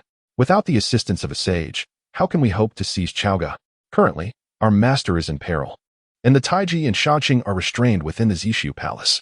It is utterly impossible for Nuwa and Pingxin to aid us. Thus, to whom else can we turn for support?" Upon hearing this, the expressions of the gathered immortals changed dramatically. Ultimately, they were compelled to confront a stark reality. Should the forces of Chaoga summon the power of another sage, who among them could stand in opposition? Hence, the situation was no longer one of preference, but rather one of necessity. After a prolonged silence, Zhongzi finally nodded and declared, "Very well. We shall proceed as junior brother suggests. I shall make my way to the west. However," Ci Hang Daoran shook his head once more and stated, "Concerning matters in the Western show, it is imperative that brother presides over them. While we seek to borrow strength from the West, we must not allow them to take the lead, lest it prove detrimental to our teachings. Only by having you, Brother Guangqingzi, along with Brother Qijingzi and Brother Yuding, can we contain Mi Lu. As for the journey to the west, I, along with my fellow disciples Wen Zhong and Puxian, shall accompany you. Guangqingzi, trusting his judgment, nodded in agreement. Very well, I entrust the western matters to you, junior brother. With that, he rose to his feet, summoning Qijingzi and Yuding, and set forth towards the city of Shiqi. Meanwhile, Xi Hang Daoren, together with Wen Zhong and Puxian, ascended in a radiance of golden light, heading towards the west. On the way, Wen Shu Guangfa Tianzuan suddenly interjected, Brother Xi Hang, what are your intentions? Xi Hang Daoren maintained his usual calm demeanor and replied, My dear brothers, do not forget, we three originally hail from the west. Both Wen Shu and Puxian were taken aback, their expressions reflecting astonishment. The three of them were indeed beings from the west, having only become disciples of the teachings after Nuwa mended the heavens. Thus, they shared a unique bond, being the only immortals among the disciples who grasped the path of the Dharma body. Xi Hang Daoren raised his gaze towards the direction of the western paradise and remarked softly, Everything is ordained by fate. The karmic debts we owe to our master have already been repaid through the 9 curves of the Yellow River Array and the 10,000 Immortals Array. And now it is time for us to settle our ties with the West. Wen Shu Guangfa Tianzuan gazed deeply at Xi Hang Daoren for a moment before finally saying, The Western sage has sought you out, has he not? Xi Hang Daoren smiled faintly and replied, He has also sought you both. At this moment, the revered Puxian finally spoke, saying, What course of action should we take? The teachings have lost their sage, and we find ourselves unable to conclude the tribulation of the ages. The repercussions of the Fengshen tribulation will soon bear down upon us. Who shall stand against it then? Guochengzi? As the esteemed eldest disciple wielding the golden bell, is that even plausible? If that is the case, why not adhere to the heavenly mandate and journey westward? The Zihong Daoist extended his hand to reveal a golden Bodhi leaf, stating calmly, Brothers, it will not be long before we enter the cycle of reincarnation. Wen Shu and Puxian were momentarily taken aback. Then, understanding dawned upon them. They too produced golden Bodhi leaves and spoke in unison. What you say is indeed true, elder brother. In the next moment, the three immortals stowed away their golden Bodhi leaves and soared towards the western paradise. Meanwhile, in Chaoga, Zishou blinked in astonishment, retracting his divine gaze, and muttered, I feel as though I have witnessed something of great significance. TSK, when the tree falls, the monkeys scatter.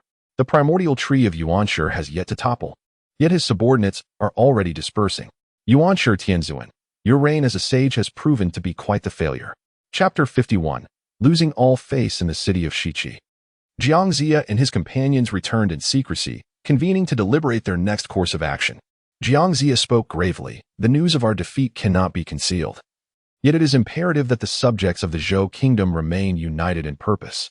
My esteemed colleagues, do any of you possess a viable solution? Defeat is not inherently dreadful. If wielded wisely, even the mournful can become a formidable force. However, discord among the people is a harbinger of ruin. In the past, the hearts of the Shiqi people were steadfast, their resolve unyielding.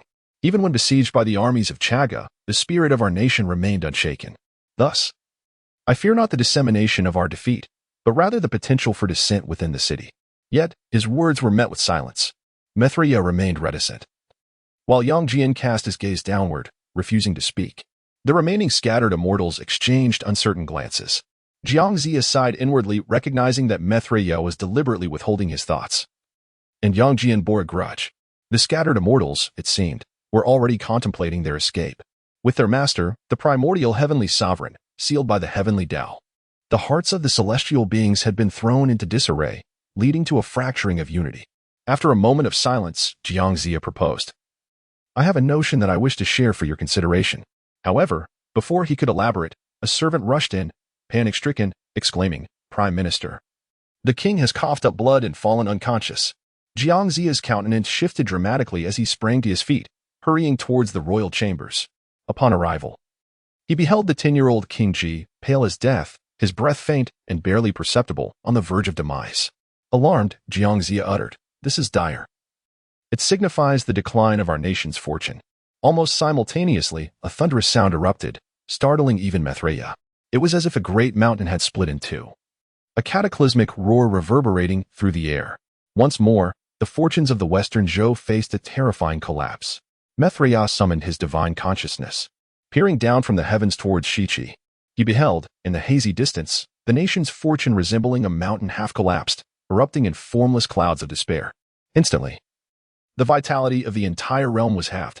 Even Mithra's expression darkened at the sight. The fortunes of the mortal realm are seldom visible to the celestial beings. Only when there are significant fluctuations can they discern the changes. At this moment, the transformation of the Western Zhou's fortune was unmistakably laid bare before him, robbing him of any semblance of a smile. A grave crisis was at hand. Meanwhile, within the city of Shiqi, the news of the coalition's latest catastrophic defeat spread like wildfire. No one knew who had initially leaked the information, but by the time the citizens registered the news, the entire city was already engulfed in fear. In that instant, anxiety gripped the nobility, while the common folk were left bewildered. Are not the celestial beings aiding us? Did they not proclaim that our campaign against the Shang was destined for success? How could fate decree such continuous losses? I have heard that even the mightiest of immortals have perished, having suffered defeats at Chaoga and Mianqi, and now losing even the western 5 passes. It seems imminent that we shall also fall to Shiqi City. Beyond that, there will be nothing left to lose. I suggest we adopt a more pragmatic approach, abandoning any notions of destiny. If we cannot prevail, we simply cannot. Our position in Shiqi is quite satisfactory. Why must we engage in a campaign against the Shang? The result has been 2 catastrophic defeats for our million-strong army, a situation that defies explanation, leaving us utterly humiliated. Rumors abound, and dissent brews among the populace. The fortunes of the Western Zhou dynasty are in disarray. When Guangchengzi, Zhongzi, and Yuding Jinren arrived at Shiqi City, they were met with a scene of chaos. The 3 immortals stood in stunned silence, acutely aware that the frontline losses would significantly impact the fate of the Western Zhou. Yet they had not anticipated such a devastating blow. Zhongzi, his countenance ashen, surveyed the turmoil within the city and exclaimed in fury, "A band of ungrateful commoners, daring to entertain treachery. They deserve the harshest punishment." He raised the yin-yang mirror, casting a malevolent gaze upon Shiqi City. Guangchengzi, his expression dark, raised a hand to halt Zhongzi, stating, "Calm yourself, Zhongzi. Let us endure this moment of tranquility. I shall devise a plan." Consequently, the 3 immortals descended from the clouds, entering the royal palace of Shiqi. Upon encountering the corpulent Mithra Taoist, Guangchengzi's opening words astonished all present.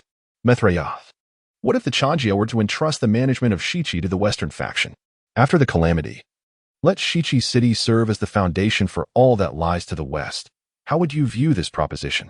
The suggestion startled not only Zhongzi and Yuding Jinren, but even Mithra Taoist momentarily paused. With palms together, Mithra inquired, "Dare you swear by the heavenly principle?" Without hesitation, Guangchengzi took an oath upon the heavenly principle, reiterating his terms.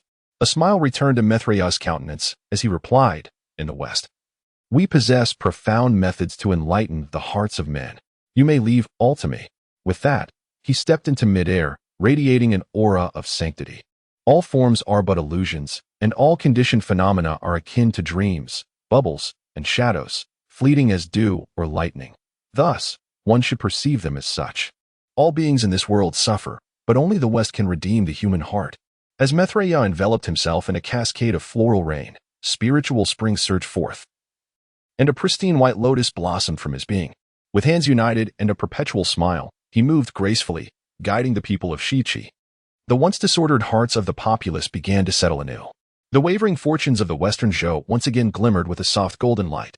Within Shiqi City, the citizens knelt before Mithra, bowing deeply, weeping profusely, and confessing their sins. Some, in their fervor, even resorted to self-harm, appearing almost mad. Only the destitute inhabitants of the eastern part of Shiqi watched in astonishment and fear, remaining entirely unaffected. These individuals had previously encountered the spiritual elixirs bestowed by Neza during the forced grain requisitions. In a humble dwelling, a man held his son tightly on his back, observing his anxious wife, saying, "Come, let us go to Sisui Pass and appeal to the king." Though filled with trepidation, she silently nodded in agreement. Meanwhile, within the royal palace of Shiqi, Shaoji's rapid breathing gradually steadied. His injuries were merely the consequence of bearing the backlash from the collapse of the nation's fortune. Now that the nation's fortunes have been restored, he too has naturally regained his strength. Guangchengzi turned to the assembly of immortals and coldly declared, "I have made up my mind. Regardless of the cost, I shall bring an end to the calamity of the deification. Afterward, I implore my master to emerge from seclusion and once again oversee the grand scheme. Having spoken, he inquired, who is in favor? Who is against? Zhongzi and Yu Dingjinren exchanged glances, while Yang Jian and Zhongzi stood in stunned silence. Yet, in the end, no one voiced opposition. Should the fortunes of the Western Zhou completely collapse, the first to suffer would undoubtedly be the Chan sect, which is already without a sage to guide it. If that were to happen, the Chan sect would face utter ruin, far worse than the fate of the Jie sect. However, as long as the calamity of deification can be resolved, there remains a glimmer of hope. The assembly of immortals spoke in unison. We shall heed the decree of our senior brother. Only Yang Jian sighed inwardly, realizing that the Chan sect was indeed about to resort to any means necessary, just as he had initially suspected. Chapter 52. Restoring the greatness of the Chan sect. The fate of the crumbling Shiqi city has once again stabilized. Zhongzi retained Zhongzi and Yang Jian to manage earthly affairs, while he, along with Zhongzi and Yu Dingjinren, established a barrier within the city and sat cross-legged. It was not until this moment that Zhongzi spoke, inquiring, Master Brother, what are your arrangements? If Shiqi city is entirely surrendered to the West, it would mean that the calamity has concluded, resulting in half of the world falling under Western influence. How can we allow the affairs of the Eastern continent to be meddled with by the West? Zhongzi regarded Zhongzi and Yu Dingjinren with a solemn gaze and replied, My dear junior brothers, do you believe that the strike of the Yuling Divine Thunder at Mianxi County was truly the doing of our master? Zhongzi resolutely shook his head, asserting, Absolutely not. Zhongzi nodded, stating, Since it is not our master's doing, it can only be another sage attempting to frame him. The Grand Master and our master collaborated to steer the heavenly mandate, so he would not be the one. No matter how much dissatisfaction Tongtian has, he cannot act against our master within the Zishou Palace. The Nuwa sage may harbor intentions to intervene, but as a sage of merit, any action she takes would carry the aura of virtue. The Pingxin sage bears the weight of the 6 paths of reincarnation and is the only sage of the earth. Thus her aura too cannot be concealed. My junior brothers, do you think there is anyone else capable of such deeds? The expressions of Zhongzi and Yu Dingjinren darkened as they simultaneously gazed towards the west. Zhongzi nodded and continued, The West has established 800 side sects and 3,000 wondrous methods, yet none of us knows the extent of their power. Setting aside other matters, have the two of you ever heard of the Maitreya Taoist? Zhongzi and Yu Dingjinren comprehended Zhongzi's implication. The only beings capable of framing a sage are other sages, and among all sages, only those from the West remain shrouded in ignorance. Zhongzi furrowed his brow and questioned, If that is the case, Master Brother, will you still entrust Shiqi to the West? Zhongzi replied calmly, By surrendering it to the West, they will truly become embroiled in the calamity. When the time comes to seize Chaoga, it will not be us who are anxious, but the West. Realization dawned upon Zhongzi and Yu Dingjinren, and they spoke in unison, Master Brother. What a brilliant strategy! Since we cannot prevent the West from intervening, it would be better to outright relinquish Shiqi. In this way, we not only resolve the previous debts owed to the West, but also draw them into the fray. Zhongzi looked at his 2 junior brothers and declared, My dear junior brothers, our master has been wronged, and we are at our most vulnerable moment as the Chan sect. We, as disciples, must endure humiliation and bear all consequences, awaiting our master's return. A moment of patience is but a sacrifice for the future, enabling our Chan sect to rise once more. Zhongzi and Yu Dingjinren nodded solemnly, their gazes resolute, proclaiming, Let us restore the greatness of our Chan sect. At midnight, as the hour passed, within the Shouxian Palace, Zishou gazed toward the direction of the western 5 passes. Almost the instant his gaze landed, the fortune of Chaoga trembled violently. The events that transpired during the recapture of Mianxi County repeated themselves once more. The fortune of Chaoga was drastically diminished by more than half. Subsequently, the returning fortune once again elevated Chaoga's fortune, though this time it returned only double. After replenishing his resources, the fortune returned this time merely enhanced the overall luck of Chaoga by 50%. Zishou was taken aback. This was his first encounter with such a meager return. Previously, various returns had been no less than triple. He had anticipated at least a 10-fold return this time, which would have allowed him to recharge the sage's enlightenment pearl. No, it was simply a stroke of bad luck this time. An overall enhancement of 50% was still considerable. He resolved to check in immediately to affirm his luck. As long as he checked in to draw a prize, everything would improve. Congratulations, host, check-in successful. You have received a GUE level reward, 5,000 plow oxen. The host may redeem the reward at any time, but only has one opportunity for redemption. Zishou thought to himself, it's just an off day. Tomorrow will surely bring better fortune. The following day, congratulations, host, check-in successful. You have received a GUE level reward, 5,000 draft horses. The host may redeem the reward at any time, but only has one opportunity for redemption. Zishou sighed. Well, perhaps my luck has been poor lately. After this phase, everything will surely turn around.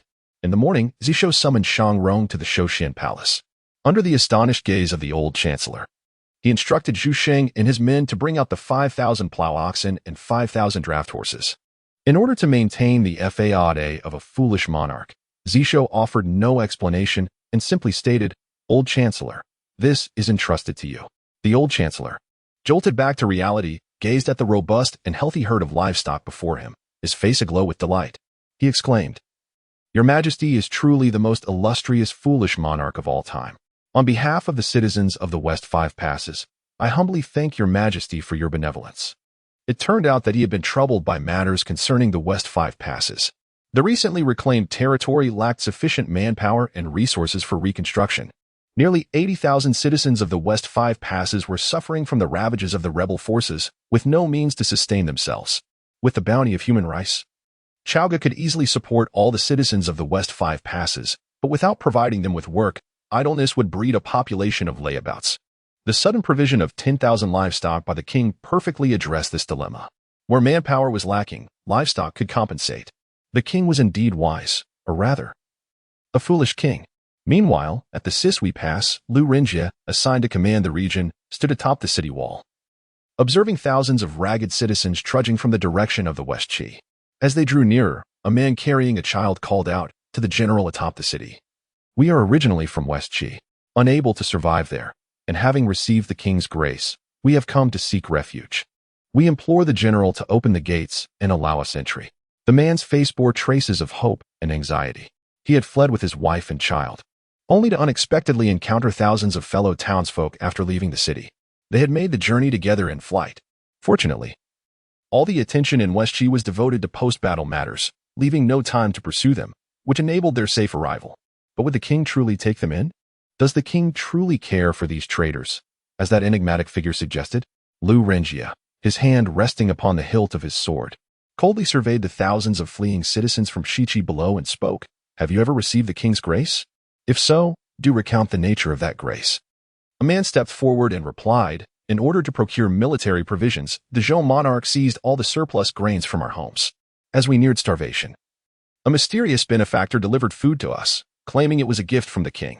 Oh, and let me not forget, later, my wife was gravely injured by Zhou soldiers and on the brink of death. It was that same mysterious benefactor who provided both food and medicine, thereby saving her life. Upon hearing such details, Lu Renjie recognized that these must be the individuals mentioned by General Neza. He promptly commanded, Open the city gates and welcome them. Turning to Lei Peng, he instructed, You shall personally oversee these refugees. If they are indeed genuine, follow the chancellor's orders to ensure their proper settlement, treating them with kindness, and allow them to return to the king's benevolence. But should they prove to be spies, let there be no mercy. Lei Peng nodded in assent, selecting 2 trusted subordinates before descending the city walls. Below, the man watched as the gate swung open, exhaling a long sigh of relief. He turned to the others and declared, Fellow villagers, the king has granted us entry into the city. We have found a path to survival. Chapter 53. The West triumphant 7 days later, in the city of Shiqi, Yang Jian gazed upon the now fully restored city, yet his countenance was marred by worry. He turned to Zhongzi beside him and remarked, Master Jiang, the chaos that once engulfed the city has dissipated. However, the streets are adorned with incense towers, and the populace worships the West. The citizens of Zhou no longer lament their hardships, nor do they fret over their lack of clothing and sustenance. And the fear of repeated military defeats has vanished. Is this truly the fruit of our decade-long struggle? Have we transformed people into thoughtless, emotionless serfs? Is this the world that emerges after the deification? Is this what he envisions as a future worth fighting for humanity? Zhongzi silently observed the scene before him. After a prolonged pause, he said, Yang Jian, a week ago, you deliberately allowed those thousands of Shiqi rebels to escape to the Sisui Pass. Do not forget, you are a disciple of the Chan sect, and that will forever be your identity. Thus, You must comprehend that all of this is ordained by the heavens. Do you wish to defy fate? Yang Jian lowered his gaze and replied, I shall heed your words, master. I will seek out my teacher for punishment. With that, he turned to leave. If this is indeed the destiny spoken of by his teacher, if this is the future he has fought to secure for humanity, then he is a sinner against his kind. His parents would never forgive him, and his younger sister would harbor hatred for him throughout her life. On that day, Yang Jian was stripped of all his powers and imprisoned in the Jinxia cave of Yuling Mountain, enduring the torment of ice blades piercing his body until he repented. Meanwhile, Zishou, having completed his check-in for the lottery, finally drew a reward that was not of the lowest grade in half a month. Congratulations to the host for a successful check-in. Check-in reward, array-breaking celestial gong. Array-breaking gong, a gun-grade reward that can dismantle any formation, restriction, or seal beneath the heavens. Free from any karmic ties post-dismantlement. Note 1. Usable only once. Note 2. Requires the incantation shouted aloud. The king sends me to patrol the mountains. Zishou raised an eyebrow. A twitch at the corner of his mouth as he beheld the sudden appearance of a bronze gong before him. Recalling the incantation mentioned by the system, his mind conjured up rather unpleasant images, such as singing mountain songs while striking the gong, only to be ambushed by a monkey with a fierce visage. A shiver ran down Zishou's spine, and he resolved firmly he would rather perish than use this item himself. At the Three Mountain Pass, Yishun had seized control after overcoming it. Currently, the armies of the southern lords were encamped there. Of the 200 lords in the southern territories, only a handful remained after years of conflict. These lords had absorbed the lands of their fallen counterparts, growing significantly in power. Undoubtedly, the mightiest among them was Yishun's southern wing kingdom. Following another defeat in the battle near Mianqi County, Yishun retreated to the Three Mountain Pass. At this juncture, he summoned all the southern lords and declared, Esteemed lords, I have received word that Shiqi has encountered some setbacks, yet it has stabilized once more, with numerous celestial beings still safeguarding the Lord of Zhou. In the realm of Donglu, the absence of Jiang Wenhuan has plunged the land into chaos, with the various lords engaging in relentless warfare, each vying to supplant Donglu. As for the distant region of Beichong, it lies too far for us to receive any news. One of the southern lords spoke up, inquiring, My lord, what of Chaoga? Yishun's countenance darkened as he replied, King Zhou has reclaimed the western 5 passes. Now, the western 5 passes, along with Mianqi and Mengjin, have reverted to King Zhou's dominion. Of the territories once belonging to King Tang, nearly 30% has fallen back into his grasp. The lords exchanged glances, their expressions shifting as discussions erupted among them. Eventually, the same lord who had raised the question regarding Chaoga spoke again. What do you imply, my lord? Yishun feigned contemplation for a moment before declaring, in this world, it is ultimately the divine beings who wield authority. As mere mortals, bereft of celestial protection, what can we accomplish? King Zhou, too, has received the favor of the divine, enabling his resurgence. Therefore, I have resolved to heed the will of the celestial beings. However, Zhongzi has proven ineffective, and those deities who support him are no match for those aligned with King Zhou. In years past, I encountered a transcendent sage from the west, known as the Medicine Master Liuli, whose prowess is formidable. I have decided to acknowledge the Western sage as supreme. What do you all think? The lords responded in unison. We shall follow you, my lord. Yishun nodded in satisfaction, clapping his hands and proclaiming, Since all agree, let us together welcome the arrival of the Medicine Master Liuli. The lords were taken aback. Indeed, their lord had long been prepared. The earlier discussion was not a consultation, but rather a proclamation. Had they dared to express dissent, they would have met their demise. Yet, the southern marquis was correct. Mortals ultimately require divine protection. Given that the deities aligned with Zhongzi are of no use, it would be prudent to seek a more powerful celestial being. After all, they are merely paying homage to celestial beings. What harm is there in honoring a more formidable one? As the lords pondered these myriad thoughts, a sudden sound of celestial chants wafted through the air. In the next moment, the Three Mountain Pass was enveloped in a radiant glow. The assembly looked up in astonishment to see the clouds roiling above. A colossal, multicolored lotus descended gracefully from the heavens, each petal shimmering with a luster akin to that of glass. The incantations of Western Sanskrit filled the air as celestial beings danced, petals raining down like a gentle shower. Amidst the ethereal light, a refreshing fragrance of medicinal herbs wafted forth. A figure, seated upon the resplendent lotus and possessing a visage as gentle as jade, descended from the ninth heaven. adorned with an exquisite crown embellished with countless gems radiating a soft, glass-like glow. He held in his hands a crystal-clear, immortal herb, from which the enchanting aroma emanated. Upon sighting the medicine master Liuli, the initially cautious gazes of the southern lords transformed into fervent adoration. They prostrated themselves upon the ground, fervently bowing as if pounding garlic, weeping and laughing as they proclaimed, "We welcome the medicine master Liuli." The lords knelt, followed closely by the southern army, and subsequently, the entire populace of the south. The medicine master Lapis Lazuli smiled gently and said, "I, as a humble practitioner, have descended to the mortal realm under the decree of the Western sage, wishing to alleviate the suffering of all beings, to empower their faculties, and guide them towards liberation." The crowd prostrated on the ground, their faces radiant with joy, chanting loudly, "We wish to follow the medicine master Lapis Lazuli and embrace the profound teachings of the Western Mahayana." Lifting his gaze towards Chowga, the medicine master contemplated. King Zhou seeks to defy the heavens and alter his fate, yet he remains oblivious to the immutable will of destiny. His struggles merely serve to usher forth the flourishing of my Western realm. At present, my disciple Methreya occupies the West Zhou, while I command the South Yu. In the East Lu, there is Brother Vipashian, and in the North Chong, Brother Vishitva. The 9 provinces of the mortal world and their borders have all fallen under my Western dominion. What influence does Chowga hold? It is but a speck of land, and all resistance is in vain. Zhongzi believes that by entrusting Shiqi to my Western domain, he can draw my teachings into the cycle of calamity, thus extending the mandate of heaven for the propagation of the doctrine. He is already ensnared in the cycle of calamity, unaware of the heavenly decree. Failing to comprehend that my Western teachings are destined to transmit to the Eastern lands and revive the primal chaos, the endeavors of Zhongzi are nothing but futile. This time, it is my Western faction that triumphs. Chapter 54. It was you who brought the Western teachings here. Time flies. Over a month has passed since the Western forces made their grand entrance into the realm of the 9 provinces. At the 9 Immortals Mountain, in the Peach Blossom Cave, the 12 golden immortals of the Chan teaching gathered once more. Taichi Jinren, unable to contain his agitation, cast a grim look towards Zhongzi, saying, "Brother, the land of the 9 provinces has been entirely occupied by the West.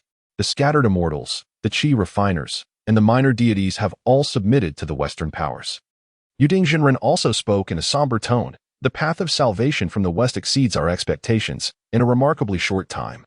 They have completely seized control of the Western territories, leaving no scattered immortals or deities unaccounted for." Zhongzi's countenance darkened profoundly. He had completely miscalculated. His intention was to use Shiqi as bait to draw the West into calamity, but the West seized this opportunity to completely engulf the 4 realms. Even more unexpectedly, the Western celestial beings dispatched to the 4 realms were all Hunyuan golden immortals, Methreya, the medicine master, and the 2 others, Poposhi and Pishifu. These 4 Hunyuan golden immortals had been concealed by the West until now, unbeknownst to Zhongzi. Adding to this, there were also the few who had been guided to the West during previous battles, Kong Xian, Wu Yunstin, and Pila Xian. With these, the West now possessed 7 Hunyuan golden immortals, a strength that the current Chan teaching could not possibly contend with. Zhongzi had to admit that the sealing of their master by the heavenly Tao had indeed shaken his conviction, leading him to make grievous misjudgments. He turned at Sihong Daoren and inquired, "Sihong, what is your perspective on this matter?" Sihong Daoren opened his eyes and replied calmly, "Brothers, at this juncture, we must first acknowledge our defeat and then proceed with caution. Regarding the Western occupation of the mortal realm, in my humble opinion, Brother Zhongzi's actions were not misguided. Given our current position, we cannot withstand the Western teachings. It would be wiser to concede gracefully." He paused, his gaze sweeping over the gathered immortals, and continued, "Brothers, while open conflict is easily countered, covert attacks are far more insidious. The West has thrived precisely because they have operated from the shadows while we have been in the light. Now that they have revealed themselves, it is time for us to retreat into the shadows." The assembly of immortals exchanged glances and nodded in agreement. Sihong Daoren, being the sage among the 12 golden immortals, offered analysis that was undoubtedly sound. Zhongzi spoke solemnly, "If that is the case, we shall proceed as Brother Sihong suggests. In the West, within Shumi Heaven, the land of ultimate bliss, Zhuanti Saint turned to Jiayin Saint and said, "Brother, just who is Sihong Daoren? What enmity does he bear towards the primordial heavenly sovereign? Furthermore, I can discern that he has ties to past lives, yet I cannot fathom their nature." It was one thing for Zihong Daoren to come seeking refuge with Pu Xian and Wen Shu, but he even proposed a brilliant scheme that could utterly sever the fortunes of the Chan teaching. This has taken me by surprise. What could the primordial sovereign have done to invoke such hatred in his most devoted disciple? Jie Saint smiled faintly and replied, Zihong Daoren is the reincarnation of the thousand-headed Ling Long. The face of the saint of purity displayed a look of astonishment as he remarked, the most extraordinary bloodline of the Qilin clan? It is said that when the primordial Qilin first came into being, influenced by the powers of the chaos divine demon, Ling Long Laozu, a portion of its strength split off, giving rise to a sister, who, possessing 1,000 faces, was aptly named Qianshou Ling Long. I never anticipated that the compassionate traveler was, in fact, the reincarnation of Qianshou Ling Long. No wonder I could not discern the karmic threads of his previous existence. The path of Ling Long is most adept at disguise. The saint of guidance calmly stated. By a twist of fate, I witnessed the reincarnation of Qianshou Ling Long, which is how I became entwined with the compassionate traveler's fate. Now, dear disciple, do you comprehend why the compassionate traveler harbors such deep animosity towards the primordial heavenly sovereign and has chosen to assist us? The saint of purity joined his hands in prayer, a faint smile gracing his waxen visage as he replied, the primordial deceived the Qilin Emperor, Nhuy, siphoning the last vestiges of the Qilin clan's fortune, only to breach his promise and permit the decline of the Qilin lineage. In the present wilderness, apart from the four non-figures, there exists no pure-blooded Qilin. All beings claiming to be Qilin are of mixed blood. In ancient times, the three clans devised various means for survival. The ancestral dragon subdued the seas with dragon souls, while its corporeal form entered the dragon-locking well, thus securing a glimmer of hope for the dragon clan. The primordial phoenix entrusted all pure-blood offspring to Nuwa. Only the primordial Qilin misjudged the primordial, leading to the severance of pure blood among the Qilin clan in these three factions. He gazed towards the sealed realm of Yuqing heaven and remarked, Saints are untouched by karma, yet the karmic debts incurred by saints inevitably fall upon their grand teachings. Primordial, your arrogance shall ultimately demand recompense. At the same time, in the mortal realm, atop the majestic Mount Hua on the western peaks, Neza cast a somber glance towards Mount Hua. Furrowing his brow as he spoke to his companion, Wei Hu, elder brother, mentioned that third sister is suppressed beneath Mount Hua. Yet we have searched the mountain for 3 days and found ourselves unable to enter. The king permitted us to act independently. I had hoped to seize this opportunity amidst the turmoil within the Chan sect to rescue third sister and then hasten to save elder brother. With the forces of Chaga at our disposal, we could mount a full-scale counteroffensive, reclaiming the royal territories before addressing the vassals. Yet, we cannot even breach Mount Hua. Wei Hu, however, appeared unconcerned. There must be some form of restraint in place, perhaps laid by the esteemed Master Yuding himself. We are bound to be unable to unravel it. We should return to Chaoga and report this matter to the king. In Chaoga, Zishou retracted the divine eye of destiny. He found this power to be even more formidable and useful than he had anticipated. He had developed the habit of employing it daily to observe the various celestial beings and their intriguing maneuvers. At this moment, he raised an eyebrow and murmured, Yesterday, the ineffable saintess informed me that a significant presence of the Western sect has emerged in the realm of the four boundaries. It turns out to be you, Guangqingzi, who has drawn the Western sect here. The following day, within the 9 Chambers Hall, Zishou addressed the civil and military officials in a calm tone. The Chan sect currently exhibits a state of decline due to the imprisonment of the primordial heavenly sovereign, rendering it incapable of managing the insurgents. However, these individuals have invited wolves into their midst, bringing the ever-greedy Western sect to the 9 provinces. In the present realm, the influence of the Western teachings has spread extensively. Within the Great Hall, the officials stood in stunned silence, their murmurs creating a resonant buzz. The Holy Mother of No Constraints gazed in astonishment at the sovereign. Just the previous day, she had reported to the king her discovery of a significant presence of Western immortals within the realm. However, she was hindered by the interference of the four realms' fortunes, rendering her unable to discern the true nature of the events unfolding. Initially, she intended to petition the king to send fellow disciples to investigate the situation, only to find that the king was already aware of the circumstances. Could it be that he possessed a treasure akin to the heavenly mirror of the celestial court, capable of perceiving the heavens and the earth? At that moment, Shang Rong stepped forward, stating, Your Majesty, the deities of the West are not benevolent entities. Their invasion of the 9 provinces demonstrates their disregard for humanity. In my humble opinion, we must immediately commence the reclamation of the territories lost to Chengtang. We should first recover the lands surrounding the royal capital, and then proceed to subdue the disloyal feudal lords across the realm. The ministers, having been briefed by the Holy Mother of No Constraints and Neza on the matters concerning the immortals, now possessed a clearer understanding of the forces at play. They recognized the Western teachings as a far more malevolent entity than even the Chan school, a group of barbaric invaders who exhibited no regard for human life. The Chancellor spoke up, and the assembly of ministers unanimously echoed, "The Chancellor's words ring true. We cannot allow our people to suffer oppression at the hands of the West." Chapter 55. The monarch summons me to patrol the mountains within the Nine Chambers Hall. The civil officials earnestly requested, "Your Majesty, I am willing to take up arms. Oversee the supply of provisions and manage the laborers. Should the troops prove insufficient, I am prepared to wield a blade myself." The military general interjected, "What nonsense, Lord Zhou. Our warriors have yet to be extinguished. It is not your place as a civil official to tread upon the battlefield. The citizens of Chaoga take great pride in joining the ranks. At the mere utterance of your command, the soldiers shall be ready for expedition. With the martial arts and formations bestowed by your Majesty, reclaiming the lost territories is merely a matter of time." The atmosphere in the Nine Chambers Hall brimmed with confidence. Yet the Holy Mother Wudong furrowed her brow. At length, she spoke, "Your Majesty, while reclaiming lost lands may not pose a challenge. The real difficulty lies in winning the hearts of the people. Previously, the Chan sect believed that those misled by their deceptions, unaware of the truth, would become a malignant poison to Chaoga's fortune, hence they retained the citizens of Mianchi and the Western Five Passes.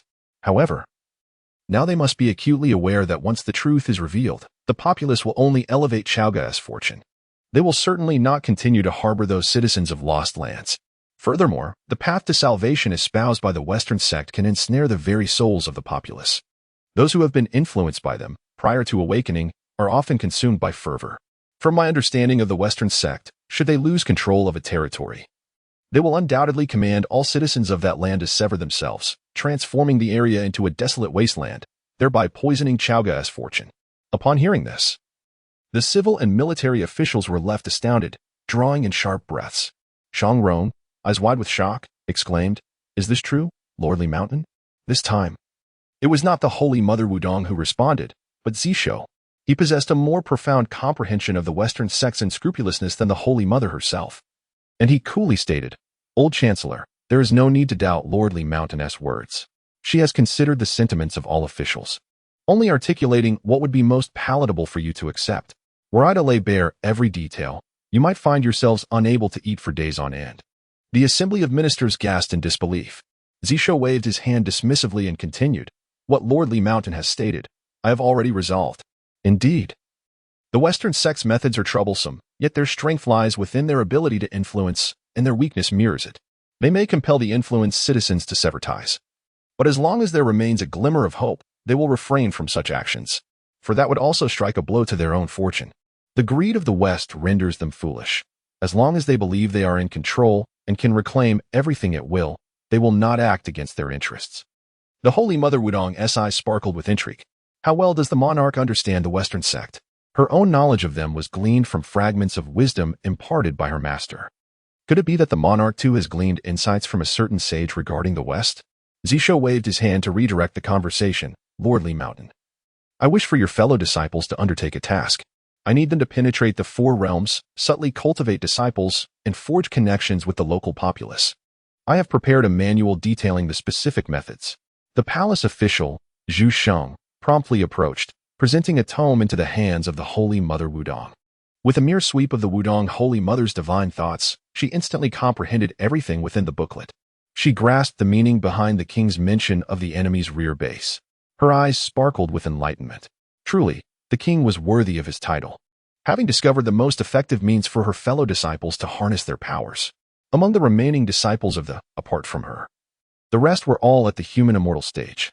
During the battle at the 10,000 Immortals Array, all the saints had focused their attention on the disciples of who were above the human immortal stage, except for her, who managed to escape under the direct protection of her master's powers. The other disciples had no chance of fleeing. Consequently, although her remaining companions had entered, they were unable to make any significant impact on the front lines. However, establishing a rear base against the enemy would change the dynamics entirely. First and foremost, Her fellow disciples had been summoned to buy their original karmic ties concealed. As long as they did not reveal their identities, there was no need to fear being discovered by the Western teachings. Secondly, while the strength of the human immortal stage may seem feeble, it could perfectly disguise itself as minor deities, evading excessive scrutiny from the Western teachings. The Wudong Holy Mother, brimming with excitement, performed a respectful bow and declared, "I accept the decree." Her fellow disciples had long been despondent due to their inability to exert their powers and avenge their sect. Now, everyone had a purpose. Later that afternoon, at the Neza and Wei who returned. Upon hearing Neza's report, Zishou displayed a hint of subtlety in his expression. Yang Jin's sister, Yang Chan, was suppressed beneath Mount Hua? What fate had traversed the river of time to bring this about? Had the karmic ties from the era of the Bao Lian lantern carried into the investiture of the gods? However, as he pondered, a thought suddenly struck him. Could it be that during the Bao Lian lantern period, Yang Jin had suppressed Yang Chan beneath Mount Hua precisely because she was well acquainted with the area beneath the mountain? What a curious familiarity! Nevertheless, that was not his primary concern. Rescuing Yang Chan was paramount. After presenting the recently acquired break array immortal gong to Neza and explaining its usage, he stated, "I grant you 3 days to rescue Yang Chan. Thereafter, I have another royal command." Neza accepted the break array immortal gong with both hands and replied, "I accept the decree." That very day, Neza and Wei Hu made their way back to the western Mount Hua. Neza produced the break array immortal gong and prepared to strike it. Wei Hu, standing nearby, asked with an odd expression, "Are you truly going to recite that incantation?" Neza, puzzled, responded, "What seems to be the problem? I find this incantation exceedingly intriguing." Wei Hu was reminded of a prior statement from the king. The personalities of the king and Neza were indeed a harmonious match, akin to thunder striking the earth. Thus, he gestured for Neza to proceed. With a resounding clash, Neza struck the break array immortal gong and, using a voice that rivaled the gong's own, began to bellow, "The king summoned me to patrol the mountains. The king summoned me to patrol the mountains." Wei Hu silently took a few steps back. Yet, just as he awkwardly prepared to make an exit, he was astounded to witness the 800 peaks of Mount Hua quaking violently, waves rippling before his eyes. In the rippling waters, he beheld a transformed visage of Mount Huashan. He and Neza had initially stood on the mountain path, yet at this moment, they were astonished to find themselves before a precipice. Neza, equally dumbfounded, exclaimed, "This entire Mount Huashan conceals an entirely different realm? This is certainly not a barrier set by the Jade Dingzhenren." Wei Hu nodded in agreement, stating, "This barrier of Huashan must be a form of primordial grand formation. It is merely that the Chan sect has discovered this primordial array. The Jade Dingzhenren has only imposed a restriction at the point of activation." He patted Neza on the shoulder, saying, "Let us proceed swiftly to find our ally Yang Chan. Remember what the king said, the array-breaking celestial gong can only be used once, and for only 1 hour." Without hesitation, Neza stowed away the celestial gong. And together with Wei Hu, they plunged into the primordial grand formation. Half an hour later, they emerged from Mount Huashan with a woman, transforming into 3 streaks of light, racing towards Chaoga. Meanwhile, after another half hour, the primordial grand formation atop Mount Huashan silently reverted to its original state, as if it had never been activated at all. Chapter 56. Where there is oppression, there is resistance. As Neza and Wei Hu rescued Yang Chan in the Palace of Longevity at Chaoga during the twilight hours, Zishou was suddenly stirred in his heart and gazed towards Mount Hua.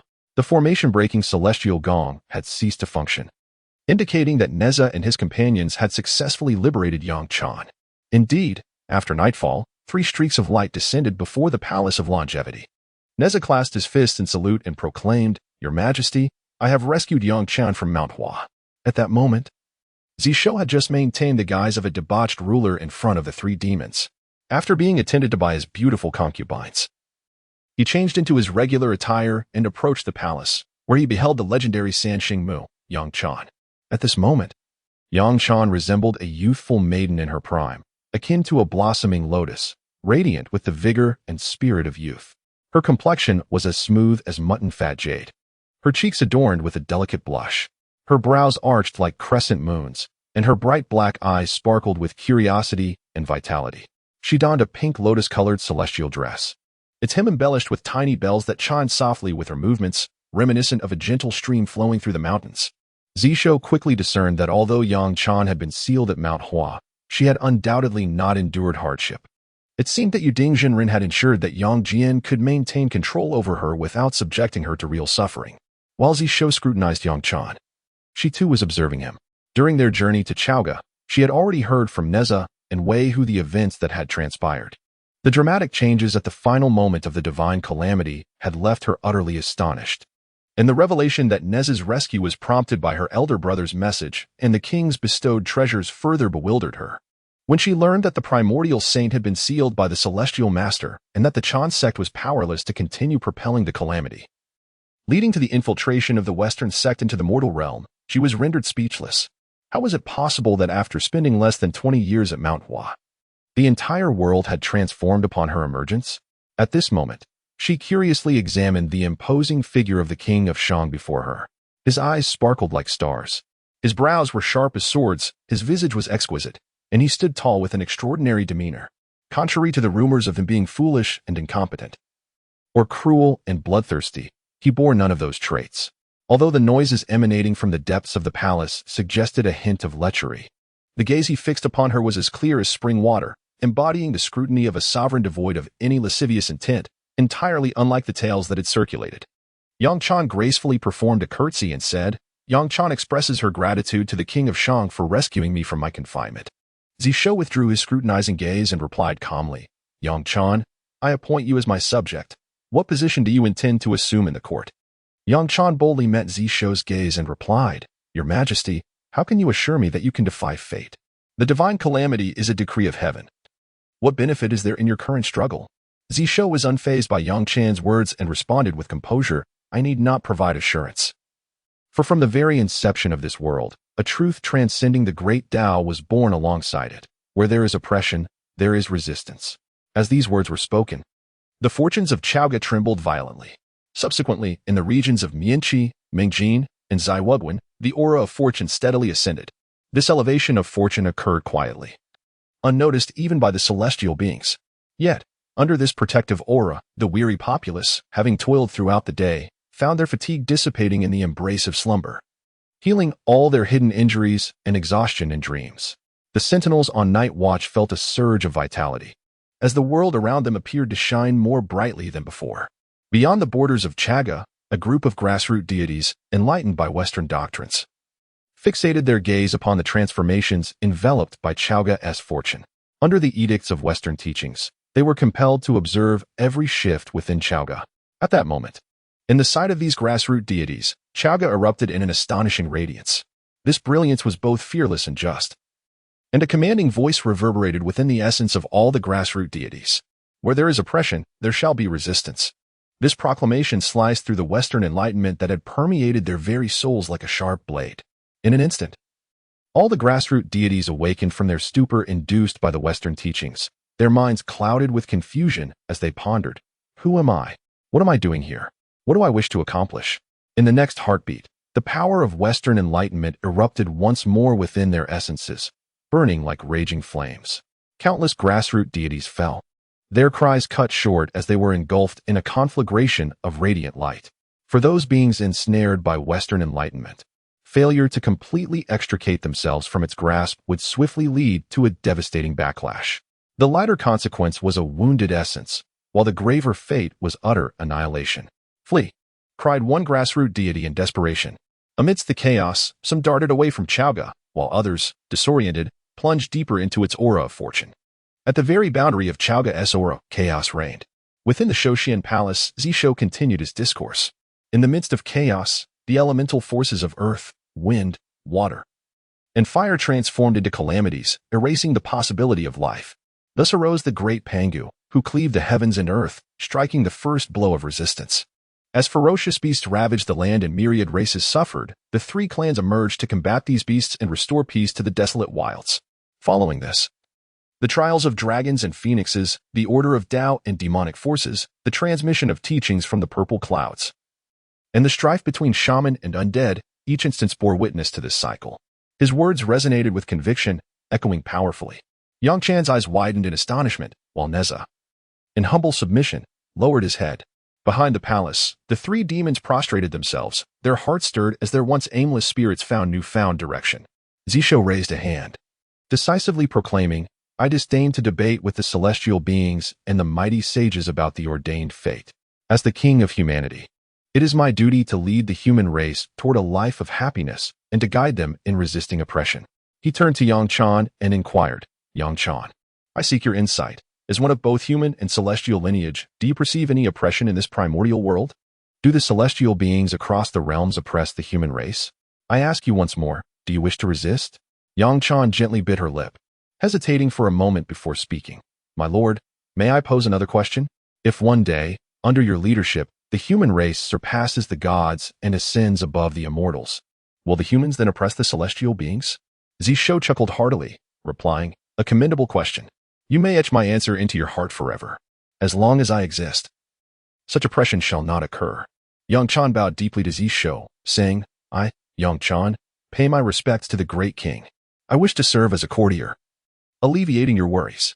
Satisfied, Zishou smiled and inquired, Yang Chan, what position do you desire? Without hesitation, she lifted her head and declared, the Grand General. Zishou found the martial disposition of the three holy mothers, who favored arms over adornments, quite agreeable. He calmly announced, Yang Chan, I hereby appoint you as the Grand General of Yunhua, protector of the people, to lead our elite troops alongside the formidable Neza, Grand General of Pacification. I command you both to quell disturbances across the 9 realms, safeguarding the state and aiding the vulnerable to protect the lives of the populace. Yunhua. The title of Yang Chan's mother, the celestial being Yaoji, is also known as the Fairy of Yunhua. Yang Chan trembled, feeling the oppressive aura around her transform into a protective embrace. And the haze that had clouded her heart since the onset of the divine tribulation dissipated completely in that moment. She understood the great king's intention behind bestowing her mother's title, and with gratitude, she bowed her head, clasped her hands, and said, I accept the decree. Chapter 57. Strength through adversity in the stillness of the night. Zishou reveled in the attentive service of the 3 enchantresses while contemplating his subsequent actions. With Yang Chan now rescued, it was imperative to hasten the liberation of Yang Jian. Should the news of Yang Chan's rescue spread, the esteemed Yuding Jinren would undoubtedly take countermeasures. Previously, the Celestial Hound had conveyed intelligence that Yang Jian was imprisoned within the Jinxia Cave of Pingquan Mountain, Yuding Jinren's sacred domain. A strategy was required to expedite the release of the illustrious Erling Shun. Rescuing him posed no challenge. The intervention of the Wudong Holy Mother would suffice. However, swiftness was of the essence, for should the Holy Mother become ensnared, the Western sect would promptly strike against Chaogu, reclining in the embrace of the 9-tailed fox. Zishou rhythmically tapped his knee, reflecting, I must cultivate a more formidable power. Having just ascended to the Earth Immortal realm, the Heavenly Halberd's 9 techniques could at most be refined to the level of the Great Luo Golden Immortal, yet it lacked comprehensiveness. The chaotic incense fire path ensured that within the realm of fortune, I would not fear any adversary beneath the saints, albeit with certain limitations. A more profound technique was still requisite. He spoke softly, Daji, has the hour of Z passed? The 9-tailed fox, aware of her lord's newfound reverence for the midnight hour since his resurgence, had been vigilantly monitoring the time. My lord, the hour of Z has just passed. Zishou nodded, casting aside distracting thoughts. System check-in. Today marks my 120th day, the 4th month. I require an A grade, no, a B grade, technique. One that allows for ascension to sainthood within a day, dominance over the immortal path in 2 days, and surpassing Pangu in 3 days.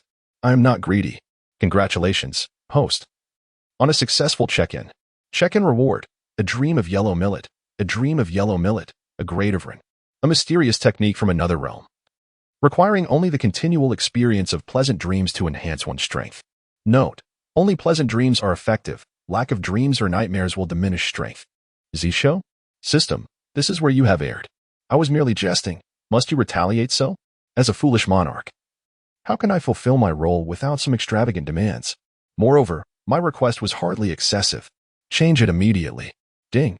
Detection of the host's exceedingly shameless demands, deemed quite foolish. Reward. Check-in reward elevated by 2 tiers. Ding. Detection of the host altering Yang Chan's predetermined fate. Reward. Check-in reward elevated by 1 tier. Monthly perfect attendance check-in reward automatically elevated by 1 tier. Check-in reward upgraded to XIN grade. Special certification for foolish monarchs. Automatic elevation by 2 tiers. Check-in reward upgraded to G grade. Achievement for altering destiny. Automatic elevation by 1 tier. Check-in reward upgraded to Wu grade. Zishou. Ah? Is it truly possible? If so, I shall make extravagant demands daily from now on. Detected that the host's final clock and reward is the slanderous transformation scripture, a heavenly level technique that empowers the host whenever any being in the world berates them as a tyrant. The harsher the insults, the swifter the enhancement.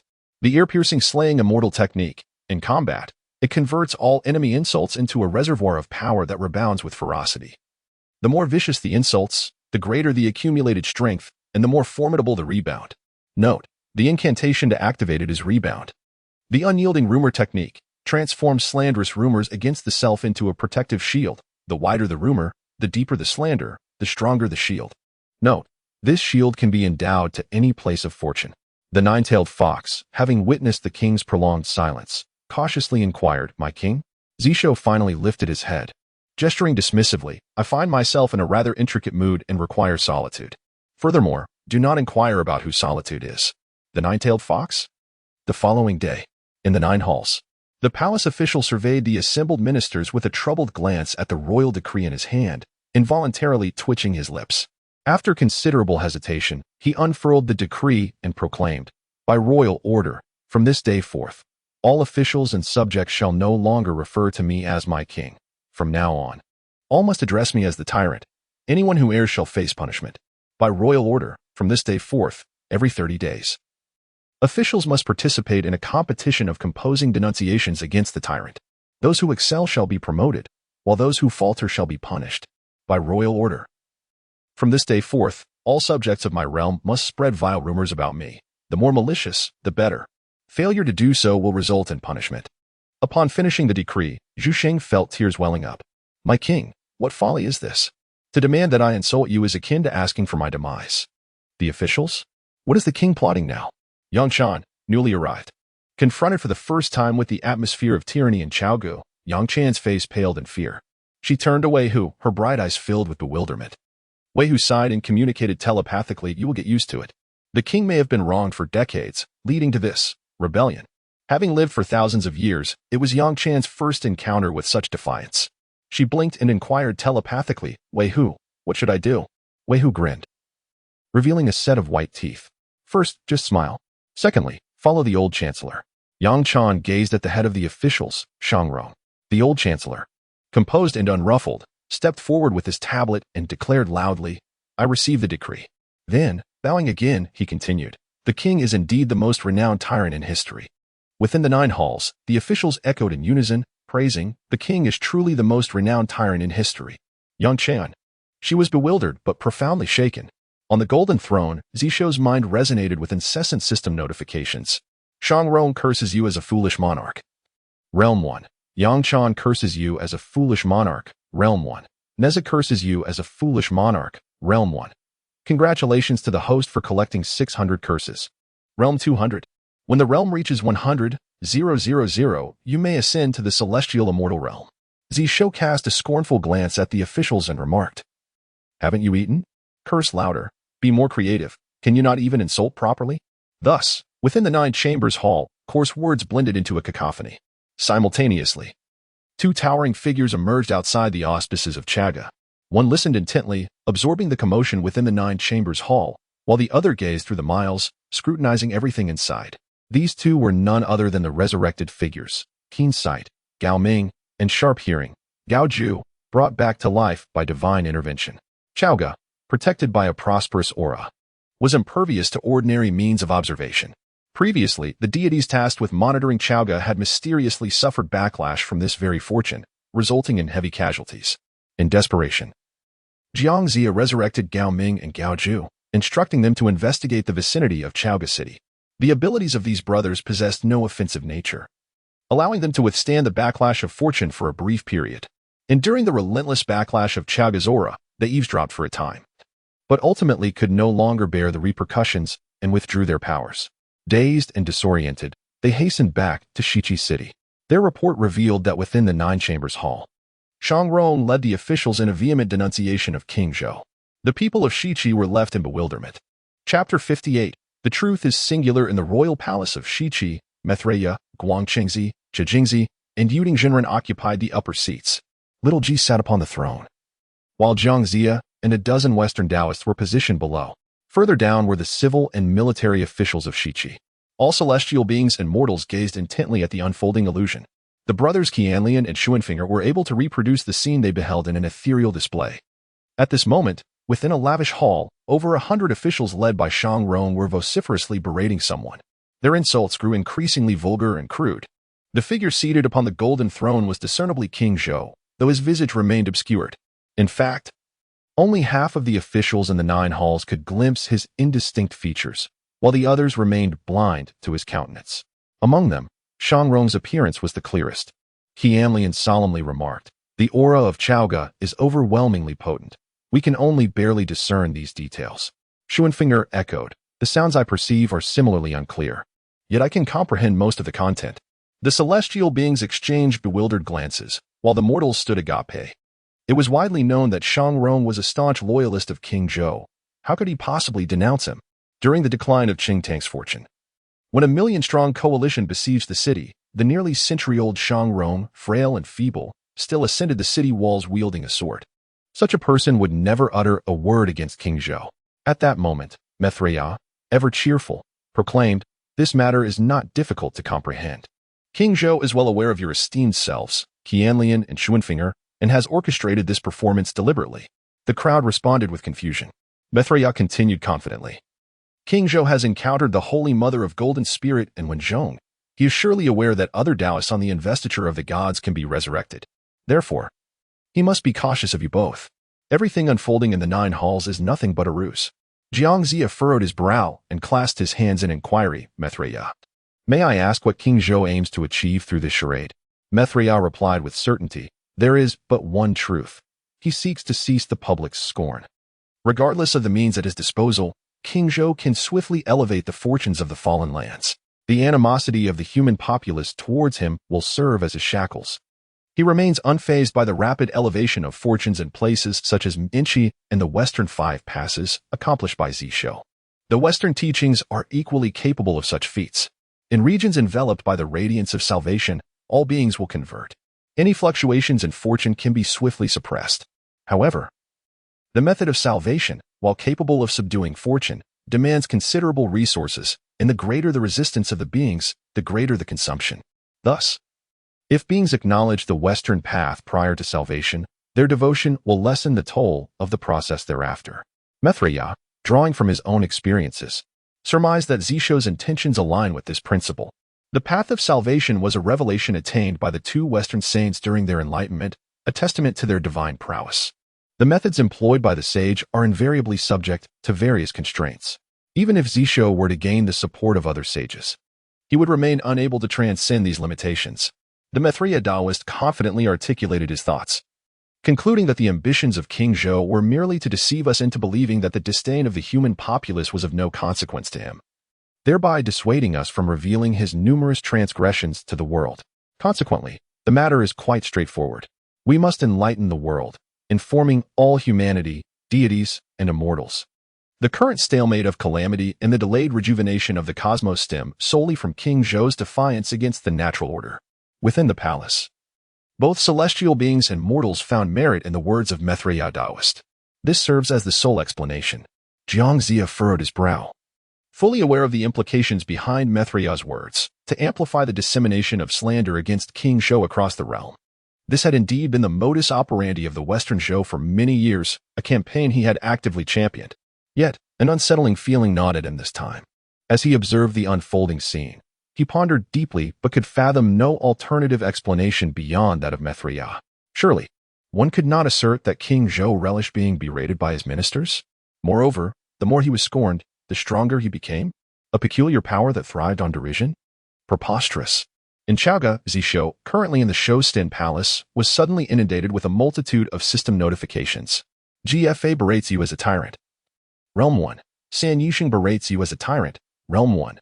Nangongshi berates you as a tyrant. Realm 1. Guangqingzi berates you as a tyrant. Realm 10. Mithriya berates you as a tyrant. Realm 10. In the blink of an eye, thousands of notifications flooded in, nearly toppling Zishou. Zishou? He had become accustomed to the incessant tirades from the people of Western Zhou over the years, and it seemed they had grown weary of their denunciations. Why? All of a sudden, Had they resumed their vitriol so fervently, as if a comprehensive campaign had been reignited? Silently, he absorbed the escalating energy of his realm.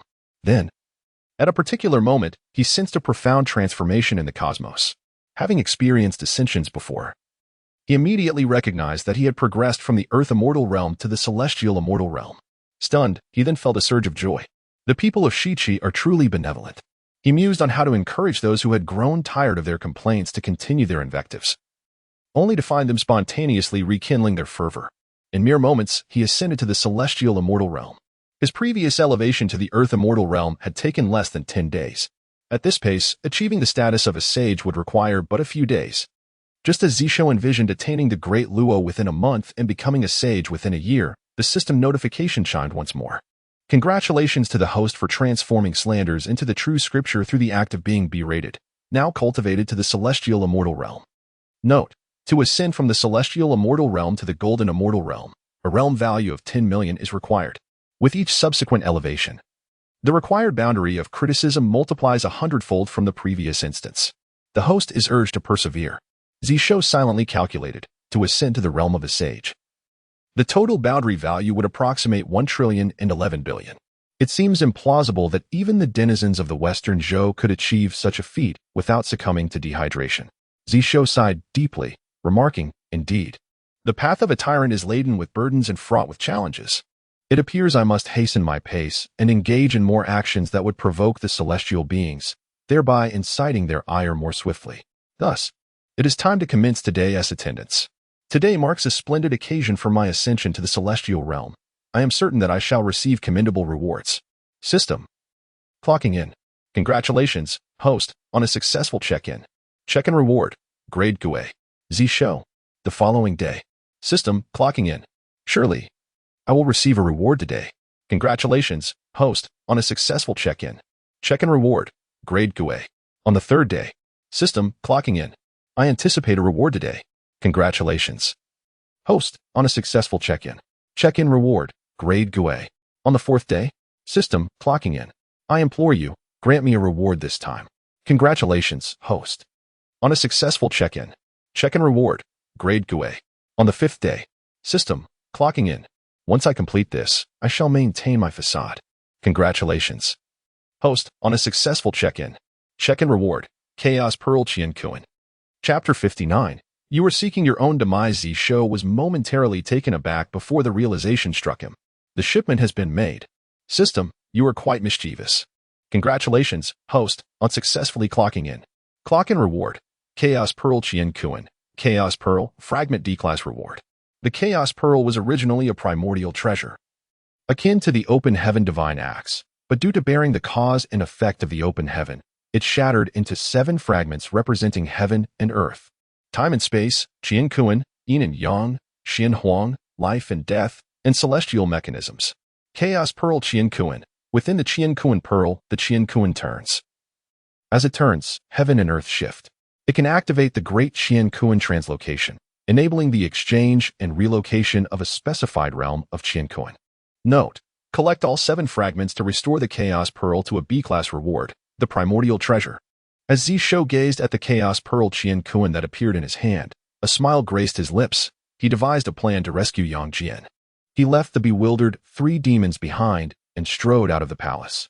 Xianli Mountain Ministers, Neza, and Yang Chan, present yourselves. Moments later, the 3 immortals arrived at the Longevity Immortal Palace. Zishou got straight to the point. I require the 3 ministers to bring Yang Jian before me. 1 day later, in a certain place amidst the 9 heavens and 10 earths, within a lofty mountain shrouded in swirling mist, surrounded by towering, bizarre peaks. The forest was lush and verdant throughout the seasons. Ancient trees reached the heavens, their interlacing branches forming a natural canopy. Streams flowed gently down the mountainside, crystal-clear waters winding through the rocks, ultimately converging into a jade-green celestial spring known as Jade Spring. This was the sacred ground of Yuding Zhenren, one of the 12 golden immortals of the Chan school. At this moment, 3 streaks of escape light arrived at Jade Spring Mountain, materializing into 2 figures. 1 male and 1 female, along with a mysterious individual completely cloaked in a robe, Neza and Yang Chan, accompanied by an androgynous figure. Yang Chan turned to Neza and the mysterious person, saying, "Beneath the golden mist cave, there is a frigid cave. My second brother is surely imprisoned there. I will lead the way. Neza and the mysterious figure nodded in agreement and followed Yang Chan towards the frigid cave. Having lived on Jade Spring Mountain for a millennium, Yang Chan was intimately familiar with the surroundings. She guided Neza and the enigmatic individual, deftly circumventing several restrictions, successfully approaching the entrance of the cold cave. The cave's mouth was sealed with a massive ice barrier. Through the transparent ice, they could clearly see Yang Jian locked within the cold cave, 9 icy blades embedded in his body, completely encrusted in frost. Upon seeing her second brother in torment, Yang Chan's tears fell, and she was about to rush forward. However, as she took a single step, a voice of authority resonated. Rebellious disciple, you have indeed escaped from Mount Hua, and now you conspire with King Zhou. I should never have saved you siblings in the first place. Yu Dingjun Ren emerged from the cave, his gaze radiating golden light, his voice as chilling as frost. Upon seeing him, Yang Chan and the others displayed no surprise. Yang Chan pressed her lips together, stating, Master Yu Ding, I have been under your care for 1,000 years and should not be your enemy. Yet, as a member of the human race, how can I stand idly by while you turn all humanity into slaves? How many lives were lost in the rise of Zhou and the fall of Shan? How many innocent people perished under the guise of fulfilling the will of heaven? The immortal Yu Ding gazed coldly at Yang Chan and remarked, despite your lengthy discourse, you remain merely a traitor. Yang Chan's expression shifted slightly. Her resolve to join the Chaoga remained unshaken, however. It was Yu Ding who had saved her and her elder brother from the pursuit of celestial soldiers all those years ago. Accepting her brother as a personal disciple and herself as a registered apprentice, this act of kindness had always lingered in her heart. Now, as Yu Ding invoked this memory, her morale plummeted. The mysterious figure within the cloak subtly raised his head, seemingly conveying something to Neza through his thoughts. Neza's face instantly displayed astonishment, which soon morphed into fury. He spat towards Yu Ding and exclaimed, Old scoundrel Yu Ding, do not presume that by posing as the benefactor of my elder brother and sister, you can obscure your past misdeeds. Grasping Yang Chan's hand, he continued, Sister, do not be deceived by this old rogue. Reflect on the nature of the heavenly emperor, who is so concerned with his image. How could the affair involving Princess Yunhua ever become known across the heavens? Even if the heavenly emperor harbored a deep-seated hatred for your family, would he truly dispatch a horde of inconsequential soldiers to confront you? If those celestial soldiers murdered your father and brother, why would they spare you both? Only to be fortuitously rescued by Yu Ding at the very moment they brought you to the heavenly court? Upon hearing this, Yang Chan's complexion paled. Even in the icy cavern, Yang Jian suddenly opened his eyes wide, clearly able to hear everything outside. Yu Ding's expression shifted slightly as he retorted, Ling Zhuzi, are your baseless claims of any consequence here? Neza laughed heartily and replied, Old rogue Yu Ding, I have long deemed you a fool. You refer to me as Ling Zhuzi, yet you cannot recall where I resided in my past life? I am the reincarnation of Ling Zhuzi, who was honored in the Su Palace. Old rogue Yu Ding, I overheard every plot you and Master Guangqingzi conspired upon back then. For years, I have been constrained by the Chan sect, which is why I remained silent. After breaking free from your control, I wish to avoid stirring the sorrowful memories of my elder brother and sister, hence my reticence. Do you truly believe I am ignorant of everything? Old rogue Yu Ding, you claim I speak without foundation? Do you swear an oath to the heavenly way? Yu Ding's countenance changed dramatically as he recollected the past. Realizing that Ling Zhuzi had indeed been present when he and his senior brother Guangqingzi devised their strategy, could it be that Ling Zhuzi truly remembered those events? How could this be possible? Yang Chan trembled, gazing at Yu Ding and implored, Master Yu Ding, can you swear by the heavenly way that what Neza has spoken is false? Yu Ding, of course, could not swear an oath. While Neza's details may have been flawed, the essence of the situation was true. At present, all celestial beings believed that the heavenly emperor had sought the Tao ancestors' decree to compel disciples of the 3 teachings to submit to the heavenly court, which was deemed the catalyst for the cataclysm of the function. Yet, all of this was merely the design of their master. From the union of Princess Yunhua Yaoji with a mortal, everything was preordained. This orchestration aimed to eliminate the heavenly emperor's trusted aides, instilling within him a sense of crisis, and subsequently inciting conflict among the disciples of the 3 teachings. Thus, just as their master had predicted, the heavenly emperor sought the Tao ancestors' command, initiating the cataclysm of the function. In the depths of his calculations, Jade Dingjunren found himself astonished that in his past life, the seemingly insignificant Neza had retained such memories. Fear of making an oath gripped him. Yang Chan's exquisite visage flushed crimson with rage, her beautiful face radiating a fierce determination as she proclaimed, "Jade Ding, today our bond is severed." Within the cold cavern, a fierce glint of murderous intent flickered in Yang Jian's eyes. The siblings had always believed their greatest adversary was the Heavenly Emperor, but they had been oblivious to the fact that the true enemy had been lurking by their side all along. For millennia, they had unwittingly accepted a thief as their father. Seeing that all pretense had vanished, Jade Dingjinren let out a cold snort and declared, "Very well. Now that you have arrived, none shall leave." He turned to his disciples, saying, "Brothers, feel free to take action." As his words resonated, for great Luo Golden Immortals, Tai Yizhenren, Huang Longjinren, Dao Xing Tianzun, and Qing Su Daojin Jun materialized beside him. Tai Yizhenren fixed his gaze on Neza, asserting, "Rebellious disciple, today I shall not let you go unpunished." Neza, unafraid, responded with a confident smile. "Is it just the likes of you?" With gritted teeth, Tai Yizhenren retorted, "You are merely seeking your own demise." Chapter 60, To Deceive or Not. How to be a tyrant. The Jade Dingjinren waved his hand, urging Tai Yizhenren to remain calm. He cast a cold gaze at the mysterious figure behind Neza and Yang Chan, saying, "Wudong, do you now dare not reveal your true identity? A dignified Hanyuan powerhouse. And yet you hide in the shadows. Are you not afraid of being the subject of ridicule among the celestial comrades?" The mysterious figure lifted his head, his face shrouded in chaos, and a voice, utterly unidentifiable, resonated, "You five dare to obstruct me? Where are Guangqingzi and Qijingzi? Do you not fear perishing here?" Seeing that the mysterious figure continued to conceal his identity, Jade Dingjinren frowned and said coldly, "Wudong, I know your reason for hiding your identity. It is merely to inspire my suspicion. King Zhou previously used the power of the saints to ensnare our Changjiao saints. No matter how he accomplished it, he cannot do so again. The heavenly Tao still watches over the mortal realm. No saint would dare to intervene again. Without the saints, the only one capable of aiding King Zhou in defending the city is you. Your presence here means the loss of defense for Chaoga. Thus, you conceal your identity to keep us guessing." At this point, Jade Dingjinren scoffed, saying, "Wudong, King Zhou is ignorant, and you are equally so. In your eyes, the mortal realm of the 9 provinces is the entirety of the world.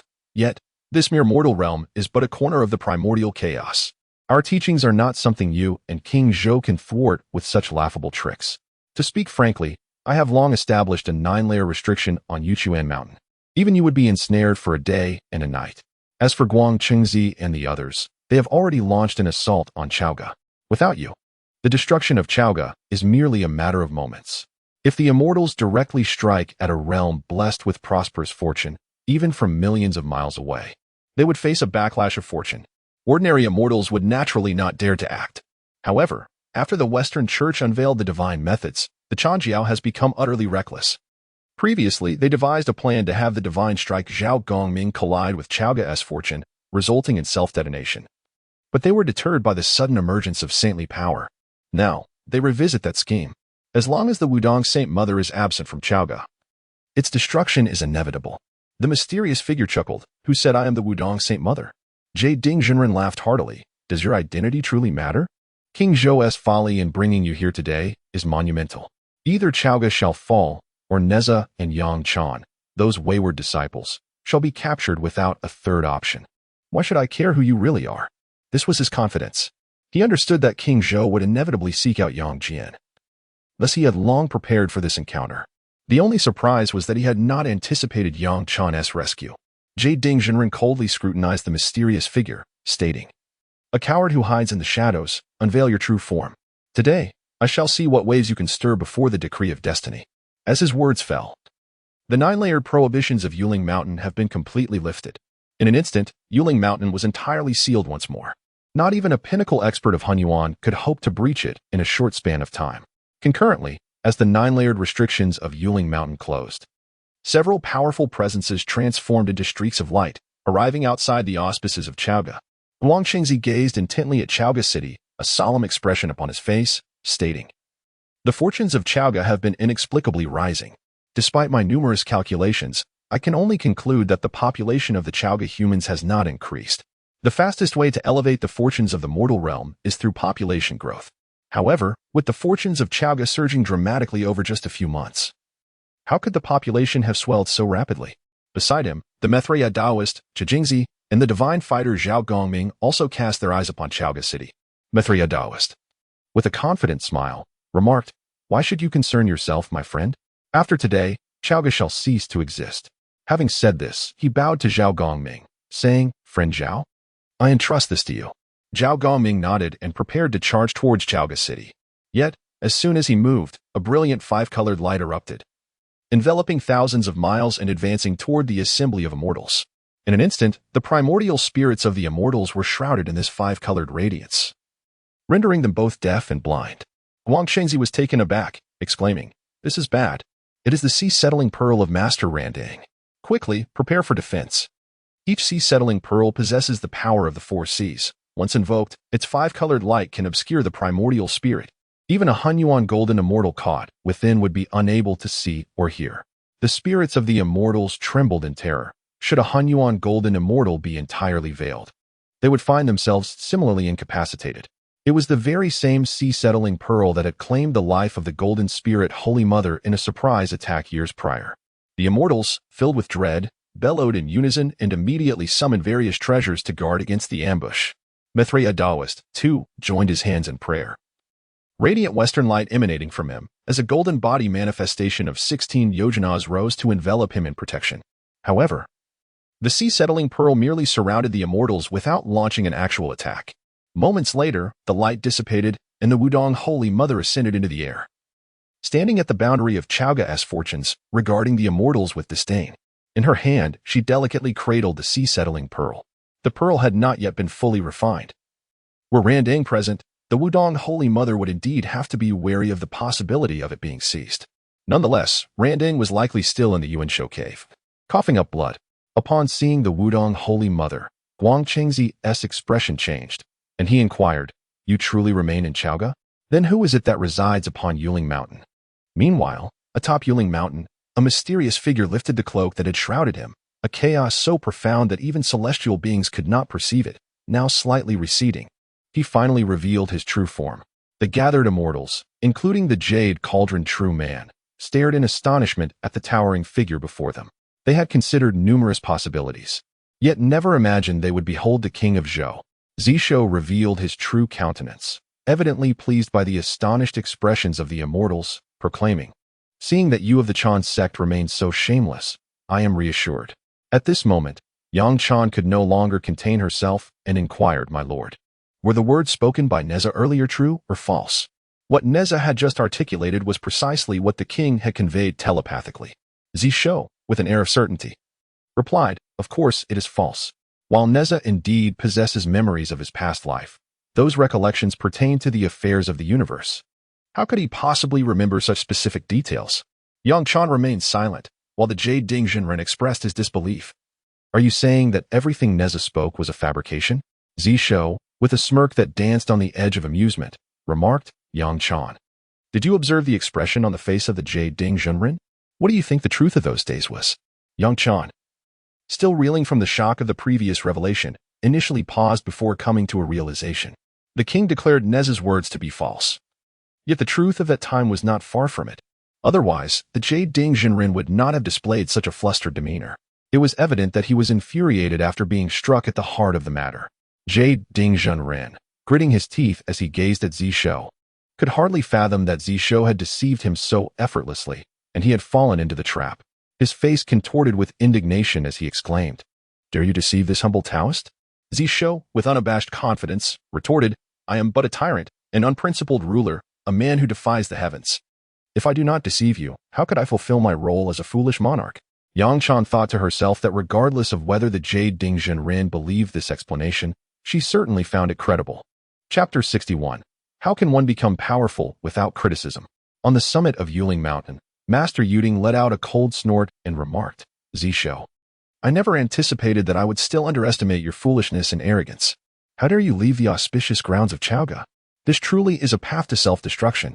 Zishou raised his hand and pointed at Master Tai, saying, "In your quest to transcend, you transformed Neza into a humanoid weapon, burdening him with 1,700 calamities. Unfortunately, your efforts ultimately fell short. Now, all those calamities have befallen you. Are you comfortable with that?" Master Tai, who had been suppressing his emotions, erupted with fury, exclaiming, King Zhou, do you think I am unaware that this is all you're doing? Zishou gleefully nodded. Indeed, it is my doing. What can you do about it? After all, it is not I who bears the weight of those 1,700 calamities. By the way, should I perish now, and Neza chooses to end his life as well, the calamity of the function would come to an immediate conclusion. What would become of the 1,700 calamities upon you then? At this, Master Tai truly lost his composure, unleashing a torrent of coarse language. Master Yuding placed a hand on Master Tai, coldly stating, Tai, do not pay him any heed. Let him revel in his eloquence today. Does he truly believe he can escape unscathed? Zishou raised an eyebrow and directed his finger at Master Yuding, saying, You have long disguised yourself as an enlightened immortal. Yet in truth, you are petty, secretly deriding the son of the Jade Emperor for his lack of awareness. Moreover, I have heard that you clandestinely penned a tome titled the Yuding Sutra, aspiring to emulate the Supreme Sage, to publish and establish your legacy among mortals, even bestowing upon yourself the title Yuzi. Yet, your wretched book has languished unread among humanity for a millennium. Yang Jian's father even criticized it, declaring it nonsensical and devoid of merit, leading to his demise at your hands. Master Yuding's face flushed with rage, turning a deep shade of crimson as he bellowed, preposterous. Zishou shrugged, retorting, Then swear to the heavens that you have never authored the Yuding Sutra nor referred to yourself as Yuzi. Master Yuding. How could he swear? This matter, even among his peers, was unknown. How could King Zhou possibly know? Upon witnessing Master Yuding's reaction, Zishou chuckled and said, So you truly did write the Yuding Sutra and call yourself Yuzi? I am astonished. It seems that the tales of your past life may not be mere fables after all. Who would have thought that you, the Grand Master Yuding, with your thick brows and bright eyes, were such an immortal? Master Yuding, are you deceiving me again? Zishou laughed heartily, and what of it? This time, it was Master Yuding who lost his composure. Once again, coarse language echoed through Yuling Mountain. Neza and Yangchan, the king is truly formidable. With just a few words, he can rattle even the hearts of enlightened immortals. Zishou then raised his hand, pointing at Master Huanglong. This time, not only did Master Huanglong take a step back, but also the Dao Xing Tianzun and Qingshu Dao Xing Jinjuan retreated simultaneously. Before Zishou could speak, Master Huanglong exclaimed loudly, Brothers, do not be deceived. King Zhou merely seeks to enrage us, thereby buying time in anticipation of Wudong's arrival. Given Wudong's absence, it follows that he is obstructing senior brother Guangqing and his companions at Chaoga. According to our strategy, Guangqing and his party will retreat immediately, allowing Wudong to hasten to our aid. Thus, we must act without delay. It is universally acknowledged that his words are nothing but falsehoods. Should the Holy Mother of Wudong dare to depart from Chaoga, Guangqing and his entourage would swiftly obliterate the city. Yet, at this moment, none dare to contradict the true man of Huanglong. Yuding Jinren gritted his teeth and declared, King Zhou, your verbal prowess is of no avail. Today, having sought your own demise at Yuchuan Mountain, you shall meet your end here. Abandoning the fortunes of Chaoga, you are but an insignificant insect. With a flick of his hand, a sword imbued with lethal intent emerged from his brow. The blade radiated a chilling luminescence, and even in its mere summoning, its sharp aura left scars in the void. This was none other than the sword of severing immortals. Fellow disciples, guard the constraints from all directions. Behold as I dispatch this tyrant King Zhou. He bellowed, and with a surge of divine thought, the sword of severing immortals emitted a resounding clang. In an instant, the sword transformed into a brilliant streak of light, tearing through the fabric of reality, aimed at Zishou. Aware of Neza's 9 Dragon Fire Shield and Yang Chan's divine protection from Mount Wushan, he intended from the outset to incapacitate Neza and Yang Chan rather than directly targeting Zishou. Once Neza and Yang Chan were subdued, Zishou would merely be a trifling insect to be manipulated at will. The 4 celestial beings of Tai stood at the cardinal points, ensuring that no matter the circumstances, Zishou and his group could not escape. Yuding Jinren scoffed, asserting, This master is fully prepared. Success is guaranteed. The sword's brilliance swept across the landscape, altering the very hues of mountains and rivers, dimming the stars. However, an astonishing scene unfolded, shocking all the immortals present. Neza and Yang Chan not only refrained from any defensive actions but simultaneously lunged toward the cold cavern, facing the impending strike from Yuding Jinren. Zishou merely waved his hand nonchalantly, uttering a single word, rebound. The counterattack technique, in combat, convert all insults from the enemy into a reservoir of power to be rebounded. The fiercer the insults, the greater the accumulated strength, and the more devastating the counter. The incantation for activation was simply rebound. Zishou had allowed Yuding and Tai Jinren to break through his defenses, not merely for the sake of his persona. If he did not permit them to breach his defenses, how could they insult him? Without being insulted, how could he grow stronger? In the next moment, a ripple appeared before Zishou. The sword of severing immortals plunged into the ripple, only to emerge once more, this time with its blade aimed directly at Yuding Jinren. It was as though the very fabric of time and space had reversed before Zishou. Yet, until the sword was upon him, Yuding Jinren perceived no trace of temporal anomalies. The assembly of immortals could only express their bewilderment. Yuding Jinren beheld a slashing brilliance tearing through the void, advancing toward him. In the final moment, he summoned a defensive spiritual treasure to shield himself. The sword of immortal slaying shattered the defensive spiritual treasure with a single strike, and the subsequently weakened sword aura heavily struck upon the body of the Jade Cauldron True Man. Boom. The protective celestial energy surrounding the Jade Cauldron True Man was instantly obliterated. He was sent flying, a burst of blood erupting from his chest, until he crashed against the entrance of the Golden Mist Cave, where he finally came to a halt. Stunned, his eyes widened in disbelief. He could hardly fathom that he had been severely injured by his own strike. Had he exerted his full strength earlier, the consequences would have been far graver. "What have you done?" he exclaimed in horror, staring at Zishou. Not only was he astonished, but the four celestial beings of Tai were equally taken aback. Even Neza and Yang Chan, who had rushed into the cold cave, were left in shock. The king had previously informed them that there was a method to confront the Jade Cauldron True Man. Yet they could never have anticipated that the king would employ such a tactic. What had transpired just moments ago? How could the king possibly counter the Jade Cauldron True Man's strike? Chapter 62.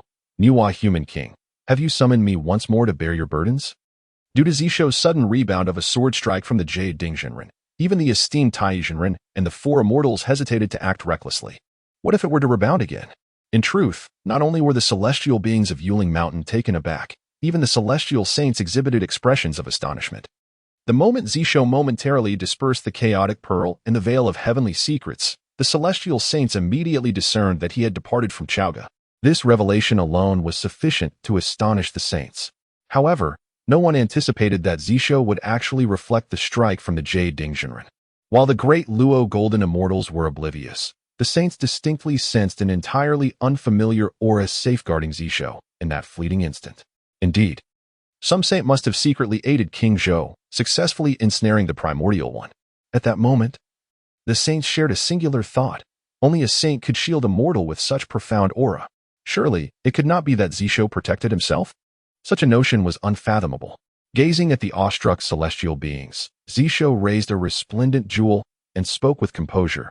This jewel is known as the Human King Pearl, a treasure of the human race, alongside the Kongtong Seal and the Xianyuan sword. With this pearl in possession, I can withstand any assault aimed at me. As long as there remains a single soul among my people who trusts in me, I shall not be harmed by any celestial beings. Those who dare to harm me shall instead suffer the consequences. The celestial beings gasped in disbelief. The human race possesses such a treasure? Why have we never known of it before? Who has concealed it so deeply? The saints pondered. When did the human race acquire such a treasure? The two great treasures of humanity, the Kongtong Seal and the Xianyuan sword. The Kongtong Seal was birthed from the essence of humanity and guided into existence by the heavenly Tao, now residing within the 8 Scenery Palace. The Xianyuan sword, originally named the Butcher Witch Sword, was forged by the demon Emperor Dijuan using the flesh and resentful souls of countless innate humans. Subsequently, all the resentment contained within the sword surrendered to Emperor Xianyuan, transforming the resentment into blessings and the Butcher Witch Sword into the holy sword of humanity. When did the Human King Pearl emerge? In the west, within Shumi Heaven, the Saint of Purity furrowed her brow and remarked, "The Human King Pearl? I have never encountered this treasure before.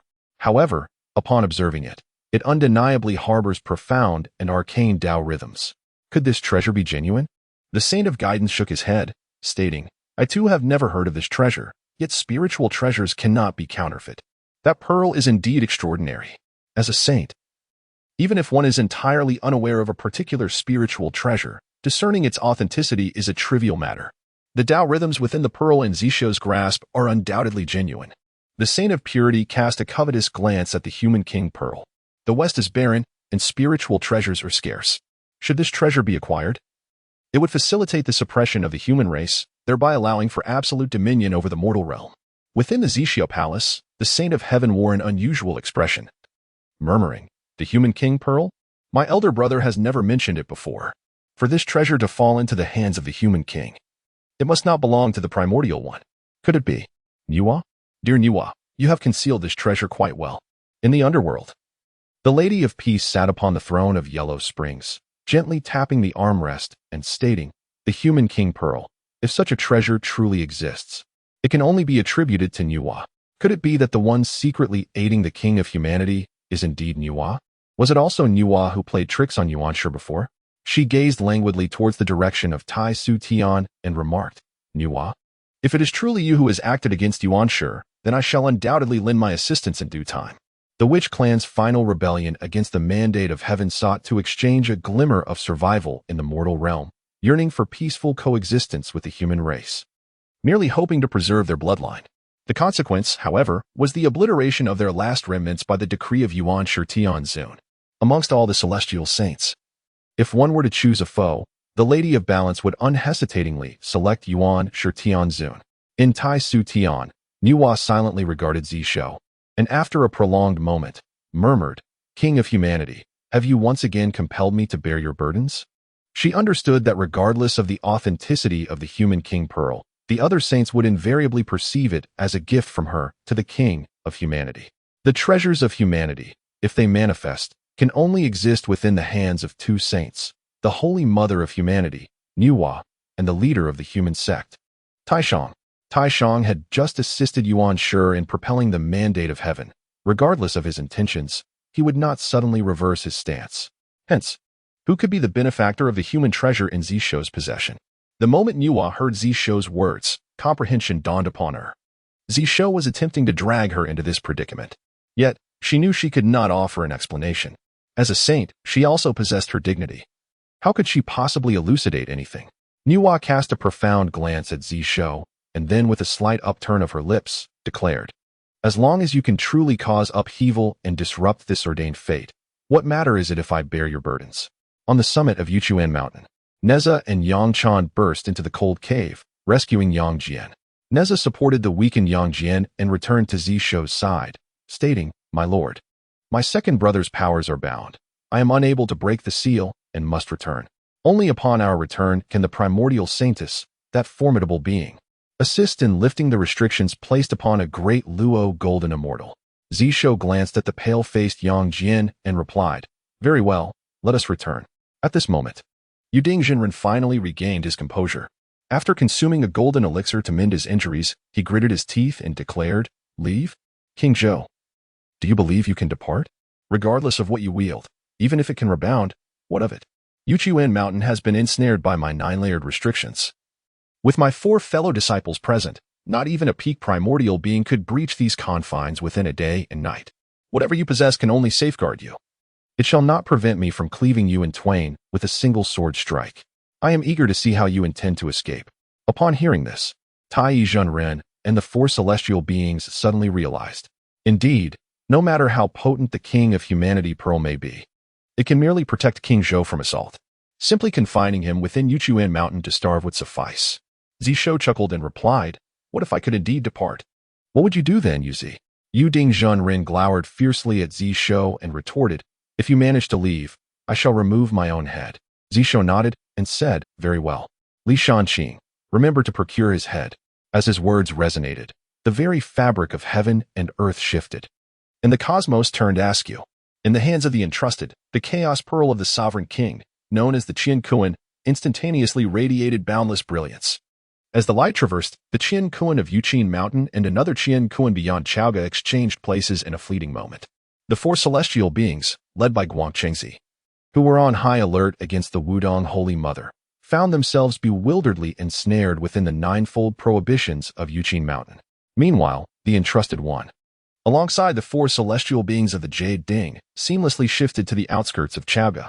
Just as his words fell, the voice of the Wudong Holy Mother resonated simultaneously, "I accept the decree."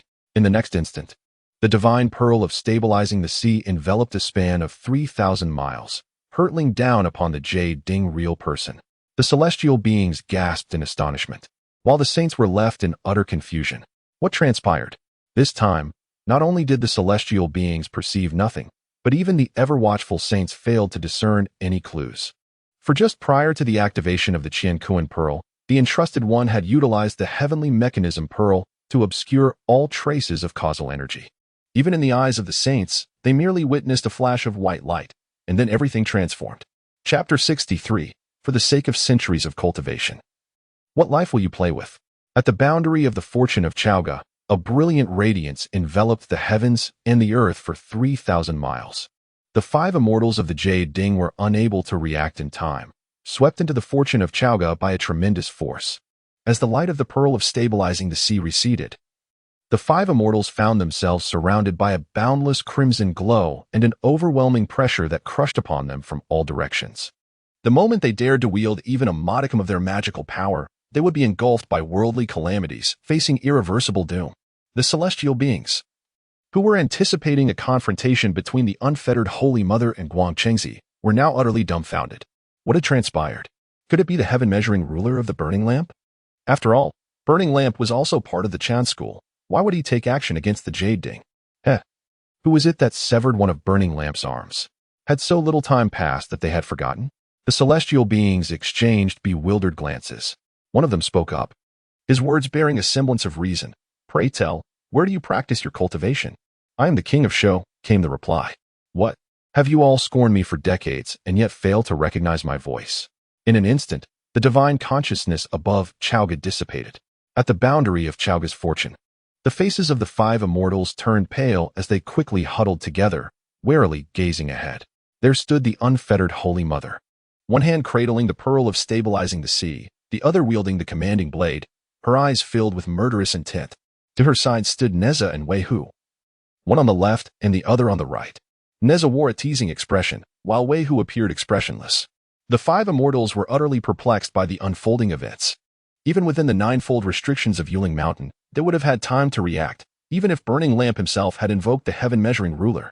Yet, all that had transpired moments ago left them no opportunity for response.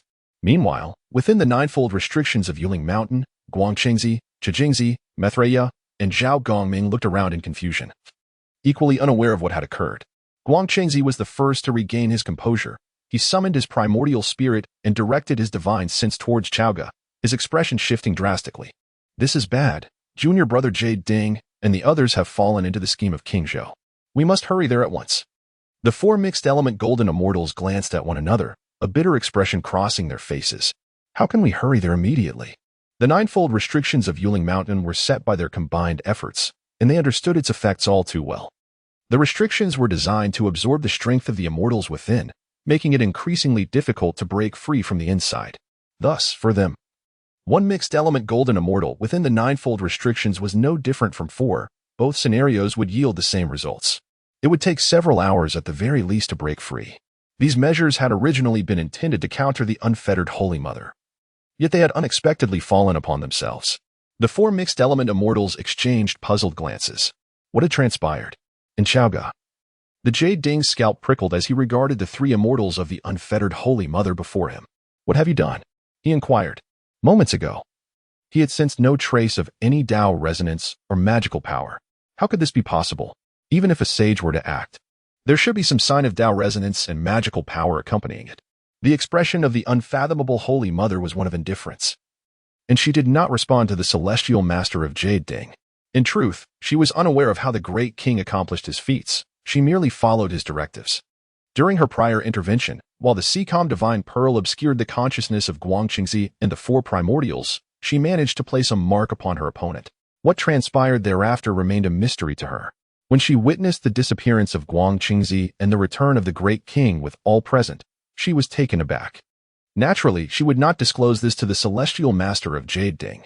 Her gaze swept across the 4 immortals of Tai, and she proclaimed, by the decree of the king, seize the head of the Jade Ding. If you wish to avoid demise, it is best not to act. Enraged, Tai exclaimed, Unfathomable, do you presume this humble Taoist would fall for your schemes? The unfathomable Holy Mother said nothing, summoning the Secom Divine Pearl to strike. While her commanding blade unleashed a myriad of dazzling sword lights in an instant, Tai, instinctively preparing to counterattack, felt his power stir, only to be enveloped by the calamity of the mortal realm. Before her assault could reach him, he had already coughed up blood. The sound of steel slicing through the air echoed as the celestial being's souls resonated. Suddenly, a horrifying splash of blood erupted, and the multicolored radiance receded. The headless body of Tai Yi plummeted from thousands of feet in the air, crashing into a pulp. The unfathomable Holy Mother held up Tai Yi's head. Speaking softly, General Neza, display this head atop the city of Chaogu as a testament to the heavens. Neza sees the lifeless head of Tai Yi. Laughing heartily, I am aware that this old rogue can be resurrected, but I shall keep this head until his revival, after which I will return it to him.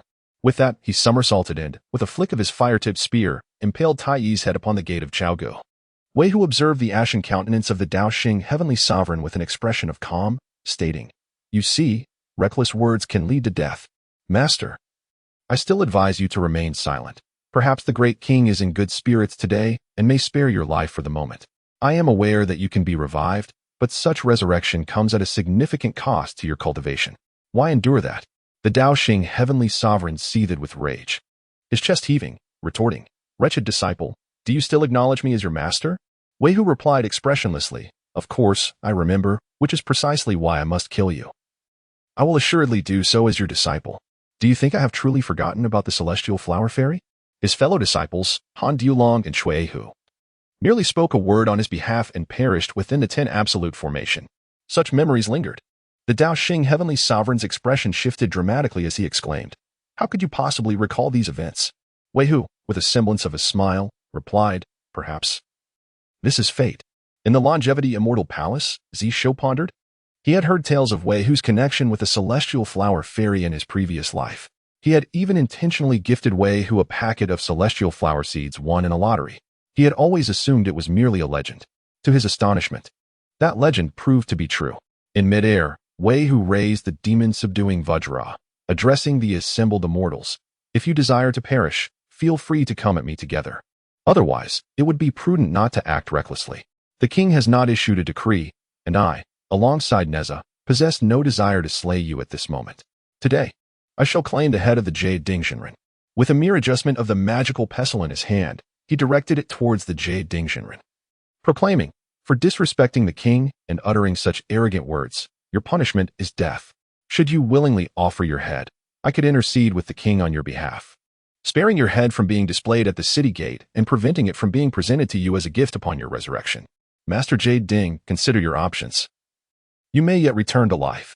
What is your life worth compared to centuries of cultivation? Zishou remarked. This Wei Hu is truly remarkable. Though often silent, his prowess in psychological warfare far surpasses Neza's tempestuous nature, extending across the entire 9 heavens. No wonder, despite his abysmal performance in actual combat, his standing within the Shiqi army has remained remarkably elevated. Indeed, Wei Hu's words not only revealed hesitation on the faces of the 3 celestial beings, but even caused the sword in the Jade Dingzhenren's grasp to droop slightly. In that fleeting moment, the Holy Mother of No Return acted with swiftness. A full-force strike from a pinnacle of Hunyuan could naturally not be resisted by a mere Deluo Jinxian, who dared not casually employ their magical prowess. The blade of the commanding knife flashed, and the Jade Dingzhenren's primordial spirit shattered, his head soaring high into the air. Chapter 64, reciting a few verses from the writings of the ancient sages of the human race, was enough to intimidate Yang Jian. When Yu Dingzhenren was summoned to Chaoga, his demise was inevitable. At the moment Yu Dingzhenren's head was flung away, Zishou's voice resonated, proclaiming, Kill the rest. The 3 celestial beings, Dao Xing Tianzun, were taken aback. King Zhou, you are contradicting yourself. You promised only to slay Yu Dingzhenren. Reclining languidly in the embrace of the 9-tailed fox, Zishou replied nonchalantly, I am a tyrant. If I were to abide by my words, how could I embody a true tyrant? Esteemed ones, have you heard? Those who walk different paths do not conspire together. The path I tread is that of a tyrant, divergent from your righteous cause. If I were to spare you, it would only serve to validate my own path. To those who defy Chaoga, the Holy Mother of No Return, Neza, and Wei Hu echoed in unison, No mercy shall be shown. Every word spoken by the king resonated deeply within their hearts. Those who walk different paths do not conspire together. Marvelous. The brilliance of the sea-calming pearl once again enveloped the heavens and the earth. Within the palace of purple clouds, the Tongdian saint remarked coolly, Indeed, you have finally learned to be ruthless. I too grasped this truth rather late. Ah, how profound it is that those who walk different paths do not conspire together. King of humanity, in this regard, you perceive more clearly than I do. In the realm of Taizu, Nuwa's expression was somewhat peculiar as she mused. The path of the tyrant? King Zishou, do you truly regard tyranny as the great way? I must observe how you intend to navigate this path. Do not forget, you just declared that those who walk different paths do not conspire together. If your tyrannical path diverges from mine. The corners of Nuwa's lips curled slightly as she softly stated, this calamity has only just begun to grow intriguing. In the west, Shumi heaven. The face of the Zhongzi saint darkened as he remarked, brother, that king of humanity's pearl is likely more complex than it appears. It harbors powers beyond mere protection. Though he had no inkling of how Zishou managed to transport Yu Dingzhenren and the others to Chaoga. His extensive experience as a saint allowed him to deduce certain truths. The Jain saint nodded in agreement. It seems the fortunes of Chaoga are consolidating. King Zhou's sudden liberation from the enchantment of the nine-tailed fox must be due to that king of humanity's pearl. King Zhou would certainly not divulge all the secrets of the king of humanity's pearl. The Zhongzi saint spoke gravely, brother, in my humble opinion. Attempting to seize Chaoga through ordinary means would be a grave miscalculation. The enemy lurks in the shadows, while we in the west stand in the light. After a moment's reflection, the Jian saint replied, you speak wisely, for we in the west already dominate 9/10 of the 9 provinces. Even in a war of attrition with Chaoga, we could prevail. Whether it be the Chan teaching or Chaoga, they would undoubtedly believe that we in the West are eager to conclude the deification calamity. Little do they know, for us in the West, only through calamity can we flourish.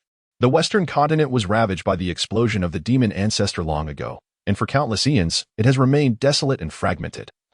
With its inhabitants suffering and the divine struggling, he and his brother achieved sainthood on the Western continent, and at the moment of their enlightenment, they glimpsed a fragment of the heavenly Tao, coming to understand the fate of the Western continent, prosperity through calamity.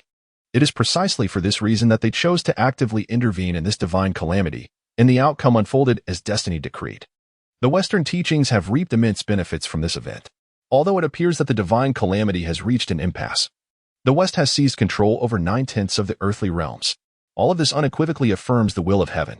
The two sages exchanged a glance, clasped their hands together, and intoned in unison, the will of heaven is inscrutable and cannot be defied. The West shall rise amid this calamity.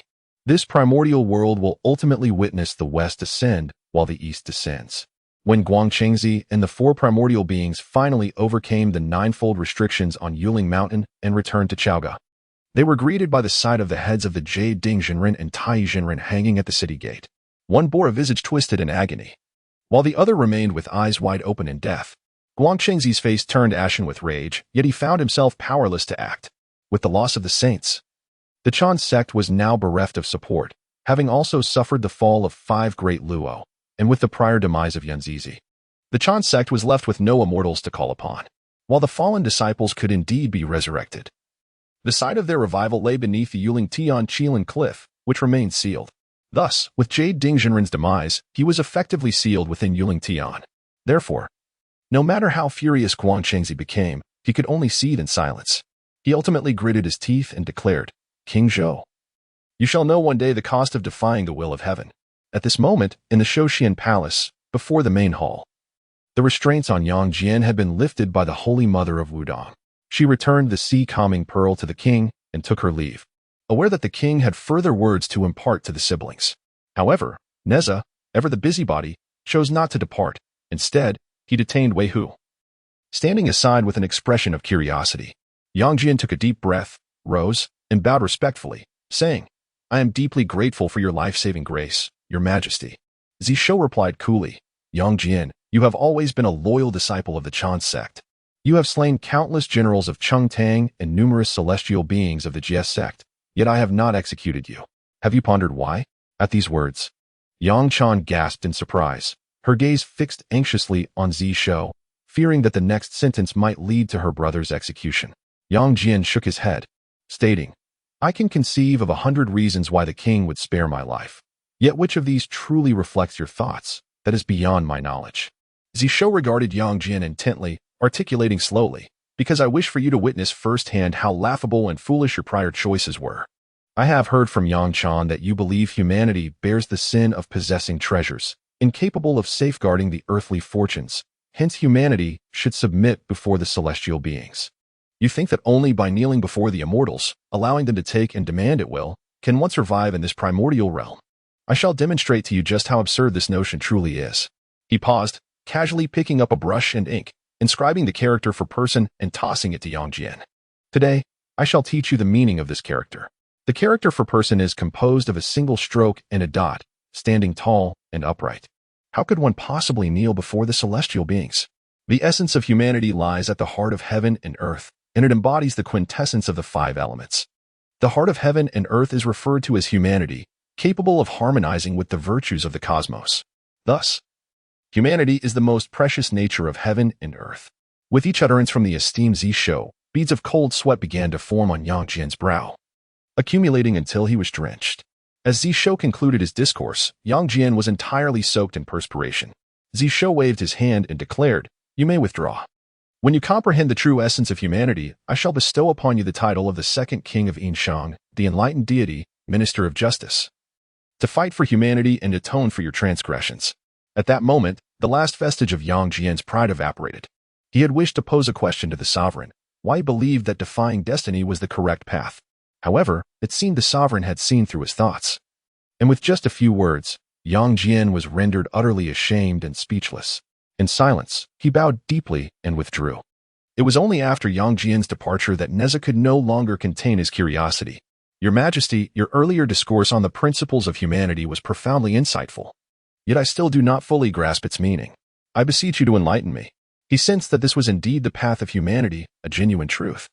Should he fully comprehend it, he could make further strides on the great way. Wei Hu and Yang Chan also widened their eyes in eager anticipation, looking to Zishou. Yearning for the sovereign's wisdom, Zishou rolled his eyes and replied, "How would I know what it means? I merely recited a few verses from the ancient sages of humanity to intimidate him." Neza and the others were left in bewilderment. Chapter 65. You say no, so no? I insist on giving. At the hour of Z that night, prior to Zishou's clocking in, the system's prompt resonated. Detected host altering Yang Jian's fate. Potential to elevate clock-in rewards by 1 level. Zishou remained unmoved. Based on his experience, this was precisely the moment when clocking in yielded unpredictable results. He had an overwhelming likelihood of drawing a level of Gui, and even if he ascended a level, it would merely be Ren. Superfluous, indeed. He had matured into a seasoned monarch. How could he be stirred by such a trivial reward? Such a meager incentive could hardly sway his disposition. Congratulations, host.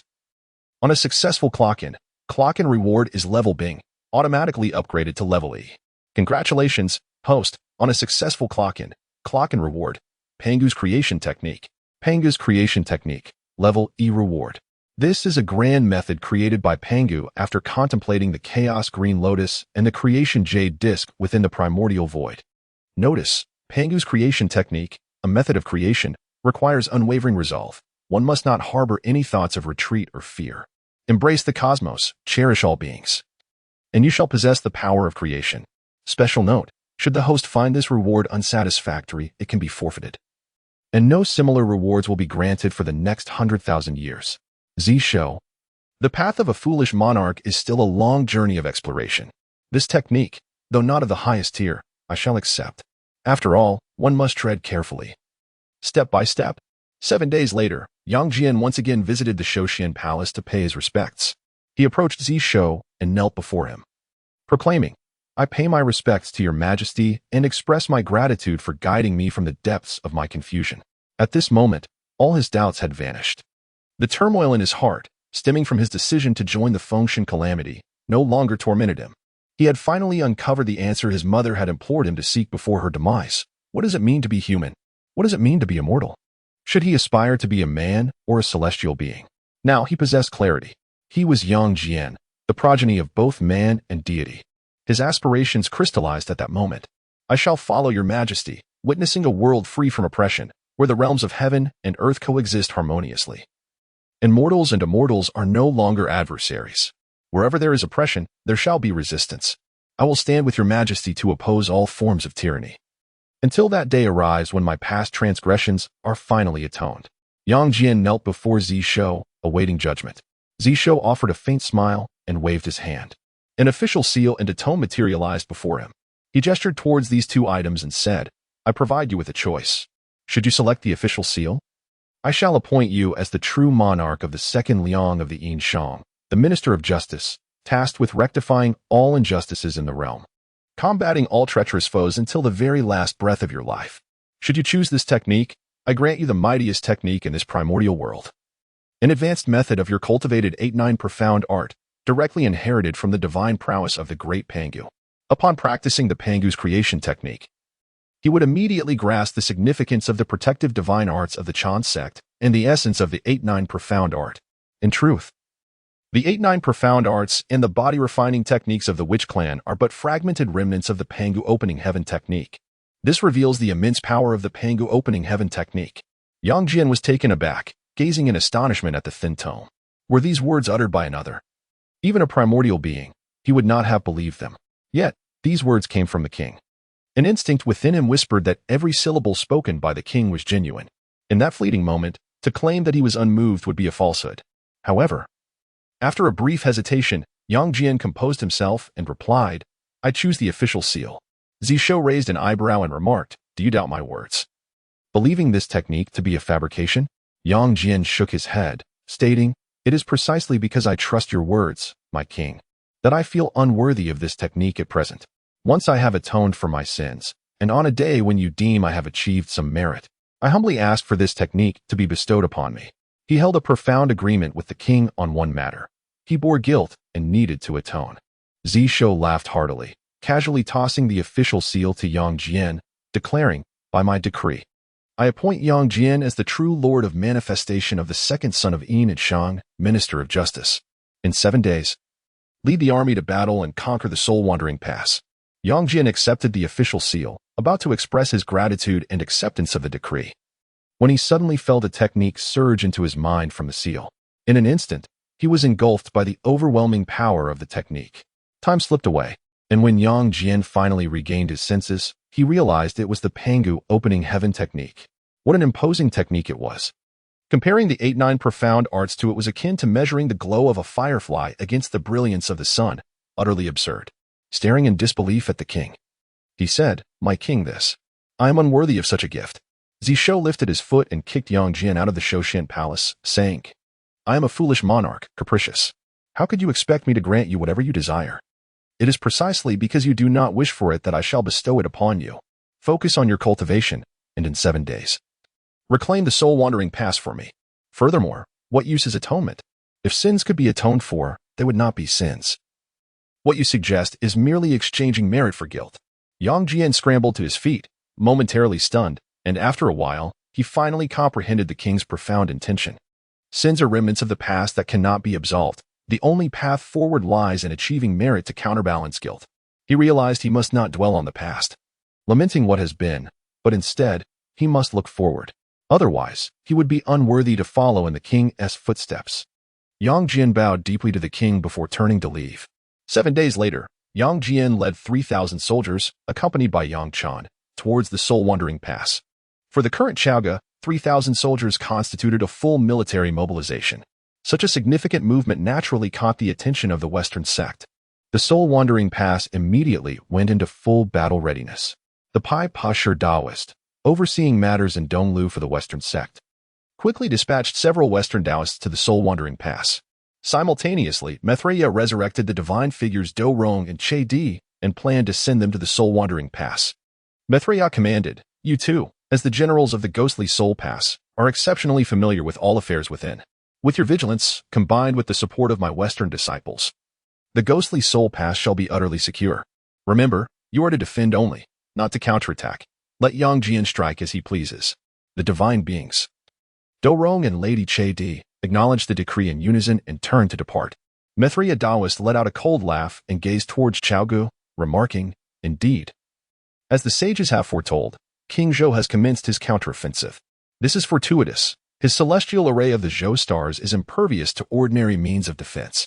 However, by strategically deploying our defensive formations and various restrictions in advance, we shall remain unperturbed. As long as each pass is steadfastly held, sealing King Zhou within, he shall be rendered powerless. The entire realm is under my Western dominion. What can he possibly contend against us? Chapter 66. The King's Ingenious Stratagem at the Soul Drifting Pass. Between the realm of the king and eastern Lu lies the most vital stronghold. Upon the walls of the fortress, the Taoist Pai Pasher cast a cold gaze downwards. There, he observed Yang Jian and his siblings, leading 365 warriors from Chaoga, stationed like a solitary cloud 100 miles away. The encampment was rudimentary, and the soldiers appeared disinterested in the siege, focusing instead on preparing their meals, with wisps of smoke rising gently, as if this were not a battlefield but a pastoral scene. On the city walls, the divine strategist Zhou Rong stood, his brow furrowed with worry. Esteemed immortal, heed my words. Chaoga has dispatched over 3,000 troops, yet only these 365 remain. In my humble opinion, this is Yang Jian's strategy of fragmentation, concealing their true strength. The genuine peril does not lie with Yang Jian before us, but rather with those Chaoga warriors who have concealed their whereabouts. King Zhou has harnessed the power of the celestial star array, with merely 365 men. He can deploy this formation, swift as the wind and exceedingly agile. They may even circumvent the soul-drifting pass and penetrate deep into eastern Lu's heart. A threat we cannot afford to dismiss. The Taoist Pai Pasher replied with a serene demeanor, a flicker of divine light in his eyes, exuding an air of complete control. General, your concerns have long been anticipated. I have already established our grand formation in the west, uniting all the vassal states near the realm of the king. Regardless of where the Chaoga forces choose to strike, they shall find no refuge from my watchful gaze. The decree of the sages dictates that stillness subdues motion, thereby sapping the fortune of Chaoga. The celestial star array, while formidable in offense, is wielded by mere mortals who lack the endurance for prolonged combat. Thus, we need only to fortify the critical passes with defensive formations, as their vigor wanes. The Chaoga forces will inevitably falter. Zhou Rong shook his head in response to these words. Surely, King Zhou is not ignorant of this principle. He is well versed in military strategy, and though he has lacked opportunity in the past, he now prepares to strike once more, undoubtedly with ulterior motives. In my view, it would be prudent to take the initiative and probe the depths of Yang Jian's capabilities, observing their reactions before making further decisions. Nevertheless, Pai Pasher remained unconvinced. General, your sole duty is to safeguard the soul-drifting pass. The rest shall be managed by me. At that, Zhou Rong fell silent. All his actions were under the sway of the Western divine stratagem, and despite any dissenting opinions he may have held, he was powerless against Pai Pasher's disapproval. With a grim expression, he descended the city wall and addressed Lady Xinda. Madam, that Pai Pasher, like many disciples of the Western faith, is adept in their mystical arts, yet remains utterly oblivious to worldly matters. If this continues, we may fall into a trap. As a resurrected being skilled in the divine stratagems, Zhou Rong retained all his memories and capabilities from his previous life. Upon his revival, he was also infused with certain knowledge of the Western teachings. He understood well the nature of his superiors and had gained some insight into the Western continent. Presently, the Western lands do harbor a human race, yet their development is exceedingly sluggish. Even now, they are in a primitive state, subsisting on raw flesh and blood, lacking even a coherent script for transmission. The governance of the Western Church over the human race is fundamentally one of laissez-faire, akin to the management of grazing lambs. Thus, in the eyes of these Western practitioners, humanity is merely a pawn, a lamb to be manipulated at will, with their lives hanging in the balance. Madame Xinda glanced at Xinda Zhou Rong and remarked, we merely need to fulfill our assigned tasks. As for everything else, what concern is it of ours? A flicker of struggle appeared in Xinda Zhou Rong's eyes. Those resurrected by Xinda Miao Fa, including deities and immortals, retained their original will, albeit completely suppressed. They were incapable of betraying the Western Church. However, since the Western Church itself is muddled, they could not persuade it. Why waste further effort?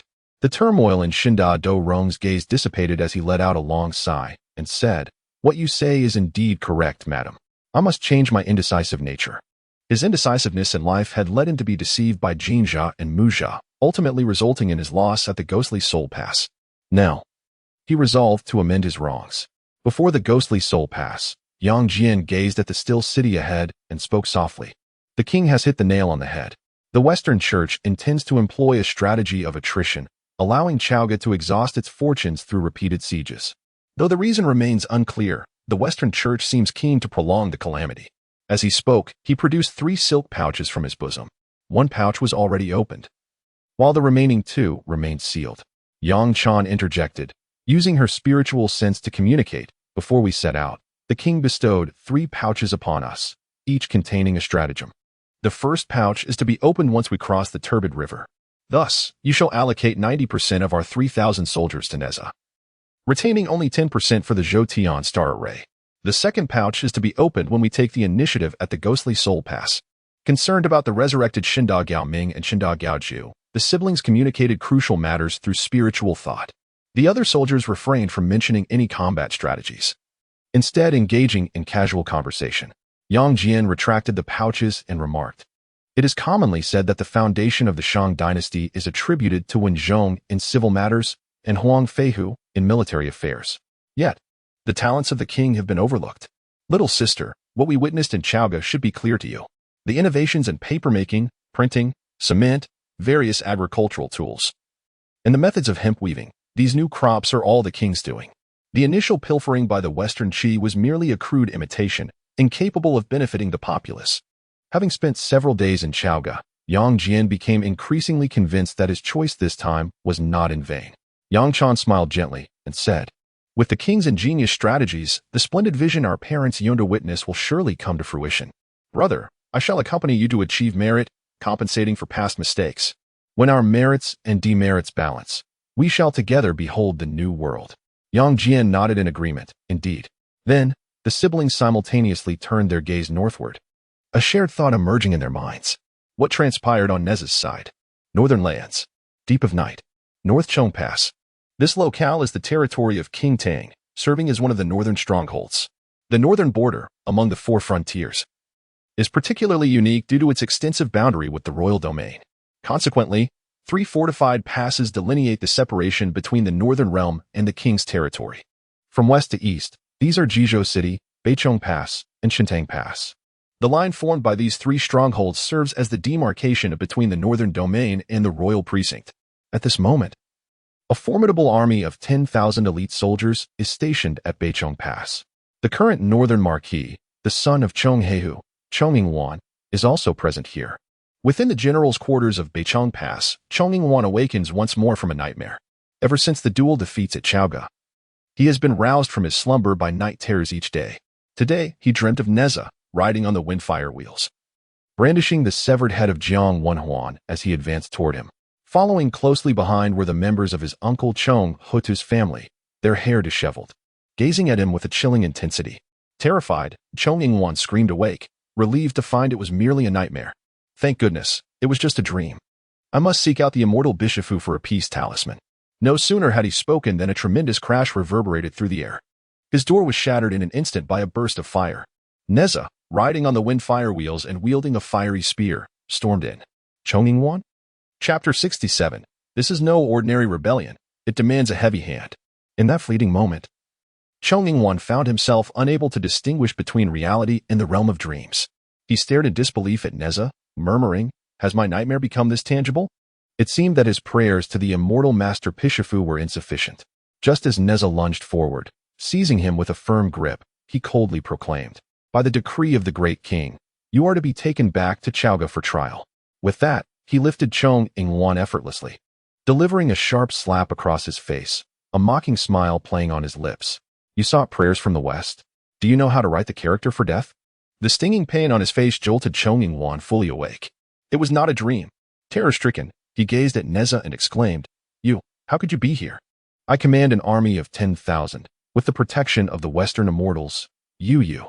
The 2 devastating defeats before Chaoga had stripped him of all courage.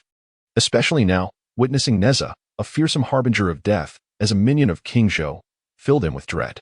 At that moment, held in Neza's grasp, he was utterly bereft of composure. Neza dismissed Chong Yingwan's plight with disdain. While he might have respected Chong Heihu for his semblance of a hero, he held nothing but contempt for Chong Yingwan, a scoundrel who preyed upon the weak. Previously, the original wife of Chong Hohu, Lady Li, and his daughter had been spared by Zhongzi, yet, fearing the loyalty of the former subjects to the 2 women, Chong Yingwan had secretly poisoned them. Such a vile individual warranted no further words from Neza. After swiftly rendering him unconscious, Neza turned to leave. As he burst forth from the general's office, he beheld the chaos reigning within Beichong Pass, where fiery flames illuminated the night. Over 3,000 soldiers had formed 9 celestial formations, rampaging throughout the city. The entirety of Beichong Pass was thrown into disarray. Naturally, The army was instructed to avoid harming any civilians, focusing solely on scattering the rebel forces and setting fires in their wake. The civilians were gathered and driven outside the city. Beyond the walls, a towering figure stood amidst the growing crowd of assembled townsfolk.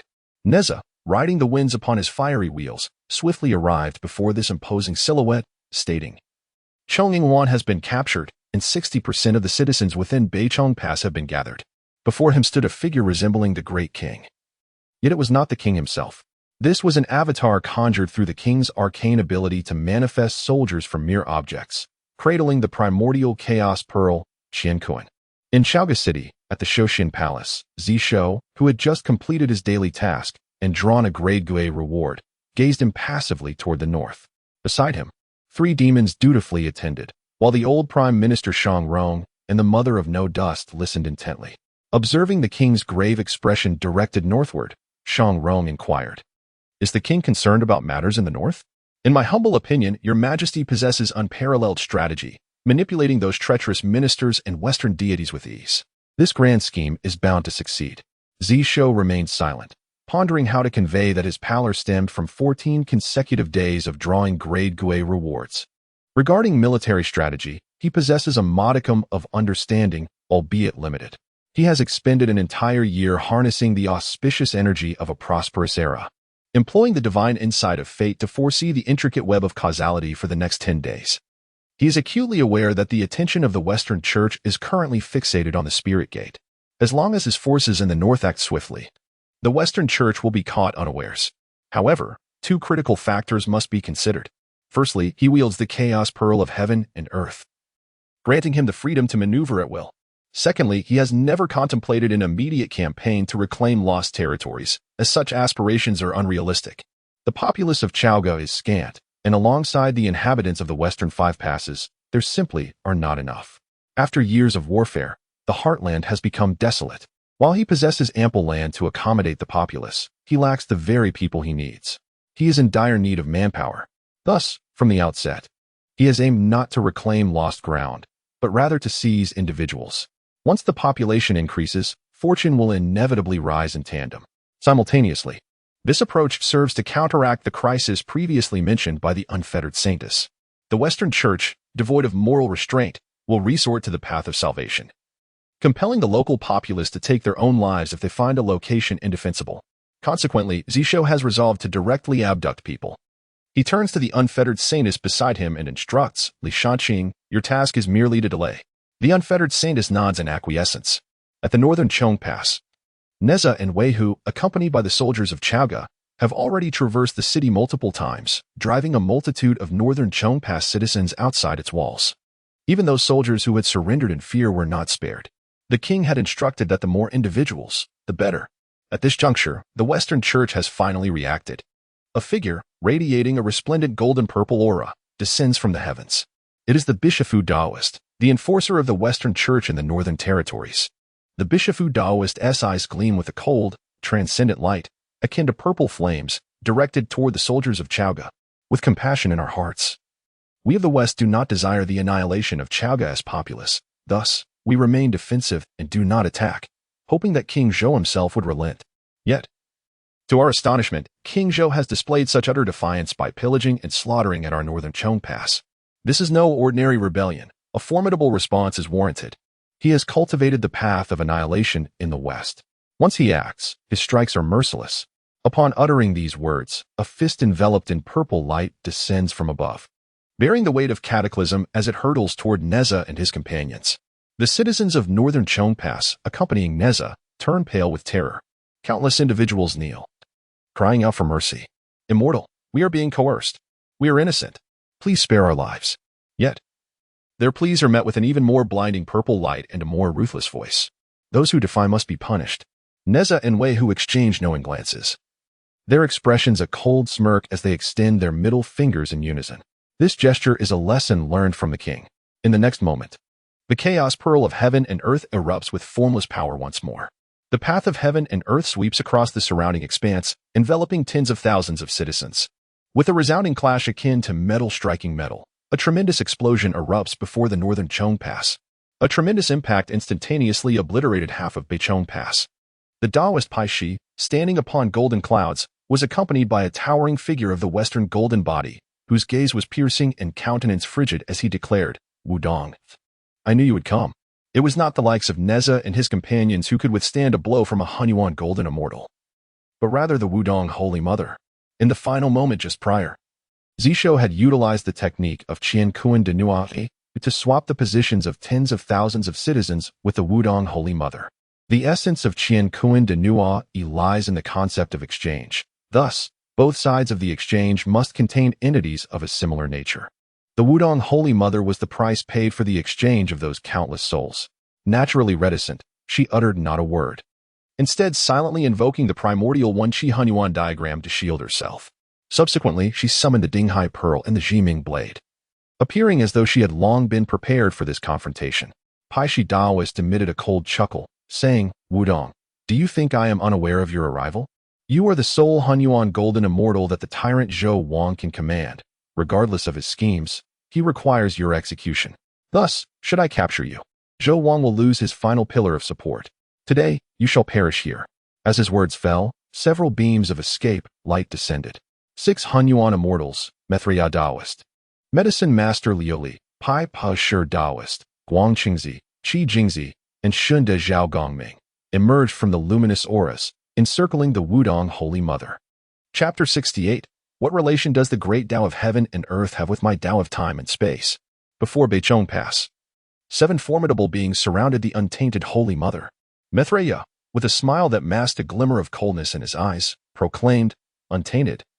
The sage has deduced that the king of Zhou's ruler's pearl can indeed breach the cosmic realm. However, the Tao of heaven and earth differs from the Tao of time and space. It necessitates an exchange of the cosmos to bring fruition.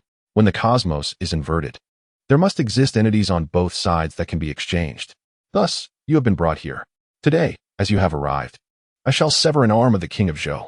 Beside him, Guang Qingzi, gritting his teeth, declared vehemently, Untainted, your demise is imminent today. He focused his brow, and a jade measuring rod, the celestial measuring rod, appeared in his grasp. I have summoned the celestial measuring rod from Master Randall. Even if the king of Zhou can manipulate the cosmos, he cannot extricate you. Guang Qingzi's eyes seethed with animosity. The current plight of the Chan sect was a direct consequence of the king of Zhou and the untainted Holy Mother. The Chan sect had become the jest of the celestial beings, a reality that was unbearable for the proud Guang Qingzi. Today, he was determined to slay the untainted Holy Mother. With a spurt of vital blood, he drenched the celestial measuring rod. In an instant, the rod expanded to 1,000 miles, delineating a realm where distance was but an illusion. The Tao of time and space and the Tao of heaven and earth are inextricably linked, under the dominion of the Tao of time and space. No aspect of the Tao of heaven and earth can operate. Today, by sacrificing my vital blood to the celestial measuring rod, this illusionary realm can only be breached by a sage. Unless the king of Zhou can summon a sage to intervene, Untainted, your path leads only to demise. He had committed all his strength to this ambush, sacrificing a millennium of cultivation. Such an act would only arise from profound hatred. In the Shoshin Palace, Zishou raised an eyebrow, remarking, The 2 saints of the West are not foolish. They have discerned the cost of my cosmic translocation. Just recently exchanged, Nez's lip twitched. In this primordial realm, only the king dares to label the sages as foolish. Beside him, the old chancellor, with limited understanding of celestial affairs, grew concerned upon hearing Wei Hu recount the situation at Beichong Pass. My king, can the ruler's pearl still retrieve the Li Mountain immortal lord? Zishou shook his head, replying, It cannot. Even without the celestial measuring rod, it remains impossible. At my current level, I can only employ the cosmic translocation once every 15 days. Do you think I would delay my forces at Beichong Pass for no reason? It has only just been 15 days since the last invocation of the cosmic translocation. Shang Rong's eyes widened in realization. He yearned to inquire how the Li Mountain immortal lord could return, but quickly understood. The king must have a plan. Lacking comprehension of celestial matters, how could he fathom the king's strategy? Zishou cast a glance at Beichong Pass, silently producing the summoning banner. Your suppression of the Tao of heaven and earth bears no relevance to my Tao of time and space. In the Purple Clouds Palace, the Saint of the Heavens raised an eyebrow, stating, The king of Zhou possesses quite the array of stratagems. He has grasped the essence. What is currently lacking in Chaoga is not land, but people. Without individuals, Even if you were to guard Chaoga for a millennium or more, it would hold no significance. However, he surprisingly possesses the ability to harness the power of the universe's principles. Is this truly the power of that legendary king of men? He cast a glance at the mother of Wudong, a smirk playing on his lips as he remarked, "My dear disciple is far too composed," clearly dismissing the schemes of Zhongzi and the others. Those unfamiliar with the mother of Wudong might assume her demeanor reflects a calm disposition, unperturbed by any circumstance. Yet, the Saint of Heaven understands that this seemingly tranquil disciple is, in truth, quite expressive. While others among the celestial beings may overlook the subtle shifts in her expression, the Saint of Heaven perceives the underlying nuances instantly. At that moment, the mother of Wudong was not only untroubled but bore a hint of mockery. At Beichong Pass, the mother of Wudong observed the world around her, completely isolated by the power of the celestial measuring ruler. She turned her gaze toward Zhongzi and finally spoke, her tone measured. "Zhongzi, how about this? Let us wager. Just as you did with the Jade Dingzhenren. Wager with me on whether I can leave unscathed. If I succeed, you shall sever your head and present it to the king. If that is inconvenient for you, I can assist in removing your foolish head myself." The Saint of Heaven pondered. What exactly has my dear disciple learned while in the presence of the king of men? It seems that even someone as composed as the mother of Wudong must inevitably adapt to her surroundings after spending considerable time near a tyrant. Zhongzi's countenance twisted into a semblance of ferocity, yet he suppressed his fury and retorted with a cold laugh. "Wudong, do not presume that such clumsy tactics can provoke me." He was aware that should he allow his anger to surface, the celestial measuring ruler might indeed reveal a vulnerability. After all, it was not his spiritual treasure. He had to exert his full strength to suppress the surrounding cosmic principles. At this juncture, Mithriya also interjected. "Wudong, if you set aside everything and accompany me to the west, there remains a path to redemption in the presence of the saints. You have traversed countless eons upon the path of the primordial unity, and during the assembly of myriad immortals, you received the edict of the upper clear. Intending to leave a legacy for that, your rebellion alongside King Zhou has fundamentally contravened the edict. There is still time to turn back, my friend. I implore you not to lead yourself astray." The mother of Wudong lowered her head, contemplating earnestly, before she withdrew all her spiritual treasures. Mithriya was momentarily taken aback, a glimmer of joy illuminating his face. If they could persuade the mother of Wudong to join the West, it would indeed be a monumental achievement. Meanwhile, Zhongzi and Zhongzi exchanged glances, their eyes brimming with murderous intent. They could not allow her to enter the West once more. Otherwise, it would swell to an unmanageable extent.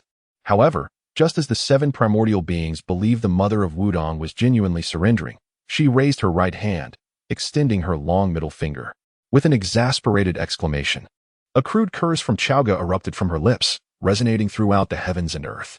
Subsequently, she vanished from the encirclement, before the entrance of the Shoshin Palace.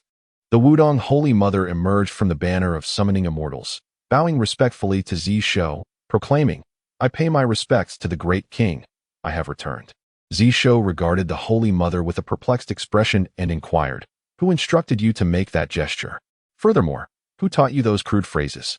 The Wudong Holy Mother, indeed the most obedient disciple in the eyes of the celestial master, unhesitatingly pointed towards Neza, declaring, "It was Neza who taught me." Neza promptly turned and fled. Zishou's lips twitched as he muttered, "If the celestial master were to know that I have transformed his most obedient disciple into one who raises the middle finger and utters foul language, he dared not contemplate further." Yet it mattered little. After all, the scapegoat Neza had already been identified, and when the time came, the celestial master could seek retribution from him. Within the purple cloud palace, the celestial master stood in a daze, gazing at the northern Chongguan. The actions of the Wudong Holy Mother had been utterly astonishing, leaving even him, a sage, momentarily speechless. After a considerable pause, he suddenly erupted into hearty laughter. Then, he raised his middle finger towards the primordial heavens. In an instant, the purple cloud palace echoed with a multitude of crude exclamations from Chaoga. Chapter 69. The 3 ingenious strategies. There are 4 strategies, a traditional approach before the northern Chongguan. The 7 primordial beings stared in astonishment at the empty encirclement, the coarse words of the Holy Mother of No Boundaries still echoing in their ears. At that moment, the celestial beings of the heavens began to chatter restlessly. This was the second time the Chan sect and the Western sect had set up an encirclement, only to be mocked by King Zhou once again. What kind of treasure was the human King Pearl, that it could embody both the Tao of heaven and earth and the Tao of time and space? When did King Zhou ever claim the human king pearl was the Tao of heaven and earth? That was merely the self-righteousness of the Western sect and the Chan sect. At that moment, from the direction of Chaoga, the voice of Zishou echoed calmly, saying, Guangchengzi, when will you send your head to Chaoga? The Chan sect has little left. If you continue to be untrustworthy, the Chan sect will be utterly ruined. The celestial beings murmured in response, this is a heart-wrenching strike against the immortals. King Zhou is too ruthless. Guangchengzi's complexion shifted between pale and purple, and ultimately, he spat out a mouthful of blood and fainted on the spot. Zhongzi swiftly caught Guangchengzi, gritting his teeth as he cast a glance at Chaoga, then said to Methray Daoist, my friend, I shall take my senior brother back to recuperate. Just as he was about to leave, Methray Daoist intercepted him, maintaining his smile, though his eyes were cold and sinister. I kindly request that you leave behind the list of deities. He stated, in order to employ the divine strategies, we require the power of the list of deities. Zhongzi's expression changed. My friend, what do you mean by this? If we surrender the list of deities, the Chan sect will have no chance of recovery during the deification tribulation. Methray Daoist responded nonchalantly, to resolve the situation in Chaoga and conclude this tribulation swiftly. We in the Western sect need the power of the list of deities. If you are unwilling to hand it over, please cooperate with us instead. This was the agreement made by your friend Guangchengzi before the holy ones of the West. Do you intend to go against it? For a moment, Zhongzi found himself at a loss for words, yet he knew he could not relinquish the list of deities to the Western sect. After a brief hesitation, he said, I will take my senior brother back to heal. How about this? I will have my junior brother Zihong bring the list of deities over. A deeper smile appeared on Methray Daoist's face. Excellent. Meanwhile, as Methray Daoist led the 7 primordial beings to encircle the Holy Mother of No Boundaries. At the Yuan Pass, Yang Jian and Yang Chan withdrew their attention from northern Chongguan and spoke in unison, the king's ingenious plan. Yang Jian nodded, stating, the king's third strategy must be initiated at Nez's location. As he spoke, he retrieved the third strategy from his pocket. Opening it to reveal a message, what are you waiting for? Attack. Yang Jian's eyes brightened as he immediately grasped the king's intention. The affairs at northern Chongguan had drawn all the attention of the Western sect. If they did not act now, when would they? He tucked away the strategy, brandished his 3-pronged blade, and commanded, all generals, heed my order, assault the city. The soldiers, who had been eagerly awaiting this moment, instantly regained their vigor.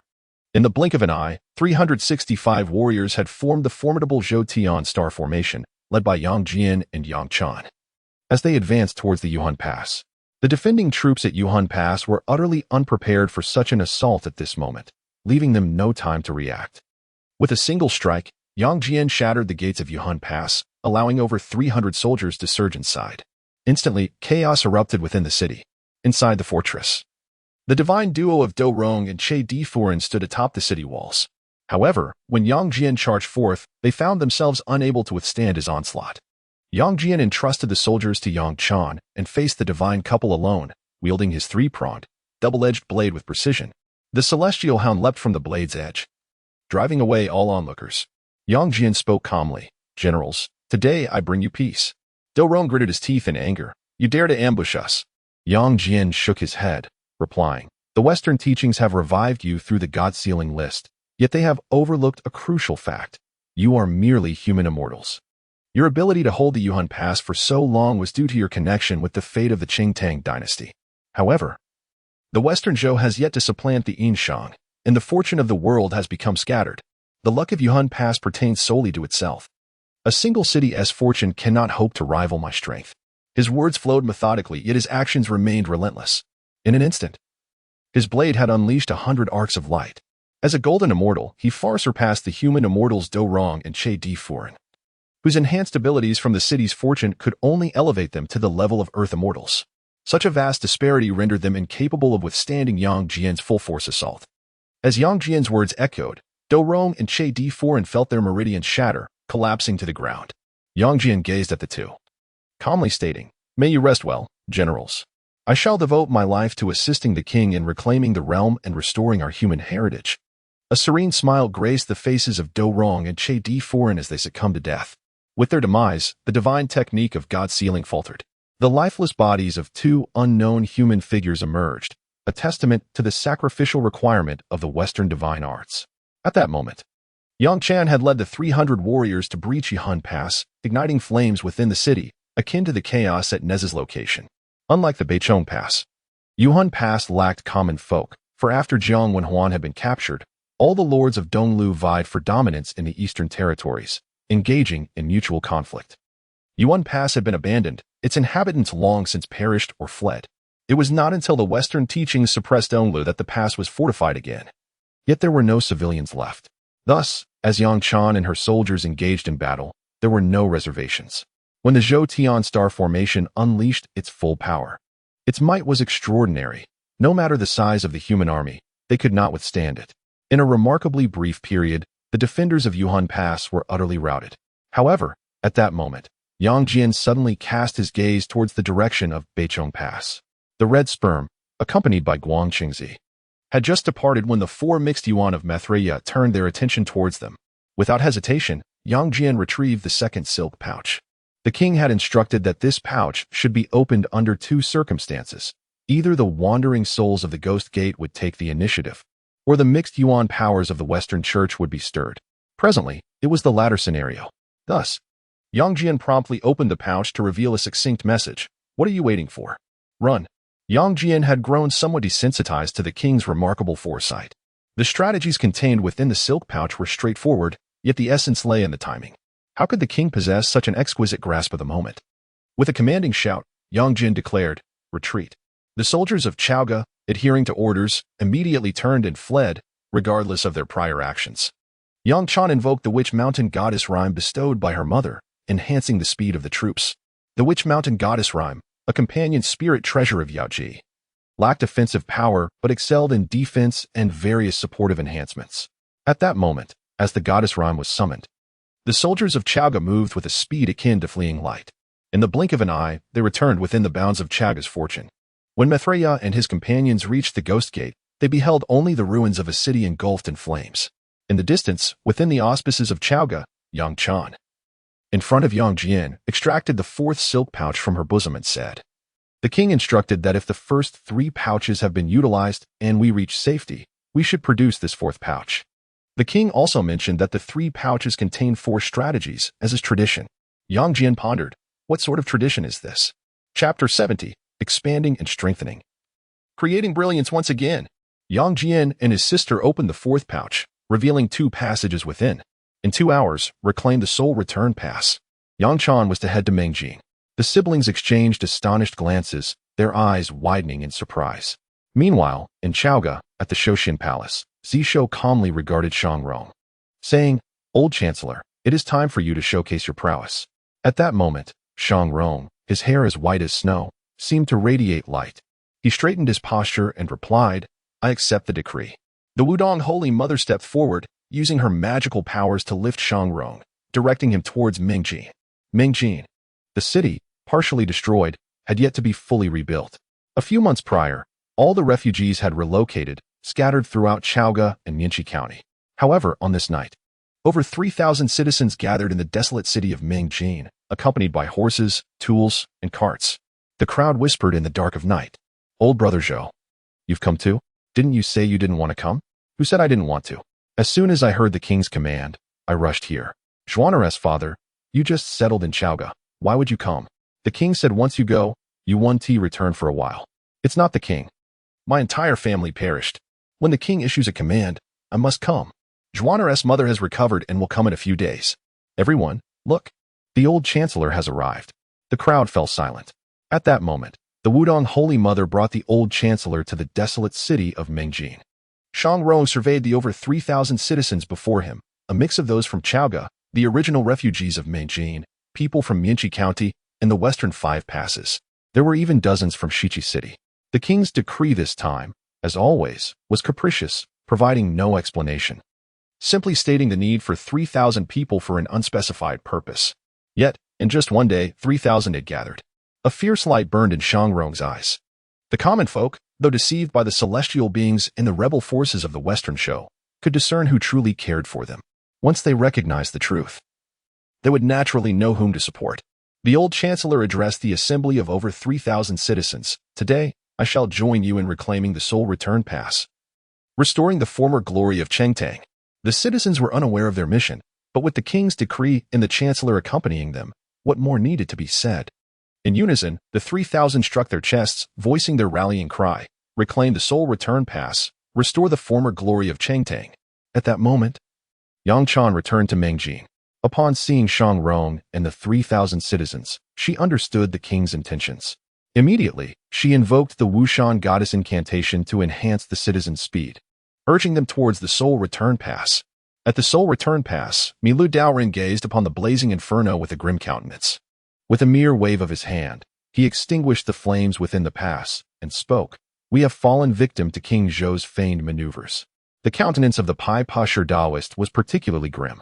Although the northern Chong Pass had also fallen, it at least afforded them some insight into the human king's precious gem in the possession of King Zhou. However, the fact that the soul-wandering pass was breached by Yang Jian with a mere 300 mortals left him utterly humiliated. After a moment of contemplation, the Mithriya Taoist regained his composure and calmly addressed his fellow brothers. "My esteemed brothers, there is no need for concern. This is merely a fleeting setback. Although King Zhou has regained power this time, it has also revealed his vulnerabilities. Despite being the youngest among the four from the Western primordial unity, my standing within the sect is not insignificant, and my quick wit ensures that my words are heeded by my 3 senior brothers." The Mithriya Taoist continued, "King Zhou has captured a substantial number of our kin from the northern Chong Pass, which indicates that, regardless of the secret behind the resurgence of the fortunes of Chaoga, he is sorely lacking in manpower. As long as we safeguard our people across various regions, King Zhou will find it impossible to maintain his hold." The 3 primordial unity practitioners exchanged knowing glances and nodded in agreement. The Pai Pasher Taoist inquired, "Should we abandon the soul-wandering pass, as per your suggestion, junior brother?" The Mithriya Taoist smiled confidently and replied, "This city has already been largely incinerated. In such a ruin, mortals cannot survive, and thus King Zhou will not seek to seize it. We shall temporarily set this pass aside, and once our rear is secure, we can send our kin to reconstruct it." He reasoned that without a population, even if King Zhou were to claim the city, the fortunes of Chaoga would not extend to this place. The Pai Pasher Taoist found merit in the Mithriya Taoist words and nodded in agreement. Very well. Consequently, the esteemed practitioners returned to their respective domains to prevent any further ambushes by King Zhou. The Pai Pasher Taoist then made his way back to the 9 cities of Donglu. The 9 cities served as the royal city of the Dongguo Marquis' domain, named so because of the Marquis Jiang Hengchu, also known as the 9 Marquis, hence the royal city was referred to as the 9 cities. At present, with Jiang Wenhuan captured and his fate uncertain, the Pai Pasher Taoist chose one of Jiang Wenhuan's numerous sons to assume the title of the new Dongguo Marquis. Upon his return to the 9 cities, the Pai Pasher Taoist summoned the newly appointed Dongguo Marquis Jiang Jingzhao and stated, "The loss of the soul-wandering pass is but a momentary pain. King Zhou shall never reclaim it. 10 days hence, the Dongguo army shall be reassembled, and laborers will be dispatched to the soul-wandering pass to rebuild it. 10 days is ample time to reinforce all defensive formations across the Donglu territory and relocate all human kin near the royal precincts to safer distances. In this manner, even if King Zhou wishes to replicate the population plundering at the northern Chong Pass, it shall no longer be feasible." Could Jiang Jingao dare to utter a dissenting word before the Pai Pasher Taoist? He promptly set about rallying the necessary manpower to depart without delay in 10 days. He understood well that his ascension to the position of Dongguo Marquis was solely due to the protection of the celestial being, should he incur the celestial's displeasure. A mere word could see another take his place. Having struggled to attain this position, he was unwilling to be ousted. After respectfully seeing off the Pai Pasher Taoist, Jiang Jingzhao immediately summoned his subordinates and commanded, "Quickly organize the troops. Conscript 1 laborer for every 3 households. We must not delay in fulfilling the celestial's decree." Jiang Jingzhao gazed toward Chaoga and murmured, "Father, I shall prove that I am indeed the most deserving heir to your throne. I shall undoubtedly restore Donglu, penetrate Chaoga, and rescue you. At that moment, I will reveal to you how I have revitalized the Wu Jiang clan, making it grand and powerful once more, bringing forth a new era of glory." At Yuan Pass, the 3,000 common folk experienced for the first time the formidable powers of the celestial arts, astonishingly. They arrived at Yuan Pass in merely 2 hours. Despite traversing such a great distance, they felt no weariness whatsoever. The celestial arts are truly remarkable. Shang Rong gazed at the somewhat exhilarated populace and declared, "Ladies and gentlemen, let us commence." Within a day, We must reconstruct Yuan Pass and re-establish the royal banner at the Grand Commander's office. Let Yuan Pass once again fall under the dominion of the great king. In unison, the citizens responded, recapture Yuan Pass, restore to us the ancient lands of Chengtang. Chapter 71. Apologies, O king, truly unrestrained. A day later. In the deep of night at the ghostly Soul Pass, Shang Rong gazed with sparkling eyes at the rejuvenated ghostly Soul Pass, his face aglow with joy. A gentle breeze tousled his white hair, making him appear decades younger as he burst into hearty laughter. Yang Jian and his siblings stood, wide-eyed, marveling at the scene before them, scarcely able to believe their senses. Without employing any celestial spells, it was entirely the strength of mortals that had accomplished this. In just one day and night, 3,000 citizens had repaired the damaged gates and walls of the ghostly Soul Pass, clearing away the ruins of collapsed and burned buildings. Yang Jian murmured, "This is the power of humanity." Shang Rong stroked his white beard and replied, "Indeed, all of this is the result of human endeavor. Were it not for the meddling of deities, the king could use these efforts to enrich the lives of all his subjects. Behold, that which swiftly solidifies, known as cement, is remarkably convenient for repairing homes, erecting walls, and paving roads. And see that structure, called a crane, which utilizes a pulley created by the king, enabling an old man like me to lift a massive stone weighing 1,000 pounds. Yang Jin acknowledged, the king indeed possesses celestial abilities that even I cannot fathom. Yet he is the sovereign of all humanity. Whether through his mortal inventions or divine skills, everything is for the benefit of the people. Thus, the citizens unwaveringly support the king. Even those who have only recently come under his rule can discern truth from falsehood. He gestured towards the throng of 3,000 citizens, who raised their torches high, standing before the general's office, their spirits invigorated, each face glowing with enthusiasm as they fixated on Shang Rong. Yang Jian, witnessing this scene, profoundly understood the magnitude of his earlier misjudgment. He bowed respectfully to Shang Rong, saying, Yang Jian is enlightened. The old chancellor smiled faintly and took the royal flag from his robe, declaring, General Yang, lend me your strength. Today, I shall personally re-establish the royal flag at the ghostly Soul Pass. Yang Jian stood at attention, replying, the subordinate obeys. He extended his hands, assisting Shang Rong as they ascended to the newly rebuilt general's office. The old chancellor unfurled the royal flag and, with his own hands, planted it atop the general's office. He turned to address the citizens, stating, Today, dear friends, together with me, for the king, for the legacy of Chengtang's dynasty, and for our people, we have reclaimed the ghostly Soul Pass. This day shall not mark an end, but rather a beginning. Under the king's governance, we shall ultimately restore the ancient rivers and mountains of the 9 provinces. The 3,000 citizens raised their right hands, exclaiming in unison, The king is truly the greatest of all foolish monarchs. Although initially unaccustomed to referring to him as a foolish king at his behest, they soon grew accustomed to it. Moreover, the old chancellor had aptly remarked that it was necessary to invoke the name of the foolish king to vanquish all traitors and deities, which was quite satisfying.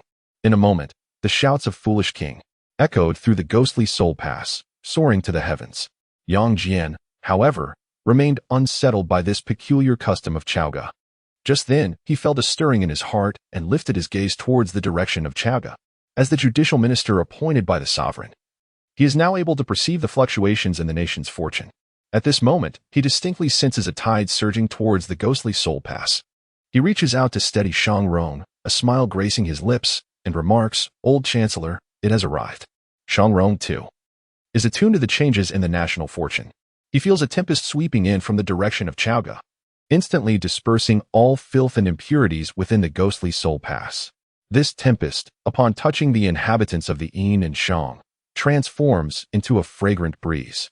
As the fragrant wind caresses their cheeks, the 3,000 common folk feel their exhaustion vanish into thin air. Truly, the sovereign is the greatest fool of all time. The cheers resound once more, deafening as thunder. Suddenly, a resonant hum reverberates through the heavens and the earth, akin to a chorus of 1,000 birds or the roar of thunder. A brilliant pillar of fortune lightens the realms, as if proclaiming something profound, supporting the sky and the sea, stirring the winds and clouds across the vast expanse. The radiance flickers and fades, yet the brilliance seems to etch itself into the very essence of celestial beings, leaving countless deities astonished as they gaze down upon the mortal realm. What is happening? How could King Zhou have reclaimed the ghostly Soul Pass? It has been less than 2 days. How is this possible? The ghostly Soul Pass is unlike the previous Minchi County and the Western 5 Passes. It lacks a population and has been half destroyed, even with the royal banner planted. The fortune of Chaoga could not possibly extend to this place. The crux of mortal fortune lies within the human race. The more prosperous the human population, the stronger the worldly fortune becomes. To expand into new territories, not only ceremonial declarations are required, but also a sufficient population to sustain human existence. This population cannot simply be forcibly relocated. Rather, the local conditions must support the survival of humanity. The ghostly soul pass has just been breached. What conditions could possibly exist? The Taoist Vipassana stands in astonishment, his eyes wide as he steps out from the 9 nations, arriving at the ghostly soul pass. However, he finds himself halted 50 miles away.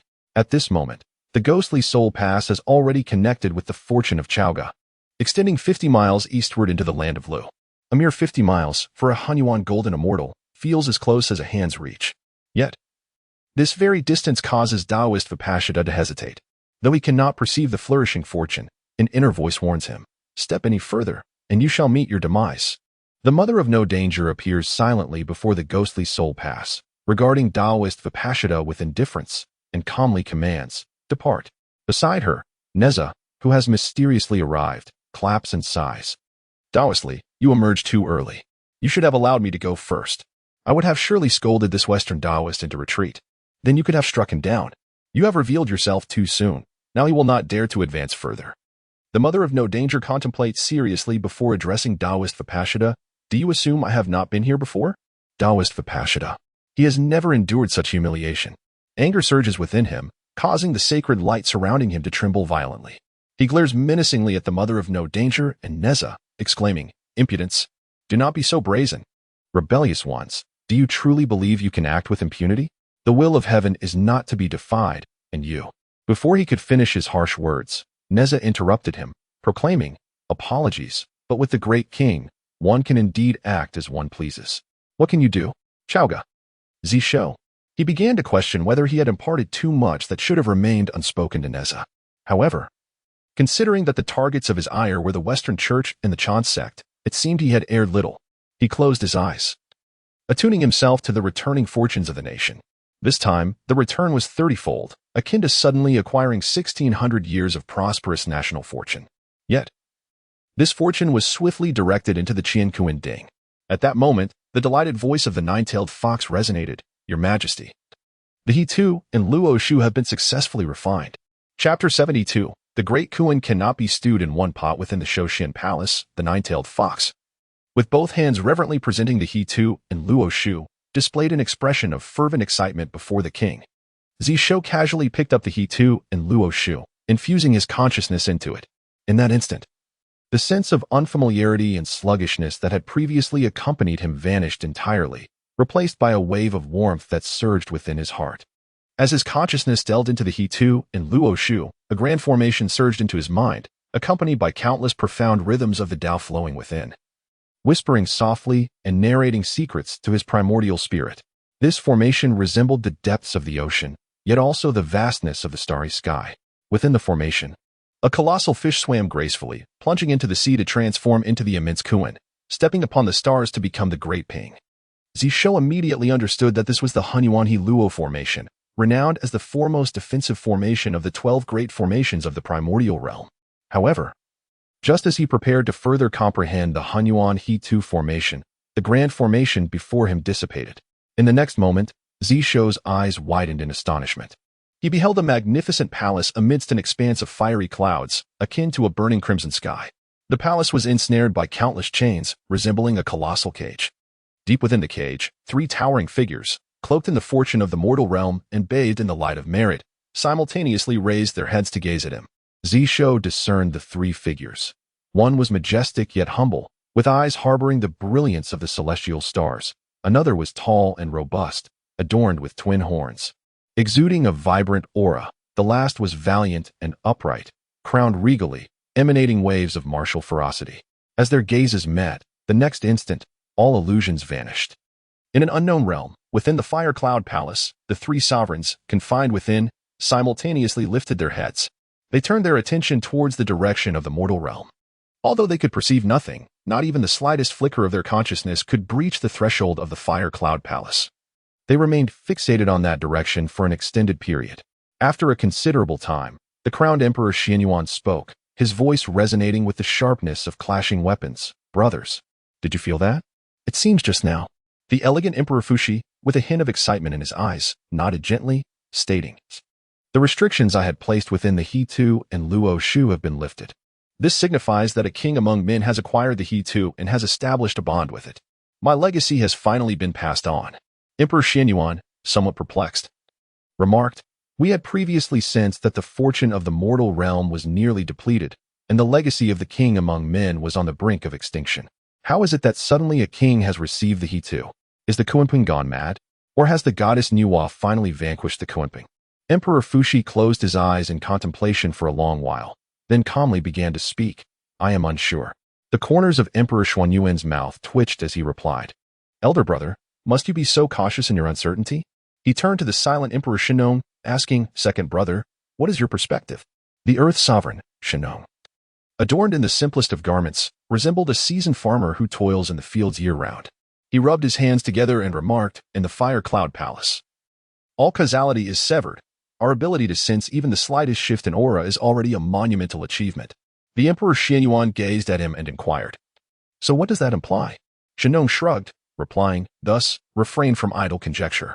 At the Longevity Immortal Palace, Zishou blinked, realizing he maintained the posture of someone who had just received the river diagram and Luo book. The treasured items in his grasp felt as light as air, yet bore the weight of the earthly realms. With each breath he took, the faint glow upon the river diagram and Luo book ebbed and flowed in unison.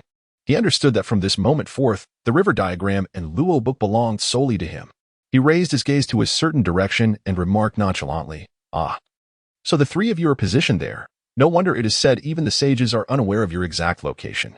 In that fleeting moment, through the river diagram and Luo book, he connected with the causality of the celestial sovereign Fuxi, discerning the location of the Fire Cloud Palace, and even gleaning some of its secrets. The Fire Cloud Palace did not reside in any fixed location. Rather, it traversed beyond the 33 heavens. Thus, even the sages would be unable to locate it.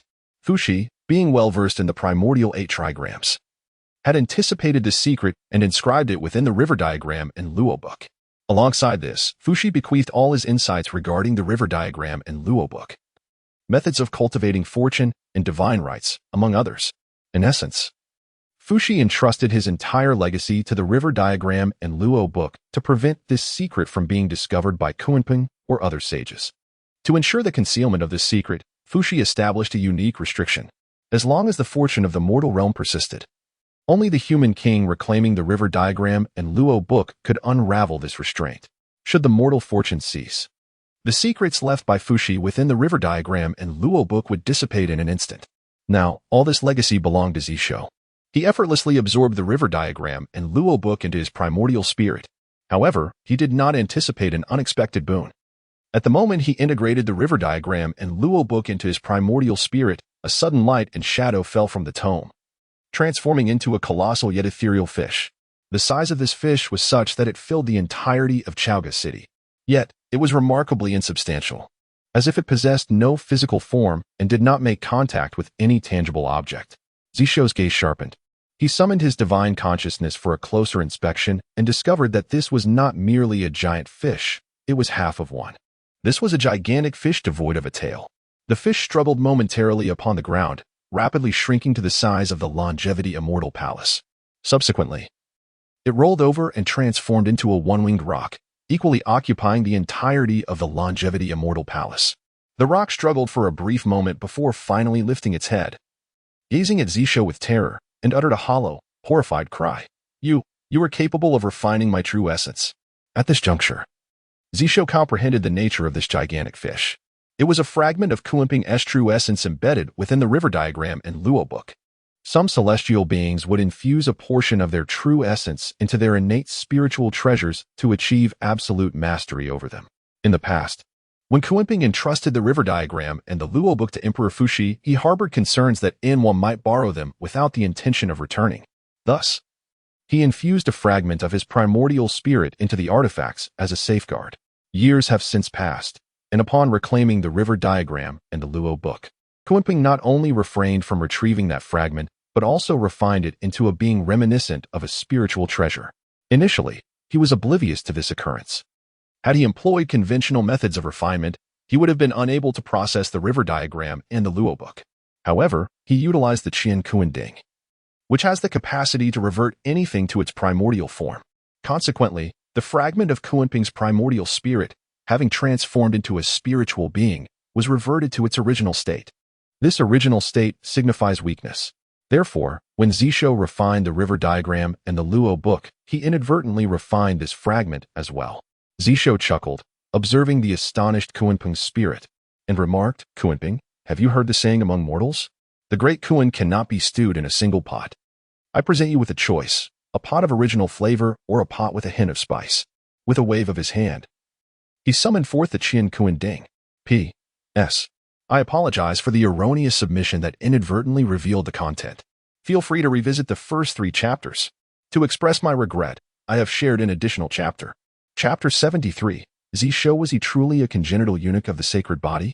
In the Western realm, within the Shumi heaven, the demon master Kunping, who had secretly entered the West and remained in seclusion, suddenly trembled violently, spewing forth a mouthful of blood. A completely severed causal thread erupted from his primordial spirit, akin to an arrow shot from the void, piercing through his essence. With a pain cry, Kunping collapsed, his aura plummeting drastically. In a mix of shock and fury, he raised his head in disbelief, exclaiming, "How could my primordial spirit in the Luotu book be refined as well? This is unfathomable. That fragment of my primordial spirit had already been transformed into a spirit of the artifact. Even if the Luotu book were refined, that fragment should not have been affected." How many years had he devoted to the Luotu book?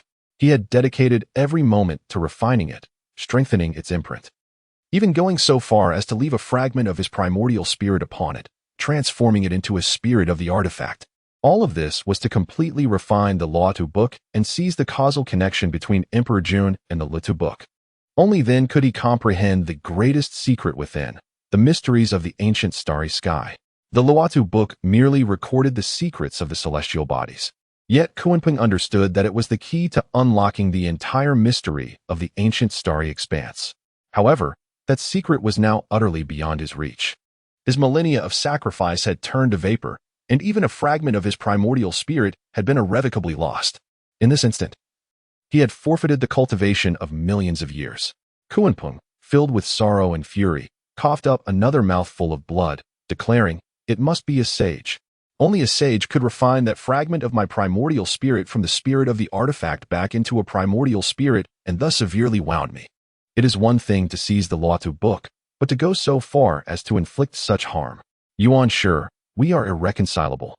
In the realm of mortals, within the Shouxian Palace, Zishou summoned the Qian Kuan Ding and gazed at the shattered fragments of Kunping's primordial spirit.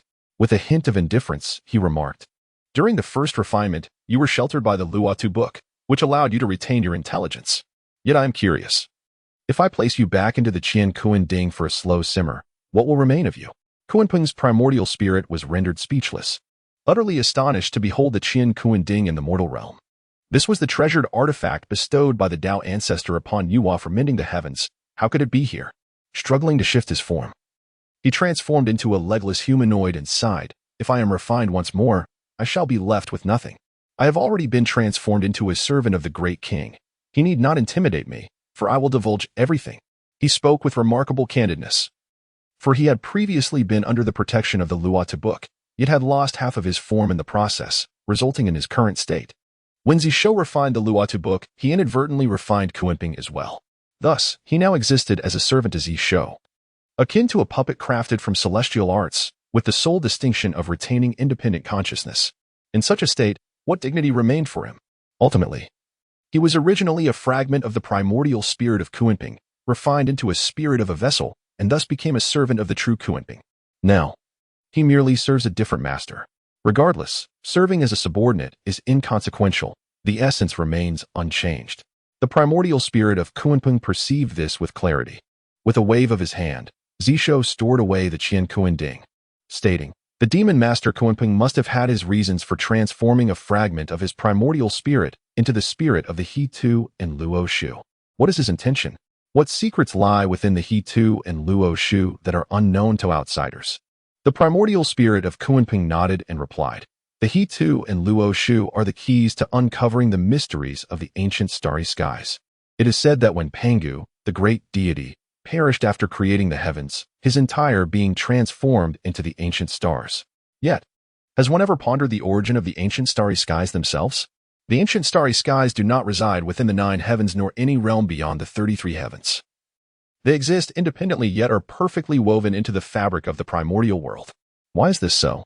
According to the true Kunping, the ancient starry skies are the remnants of a powerful chaos deity among the 3,000 who once besieged Pangu, possessing immense Tao power. The He Tu and Luo Shu are thus the keys to unlocking these secrets. However, as they were originally the innate spiritual treasures of Emperor Xin, intertwined with the fate of the demon emperor, the true Kunping found it impossible to extract those secrets. Consequently, he split a portion of his primordial spirit and refined it into the He Tu and Luo Shu, transforming it into me, seeking to completely refine the fate of the demon emperor.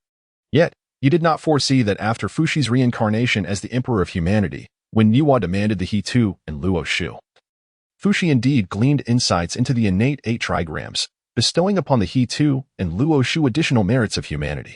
It was this merit that had prevented the true Kunping from thoroughly refining the fate of the demon emperor for so many years. Upon reaching this point, he cast a complex gaze towards Zishou and remarked, "I did not expect that you would possess the Qian Kuanding, and in such a brief time refine all the fates within the He Tu and Luo Shu. Now, the greatest secret of the He Tu and Luo Shu belongs to you. However, your current realm is insufficient. At the very least, you need to attain the Tao of Hanyuan to glimpse that ultimate secret." Zishou had never anticipated such gains from refining the He Tu and Luo Shu. Meanwhile, the 9-tailed fox stood utterly stunned. Zishou regarded the half-formed primordial spirit of Kunping and said, "Excellent. I am quite satisfied with your response. There is no need for a slow simmer. I shall grant you a swift end." With that, he extended his hand to obliterate the primordial spirit of Kunping. The primordial spirit exclaimed in shock, my lord, I am your servant." Zishou coldly regarded the primordial spirit of Kunping and stated, "The He Tu and Luo Shu require no mere vessel spirit. I have no need for a lonely ghost as a servant. Do you think I am unaware that Kunping, during the ancient times as a demon master, was the one who slandered us before Emperor Xin, leading to the massacre of our kind for the crafting of the slaughter witch sword?" The primordial spirit of Kunping was taken aback, eyes wide with disbelief. He never imagined that the ancient secret would be known to the Lord. Upon reflection, he soon comprehended the situation. The revered sage Enwa had entrusted the Qian Kuanding to the king. Such ancient secrets, if inquired about, would undoubtedly be disclosed by the goddess Enwa. As the king prepared to take action, a surge of terror overwhelmed him, prompting him to exclaim, "My lord, I am of service. I hold value. My lord, I possess the memories of the Kunping prior to my division. I am aware of the whereabouts of the distant demon leaders who fled following the war of sorcerers and demons. Furthermore, I know that several great sorcerers from the witch clan sought refuge in the primordial cosmos. Having served as the spirit of the river map and Luo book for many years, I possess a modicum of knowledge regarding the secrets of the primordial cosmos, enabling me to deduce the locations of those great sorcerers. Additionally, I can reveal the sites where the ancient demon clan fractured and fell after the Great War." Zishou then retrieved the essence and skillfully molded a figure from the clay using the essence of soil, allowing the Kunping's primordial spirit to inhabit the clay figure. With a mere touch, he transformed the figure into a semblance of a palace maid. This maid bore a pale complexion, her hair silvery gray, crowned with a delicate headdress, and wielding a feather duster. The Kunping's primordial spirit blinked, sensing something peculiar about this form, yet promptly bowed to the king and stated, "I humbly thank my lord for this rebirth." His voice was sharp and thin. Zishou, with a hint of wicked amusement, proclaimed, "From this moment forth, I appoint you as the first eunuch of the Deshang dynasty. I shall grant you a new name. Henceforth, you shall be known as Little Kun." In deliberately shaping the clay figure, he had intentionally left it slightly incomplete. The Kunping's primordial spirit, Little Kun, immediately bowed and expressed, "Little Kun humbly thanks my lord for the bestowed name." His voice was not only sharp and thin, but also carried an unusual melodic rise. Zishou could not help but twitch at the corner of his mouth. How could this being so swiftly adapt to the role? Could it possibly be an innate eunuch's sacred body? Chapter 74. The Scholar's Affairs. How can it be called theft? Zishou dismissed Xiao Kun and then turned his attention to the utterly astonished 9-tailed fox beside him. He said, "Daji, before the hour of the rat tomorrow, please contact Lady Nuwa for me." Just convey that I wish to lend her a helping hand. The nine-tailed fox, having just recovered from the shock of the king subjugating the essence of Kunping, found herself once again in a state of disbelief, her eyes widening in astonishment. What did the king just say? He intends to assist Lady Nuwa? Is that not a contradiction?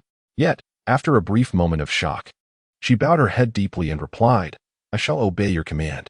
The following day, as the hour of the rat approached, the three Xianyuan demons collaborated in a prayer, offering their supplications to Lady Nuwa. Just as they presumed it would take a considerable time for Lady Nuwa to respond, her reply arrived instantaneously. Coinciding with their moment of prayer, a flicker of doubt crossed the mind of the nine-tailed fox. Could it be that the lady was also awaiting the king's contact? However, before she could ponder this further, she completely lost consciousness. Meanwhile, as Zishou observed the nine-tailed fox kneeling, her aura underwent a dramatic transformation. A gentle yet formidable presence erupted from her, creating visible fissures in the surrounding void. The nearby nine-headed rooster spirit and the jade peepus spirit prostrated on the ground, trembling in fear. They were all too familiar with this aura. Lady Nuwa had descended through her sister. Zishou watched as the nine-tailed fox turned to face him, her gaze calm yet penetrating, imbued with a sense of scrutiny. He raised an eyebrow and inquired, Lady Nuwa? The nine-tailed fox slowly spoke, her voice transformed into one that was soft, noble, and filled with authority. Human King, you summoned the three demons to invoke my presence because you acquired the river map and Luo book from Kunping? Zishou waved his hand dismissively, asserting, the river map and Luo book have been sacred artifacts of the human race since time immemorial.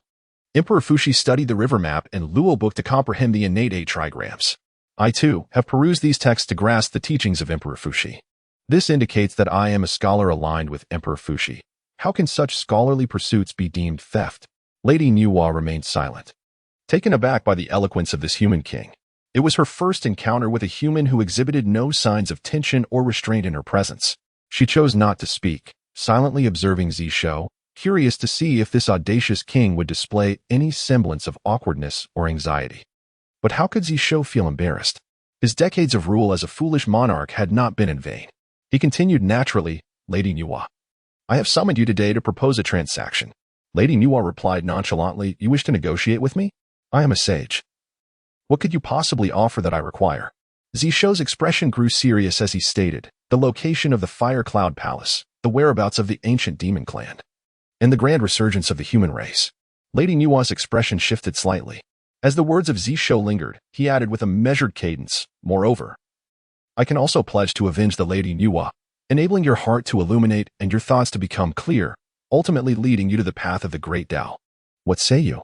Nuwa's expression turned grave as she responded, Human Sovereign, it is indeed a remarkable feat for you to reunite the fortunes of the Shang dynasty. However, the odds of successfully defying fate are less than half.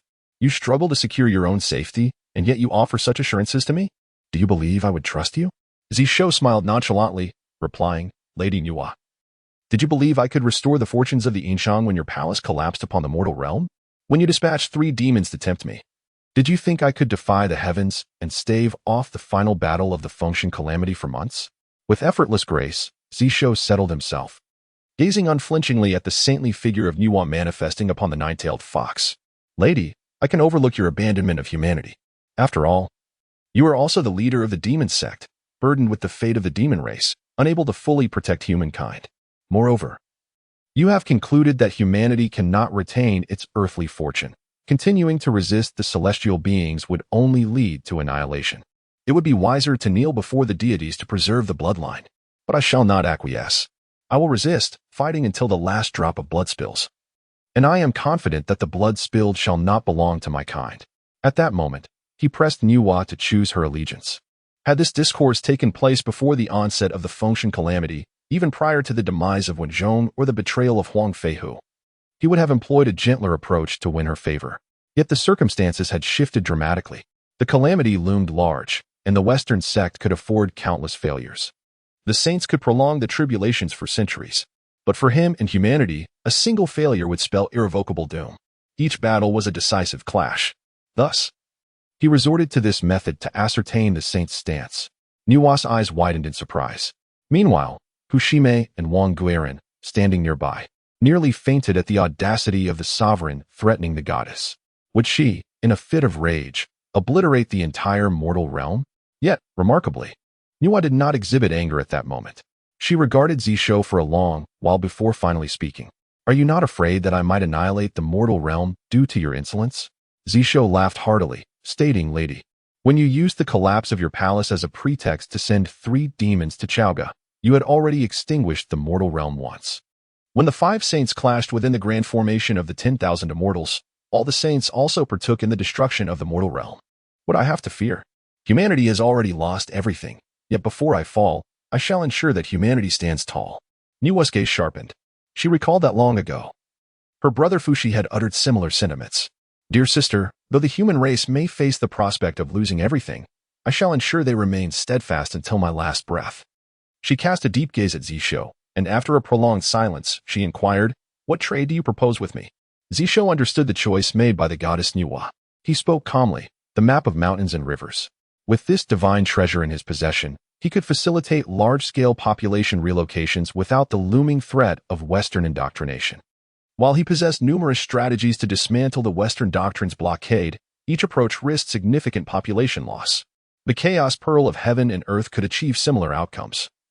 Yet its interval of 15 days was excessively lengthy and vulnerable to the Western doctrine's scrutiny. Thus, he contemplated the map of mountains and rivers, the later Heaven Human Seed Bag, and the Sleeve Universe. The later Heaven Human Seed Bag was the innate treasure of Mithraea, and acquiring it without defeating Mithraea seemed implausible. The Sleeve Universe was a divine ability of Hongyi Wanzi, and it was unlikely that Jinyuan Daxian would impart such knowledge to him. Hence, he could only consider the map of mountains and rivers. Chapter 75. The Unavoidable Law of True Fragrance. The goddess Nuwa regarded Zishou with a playful expression and inquired, Do you wish to borrow the map of mountains and rivers from me? Zishou waved his hand dismissively, saying, To call it borrowing would be too sentimental. Why not gift it to me instead, dear goddess? Nuwa was taken aback. Zishou, undeterred by her astonishment, continued with unyielding conviction. If you merely lend me the map of mountains and rivers, then regardless of how I utilize it, all consequences would fall upon you. While a sage remains untouched by karma, your followers do not share that privilege, be it the demon clan or the phoenix clan. They may not withstand the repercussions of calamity. My greatest virtue lies in my benevolence. I cannot bear to see others suffer due to my actions. So let me bear the consequences alone. The only solution is for you to bestow the map upon me, allowing me to refine it entirely, thus transferring all consequences to myself. Nuwa was momentarily speechless. In her countless years of sanctity, having encountered innumerable beings, she had never met someone so brazen before a sage. Amused yet irritated, she remarked, Zishou, you truly are. Before she could finish, Zishou interjected, I am the most notorious tyrant in history, am I not? Certified by the heavenly sages, proclaimed by the myriad deities, and believed by all under heaven. I have committed heinous acts, torturing scholars, threatening generals, and inflicting suffering upon the common folk. What malfeasance have I not engaged in? And yet, here I stand, unscathed. He cast a knowing smile at Nuwa. Each of these accusations, which celestial beings had laid upon him, were mere fabrications. Yet, which sage had ever come to his defense? Therefore, he resolved to embrace this tyrant persona. Ever since he was compelled by the system to play the role of a slothful monarch, he felt as though the world had expanded before him. Nuwa fell into silence. After a brief moment, she gently waved her hand, and a 1-foot scroll materialized in her grasp. With a flick, she erased all markings from the map of mountains and rivers and tossed it to Zishou, stating coolly, When your time comes, I shall reclaim everything. Zishou accepted the map with unwavering confidence, declaring, Fear not, my goddess, I shall not meet my end. Nuwa said nothing further and turned to depart. The 9-tailed fox, overwhelmed by the presence of a sage, fainted on the spot, enduring the descent of a saint. A brief faint was a sign of Nuwa's mercy. The 9-headed rooster spirit and the jade peepa spirit hastily caught the 9-tailed fox, offering their apologies before retreating. They needed to compose themselves after the astonishing events they had just witnessed. The king had dared to threaten the goddess Nuwa, and astonishingly, he succeeded. Such audacity was beyond their wildest imaginings. Zishou casually tossed the map of mountains and rivers into the cauldron of heaven and earth, with Nuwa having erased all marks. Refining it in the cauldron consumed only a year of national fortune. Just past midnight, the map was completely refined. Zishou, having successfully refined the map of mountains and rivers, finally obtained this long-desired treasure. In the celestial realm, Nuwa's expression shifted ever so slightly as her gaze turned towards the mortal world. She softly remarked, Indeed, the mark I left within the map has vanished. She had erased all previous marks from the map, yet added one anew. This new mark posed no threat to Zishou nor served as a means of surveillance. It was simply a mark. Its disappearance signified that Zishou did not place his trust in her, instead choosing to cautiously reforge the map. Indeed, he was sufficiently prudent and astute. A slight smile played upon Nuwa's lips as she murmured, "I am beginning to genuinely believe that you possess the capability to achieve what you claim." In Shoshin Palace, Zishou calculated the time and initiated his daily check-in. "Congratulations, host. Check-in successful. Check-in reward, the Record of Primordial Chaos." The Record of Primordial Chaos chronicles all the untold secrets since the dawn of creation. Note 1. Updated daily. Note 2. Please do not urge for updates. Zishou pondered. What kind of reward is this? A record of all secrets? Is it some gossip magazine? Moreover, it lacked a grading. This was the first time he had drawn a reward devoid of rank. Could it be that this gossip magazine was so trifling that it merited no grade at all? He spread his hands, and a hefty tome materialized within them. The pages shimmered with brilliance, displaying various profound and mysterious symbols that shifted continuously. Upon opening the Record of Primordial Chaos, Zishou found the first page blank. The second page yielded nothing as well. On the third page, it read, "Fushi is known among the saints to be infatuated with his sister, but only Huta knows that Nuwa is, in fact, a deeply hidden brother-lover." Zishou was taken aback. He wished for a pencil to express his discontent by slamming it down upon the record. He had anticipated that the record would unveil secrets of ancient clans, the mysteries of the Great Tao, and matters of great significance to heaven and earth. Instead, it turned out to be nothing more than a gossip magazine. In Nuwa's palace, she suddenly felt a stirring within her, as if some secret was being scrutinized. However, after much contemplation, she gleaned nothing. With furrowed brows, she murmured, "Could it be that my communications with Yanshou have been discovered by other saints?" In Huiyan Palace, Fushi trembled unexpectedly. The Emperor Xin looked at him, perplexed, asking, "Elder brother, what is the matter?" Fushi, equally bewildered, shook his head and replied, "I do not know. I merely felt a sudden shiver." Back in Shoshin Palace, Zishou glanced disdainfully at the Record of Primordial Chaos but ultimately chose not to discard it. He tapped the cover of the book, murmuring, "One must look beyond appearances to grasp the essence. If the Saint Nuwa were indeed a brother-lover, she would undoubtedly be eager to rescue Fushi from Huiyun Palace." In other words, her earlier display of indifference towards the news from the Fire Cloud Palace was merely a facade. After all I stated, what truly resonated with her was the location of the Fire Cloud Palace. The reason she did not react with anger to my threat was due to the inheritance I received from the Emperor Fushi, which was enshrined in the river diagram and Luo book. In a certain sense, I'm considered a direct descendant of Emperor Fushi. He glanced at the chronicle of the primordial era in his hands, smirked, and murmured, "Well, this item does possess some value." The next day, new content was added to the chronicle of the primordial era. It recounted how the ancestor dragon, having attempted to secretly observe the bathing of the phoenix of origin, was pursued for a full millennium. On the third day, after Emperor Dijuan and Shiha's celestial marriage, he sought to unite his brother Tai with his sister-in-law Changxi. However, Tai declined, citing that women would hinder his ability to ring the bell efficiently. On the fourth day, after the Jade Emperor ascended to the role of a mortal emperor, he became overly arrogant and attempted to forcibly marry his senior apprentice, the Queen Mother of the West. Ultimately, he was met with resistance from both the Queen Mother of the West and the Mother of Yuqi, who united to give him a sound thrashing. With the remnants of his headpiece now hidden away, he chuckled softly. This chronicle of the primordial era is rather intriguing. Chapter 76: How can one navigate the tribulations of calamity while entangled with these Western sects? In the ensuing period, Zishou became engrossed in the chronicles of the primordial era. Through this, he acquired a wealth of intricate information, albeit subtle and profound. Zishou contemplated that should he unveil all these revelations, the celestial saints and myriad deities would undoubtedly converge upon Chaoga to confront him with fervor. Soon, it was the 35th year of Emperor Xian's reign, early winter. Zishou stood atop the lofty tower of the Shoshin Palace, gazing over the entirety of Chaoga City. As early October's winter arrived, it had already been half a year since Zhongzi led 1,000,000 rebel troops against Chaoga. By the stroke of midnight, it marked precisely 180 days since that fateful day.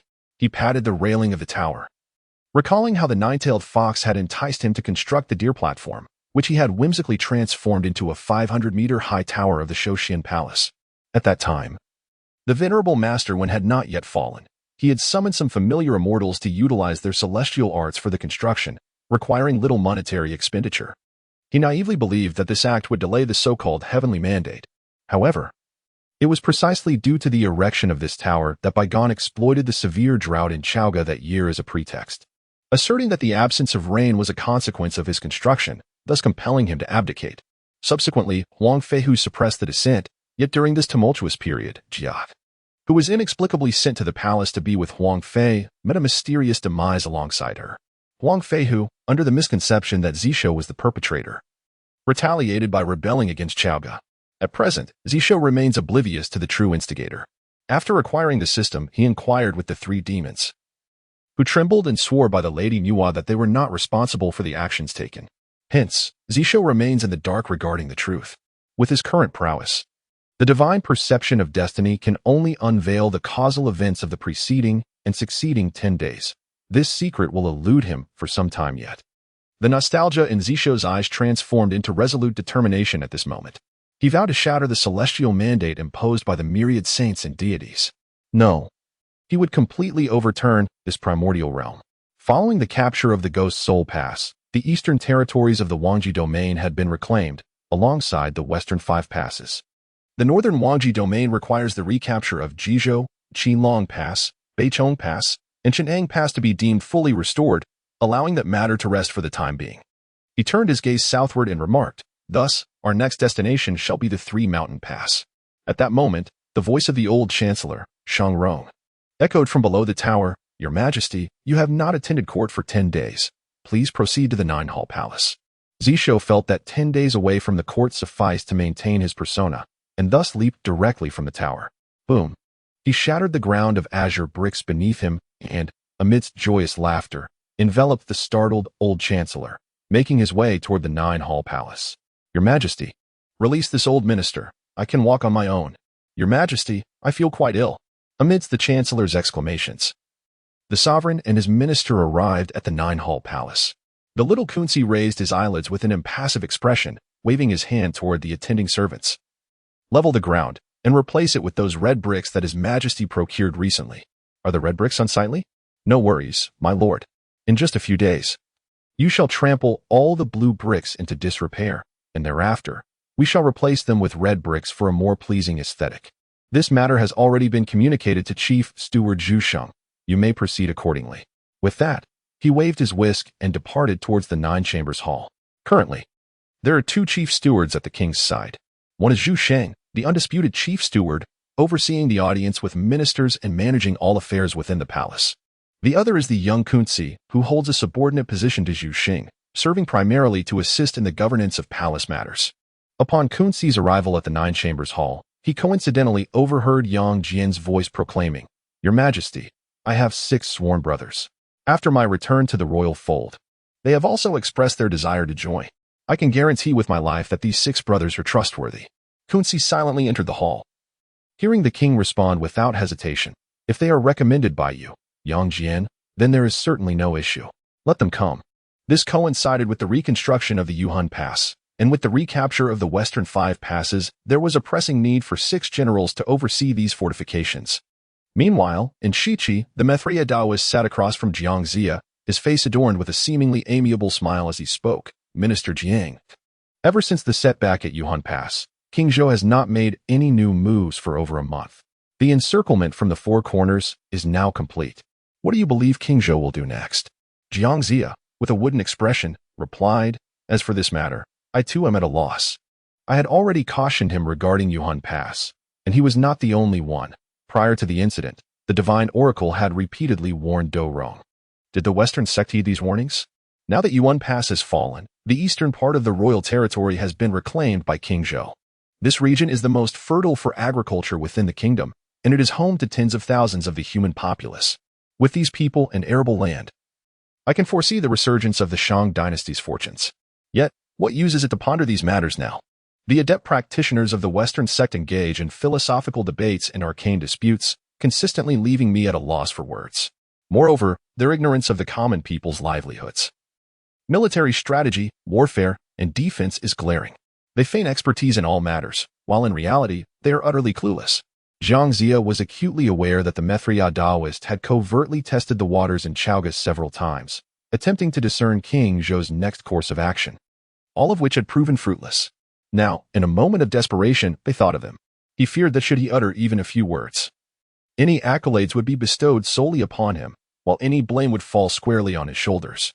Thus, he chose to feign ignorance. The Mithriya Daoist smiled gently and remarked, "Minister Jiang, you are too modest. With your profound strategies, how could you possibly be unaware? What say you, Daoist Zihong?" Daoist Zihong, currently leading Guangqingzi and Qijingzi in negotiations with the Western sect, opened his eyes and replied nonchalantly, "Junior brother Jiang may speak freely. Any merits shall rightfully be yours, and any faults we shall share collectively." He is acutely aware of Zhongzi's concerns. Were it not for his profound enmity with the Chan sect, he would not wish to ally with the Western teachings. It is not that he desires to choose the Western sect, rather, he finds himself devoid of alternatives. Given the choice, he would switch allegiances without hesitation.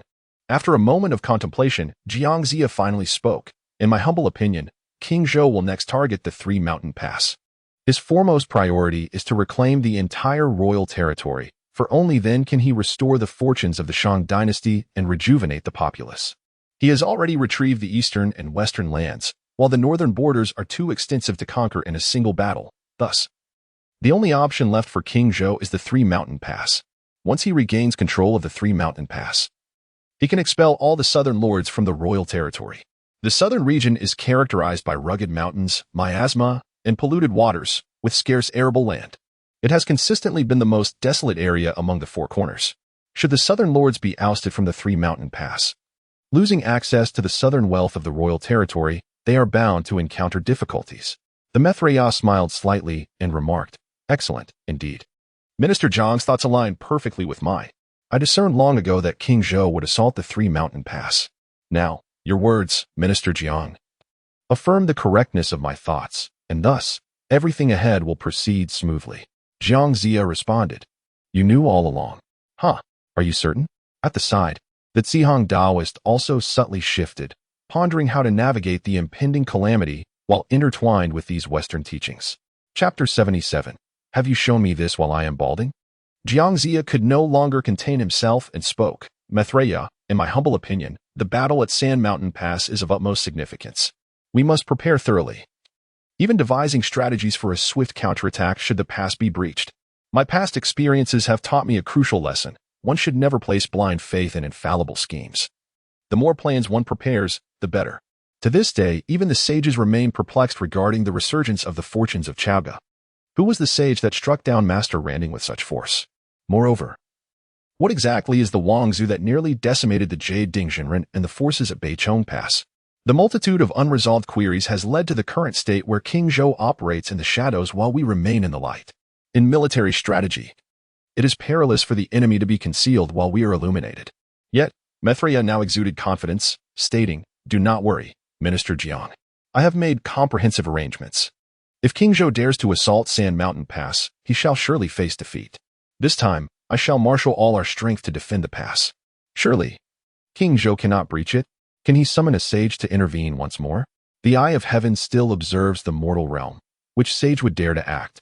As long as we discern where King Zhou intends to strike, the Western sect shall have no chance of failure." Zhongzi fell silent.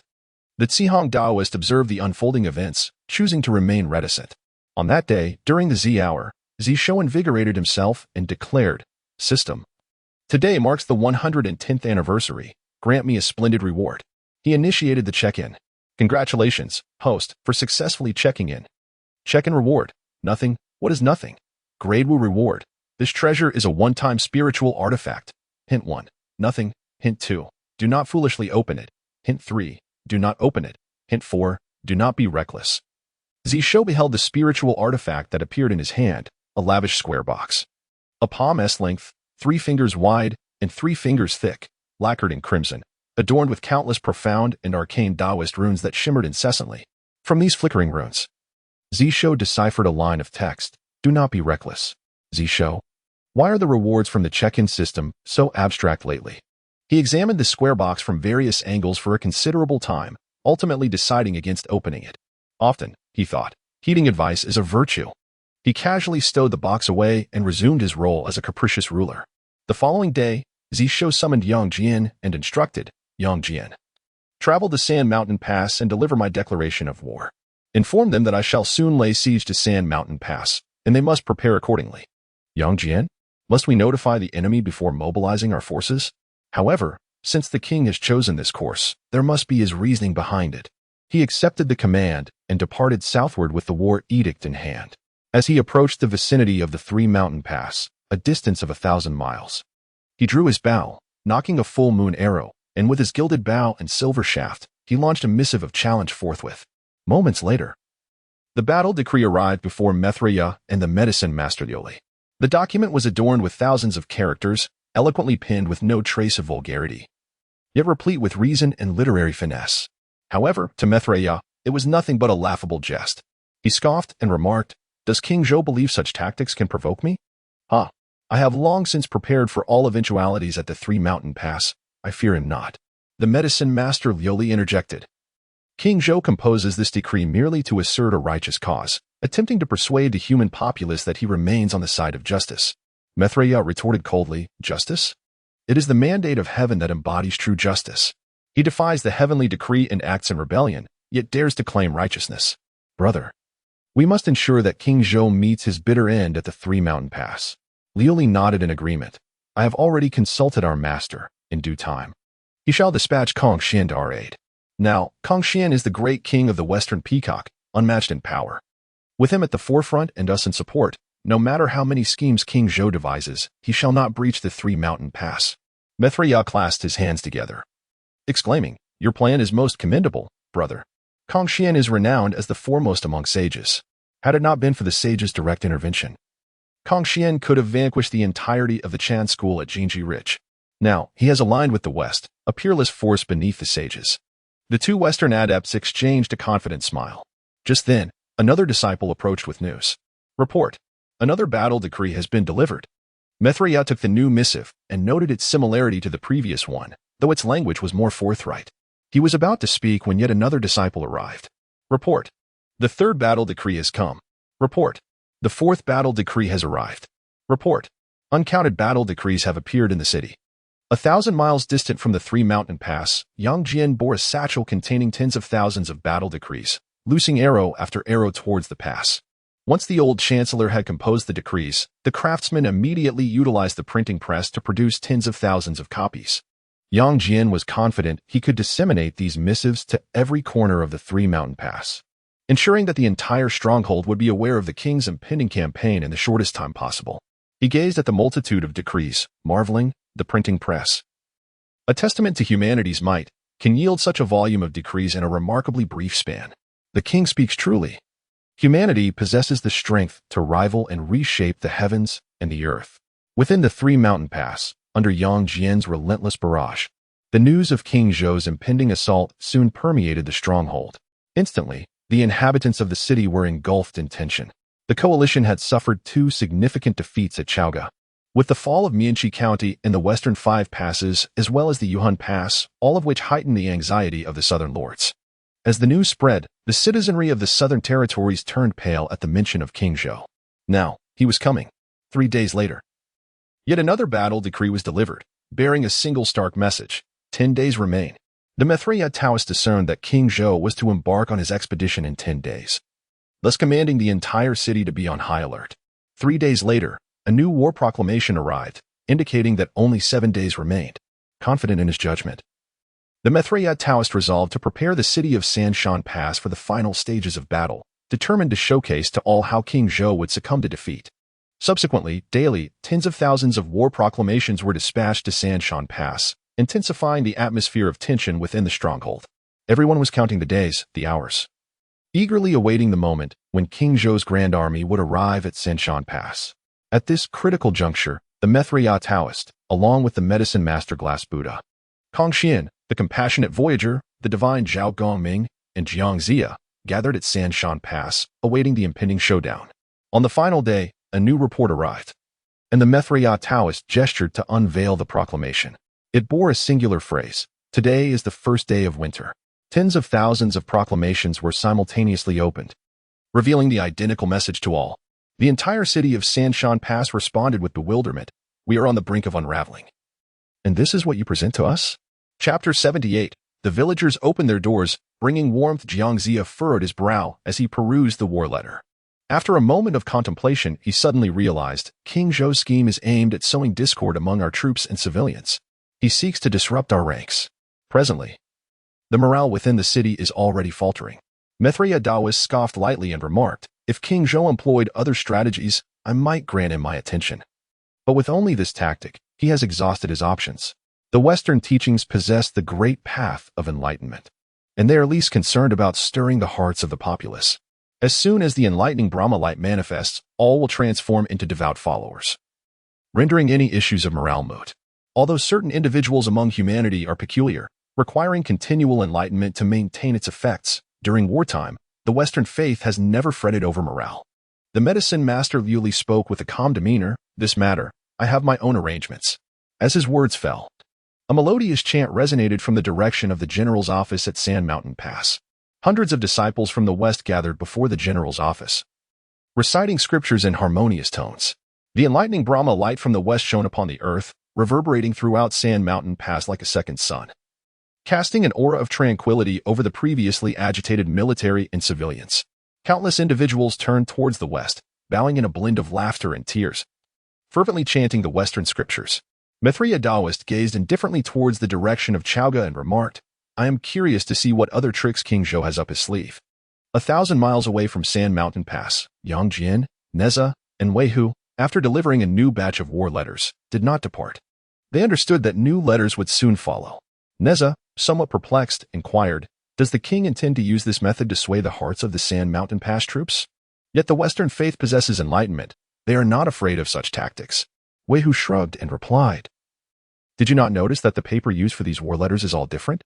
The king mentioned that these were failed and semi-finished products from previous experiments with paper, taking up space. Thus, it would be better to send them to Sand Mountain Pass to demonstrate what printing is. Neza exclaimed, really, Brother Wei? Are you serious? Wei Hu, maintaining a stoic expression, reiterated, the king is quite serious. Yang Jian shook his head and added, the king does not aim to shake the morale of the Sand Mountain Pass inhabitants. He is fully aware that the Westerners have enlightenment and are not perturbed by such disturbances. The true target of the king's endeavor is the hearts of the Western Taoists. He gazed towards Sand Mountain Pass, a smile gracing his lips, and declared, when those Western Taoists begin to waver, the morale of Sand Mountain Pass will inevitably falter. Neza and Wei Hu's eyes sparkled with understanding. They grasped the king's deeper intentions. Yang Jian casually produced the map of rivers and mountains and shared. When I first acquired this treasure, my sole focus was on subduing Yuan Hong, never considering its other remarkable uses.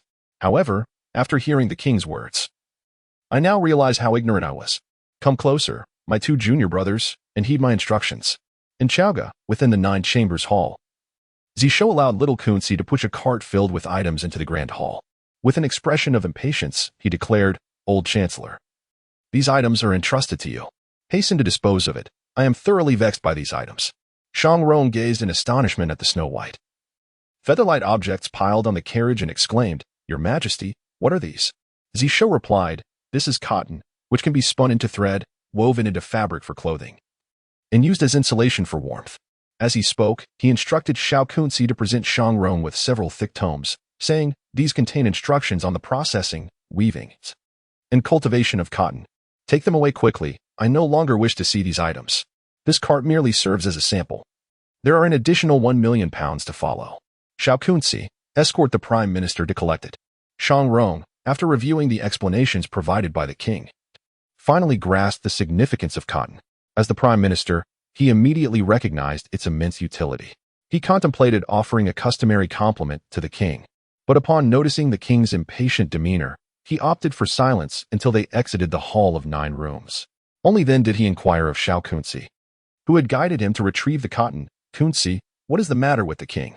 Xiao Kunzi, not daring to take a superior stance before the venerable Prime Minister, bowed respectfully and replied softly, As for the king's affairs, we are not privy to them, nor do we dare to inquire.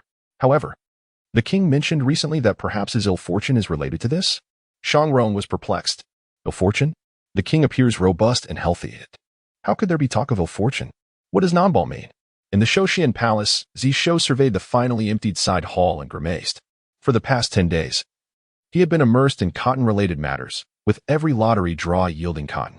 He was well aware of cotton's value, particularly with winter approaching, as it would enable the distribution of new garments to the populace, which pleased him. Yet, for 10 consecutive days, he had encountered nothing but cotton and its various related items. He had extracted every aspect of cotton, from planting to harvesting, carding, and spinning. As the emperor, he activated the system. Check-in. No more items related to cotton, please. Congratulations, host. Check-in successful. Check-in reward. Coke. Coke. Grade C reward. 100,000 pounds. Suitable for fuel. Zishou sighed. All right, so cotton is no more. Now we begin with coke, is it? System, if you possess any capability, grant me heating materials in tomorrow's check-in. The following day. Congratulations, host. Check-in successful. Check-in reward. Central heating design plans. Central heating design plans. Grade C reward. Fellow villagers, open your doors. Warmth is coming. Upon witnessing the design plans materialize before him, along with ample resources to retrofit the entire city with heating apparatuses, Zishou felt utterly satisfied. Thus, he summoned all the ministers at once. He could not rest well himself, nor should the ministers enjoy their slumber, otherwise. How could he fulfill his role as a negligent ruler? From this moment forth, let us commence renovations for all residences in Chang'e. Here are the construction blueprints. Gather all citizens to undertake this task. By the way, remember this project's slogan. Fellow villagers, open your doors. Warmth is coming. The officials exchanged bewildered glances. Who has provoked the king's ire? However, once they comprehended the construction drawings and grasped the intentions of the sovereign, a profound admiration surged within them, akin to the relentless flow of a mighty river. The king was unceasingly concerned for his subjects. Just days prior, he had procured cotton to provide garments for the populace. Now, he worried about their suffering from the winter chill and ingeniously devised such a remarkable creation. With this centralized heating system, no citizen of Chang'e City would perish from the cold in any winter henceforth. The king's achievements are truly unparalleled throughout history. At dawn, the officials were already prepared for various tasks. The laborers went from house to house, informing every citizen of Chang'e. Villagers opened their doors, welcoming the warmth. You must mobilize all able-bodied men. Yes, just as before, the king will pay wages and provide 3 meals a day. What is to be done? Behold this. This is the warmth we deliver. Once completed, every household will bask in the warmth of spring. The king has decreed that we shall first serve the people, followed by the residences of the officials, and lastly, the royal palace. By the hour of Qin, the entire populace was aware of the unfolding event. All gazed reverently toward the royal palace, collectively exclaiming, "The king is indeed the most illustrious ruler in history." In the streets, an elderly man with white hair raised his pickaxe and proclaimed, "Fellow villagers, let us all join in the effort. The king has placed our needs above his own, reserving the palace for last. We must not forget his kindness. We cannot allow the king to feel neglected." Thus, the citizens of the city rallied with enthusiasm, calling out in unison, "P.S. Wishing everyone prosperity in the year of the snake. May all your dreams come true. May misfortune be cast aside. And may everything proceed as you wish." 3 chapters have been presented. Chapter 79, Mithraya's ingenious plan to stabilize the realm. Note: the previous manuscript was mistakenly sent. This is the correct order. Some readers may have encountered parts of it and can choose to disregard it or revisit earlier sections to view the revised narrative. I believed all the prior notifications had been observed, yet the comments continued to erupt, while the citizens of Chang'e fervently transformed their homes. Within the confines of Sand Mountain Pass, the barrage of letters challenging for combat persisted every 3 days. Initially, these communications pertained to matters of war, but soon, peculiar items began to emerge. A phenomenon known as illustrated books appeared, simple drawings accompanied by minimal text, narrating stories. The Mithraya Taoist observed the latest missive entering the city with an impassive gaze and remarked, "King Zhou has exhausted his strategies. He merely employs such tactics to confound us." He believed that this ploy could lull them into complacency, allowing him to seize the moment and launch an assault using the forces of heaven and earth. Such absurdity is laughable. The more he resorts to these tricks, the more he reveals his impotence. We need only to defend our borders. Ultimately, King Zhou will tire. Zhongzi hesitated momentarily before stating, "The contents of these items grow increasingly bizarre. They likely harbor sinister intentions. In my humble opinion, we should eliminate them all." His previous experiences taught him that uncertainty regarding King Zhou's intentions warranted complete prevention. However, the Maitreya Taoist dismissed his concerns, saying, Minister Jiang, you are overly cautious. What harm can these items bring, no matter how numerous? I, along with my brother Liuli, shall personally oversee matters, with the Peacock Ming King commanding the entire army. Look at this city, it is flawless. I am curious to see how long King Zhou can continue this charade. Zhongzi fell silent. A complete Western sect, 2 saints, and 7 known primordial golden immortals, such formidable power was being suppressed by King Zhou, who remained rather pleased with himself. It was evident that a mere spell could incinerate these items, leaving no potential threat behind. Yet, they refrained from taking action, adopting a posture of indifference towards King Zhou's maneuvers. Noticing Zhongzi's slight frown, a chill flickered in the Maitreya Taoist's heart, yet his smile remained undiminished as he said, Minister Jiang, I have already made arrangements. Chaoga cannot withstand this winter. It is unnecessary for us to intervene. By the arrival of spring, Chaoga shall inevitably fall. Zhongzi's eyes widened in astonishment. Do you mean to say, esteemed Taoist? The Maitreya Taoist replied coolly. The fortunes of humanity cannot withstand the laws of heaven and earth. The natural phenomena of rain, snow, wind, and frost are beyond the reach of human fortune. Just as you once froze Mount Qi, an exquisite strategy, this time, I shall encase Chaoga in ice. Zhongzi suddenly comprehended, exclaiming in shock. You intend to turn Chaoga into a desolate wasteland? Human fortune may ward off immortals and their methods, but it cannot resist the laws of nature or alter the cycles of the seasons. In his summer of triumph, he had used the 5 elements Tao to freeze Mount Qi, vanquishing 200,000 elite troops of Lu Xiong. This was an act of exploiting the fact that Lu Xiong had ventured beyond the royal territory and was not under the protection of Chaoga's fortune. In the midst of the auspicious energies of Chaoga, employing the method of freezing Mount Qishan to conjure a storm in the summer would undoubtedly prove ineffective. Yet, who decrees that it must be utilized exclusively in the summer? Each year, Chaoga is destined to welcome heavy snowfall. During the bitter cold, the land is invariably blanketed in frost and snow. At such a time, should one intensify the winds and blizzards, the auspicious energies would be rendered impotent. Zhongzi cast a glance at Maitreya, his heart swelling with admiration as he remarked, Your plan, my friend, bears the potential to stabilize the realm. While there were aspects in which he felt superior, he could not claim to outwit Maitreya in cunning. He pondered how his companion intended to alter the climate of Chaoga without provoking a backlash from the world's fortunes. Maitreya smiled enigmatically, gesturing towards the north. In the northern sea, the Dragon King Ao Shun received the arrival of the immortal Pisha Fu with trepidation. In this era, sages could no longer traverse the primordial wilderness. Only the supreme beings of the chaos could roam freely. Previously, this power belonged to the way of the teachings, which had now fallen into decline, replaced by the Western teachings. Yet, for the long-declined dragon race, there was little distinction between the two. Little King welcomes the esteemed Pisha Fu. May I inquire what brings you to the northern sea? Ao Shun spoke cautiously, his demeanor exceedingly respectful. He had no choice but to exhibit such deference. His elder brother, the Dragon King Ao Guang of the Eastern Sea, had fallen into conflict with Guang Qingzi over grievances stemming from Ao Jia, resulting in the loss of his nephew, Ao Bing. During this calamity, Ao Guang had suffered a grievous wound to his vitality and had yet to recover. Within the dragon lineage, only he remained a Tai golden immortal, while the other 3 dragon kings were merely golden immortals, and the rest of the dragon progeny were but heavenly immortals. With such meager strength, what right did they have to be anything but submissive before the immortals? Ao Guang had 9 offspring, yet due to unfortunate circumstances, only his 4th daughter remained alive. He had but 1 son, and if that son were to perish, the Northern Sea lineage would face extinction. The expression of Pisha Fu remained impassive as he stated, I have come today to request the borrowing of the Northern Sea's Ice Frost Dragon Pearl. The countenance of Ao Shun visibly shifted. Since the calamity of the dragon and phoenix, the ancient dragon transformation pool had been shattered, and the dragon lineage lost its treasured means of bloodline enhancement, leading to a gradual decline. It was only through the insights of a certain ancestor during the calamity of the witch and the zombie that the method of condensing dragon pearls was rediscovered, thereby reviving a measure of fortune for the dragon race. Without this, the dragon lineage would have faced annihilation during that tumultuous period. The dragon pearl is forged from the soul of a pure-blood true dragon, with each of the 4 seas possessing one. It is the ultimate treasure of the dragon palaces, the very foundation of the bloodline's continuity. Newborn dragon descendants can only thrive under the nourishing embrace of the dragon pearl. Otherwise, they would simply evolve into mindless dragon beasts, sources of dragon liver for the feast of immortals. Shun hesitated before speaking, esteemed immortal.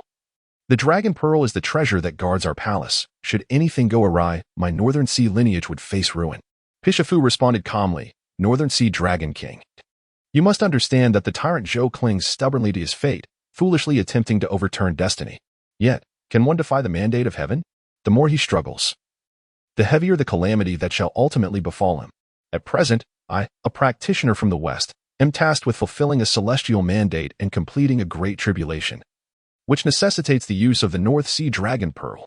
This is a divine gift, and should the Dragon King refuse, it would be tantamount to defying the will of heaven. A sense of unease gripped Shun, igniting a surge of indignation within him. The audacity of this Western practitioner to threaten him so brazenly was a blatant disregard for the dragon lineage. Yet, what recourse did he possess? Faced with a formidable Hunyuan Golden Immortal, refusal could lead to outright seizure. The Western forces were formidable, overshadowing the three teachings, while the heavenly court remained silent. Ensconced high above in the nine heavens, what could a mere North Sea Dragon King achieve in this scenario? At this juncture, the practitioner Pishifuyo added, should the Dragon King lend the Dragon Pearl, upon the conclusion of the divine tribulation, you shall be rewarded with your share of merit. We in the West are also willing to extend our embrace, welcoming the North Sea Dragon Palace into our fold. Shun understood that with such an ultimatum presented, further refusal would indeed compel them to resort to forceful acquisition. With a resigned sigh, he produced the North Sea Frost Dragon Pearl, stating in that case, I shall lend the Frost Dragon Pearl to you, esteemed immortal. The North Sea Dragon lineage practices the Frost Tao, and this particular pearl embodies the essence of that path. While it appeared unremarkable within the North Sea, once removed, it would immediately encase the surroundings in ice, transforming all into frost. Pishifuyo took the Frost Dragon Pearl and returned to the North Chong Pass, placing it within its confines. Half a day later, the entire North Chong Pass was thoroughly encased in ice. Subsequently, a tempest of snow and wind surged southward towards Chaoga. Wherever it passed, both man and beast perished in the wilderness, and flora was encrusted in frost. The landscape was dominated solely by the hues of wind, snow, and ice. 10 days later, snow fell incessantly upon Chaoga. Another 10 days passed, and the heavy snowfall threatened to engulf the entire city. At this juncture, it was the 35th year of Emperor Xin. In the midst of winter. Chapter 80. This city is flawless. In the Grand Hall of Chaoga City, the Holy Mother of Wudong reported with grave seriousness, Your Majesty, I can confirm that the chilling aura emanates from the Northern Chong Pass, undoubtedly the work of the Western sect. However, I have not detected any celestial powers within this icy breath. It is not a magical force, thus Chaoga's fortunes cannot withstand it. Zishou was not taken aback by this revelation. Upon noticing the unusual weather, he had already discerned the truth through his divine vision. There was no mystery to unravel. The Western sect sought the Frost Dragon Pearl from the Northern Sea Dragon Clan. The icy essence was a manifestation of the frost Tao emanating from the pearl. Coupled with the current season of heavy snow blanketing Chaoga, the city's fortunes were rendered ineffective. The Holy Mother of Wudong widened her eyes in astonishment. She had exerted all efforts to deduce the situation, even daring to venture near Northern Chong Pass to ascertain the source of the issue, yet she could comprehend little more. To her surprise, the king was already aware of the entire sequence of events. Did he truly possess a treasure akin to the Haotian mirror? Furrowing her brow, she remarked. So it is. The Western sect intends to exploit the seasonal changes to freeze Chaoga entirely. The officials finally grasped the gravity of the situation. The old prime minister furiously declared, these Western scoundrels persist in their attempts to undermine our Chaoga. However, after venting his anger, he chuckled and added, alas, how could they ever anticipate the king's arrangements? He bowed respectfully to the king, stating, Your Majesty, the central heating project in Chaoga City is already 60% complete. Although not all residences are fully covered, the citizens are brimming with enthusiasm, and by the 12th month, it will surely be finished. With the central heating and the cotton provided by Your Majesty, the Western sect's nefarious plot cannot possibly succeed. The officials nodded in agreement, filled with confidence as they witnessed the results. The heavy snowfall had sealed the city, with accumulation surpassing the height of dwellings. Yet, thanks to the king's innovative heating and the ample supply of cotton clothing, not a single citizen of Chaoga suffered from the cold. In the Nine Hall, a modest heating system had rendered the grand chamber as warm as spring. Seated upon the golden throne, Zishou spoke slowly. To come without reciprocation is impolite. Yangjian. The time has come to act upon the Three Mountain Pass. Zhu Xing immediately stepped forward, holding the military insignia and the map of the nation. Yang Jian accepted the insignia and the map, cupping his fist in salute. I shall obey the command. After extensive preparations, the Three Mountain Pass had ceased to respond to the proclamations issued by the king. Now was the moment to strike. Zishou glanced at the map in Yang Jian's hands and cautioned, "Be careful not to harm the livestock contained within." Yang Jian couldn't help but smirk, responding, "Understood." His initial admiration for the king's ability to mobilize troops through the map to rescue the people had grown immensely. Now he realized that his admiration had come too soon. The king could also utilize the map to raise swine, to ensure an ample supply of meat for the citizens of Chaoga. The king had raised millions of pigs within the map. That is indeed the map of the mountains and rivers. A treasure so profound that should a sage invoke its power, it could confine other sages within its confines for an extended period. Such a precious artifact. And yet the king employs it merely for swine herding. Truly, the king is extraordinary, capable of feats beyond the reach of the celestial beings. Envisioning what even sages dare not contemplate, Zishou waved his hand and presented a square box to Yang Jian, stating, "This item must remain with you, never to be stored within your essence, but must always be carried. Regardless of what transpires, you are forbidden to open this box. Should anyone attempt to seize it, you must safeguard it diligently. Furthermore, I have a confidential decree for you. Listen closely." He conveyed a message through his divine thought to Yang Jian, who stood in astonishment, gazing at the box in his hands. The square box, palm-sized and adorned with a crimson lacquer, emanated mysterious runes that continuously shifted and transformed.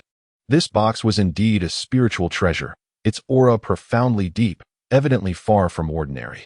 Yet, recalling the king's earlier instructions and the secret decree, he began to entertain other thoughts.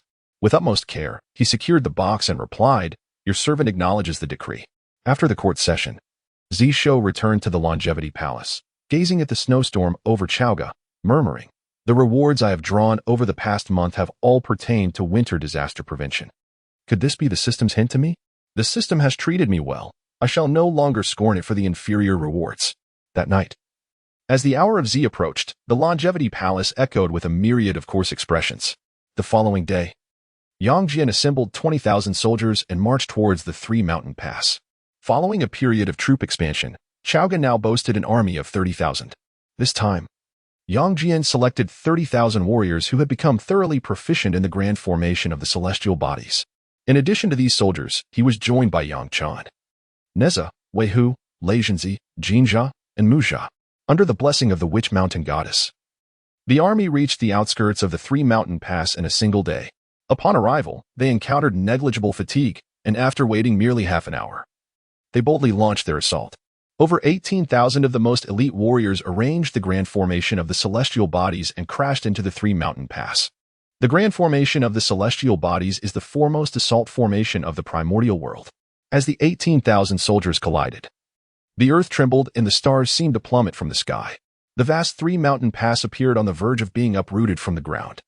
In the next moment, boundless golden light surged from within the city, transforming into a resplendent shield that enveloped the entire stronghold. Within the golden radiance, the medicine master Liu Li clasped his hands together and descended upon a cloud. Behind him loomed a towering golden-bodied Dharma form, shielding the entire Three Mountain Pass beneath its protection. The golden form's top-knot soared high, with the cosmos swirling around it, emitting a warm yet enigmatic glow. In its left hand, it gently cradled a medicinal bowl filled with the source of life from the west, while its right hand held an extraordinary herb, its branches and leaves swaying with an essence of immortality.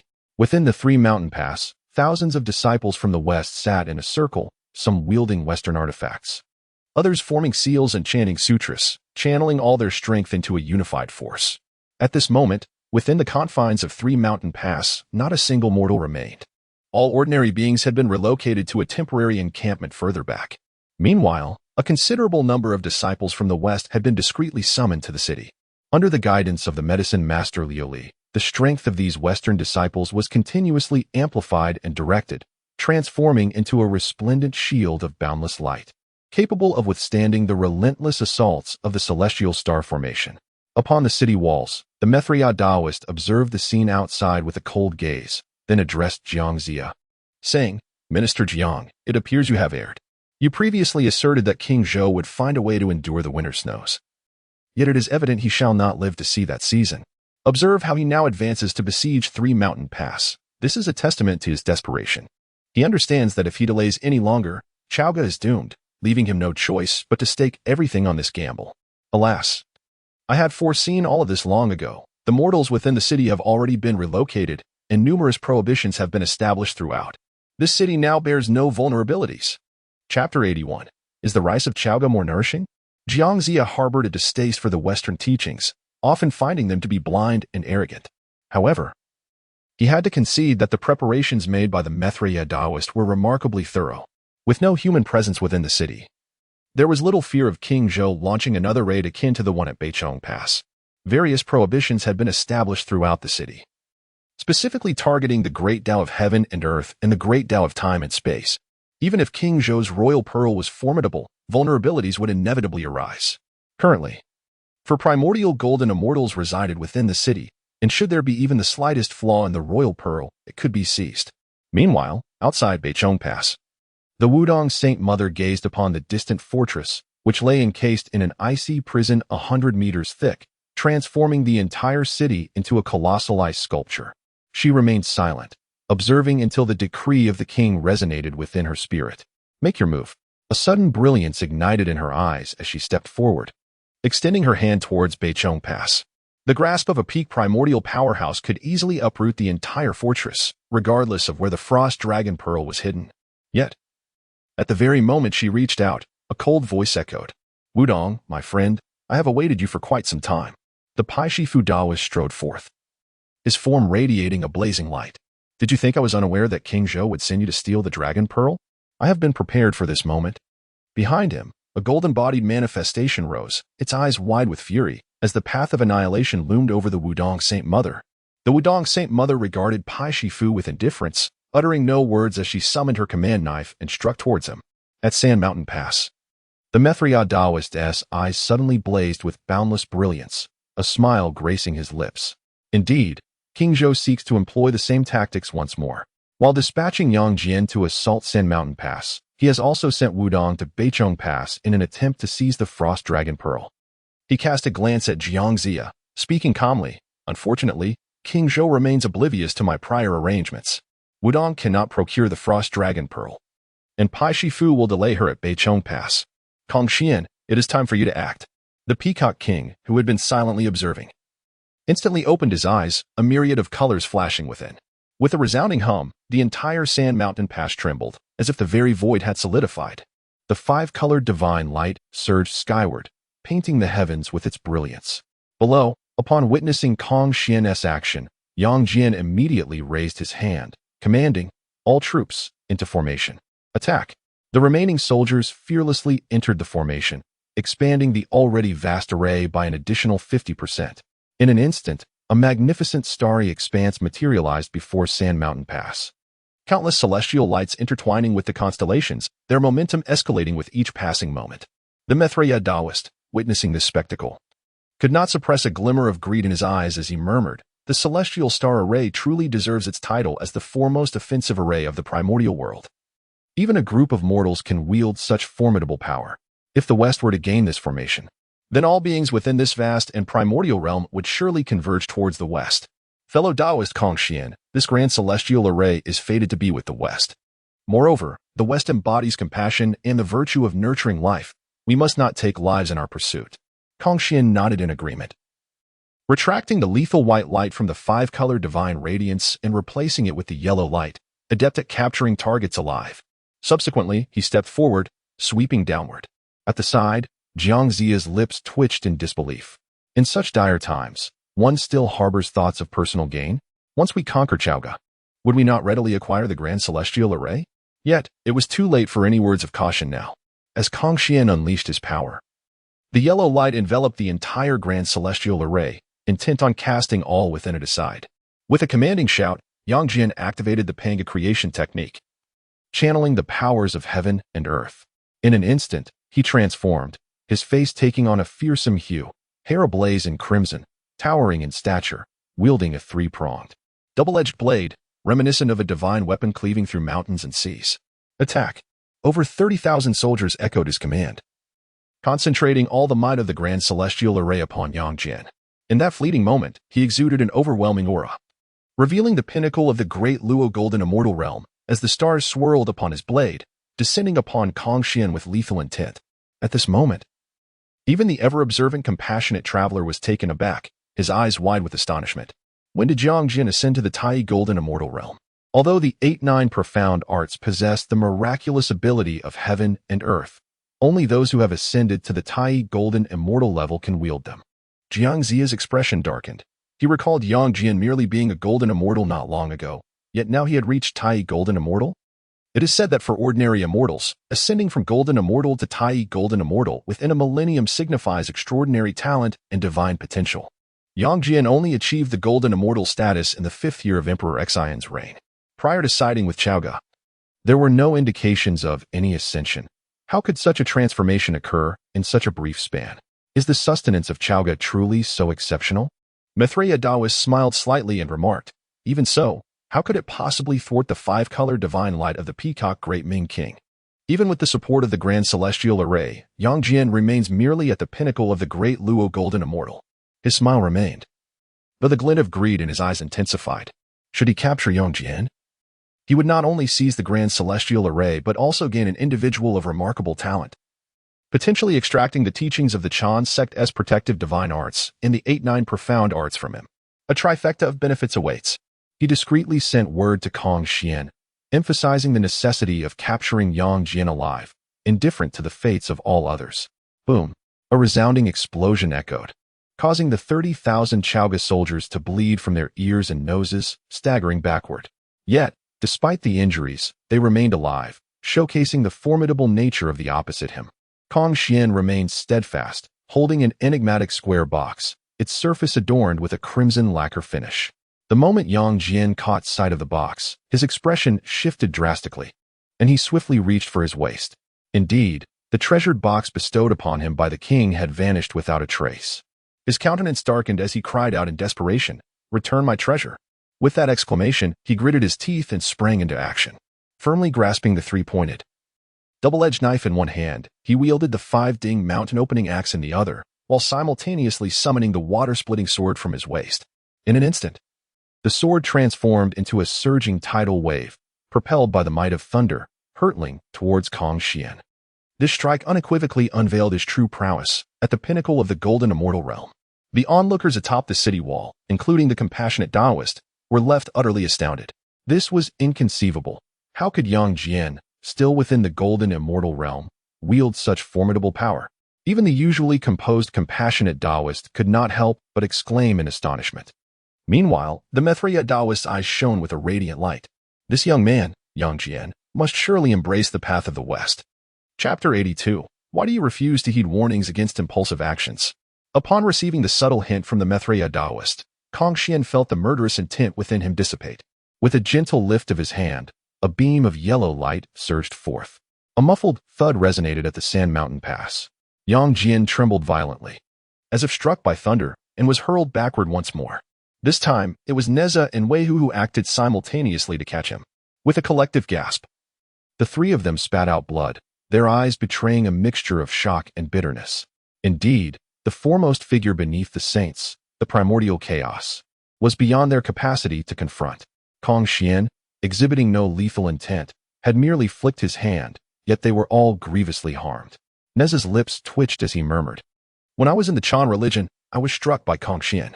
Now that I'm here in Chaoga, I still face his wrath." Yang Jian, regaining his composure, directed his gaze at Kong Xian and said, "Kong Xian is a pinnacle being of primordial chaos, renowned as the foremost beneath the saints. How dare you seize what belongs to me? That treasure was bestowed upon me by the king. Return it at once, and I shall engage you in 300 rounds of battle." Having been enlightened, Kong Xian's demeanor had grown even more austere, cloaked in a radiant 5-colored aura. He hovered in the air, sneering coldly, "Before me, you are scarcely worthy of a single match, let alone 300 rounds. Were it not for the compassion of the Western saints, a mere flick of my hand would render you to dust."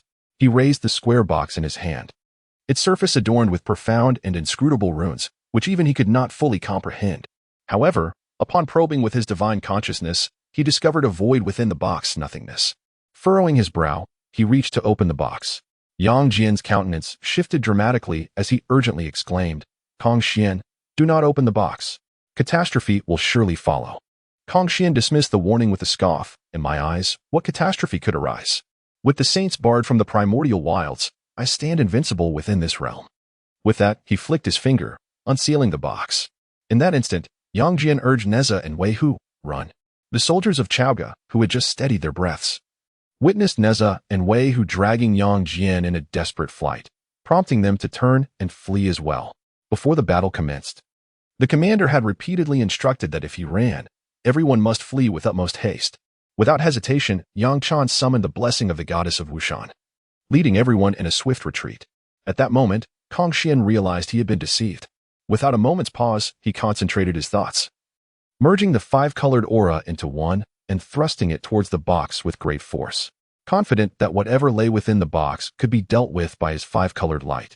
He was taken aback as soon as it made contact.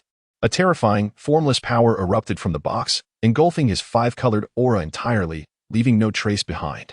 Kong Xian's eyes widened in shock, recognizing the peril he was in, and turned to flee. However, the box targeted whoever opened it. The moment he turned away, the box soared into the air, striking him directly on the crown of his head. Buzz! A peculiar and unsettling cry echoed through the city of Sand Mountain Pass, causing even the Hunyuan Golden Immortals to feel immense discomfort. Within the city, all celestial beings, regardless of their rank or allegiance to either the Western Church or the Chan School, turned pale, bowing their heads to retch as their magical energy drained away like a burst dam. In the air, a nebulous sphere enveloped Kong Xian entirely. This sphere, spanning over 100 zhong, shimmered with an ethereal brilliance yet remained profoundly insubstantial. All the celestial beings gazing upon it felt as though they were staring into an utterly void realm, fearing that a lingering glance might result in the consumption of their very souls. Maitreya, amidst his retching, exclaimed in horror, "What is that? My power is incessantly depleting." At that moment, the medicine master Liu Li could no longer maintain his golden body of Dharma. He fell beside Maitreya, his complexion ashen, stating, "My magical energy has also diminished by more than half." Zhao Gongming, the divine striker, nodded in agreement, indicating that he too was affected. Xihong looked at Kong Xian, who was entirely engulfed by the void sphere, and remarked, "Yang Jian and the others have returned." The celestial beings all turned pale, gazing toward the city gates. Indeed, they beheld Yang Jian leading the soldiers of Chaoga back into battle, seemingly unperturbed by the influence of the void sphere. Yang Jian approached the sphere with swift strides, placing his hand upon its surface. In an instant, the sphere contracted, transforming back into a square box. Meanwhile, Kong Xian had vanished without a trace, leaving only a white object, which Yang Jian retrieved. He tossed the box lightly in his hand, mockingly saying, "What did I just say? Not to meddle. Not to open the box. Why can't you listen?" He turned to the celestial beings atop the city wall, chuckling. "The king already anticipated that you would relocate all the human citizens within the city. This way, we can truly unleash our might." Maitreya, do you truly believe your little tricks elude the king's perception? On the city wall, Maitreya nearly spat blood in frustration, yet what recourse did he have at this moment? 80% of the magical energy of all the celestial beings had been devoured. If Yang Jian led the 30,000 soldiers of Chaoga to attack, they would all meet their demise. "Retreat," Maitreya commanded, and all the celestial beings felt as if they had received a reprieve from death, summoning their escape lights to flee. Upon witnessing the Western Church's retreat, Yang Jian let out a sigh of relief, murmuring, "Finally scared them away. If we had engaged further, the outcome would have been uncertain." He glanced at the box in his hand, marveling, "The treasure bestowed by the king is indeed formidable. We were merely brushed by its residual might, and yet we have lost a significant portion of our strength, rendering us incapable of employing the great array of the zodiac for the time being. Fortunately, the Western Church remains ignorant of their vulnerabilities and has fled in fear. They will not recover their combat power swiftly, while we, having only been grazed, will soon regain our strength." Yang Jian gestured for the soldiers of Chaoga, instructing, "Quickly enter the city and seize Sand Mountain Pass." Back in Chaoga, Zishou retracted his gaze from Sand Mountain Pass, chuckling softly. "I knew it. When the system presented such an artifact and accompanied it with a phrase for closure, it could only be intended to ensnare." No sooner had he spoken than the system notification chimed in. "Congratulations, host, for acquiring the Void Box fragment, which has vanquished Kong Xian, granting you a lottery enhancement. Your next draw will automatically elevate by 1 level. Zishou raised an eyebrow in curiosity. The void box. The one used by the primordial celestial master to transform the fairy Bai Shao into blood? After the fall of the void deity, its accompanying spiritual treasure, the void box, shattered into numerous fragments, each possessing unique properties. Zishou instantly comprehended. Although all were fragments of the void box, they were distinctly different. The void box wielded by the primordial celestial master required manual insertion of the target to convert foes into blood. His version, however, would bring misfortune to anyone daring to open it, just like it did to Kong Xian, but it could only be used once. He nodded thoughtfully, stating, "No wonder I couldn't see this box when the Destiny Divine I was deducing causality earlier. It contains the essence of the Void Dao." Now that the Three Mountain Pass had been reclaimed, only the Frost Dragon Pearl of the North Chong Pass remained. He lifted his gaze towards the direction of North Chong Pass. P.S. The previous 3 chapters were mistakenly published. I had prematurely released 10 chapters ahead of schedule. I made modifications then and provided a notice, though some readers may have missed it. To compensate for any confusion, I will release 4 updates today, including 1 additional chapter. Happy New Year! Chapter 83. The words sounded rather familiar as Zishou gazed towards the direction of Beichong Pass.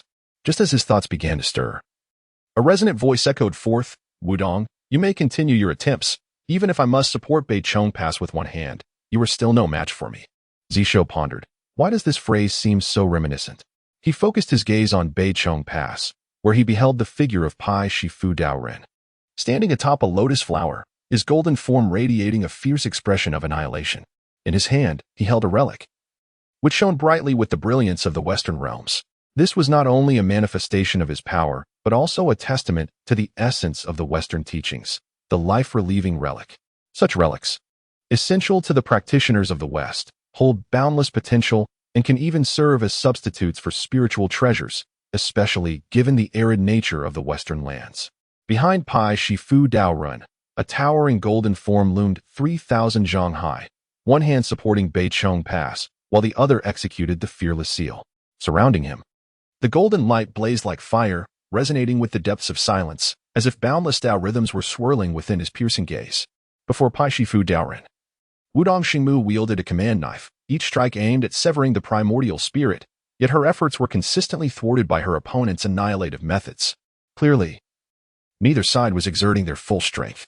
Pai Shifu Daoren appeared to be awaiting news from Sanshan Pass, while Wudong Xingmu was naturally anticipating a command from her sovereign. Zishou smiled faintly and declared, "Sanshan Pass has been secured. Let us eliminate this pretender in the city with all our might." Wudong Xingmu, though perplexed by the term pretender, had been waiting for this order from her sovereign for an extended period. With a slight furrow of her brow, she summoned the sea-settling pearl, instantly enveloping the expanse in a spectrum of radiant light. Pai Shifu Daoren scoffed, "Wudong, do you believe I am unprepared for the sea-settling pearl?" He recited the Western scriptures, causing the relic in his grasp to shine with an even greater luminescence. Waves of Western light surged through the heavens and earth, countering the brilliance of the sea-settling pearl and beginning to erode its radiance. Indeed, the sea-settling pearl is formidable for ambushes, yet I have long been ready. You shall not succeed. With an expressionless demeanor, Wudong Xingmu summoned the 4 symbols tower and the dragon tiger Jade Rui. Pai Shifu Daoren gasped. Previously, Jinling perished before Chaogu, and her spiritual treasure went missing. It turns out you were the thief. Though Wudong Xingmu wielded no weapon, her heart burned with suppressed fury. This treasure belonged to her senior sister, seized by the Chan sect and subsequently utilized against her. Now, as she sought merely to reclaim her sister's treasure, she found herself accused of theft by this Western rogue, not one to engage in verbal exchanges. Wudong Xingmu unleashed her spiritual treasures in a fierce assault. Boom! The icy expanse shattered under the impact, amidst the roar of dragons and the howls of tigers.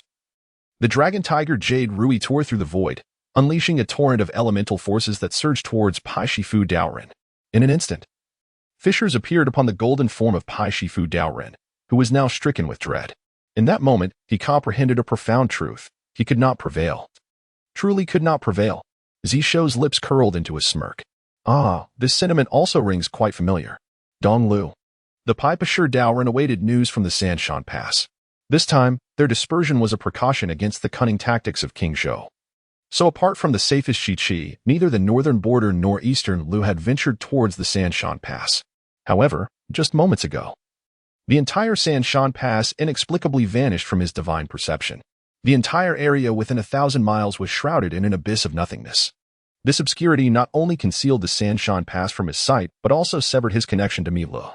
Nonetheless, reassured by the comprehensive preparations made by Milo, he was convinced that there had been no error, and that perhaps some unforeseen event had momentarily enveloped the Sanshan Pass in this void during their confrontation.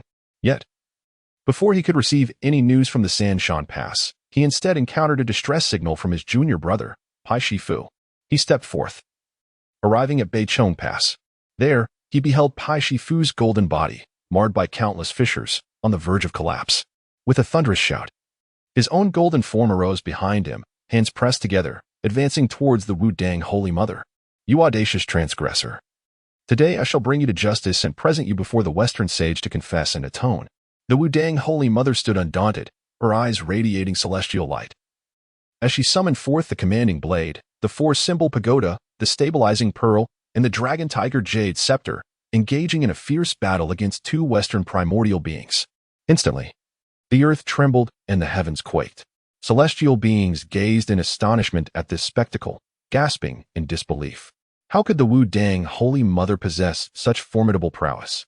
She had always been the most unassuming among the 8 immortals of the, often dismissed as lacking strength, yet here she was, overpowering 2 formidable adversaries. Surely, it was merely the presence of 4 supreme spiritual treasures. What was there to be astonished about? Even if those 4 treasures were bestowed upon you, you could not wield them. Each treasure summoned places immense pressure upon the primordial spirit. Without absolute strength, how could one possibly summon 4 supreme innate treasures simultaneously? The celestial beings fell silent. The sudden eruption of power from the Wudang Holy Mother left the assembled deities in profound shock. Their astonishment was mirrored in the Zishou Palace, where the Tongtian sage also exhibited surprise, exclaiming, "How has Wudang's strength risen so swiftly? This is not merely due to the fortunes of Chaoga, rather, has she comprehended some profound Tao? Or perhaps cultivated an exceptional technique? That aura resembles the 8-9 mysteries of the Chan teaching, yet is infinitely more profound. Could it be that the human king imparted something to her?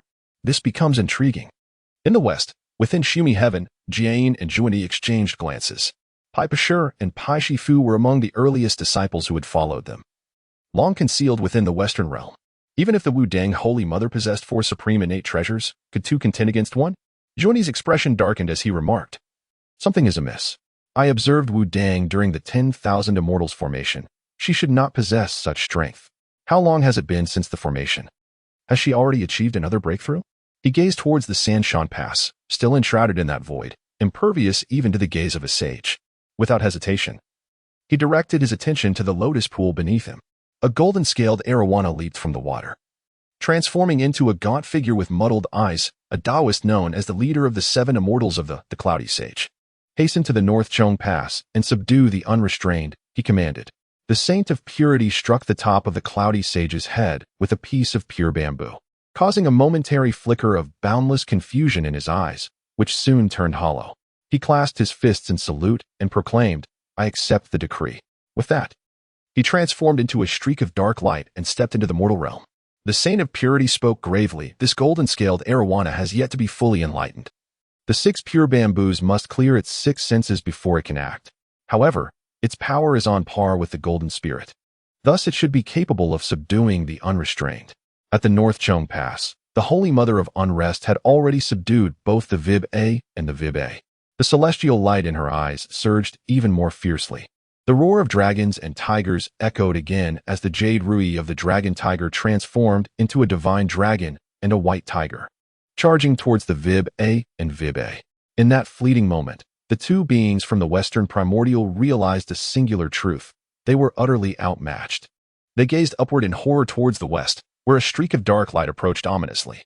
In unison, the 2 immortals cried out, "Cloudy Sage, save us." Zishou chuckled softly, remarking, "That phrase sounds rather familiar." Boom. The Vibba Taoist could no longer protect the North Chong Pass. With a thunderous explosion, the entire pass shattered into dust. A translucent dragon pearl, exuding an aura of frost and Taoist elegance, soared into the air. The Holy Mother of Unrest raised the 4 symbols tower, capturing the frost dragon pearl before turning to leave. "By the decree of the great king, seize the frost dragon pearl, all else is of no concern." Now that the frost dragon pearl was in her grasp, she felt no attachment and swiftly departed. Chapter 84. Exhausted. Let destruction come swiftly. The Holy Mother of No Thought naturally perceived the presence of the Cloud Immortal, yet she hesitated not for a moment. She understood that only the great king himself could intervene to rescue those who had succumbed to the Western Enlightenment. However, the great king had also declared that, for the time being, only those beneath the golden immortal rank could be saved. Desiring not to engage in conflict with her fellow disciples, and recognizing that she could not rescue the Cloud Immortal at present, she resolved that it would be best not to meet at all. Summoning her escape light, she retreated into the auspices of Chaoga with a swiftness surpassing that of the Cloud Immortal, vanishing in the blink of an eye. Standing at the edge of Chaoga's fate, she cast a lingering glance at the Cloud Immortal. The Cloud Immortal's eyes were shrouded in chaos, clearly devoid of clarity, and her primordial spirit was in torment. The Holy Mother of No Thought bit her lip and murmured, "Brother Wu Yun, hold on just a little longer. The great king will surely rescue you all." With that, she withdrew her gaze and, without looking back, made her way towards Chaoga.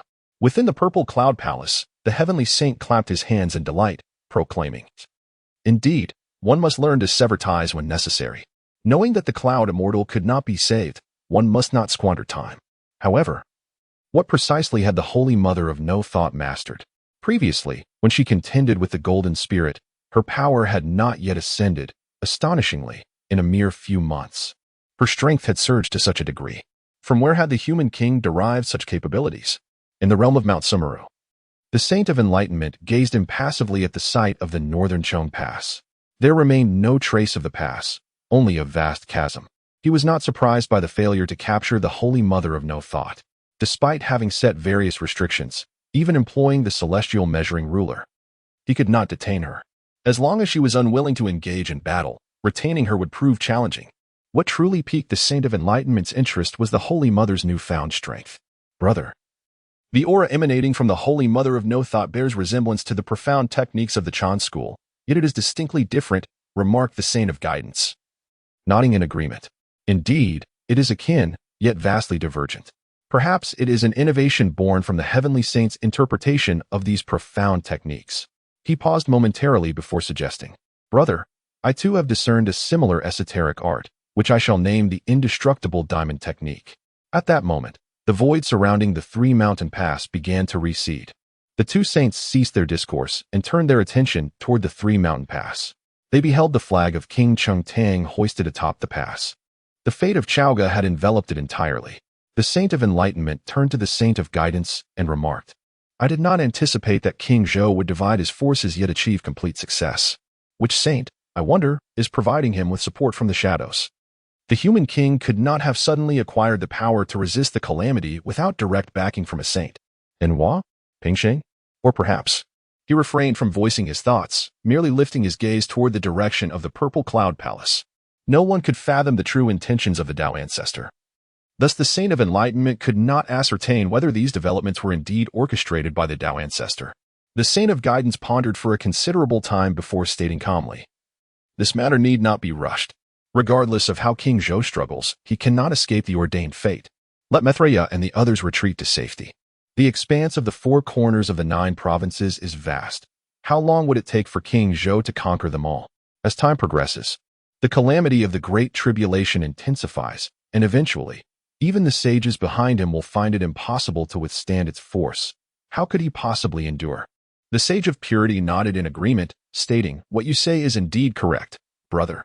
The prolonged duration of the Great Tribulation is draining the fortunes of the Celestial Court and the Western Zhou. The direct consequences of this calamity are borne by the Chan school and the mortal realm, with minimal impact on the Western teachings. Thus, why should they be in a hurry?" In the southern capital, the residents of the southern Marquis, Maitreya and his companions had just arrived. Previously affected by the Void Tao, they had not only lost over 80% of their magical power, but also suffered a suppression of their primordial spirits, rendering them incapable of transmitting any news. At this moment, they had only just begun to regain a fraction of their strength. Maitreya, regaining some composure, hastened to inquire about the situation from his senior brother, Pisha. Upon learning that Beichong Pass had fallen and the Frost Dragon Pearl had been seized, his countenance turned ashen. After a brief moment, the celestial beings comprehended the gravity of the situation. A palpable silence enveloped them as they exchanged glances laden with unspoken words. What had been assured as infallible had now culminated in a dual loss. Just as Zhongzi was about to voice his thoughts, a peculiar sensation arose within him. After a moment of contemplation, his expression shifted, and he exclaimed, "This is dire. Those mortals who previously evacuated from Sand Mountain Pass." The thousands of mortals from Sand Mountain Pass had been relocated to a temporary encampment 300 miles away, guarded only by a handful of Western disciples at the Earth Immortal level.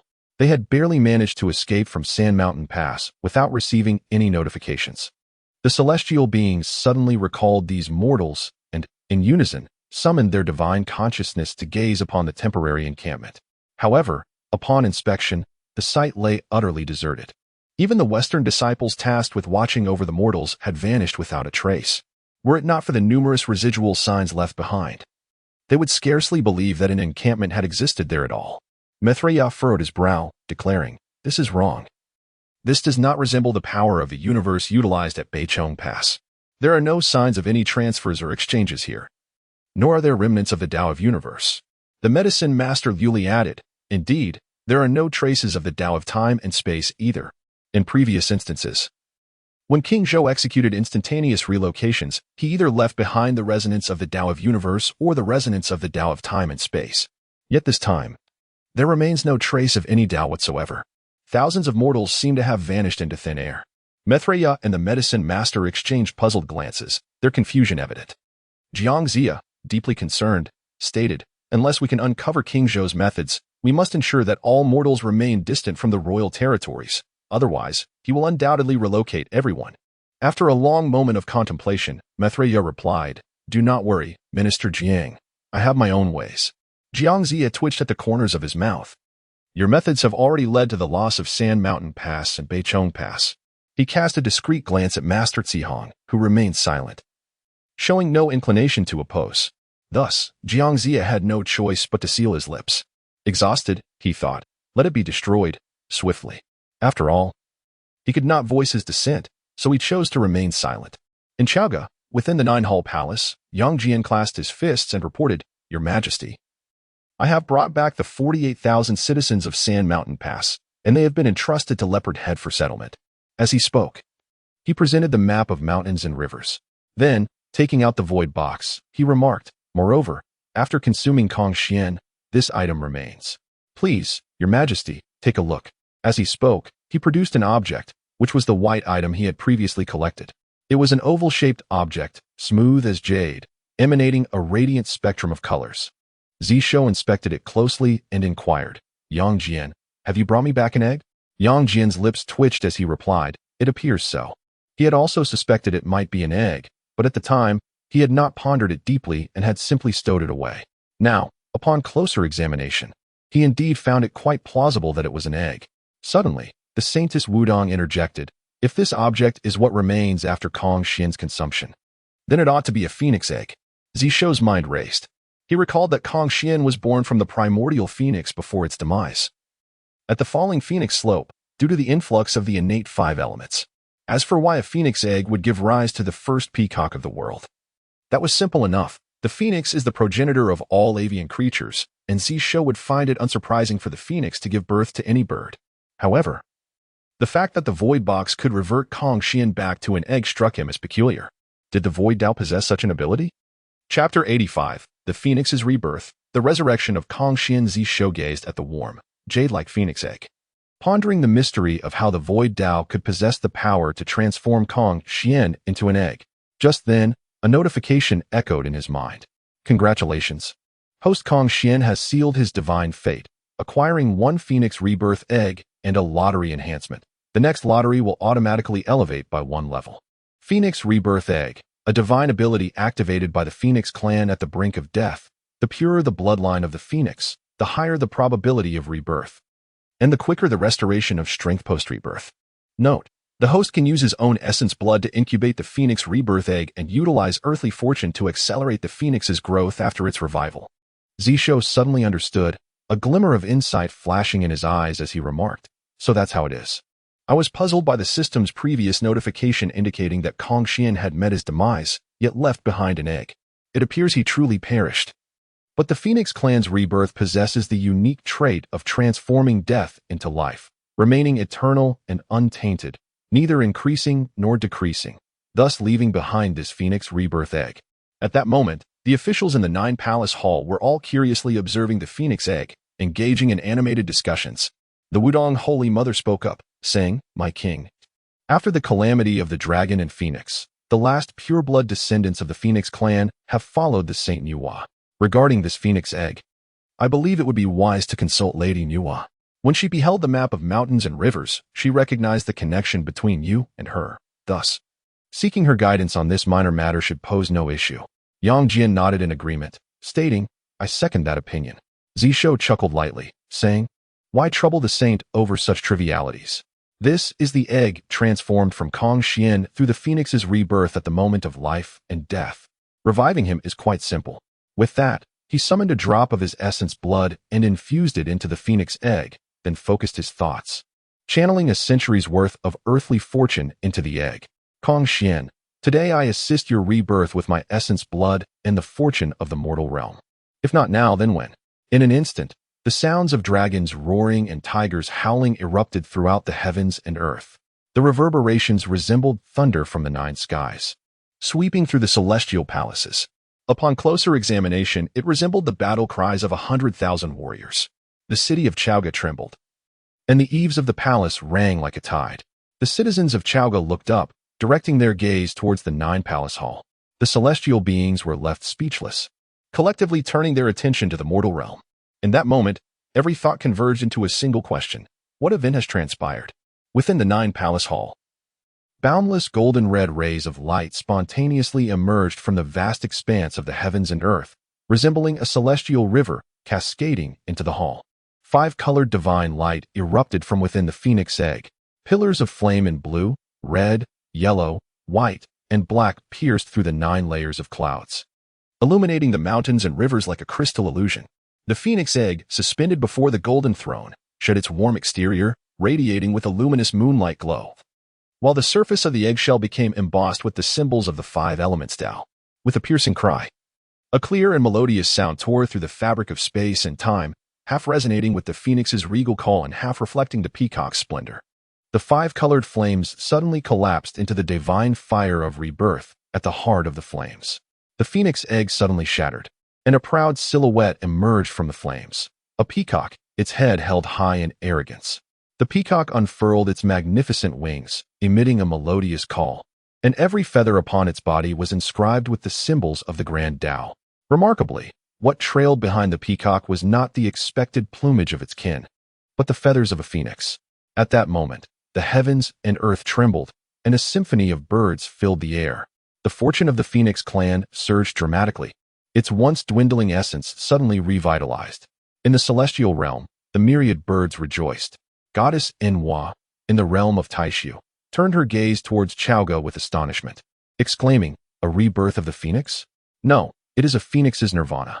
Could it be Kong Xian? How could the human king, Zhou, enable Kong Xian's successful rebirth? After the calamity of the dragon and phoenix, the Phoenix clan has been ensnared by the karmic burdens of their suffering, and none have ever attained nirvana. Otherwise, the primordial phoenix would not have fallen so long ago.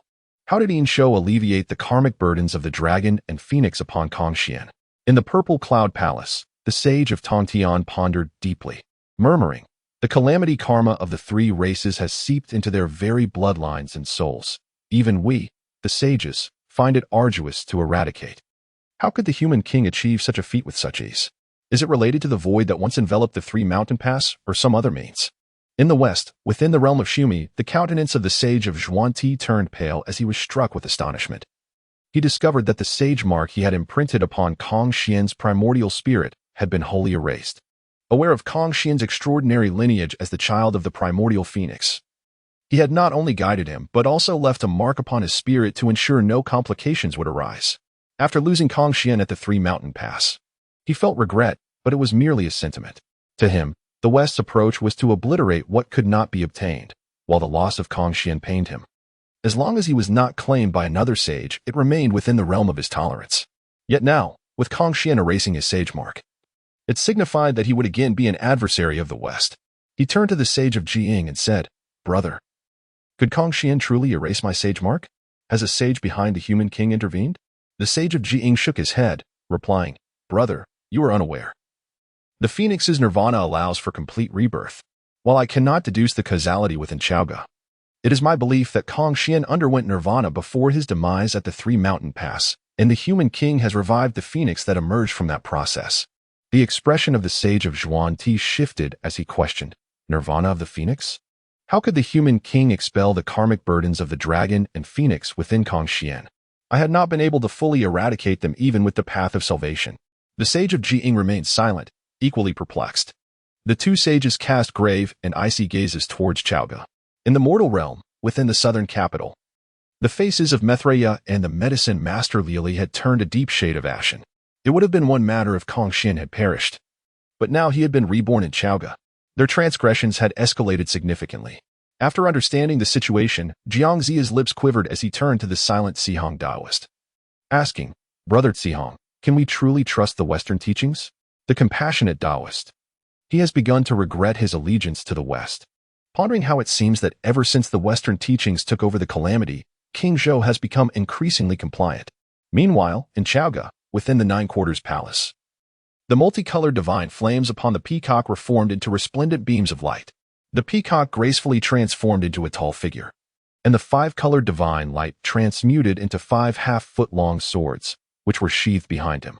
The newly reborn peacock lifted its vibrant, multicolored eyes to gaze at Zishou, then respectfully clasped its hands in salute, stating, "Kong Xian has endured tribulations for countless eons, bearing the weight of the multicolored divine light, yet unexpectedly fell victim to the malevolence of the Western sages, who forcibly sought to guide me, causing me to suffer in the West.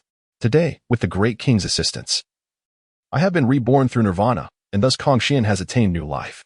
I swear by heaven and earth to be eternally loyal to the great king, forever safeguarding the mortal realm." As these words echoed, the heavens resonated with the cries of phoenixes, and countless birds paid homage. Above Chaoga, a pillar of auspicious energy suddenly erupted, causing the fortune of Chaoga to surge exponentially once more. Chapter 86. Wang Huqiang's 3 parts. Guiding the weaker half in the 9 halls, Kong Xian respectfully bowed to Zishou, stating, "My king, allow me to carry out a task first. Otherwise, my thoughts cannot be conveyed." Zishou, fully aware of Kong Xian's intentions, offered a faint smile and replied, "Kong Xian, if you are to act, let it be grand. Announce to the heavens that the supreme peacock of the cosmos has returned." Kong Xian's eyes sparkled with excitement as he declared, "I shall heed your command." With a mighty roar, he soared into the sky, turning his gaze toward the west, and coldly proclaimed, "Zhuanti, you have employed despicable means to force my transformations, reducing me to mere livestock beneath your dominion. I shall remember this grievance. One day, I will sever your lineage with my sword." His words, akin to his radiant 5-colored divine light, cleaved through the barriers of time and space, resonating throughout the vastness of the primordial world. The celestial beings gazed in astonishment at the figure standing atop the 9 heavens. A chorus of gasps echoed across the seas and lands once more. The revered Kong Xian had returned. It was said that the West's transformation was irreversible. How could this be? Was it related to the recent upheaval in the cosmos? But what could it be? It was the phoenix's rebirth. The thoughts of the celestial beings abruptly ceased, as if fearing that any further utterance would provoke Kong Xian's 5-colored divine light to descend upon them. In the southern capital, the countenances of the Western immortals shifted dramatically. Milu Daoren suddenly rose, exclaiming, "This is bad. Kong Xian has truly been reborn, and it appears his strength remains intact." Yao Lu Li observed Kong Xian above the 9 heavens, feeling that he was not merely unchanged, but rather, he had grown even more formidable. Could it be that the Phoenix's rebirth preserved his original power? If the Phoenix clan were so formidable, how could they have been defeated in the past? In Taisu Tian, Nuwa calmly remarked, "Is it possible to restore one's peak strength immediately after rebirth? Just moments ago, I sensed a shift in the fortune of Chaoga. The human king is quite generous indeed to utilize the fortunes of the mortal realm to aid Kong Xian's revival." Above Chaogu, Kong Xian's gaze fell upon Shiqi City, coldly stating, "Those lacking in spirit dare to call themselves virtuous? To contest the world with the king? Ridiculous." Behind him, 5 5-colored divine swords suddenly ascended, slicing toward Shiqi City. In the southern capital, Milu Daoren and Yao Lu Li's expressions turned pale as they shouted, "Kong Xian, do not act recklessly." The 2 primordial beings stepped forth, descending upon Shiqi City, one wielding a pouch of postnatal human seeds, the other brandishing a purple-gold alms bowl. Kong Xian had anticipated their intervention, a cold smile curling at the corners of his lips as his eyes shone with five-colored divine light. He calmly commanded, "Five-colored divine swords. Converge." The five long swords united into one, swirling with boundless five-colored divine light, transforming into a brilliant beam stretching for miles. Aimed at Milu Dao Ren and Yaoshi Luli. From the very beginning, he had no intention of targeting Shiqi City. The sins of the human race would be judged by the king himself. As long as the king remained silent, he would not harm a single soul of the human race, not even the traitors of Shiqi. However, he would show no mercy to the Western teachings and the Chan sect. Milu Dao Ren and Yaoshi Luli watched in horror as the five-colored divine sword's radiance surged to unprecedented heights. Above their heads, the postnatal human species bags and the purple-gold bowls emitted a series of crackling sounds. The five-colored divine sword wielded by Kong Xian showed signs of damage, an unprecedented occurrence.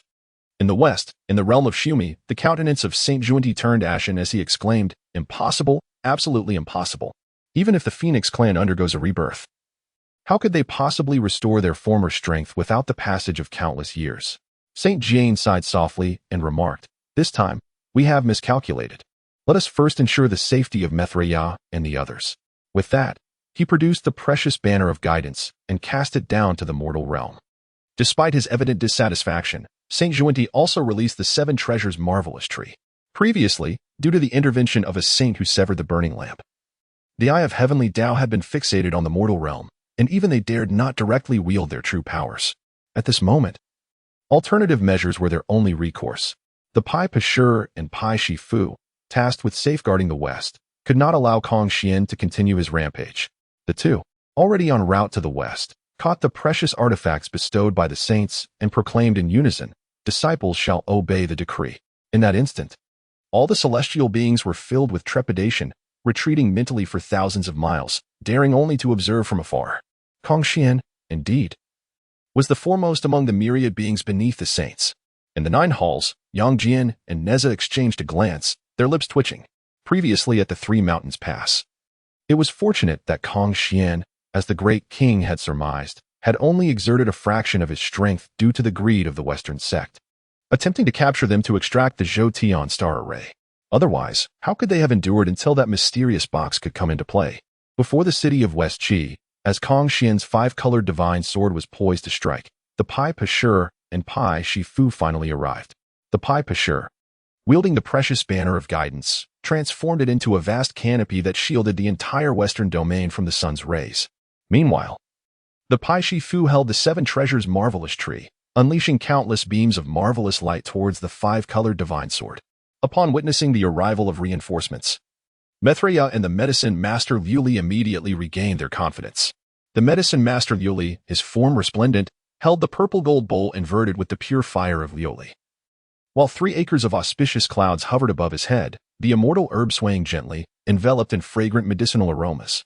Mithreya expelled a mouthful of essence blood onto the postnatal human species bag and declared, "Brothers, let us join forces. Together, we shall utterly subdue Kong Xian, who dares betray the West."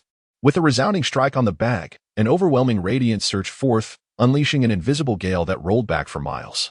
Kong Xian's eyes gleamed with intensified five-colored divine light as he coldly retorted, "You intend to subdue me? Do you deem yourselves worthy?" His five-colored feathers surged to a height of 3,000 zhong, with the divine lights of blue, yellow, red, black, and white swirling like a river in reverse, devouring the myriad beams emitted by the 7 Treasures Marvelous Tree. The Pai Shifu let out a muffled groan, staggering back as the branches and leaves of the tree trembled, its marvelous light fragmenting. Seeing this, the Pai Pashur cried out in anger, driving the precious banner of guidance forcefully into the ground. From the canopy descended 3,000 shadows of the west, each projecting boundless western Brahmin light like fire towards Kong Xian, launching a fierce assault. Kong Xian's body shimmered with swirling hues of 5 colors. When the western Brahmic light touched his divine radiance, metallic clangs resonated through the air. Amidst the explosive brilliance, the sacred beams emanating from the reception treasure canopy began to flake away layer by layer. The celestial western illusions flickered like candles in the wind, their glow unsteady. Indeed, the spiritual treasures of saints are extraordinary. Had a saint wielded them, I might have exercised caution. But you lot are unworthy. Kong Xian strode proudly through the heavens, raising his right hand before sweeping it downward. Thud! The four immortals, including Mithriya the Taoist, simultaneously coughed up torrents of blood.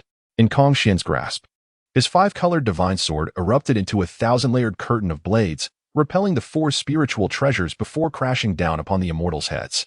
Boom! Blood sprayed once more as the four immortals, unable to withstand the force, plummeted into the city of Shichi, smashing through countless rooftops and terrifying its inhabitants. The Brahmic light upon their spiritual treasures now flickered like dying candle flames, dim and wavering. The seven treasures' exquisite tree had lost its luster. The reception treasure canopy's brilliance had dulled, the purple gold alms bowl was riddled with cracks, and the postnatal human sac was nearly pierced through by the sword's radiance. Pale-faced, Mithriya the Taoist murmured, "How can Kong Xian be this powerful?" He had known Kong Xian was formidable, but until facing him directly, he had never imagined such overwhelming strength. In the Hall of Nine Intervals, King Shou chuckled, his voice resonating from the capital of Zhongzi. The Western path of conversion is a doctrine that turns living beings into slaves. Kong Xian, however, is the first peacock of heaven and earth. His greatest strength lies in his unyielding pride. Forced into servitude, his spirit was broken, his edge dulled. Naturally, he was weakened. Only when restored as the first peacock does he reclaim his true might, the foremost chaos immortal beneath the saints. This is why royal refinement strengthens by 3 parts, while conversion weakens by half. Chapter 87. Walking the path of the Dragon Clan, leaving the Dragon Clan with no path to walk above the city of Zhongzi. Kong Xian bowed towards the direction of the Nine Chambers Palace. He was somewhat taken aback by the king's profound understanding of him, which filled his heart with immense satisfaction. He gazed towards the direction of Shichi City, sheathing his sword and stating calmly, "The wondrous methods of the West are merely this. Today, I shall spare you, however. When the king marches westward in the future, I shall assuredly sever your heads from your bodies." His eyes swept over the Shichi city beneath the four immortals of Mithriya and the entirety of the western territory behind it. While it would be easy to defeat the four immortals, the shamelessness of the western sect would undoubtedly lead to a battle remaining in the western lands, turning the entire region into a graveyard. As long as the king had not decreed death upon the people of Shichi, he could not take action. Having released his pin-up breath, he decided to withdraw. He retracted the 5-colored divine light enveloping him and descended back to the Nine Chambers Palace. In the next moment, the palace erupted with thunderous cheers, which then resonated throughout the city of Zhongzi and spread across the entire royal domain. Amidst the jubilant cries, the fortunes of Zhongzi surged once more, swelling like a tidal wave, producing a tremendous roar that echoed through the heavens and the earth. Simultaneously, the celestial beings fell silent. In Shichi City, gasps of horror filled the air. In the western realm, within the realm of Shumi, the wrath of Saint Zhongzi transformed into boundless dark clouds over the western blissful world, freezing all with its icy Brahman light. While the flames of the saint's fury consumed everything in their path, the juxtaposition of ice and fire rendered the blissful world as if it were on the brink of annihilation. After a prolonged silence, Saint Jane finally spoke, saying, "Junior brother, remain calm and do not fall into the schemes of King Shou and Kong Xian. Their intention is to provoke our anger. Should we act impulsively, we would only repeat the fate of the primordial beginning, becoming sealed within the realm of Shumi by the celestial venerable." Saint Zhongzi was startled and promptly suppressed all his anger, joining his hands in prayer, saying, "You are right, senior brother. I should not allow the fire of ire to ignite." Saint Jane nodded and replied, "Junior brother, the mandate of heaven is already established. Great destinies cannot be altered. Even if Kong Xian returns to King Zhou, the outcome remains the same. It is merely a temporary setback. Instead, let us collaborate to decipher the heavenly secrets, seeking a path within the heavenly mandate to restore it to its rightful course." Regardless of what transpired previously, they could observe the unfolding events, even allowing the calamity of the investiture of the gods to persist. However, once Kong Xian was reborn through the phoenix's rebirth and instantaneously regained all his powers, they needed new strategies. Otherwise, none of the disciples from the West, including Mithriya, who had entered the calamity, would be able to return. The notion of a fully empowered Kong Xian as King Zhou was an entirely different concept. Saint Zhongzi nodded, issuing a decree to Mithriya and the other disciples, and then, alongside Saint Jane, they commenced their calculations of the heavenly mechanisms. In Shichi City, the four immortals of Mithriya, having narrowly escaped death, wore grim expressions.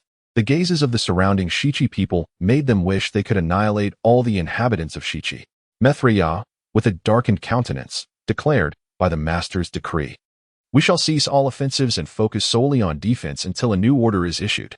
The 3 senior brothers, we shall pacify the 4 borders with Western enlightenment, then retreat 1,000 miles to await the master's decree." The 3 immortals of medicine and lapis lazuli exchanged glances and nodded in reluctant agreement. This seems the only way. Moments later, from the 4 directions east, south, west, and north, waves of sacred light arose, accompanied by the boundless chanting of scriptures. The borders of the 4 realms. Save for the immovable city of Shiqi, all withdrew 1,000 miles. In the Hall of 9 Intervals, Kong Xian bowed deeply before Zishou and said, "This subject thanks your majesty once more." Zishou smiled faintly. General Kong's return to the royal fold is cause for celebration. Zhu Sheng, convey my decree. Let the city feast for 3 days. Kong Xian bowed again. My gratitude, your majesty. However, I require half a day to make adjustments. With your permission, I shall take my leave. Zishou nodded in assent, and Kong Xian withdrew. After Kong Xian departed, Zishou turned to Shangrong, elder minister. With Sanshan Pass reclaimed and the Frost Dragon Pearl of Beichong Pass recovered, the crisis of Zhaoga's freezing has been averted. Now that the royal domain has been restored in the east, south, and west, issue my decree, relocate the people from all regions to Zhaoga, establishing new settlements centered around the capital. Zhu Sheng immediately presented a scroll to Shangrong. Elder minister, proceed according to my design. The method is yours to decide. I shall judge only by the result. Shangrong unrolled the scroll and found a blueprint expanding concentrically from Zhaoga. His eyes brightened as he murmured, "Should this city be completed, it shall stand as the foremost in the mortal realm." Zishou chuckled. "I intend for it to be the greatest city of the primordial world." The elder minister declared fervently, "This subject obeys the decree." After court adjourned, Zishou cast the Frost Dragon Pearl into the Qianquan cauldron, entrusting its refinement to the 3 demons. Though the pearl was a supreme treasure of the dragon race, unlike ordinary spiritual artifacts, it bore no imprint. Within a single day in the cauldron, it was fully refined, transformed into a fist-sized, crystalline orb resembling pure ice. After careful examination, Zishou casually imprinted his mark upon it. In an instant, countless dragon phantoms flashed before his eyes, only to dissolve into a flurry of snowflakes moments later. Zishou inhaled deeply, and as he exhaled slowly, all visions dissipated. Gazing at the pearl in his hand, he mused, "So, the dragon pearl is the crystallized essence of a dragon's comprehension of the great Tao. Restored to its primal form by the Qianquan cauldron, it becomes pure enlightenment, ready to be absorbed. This Frost Dragon Pearl embodies the Northern Sea Dragon's understanding of the Frost Tao. By refining it, I inherit millennia of their insights, mastering the Frost Tao in a single stroke. Moreover, as the human king, I am untouched by the dragon race's karmic tribulations. Unlike them, my cultivation shall not stagnate. No matter how profound my enlightenment." A satisfied smile curved his lips. "In essence, I have seized all the Northern Sea Dragon's accumulated wisdom since the Dragon Phoenix tribulation, have I not? Moreover, after the Frost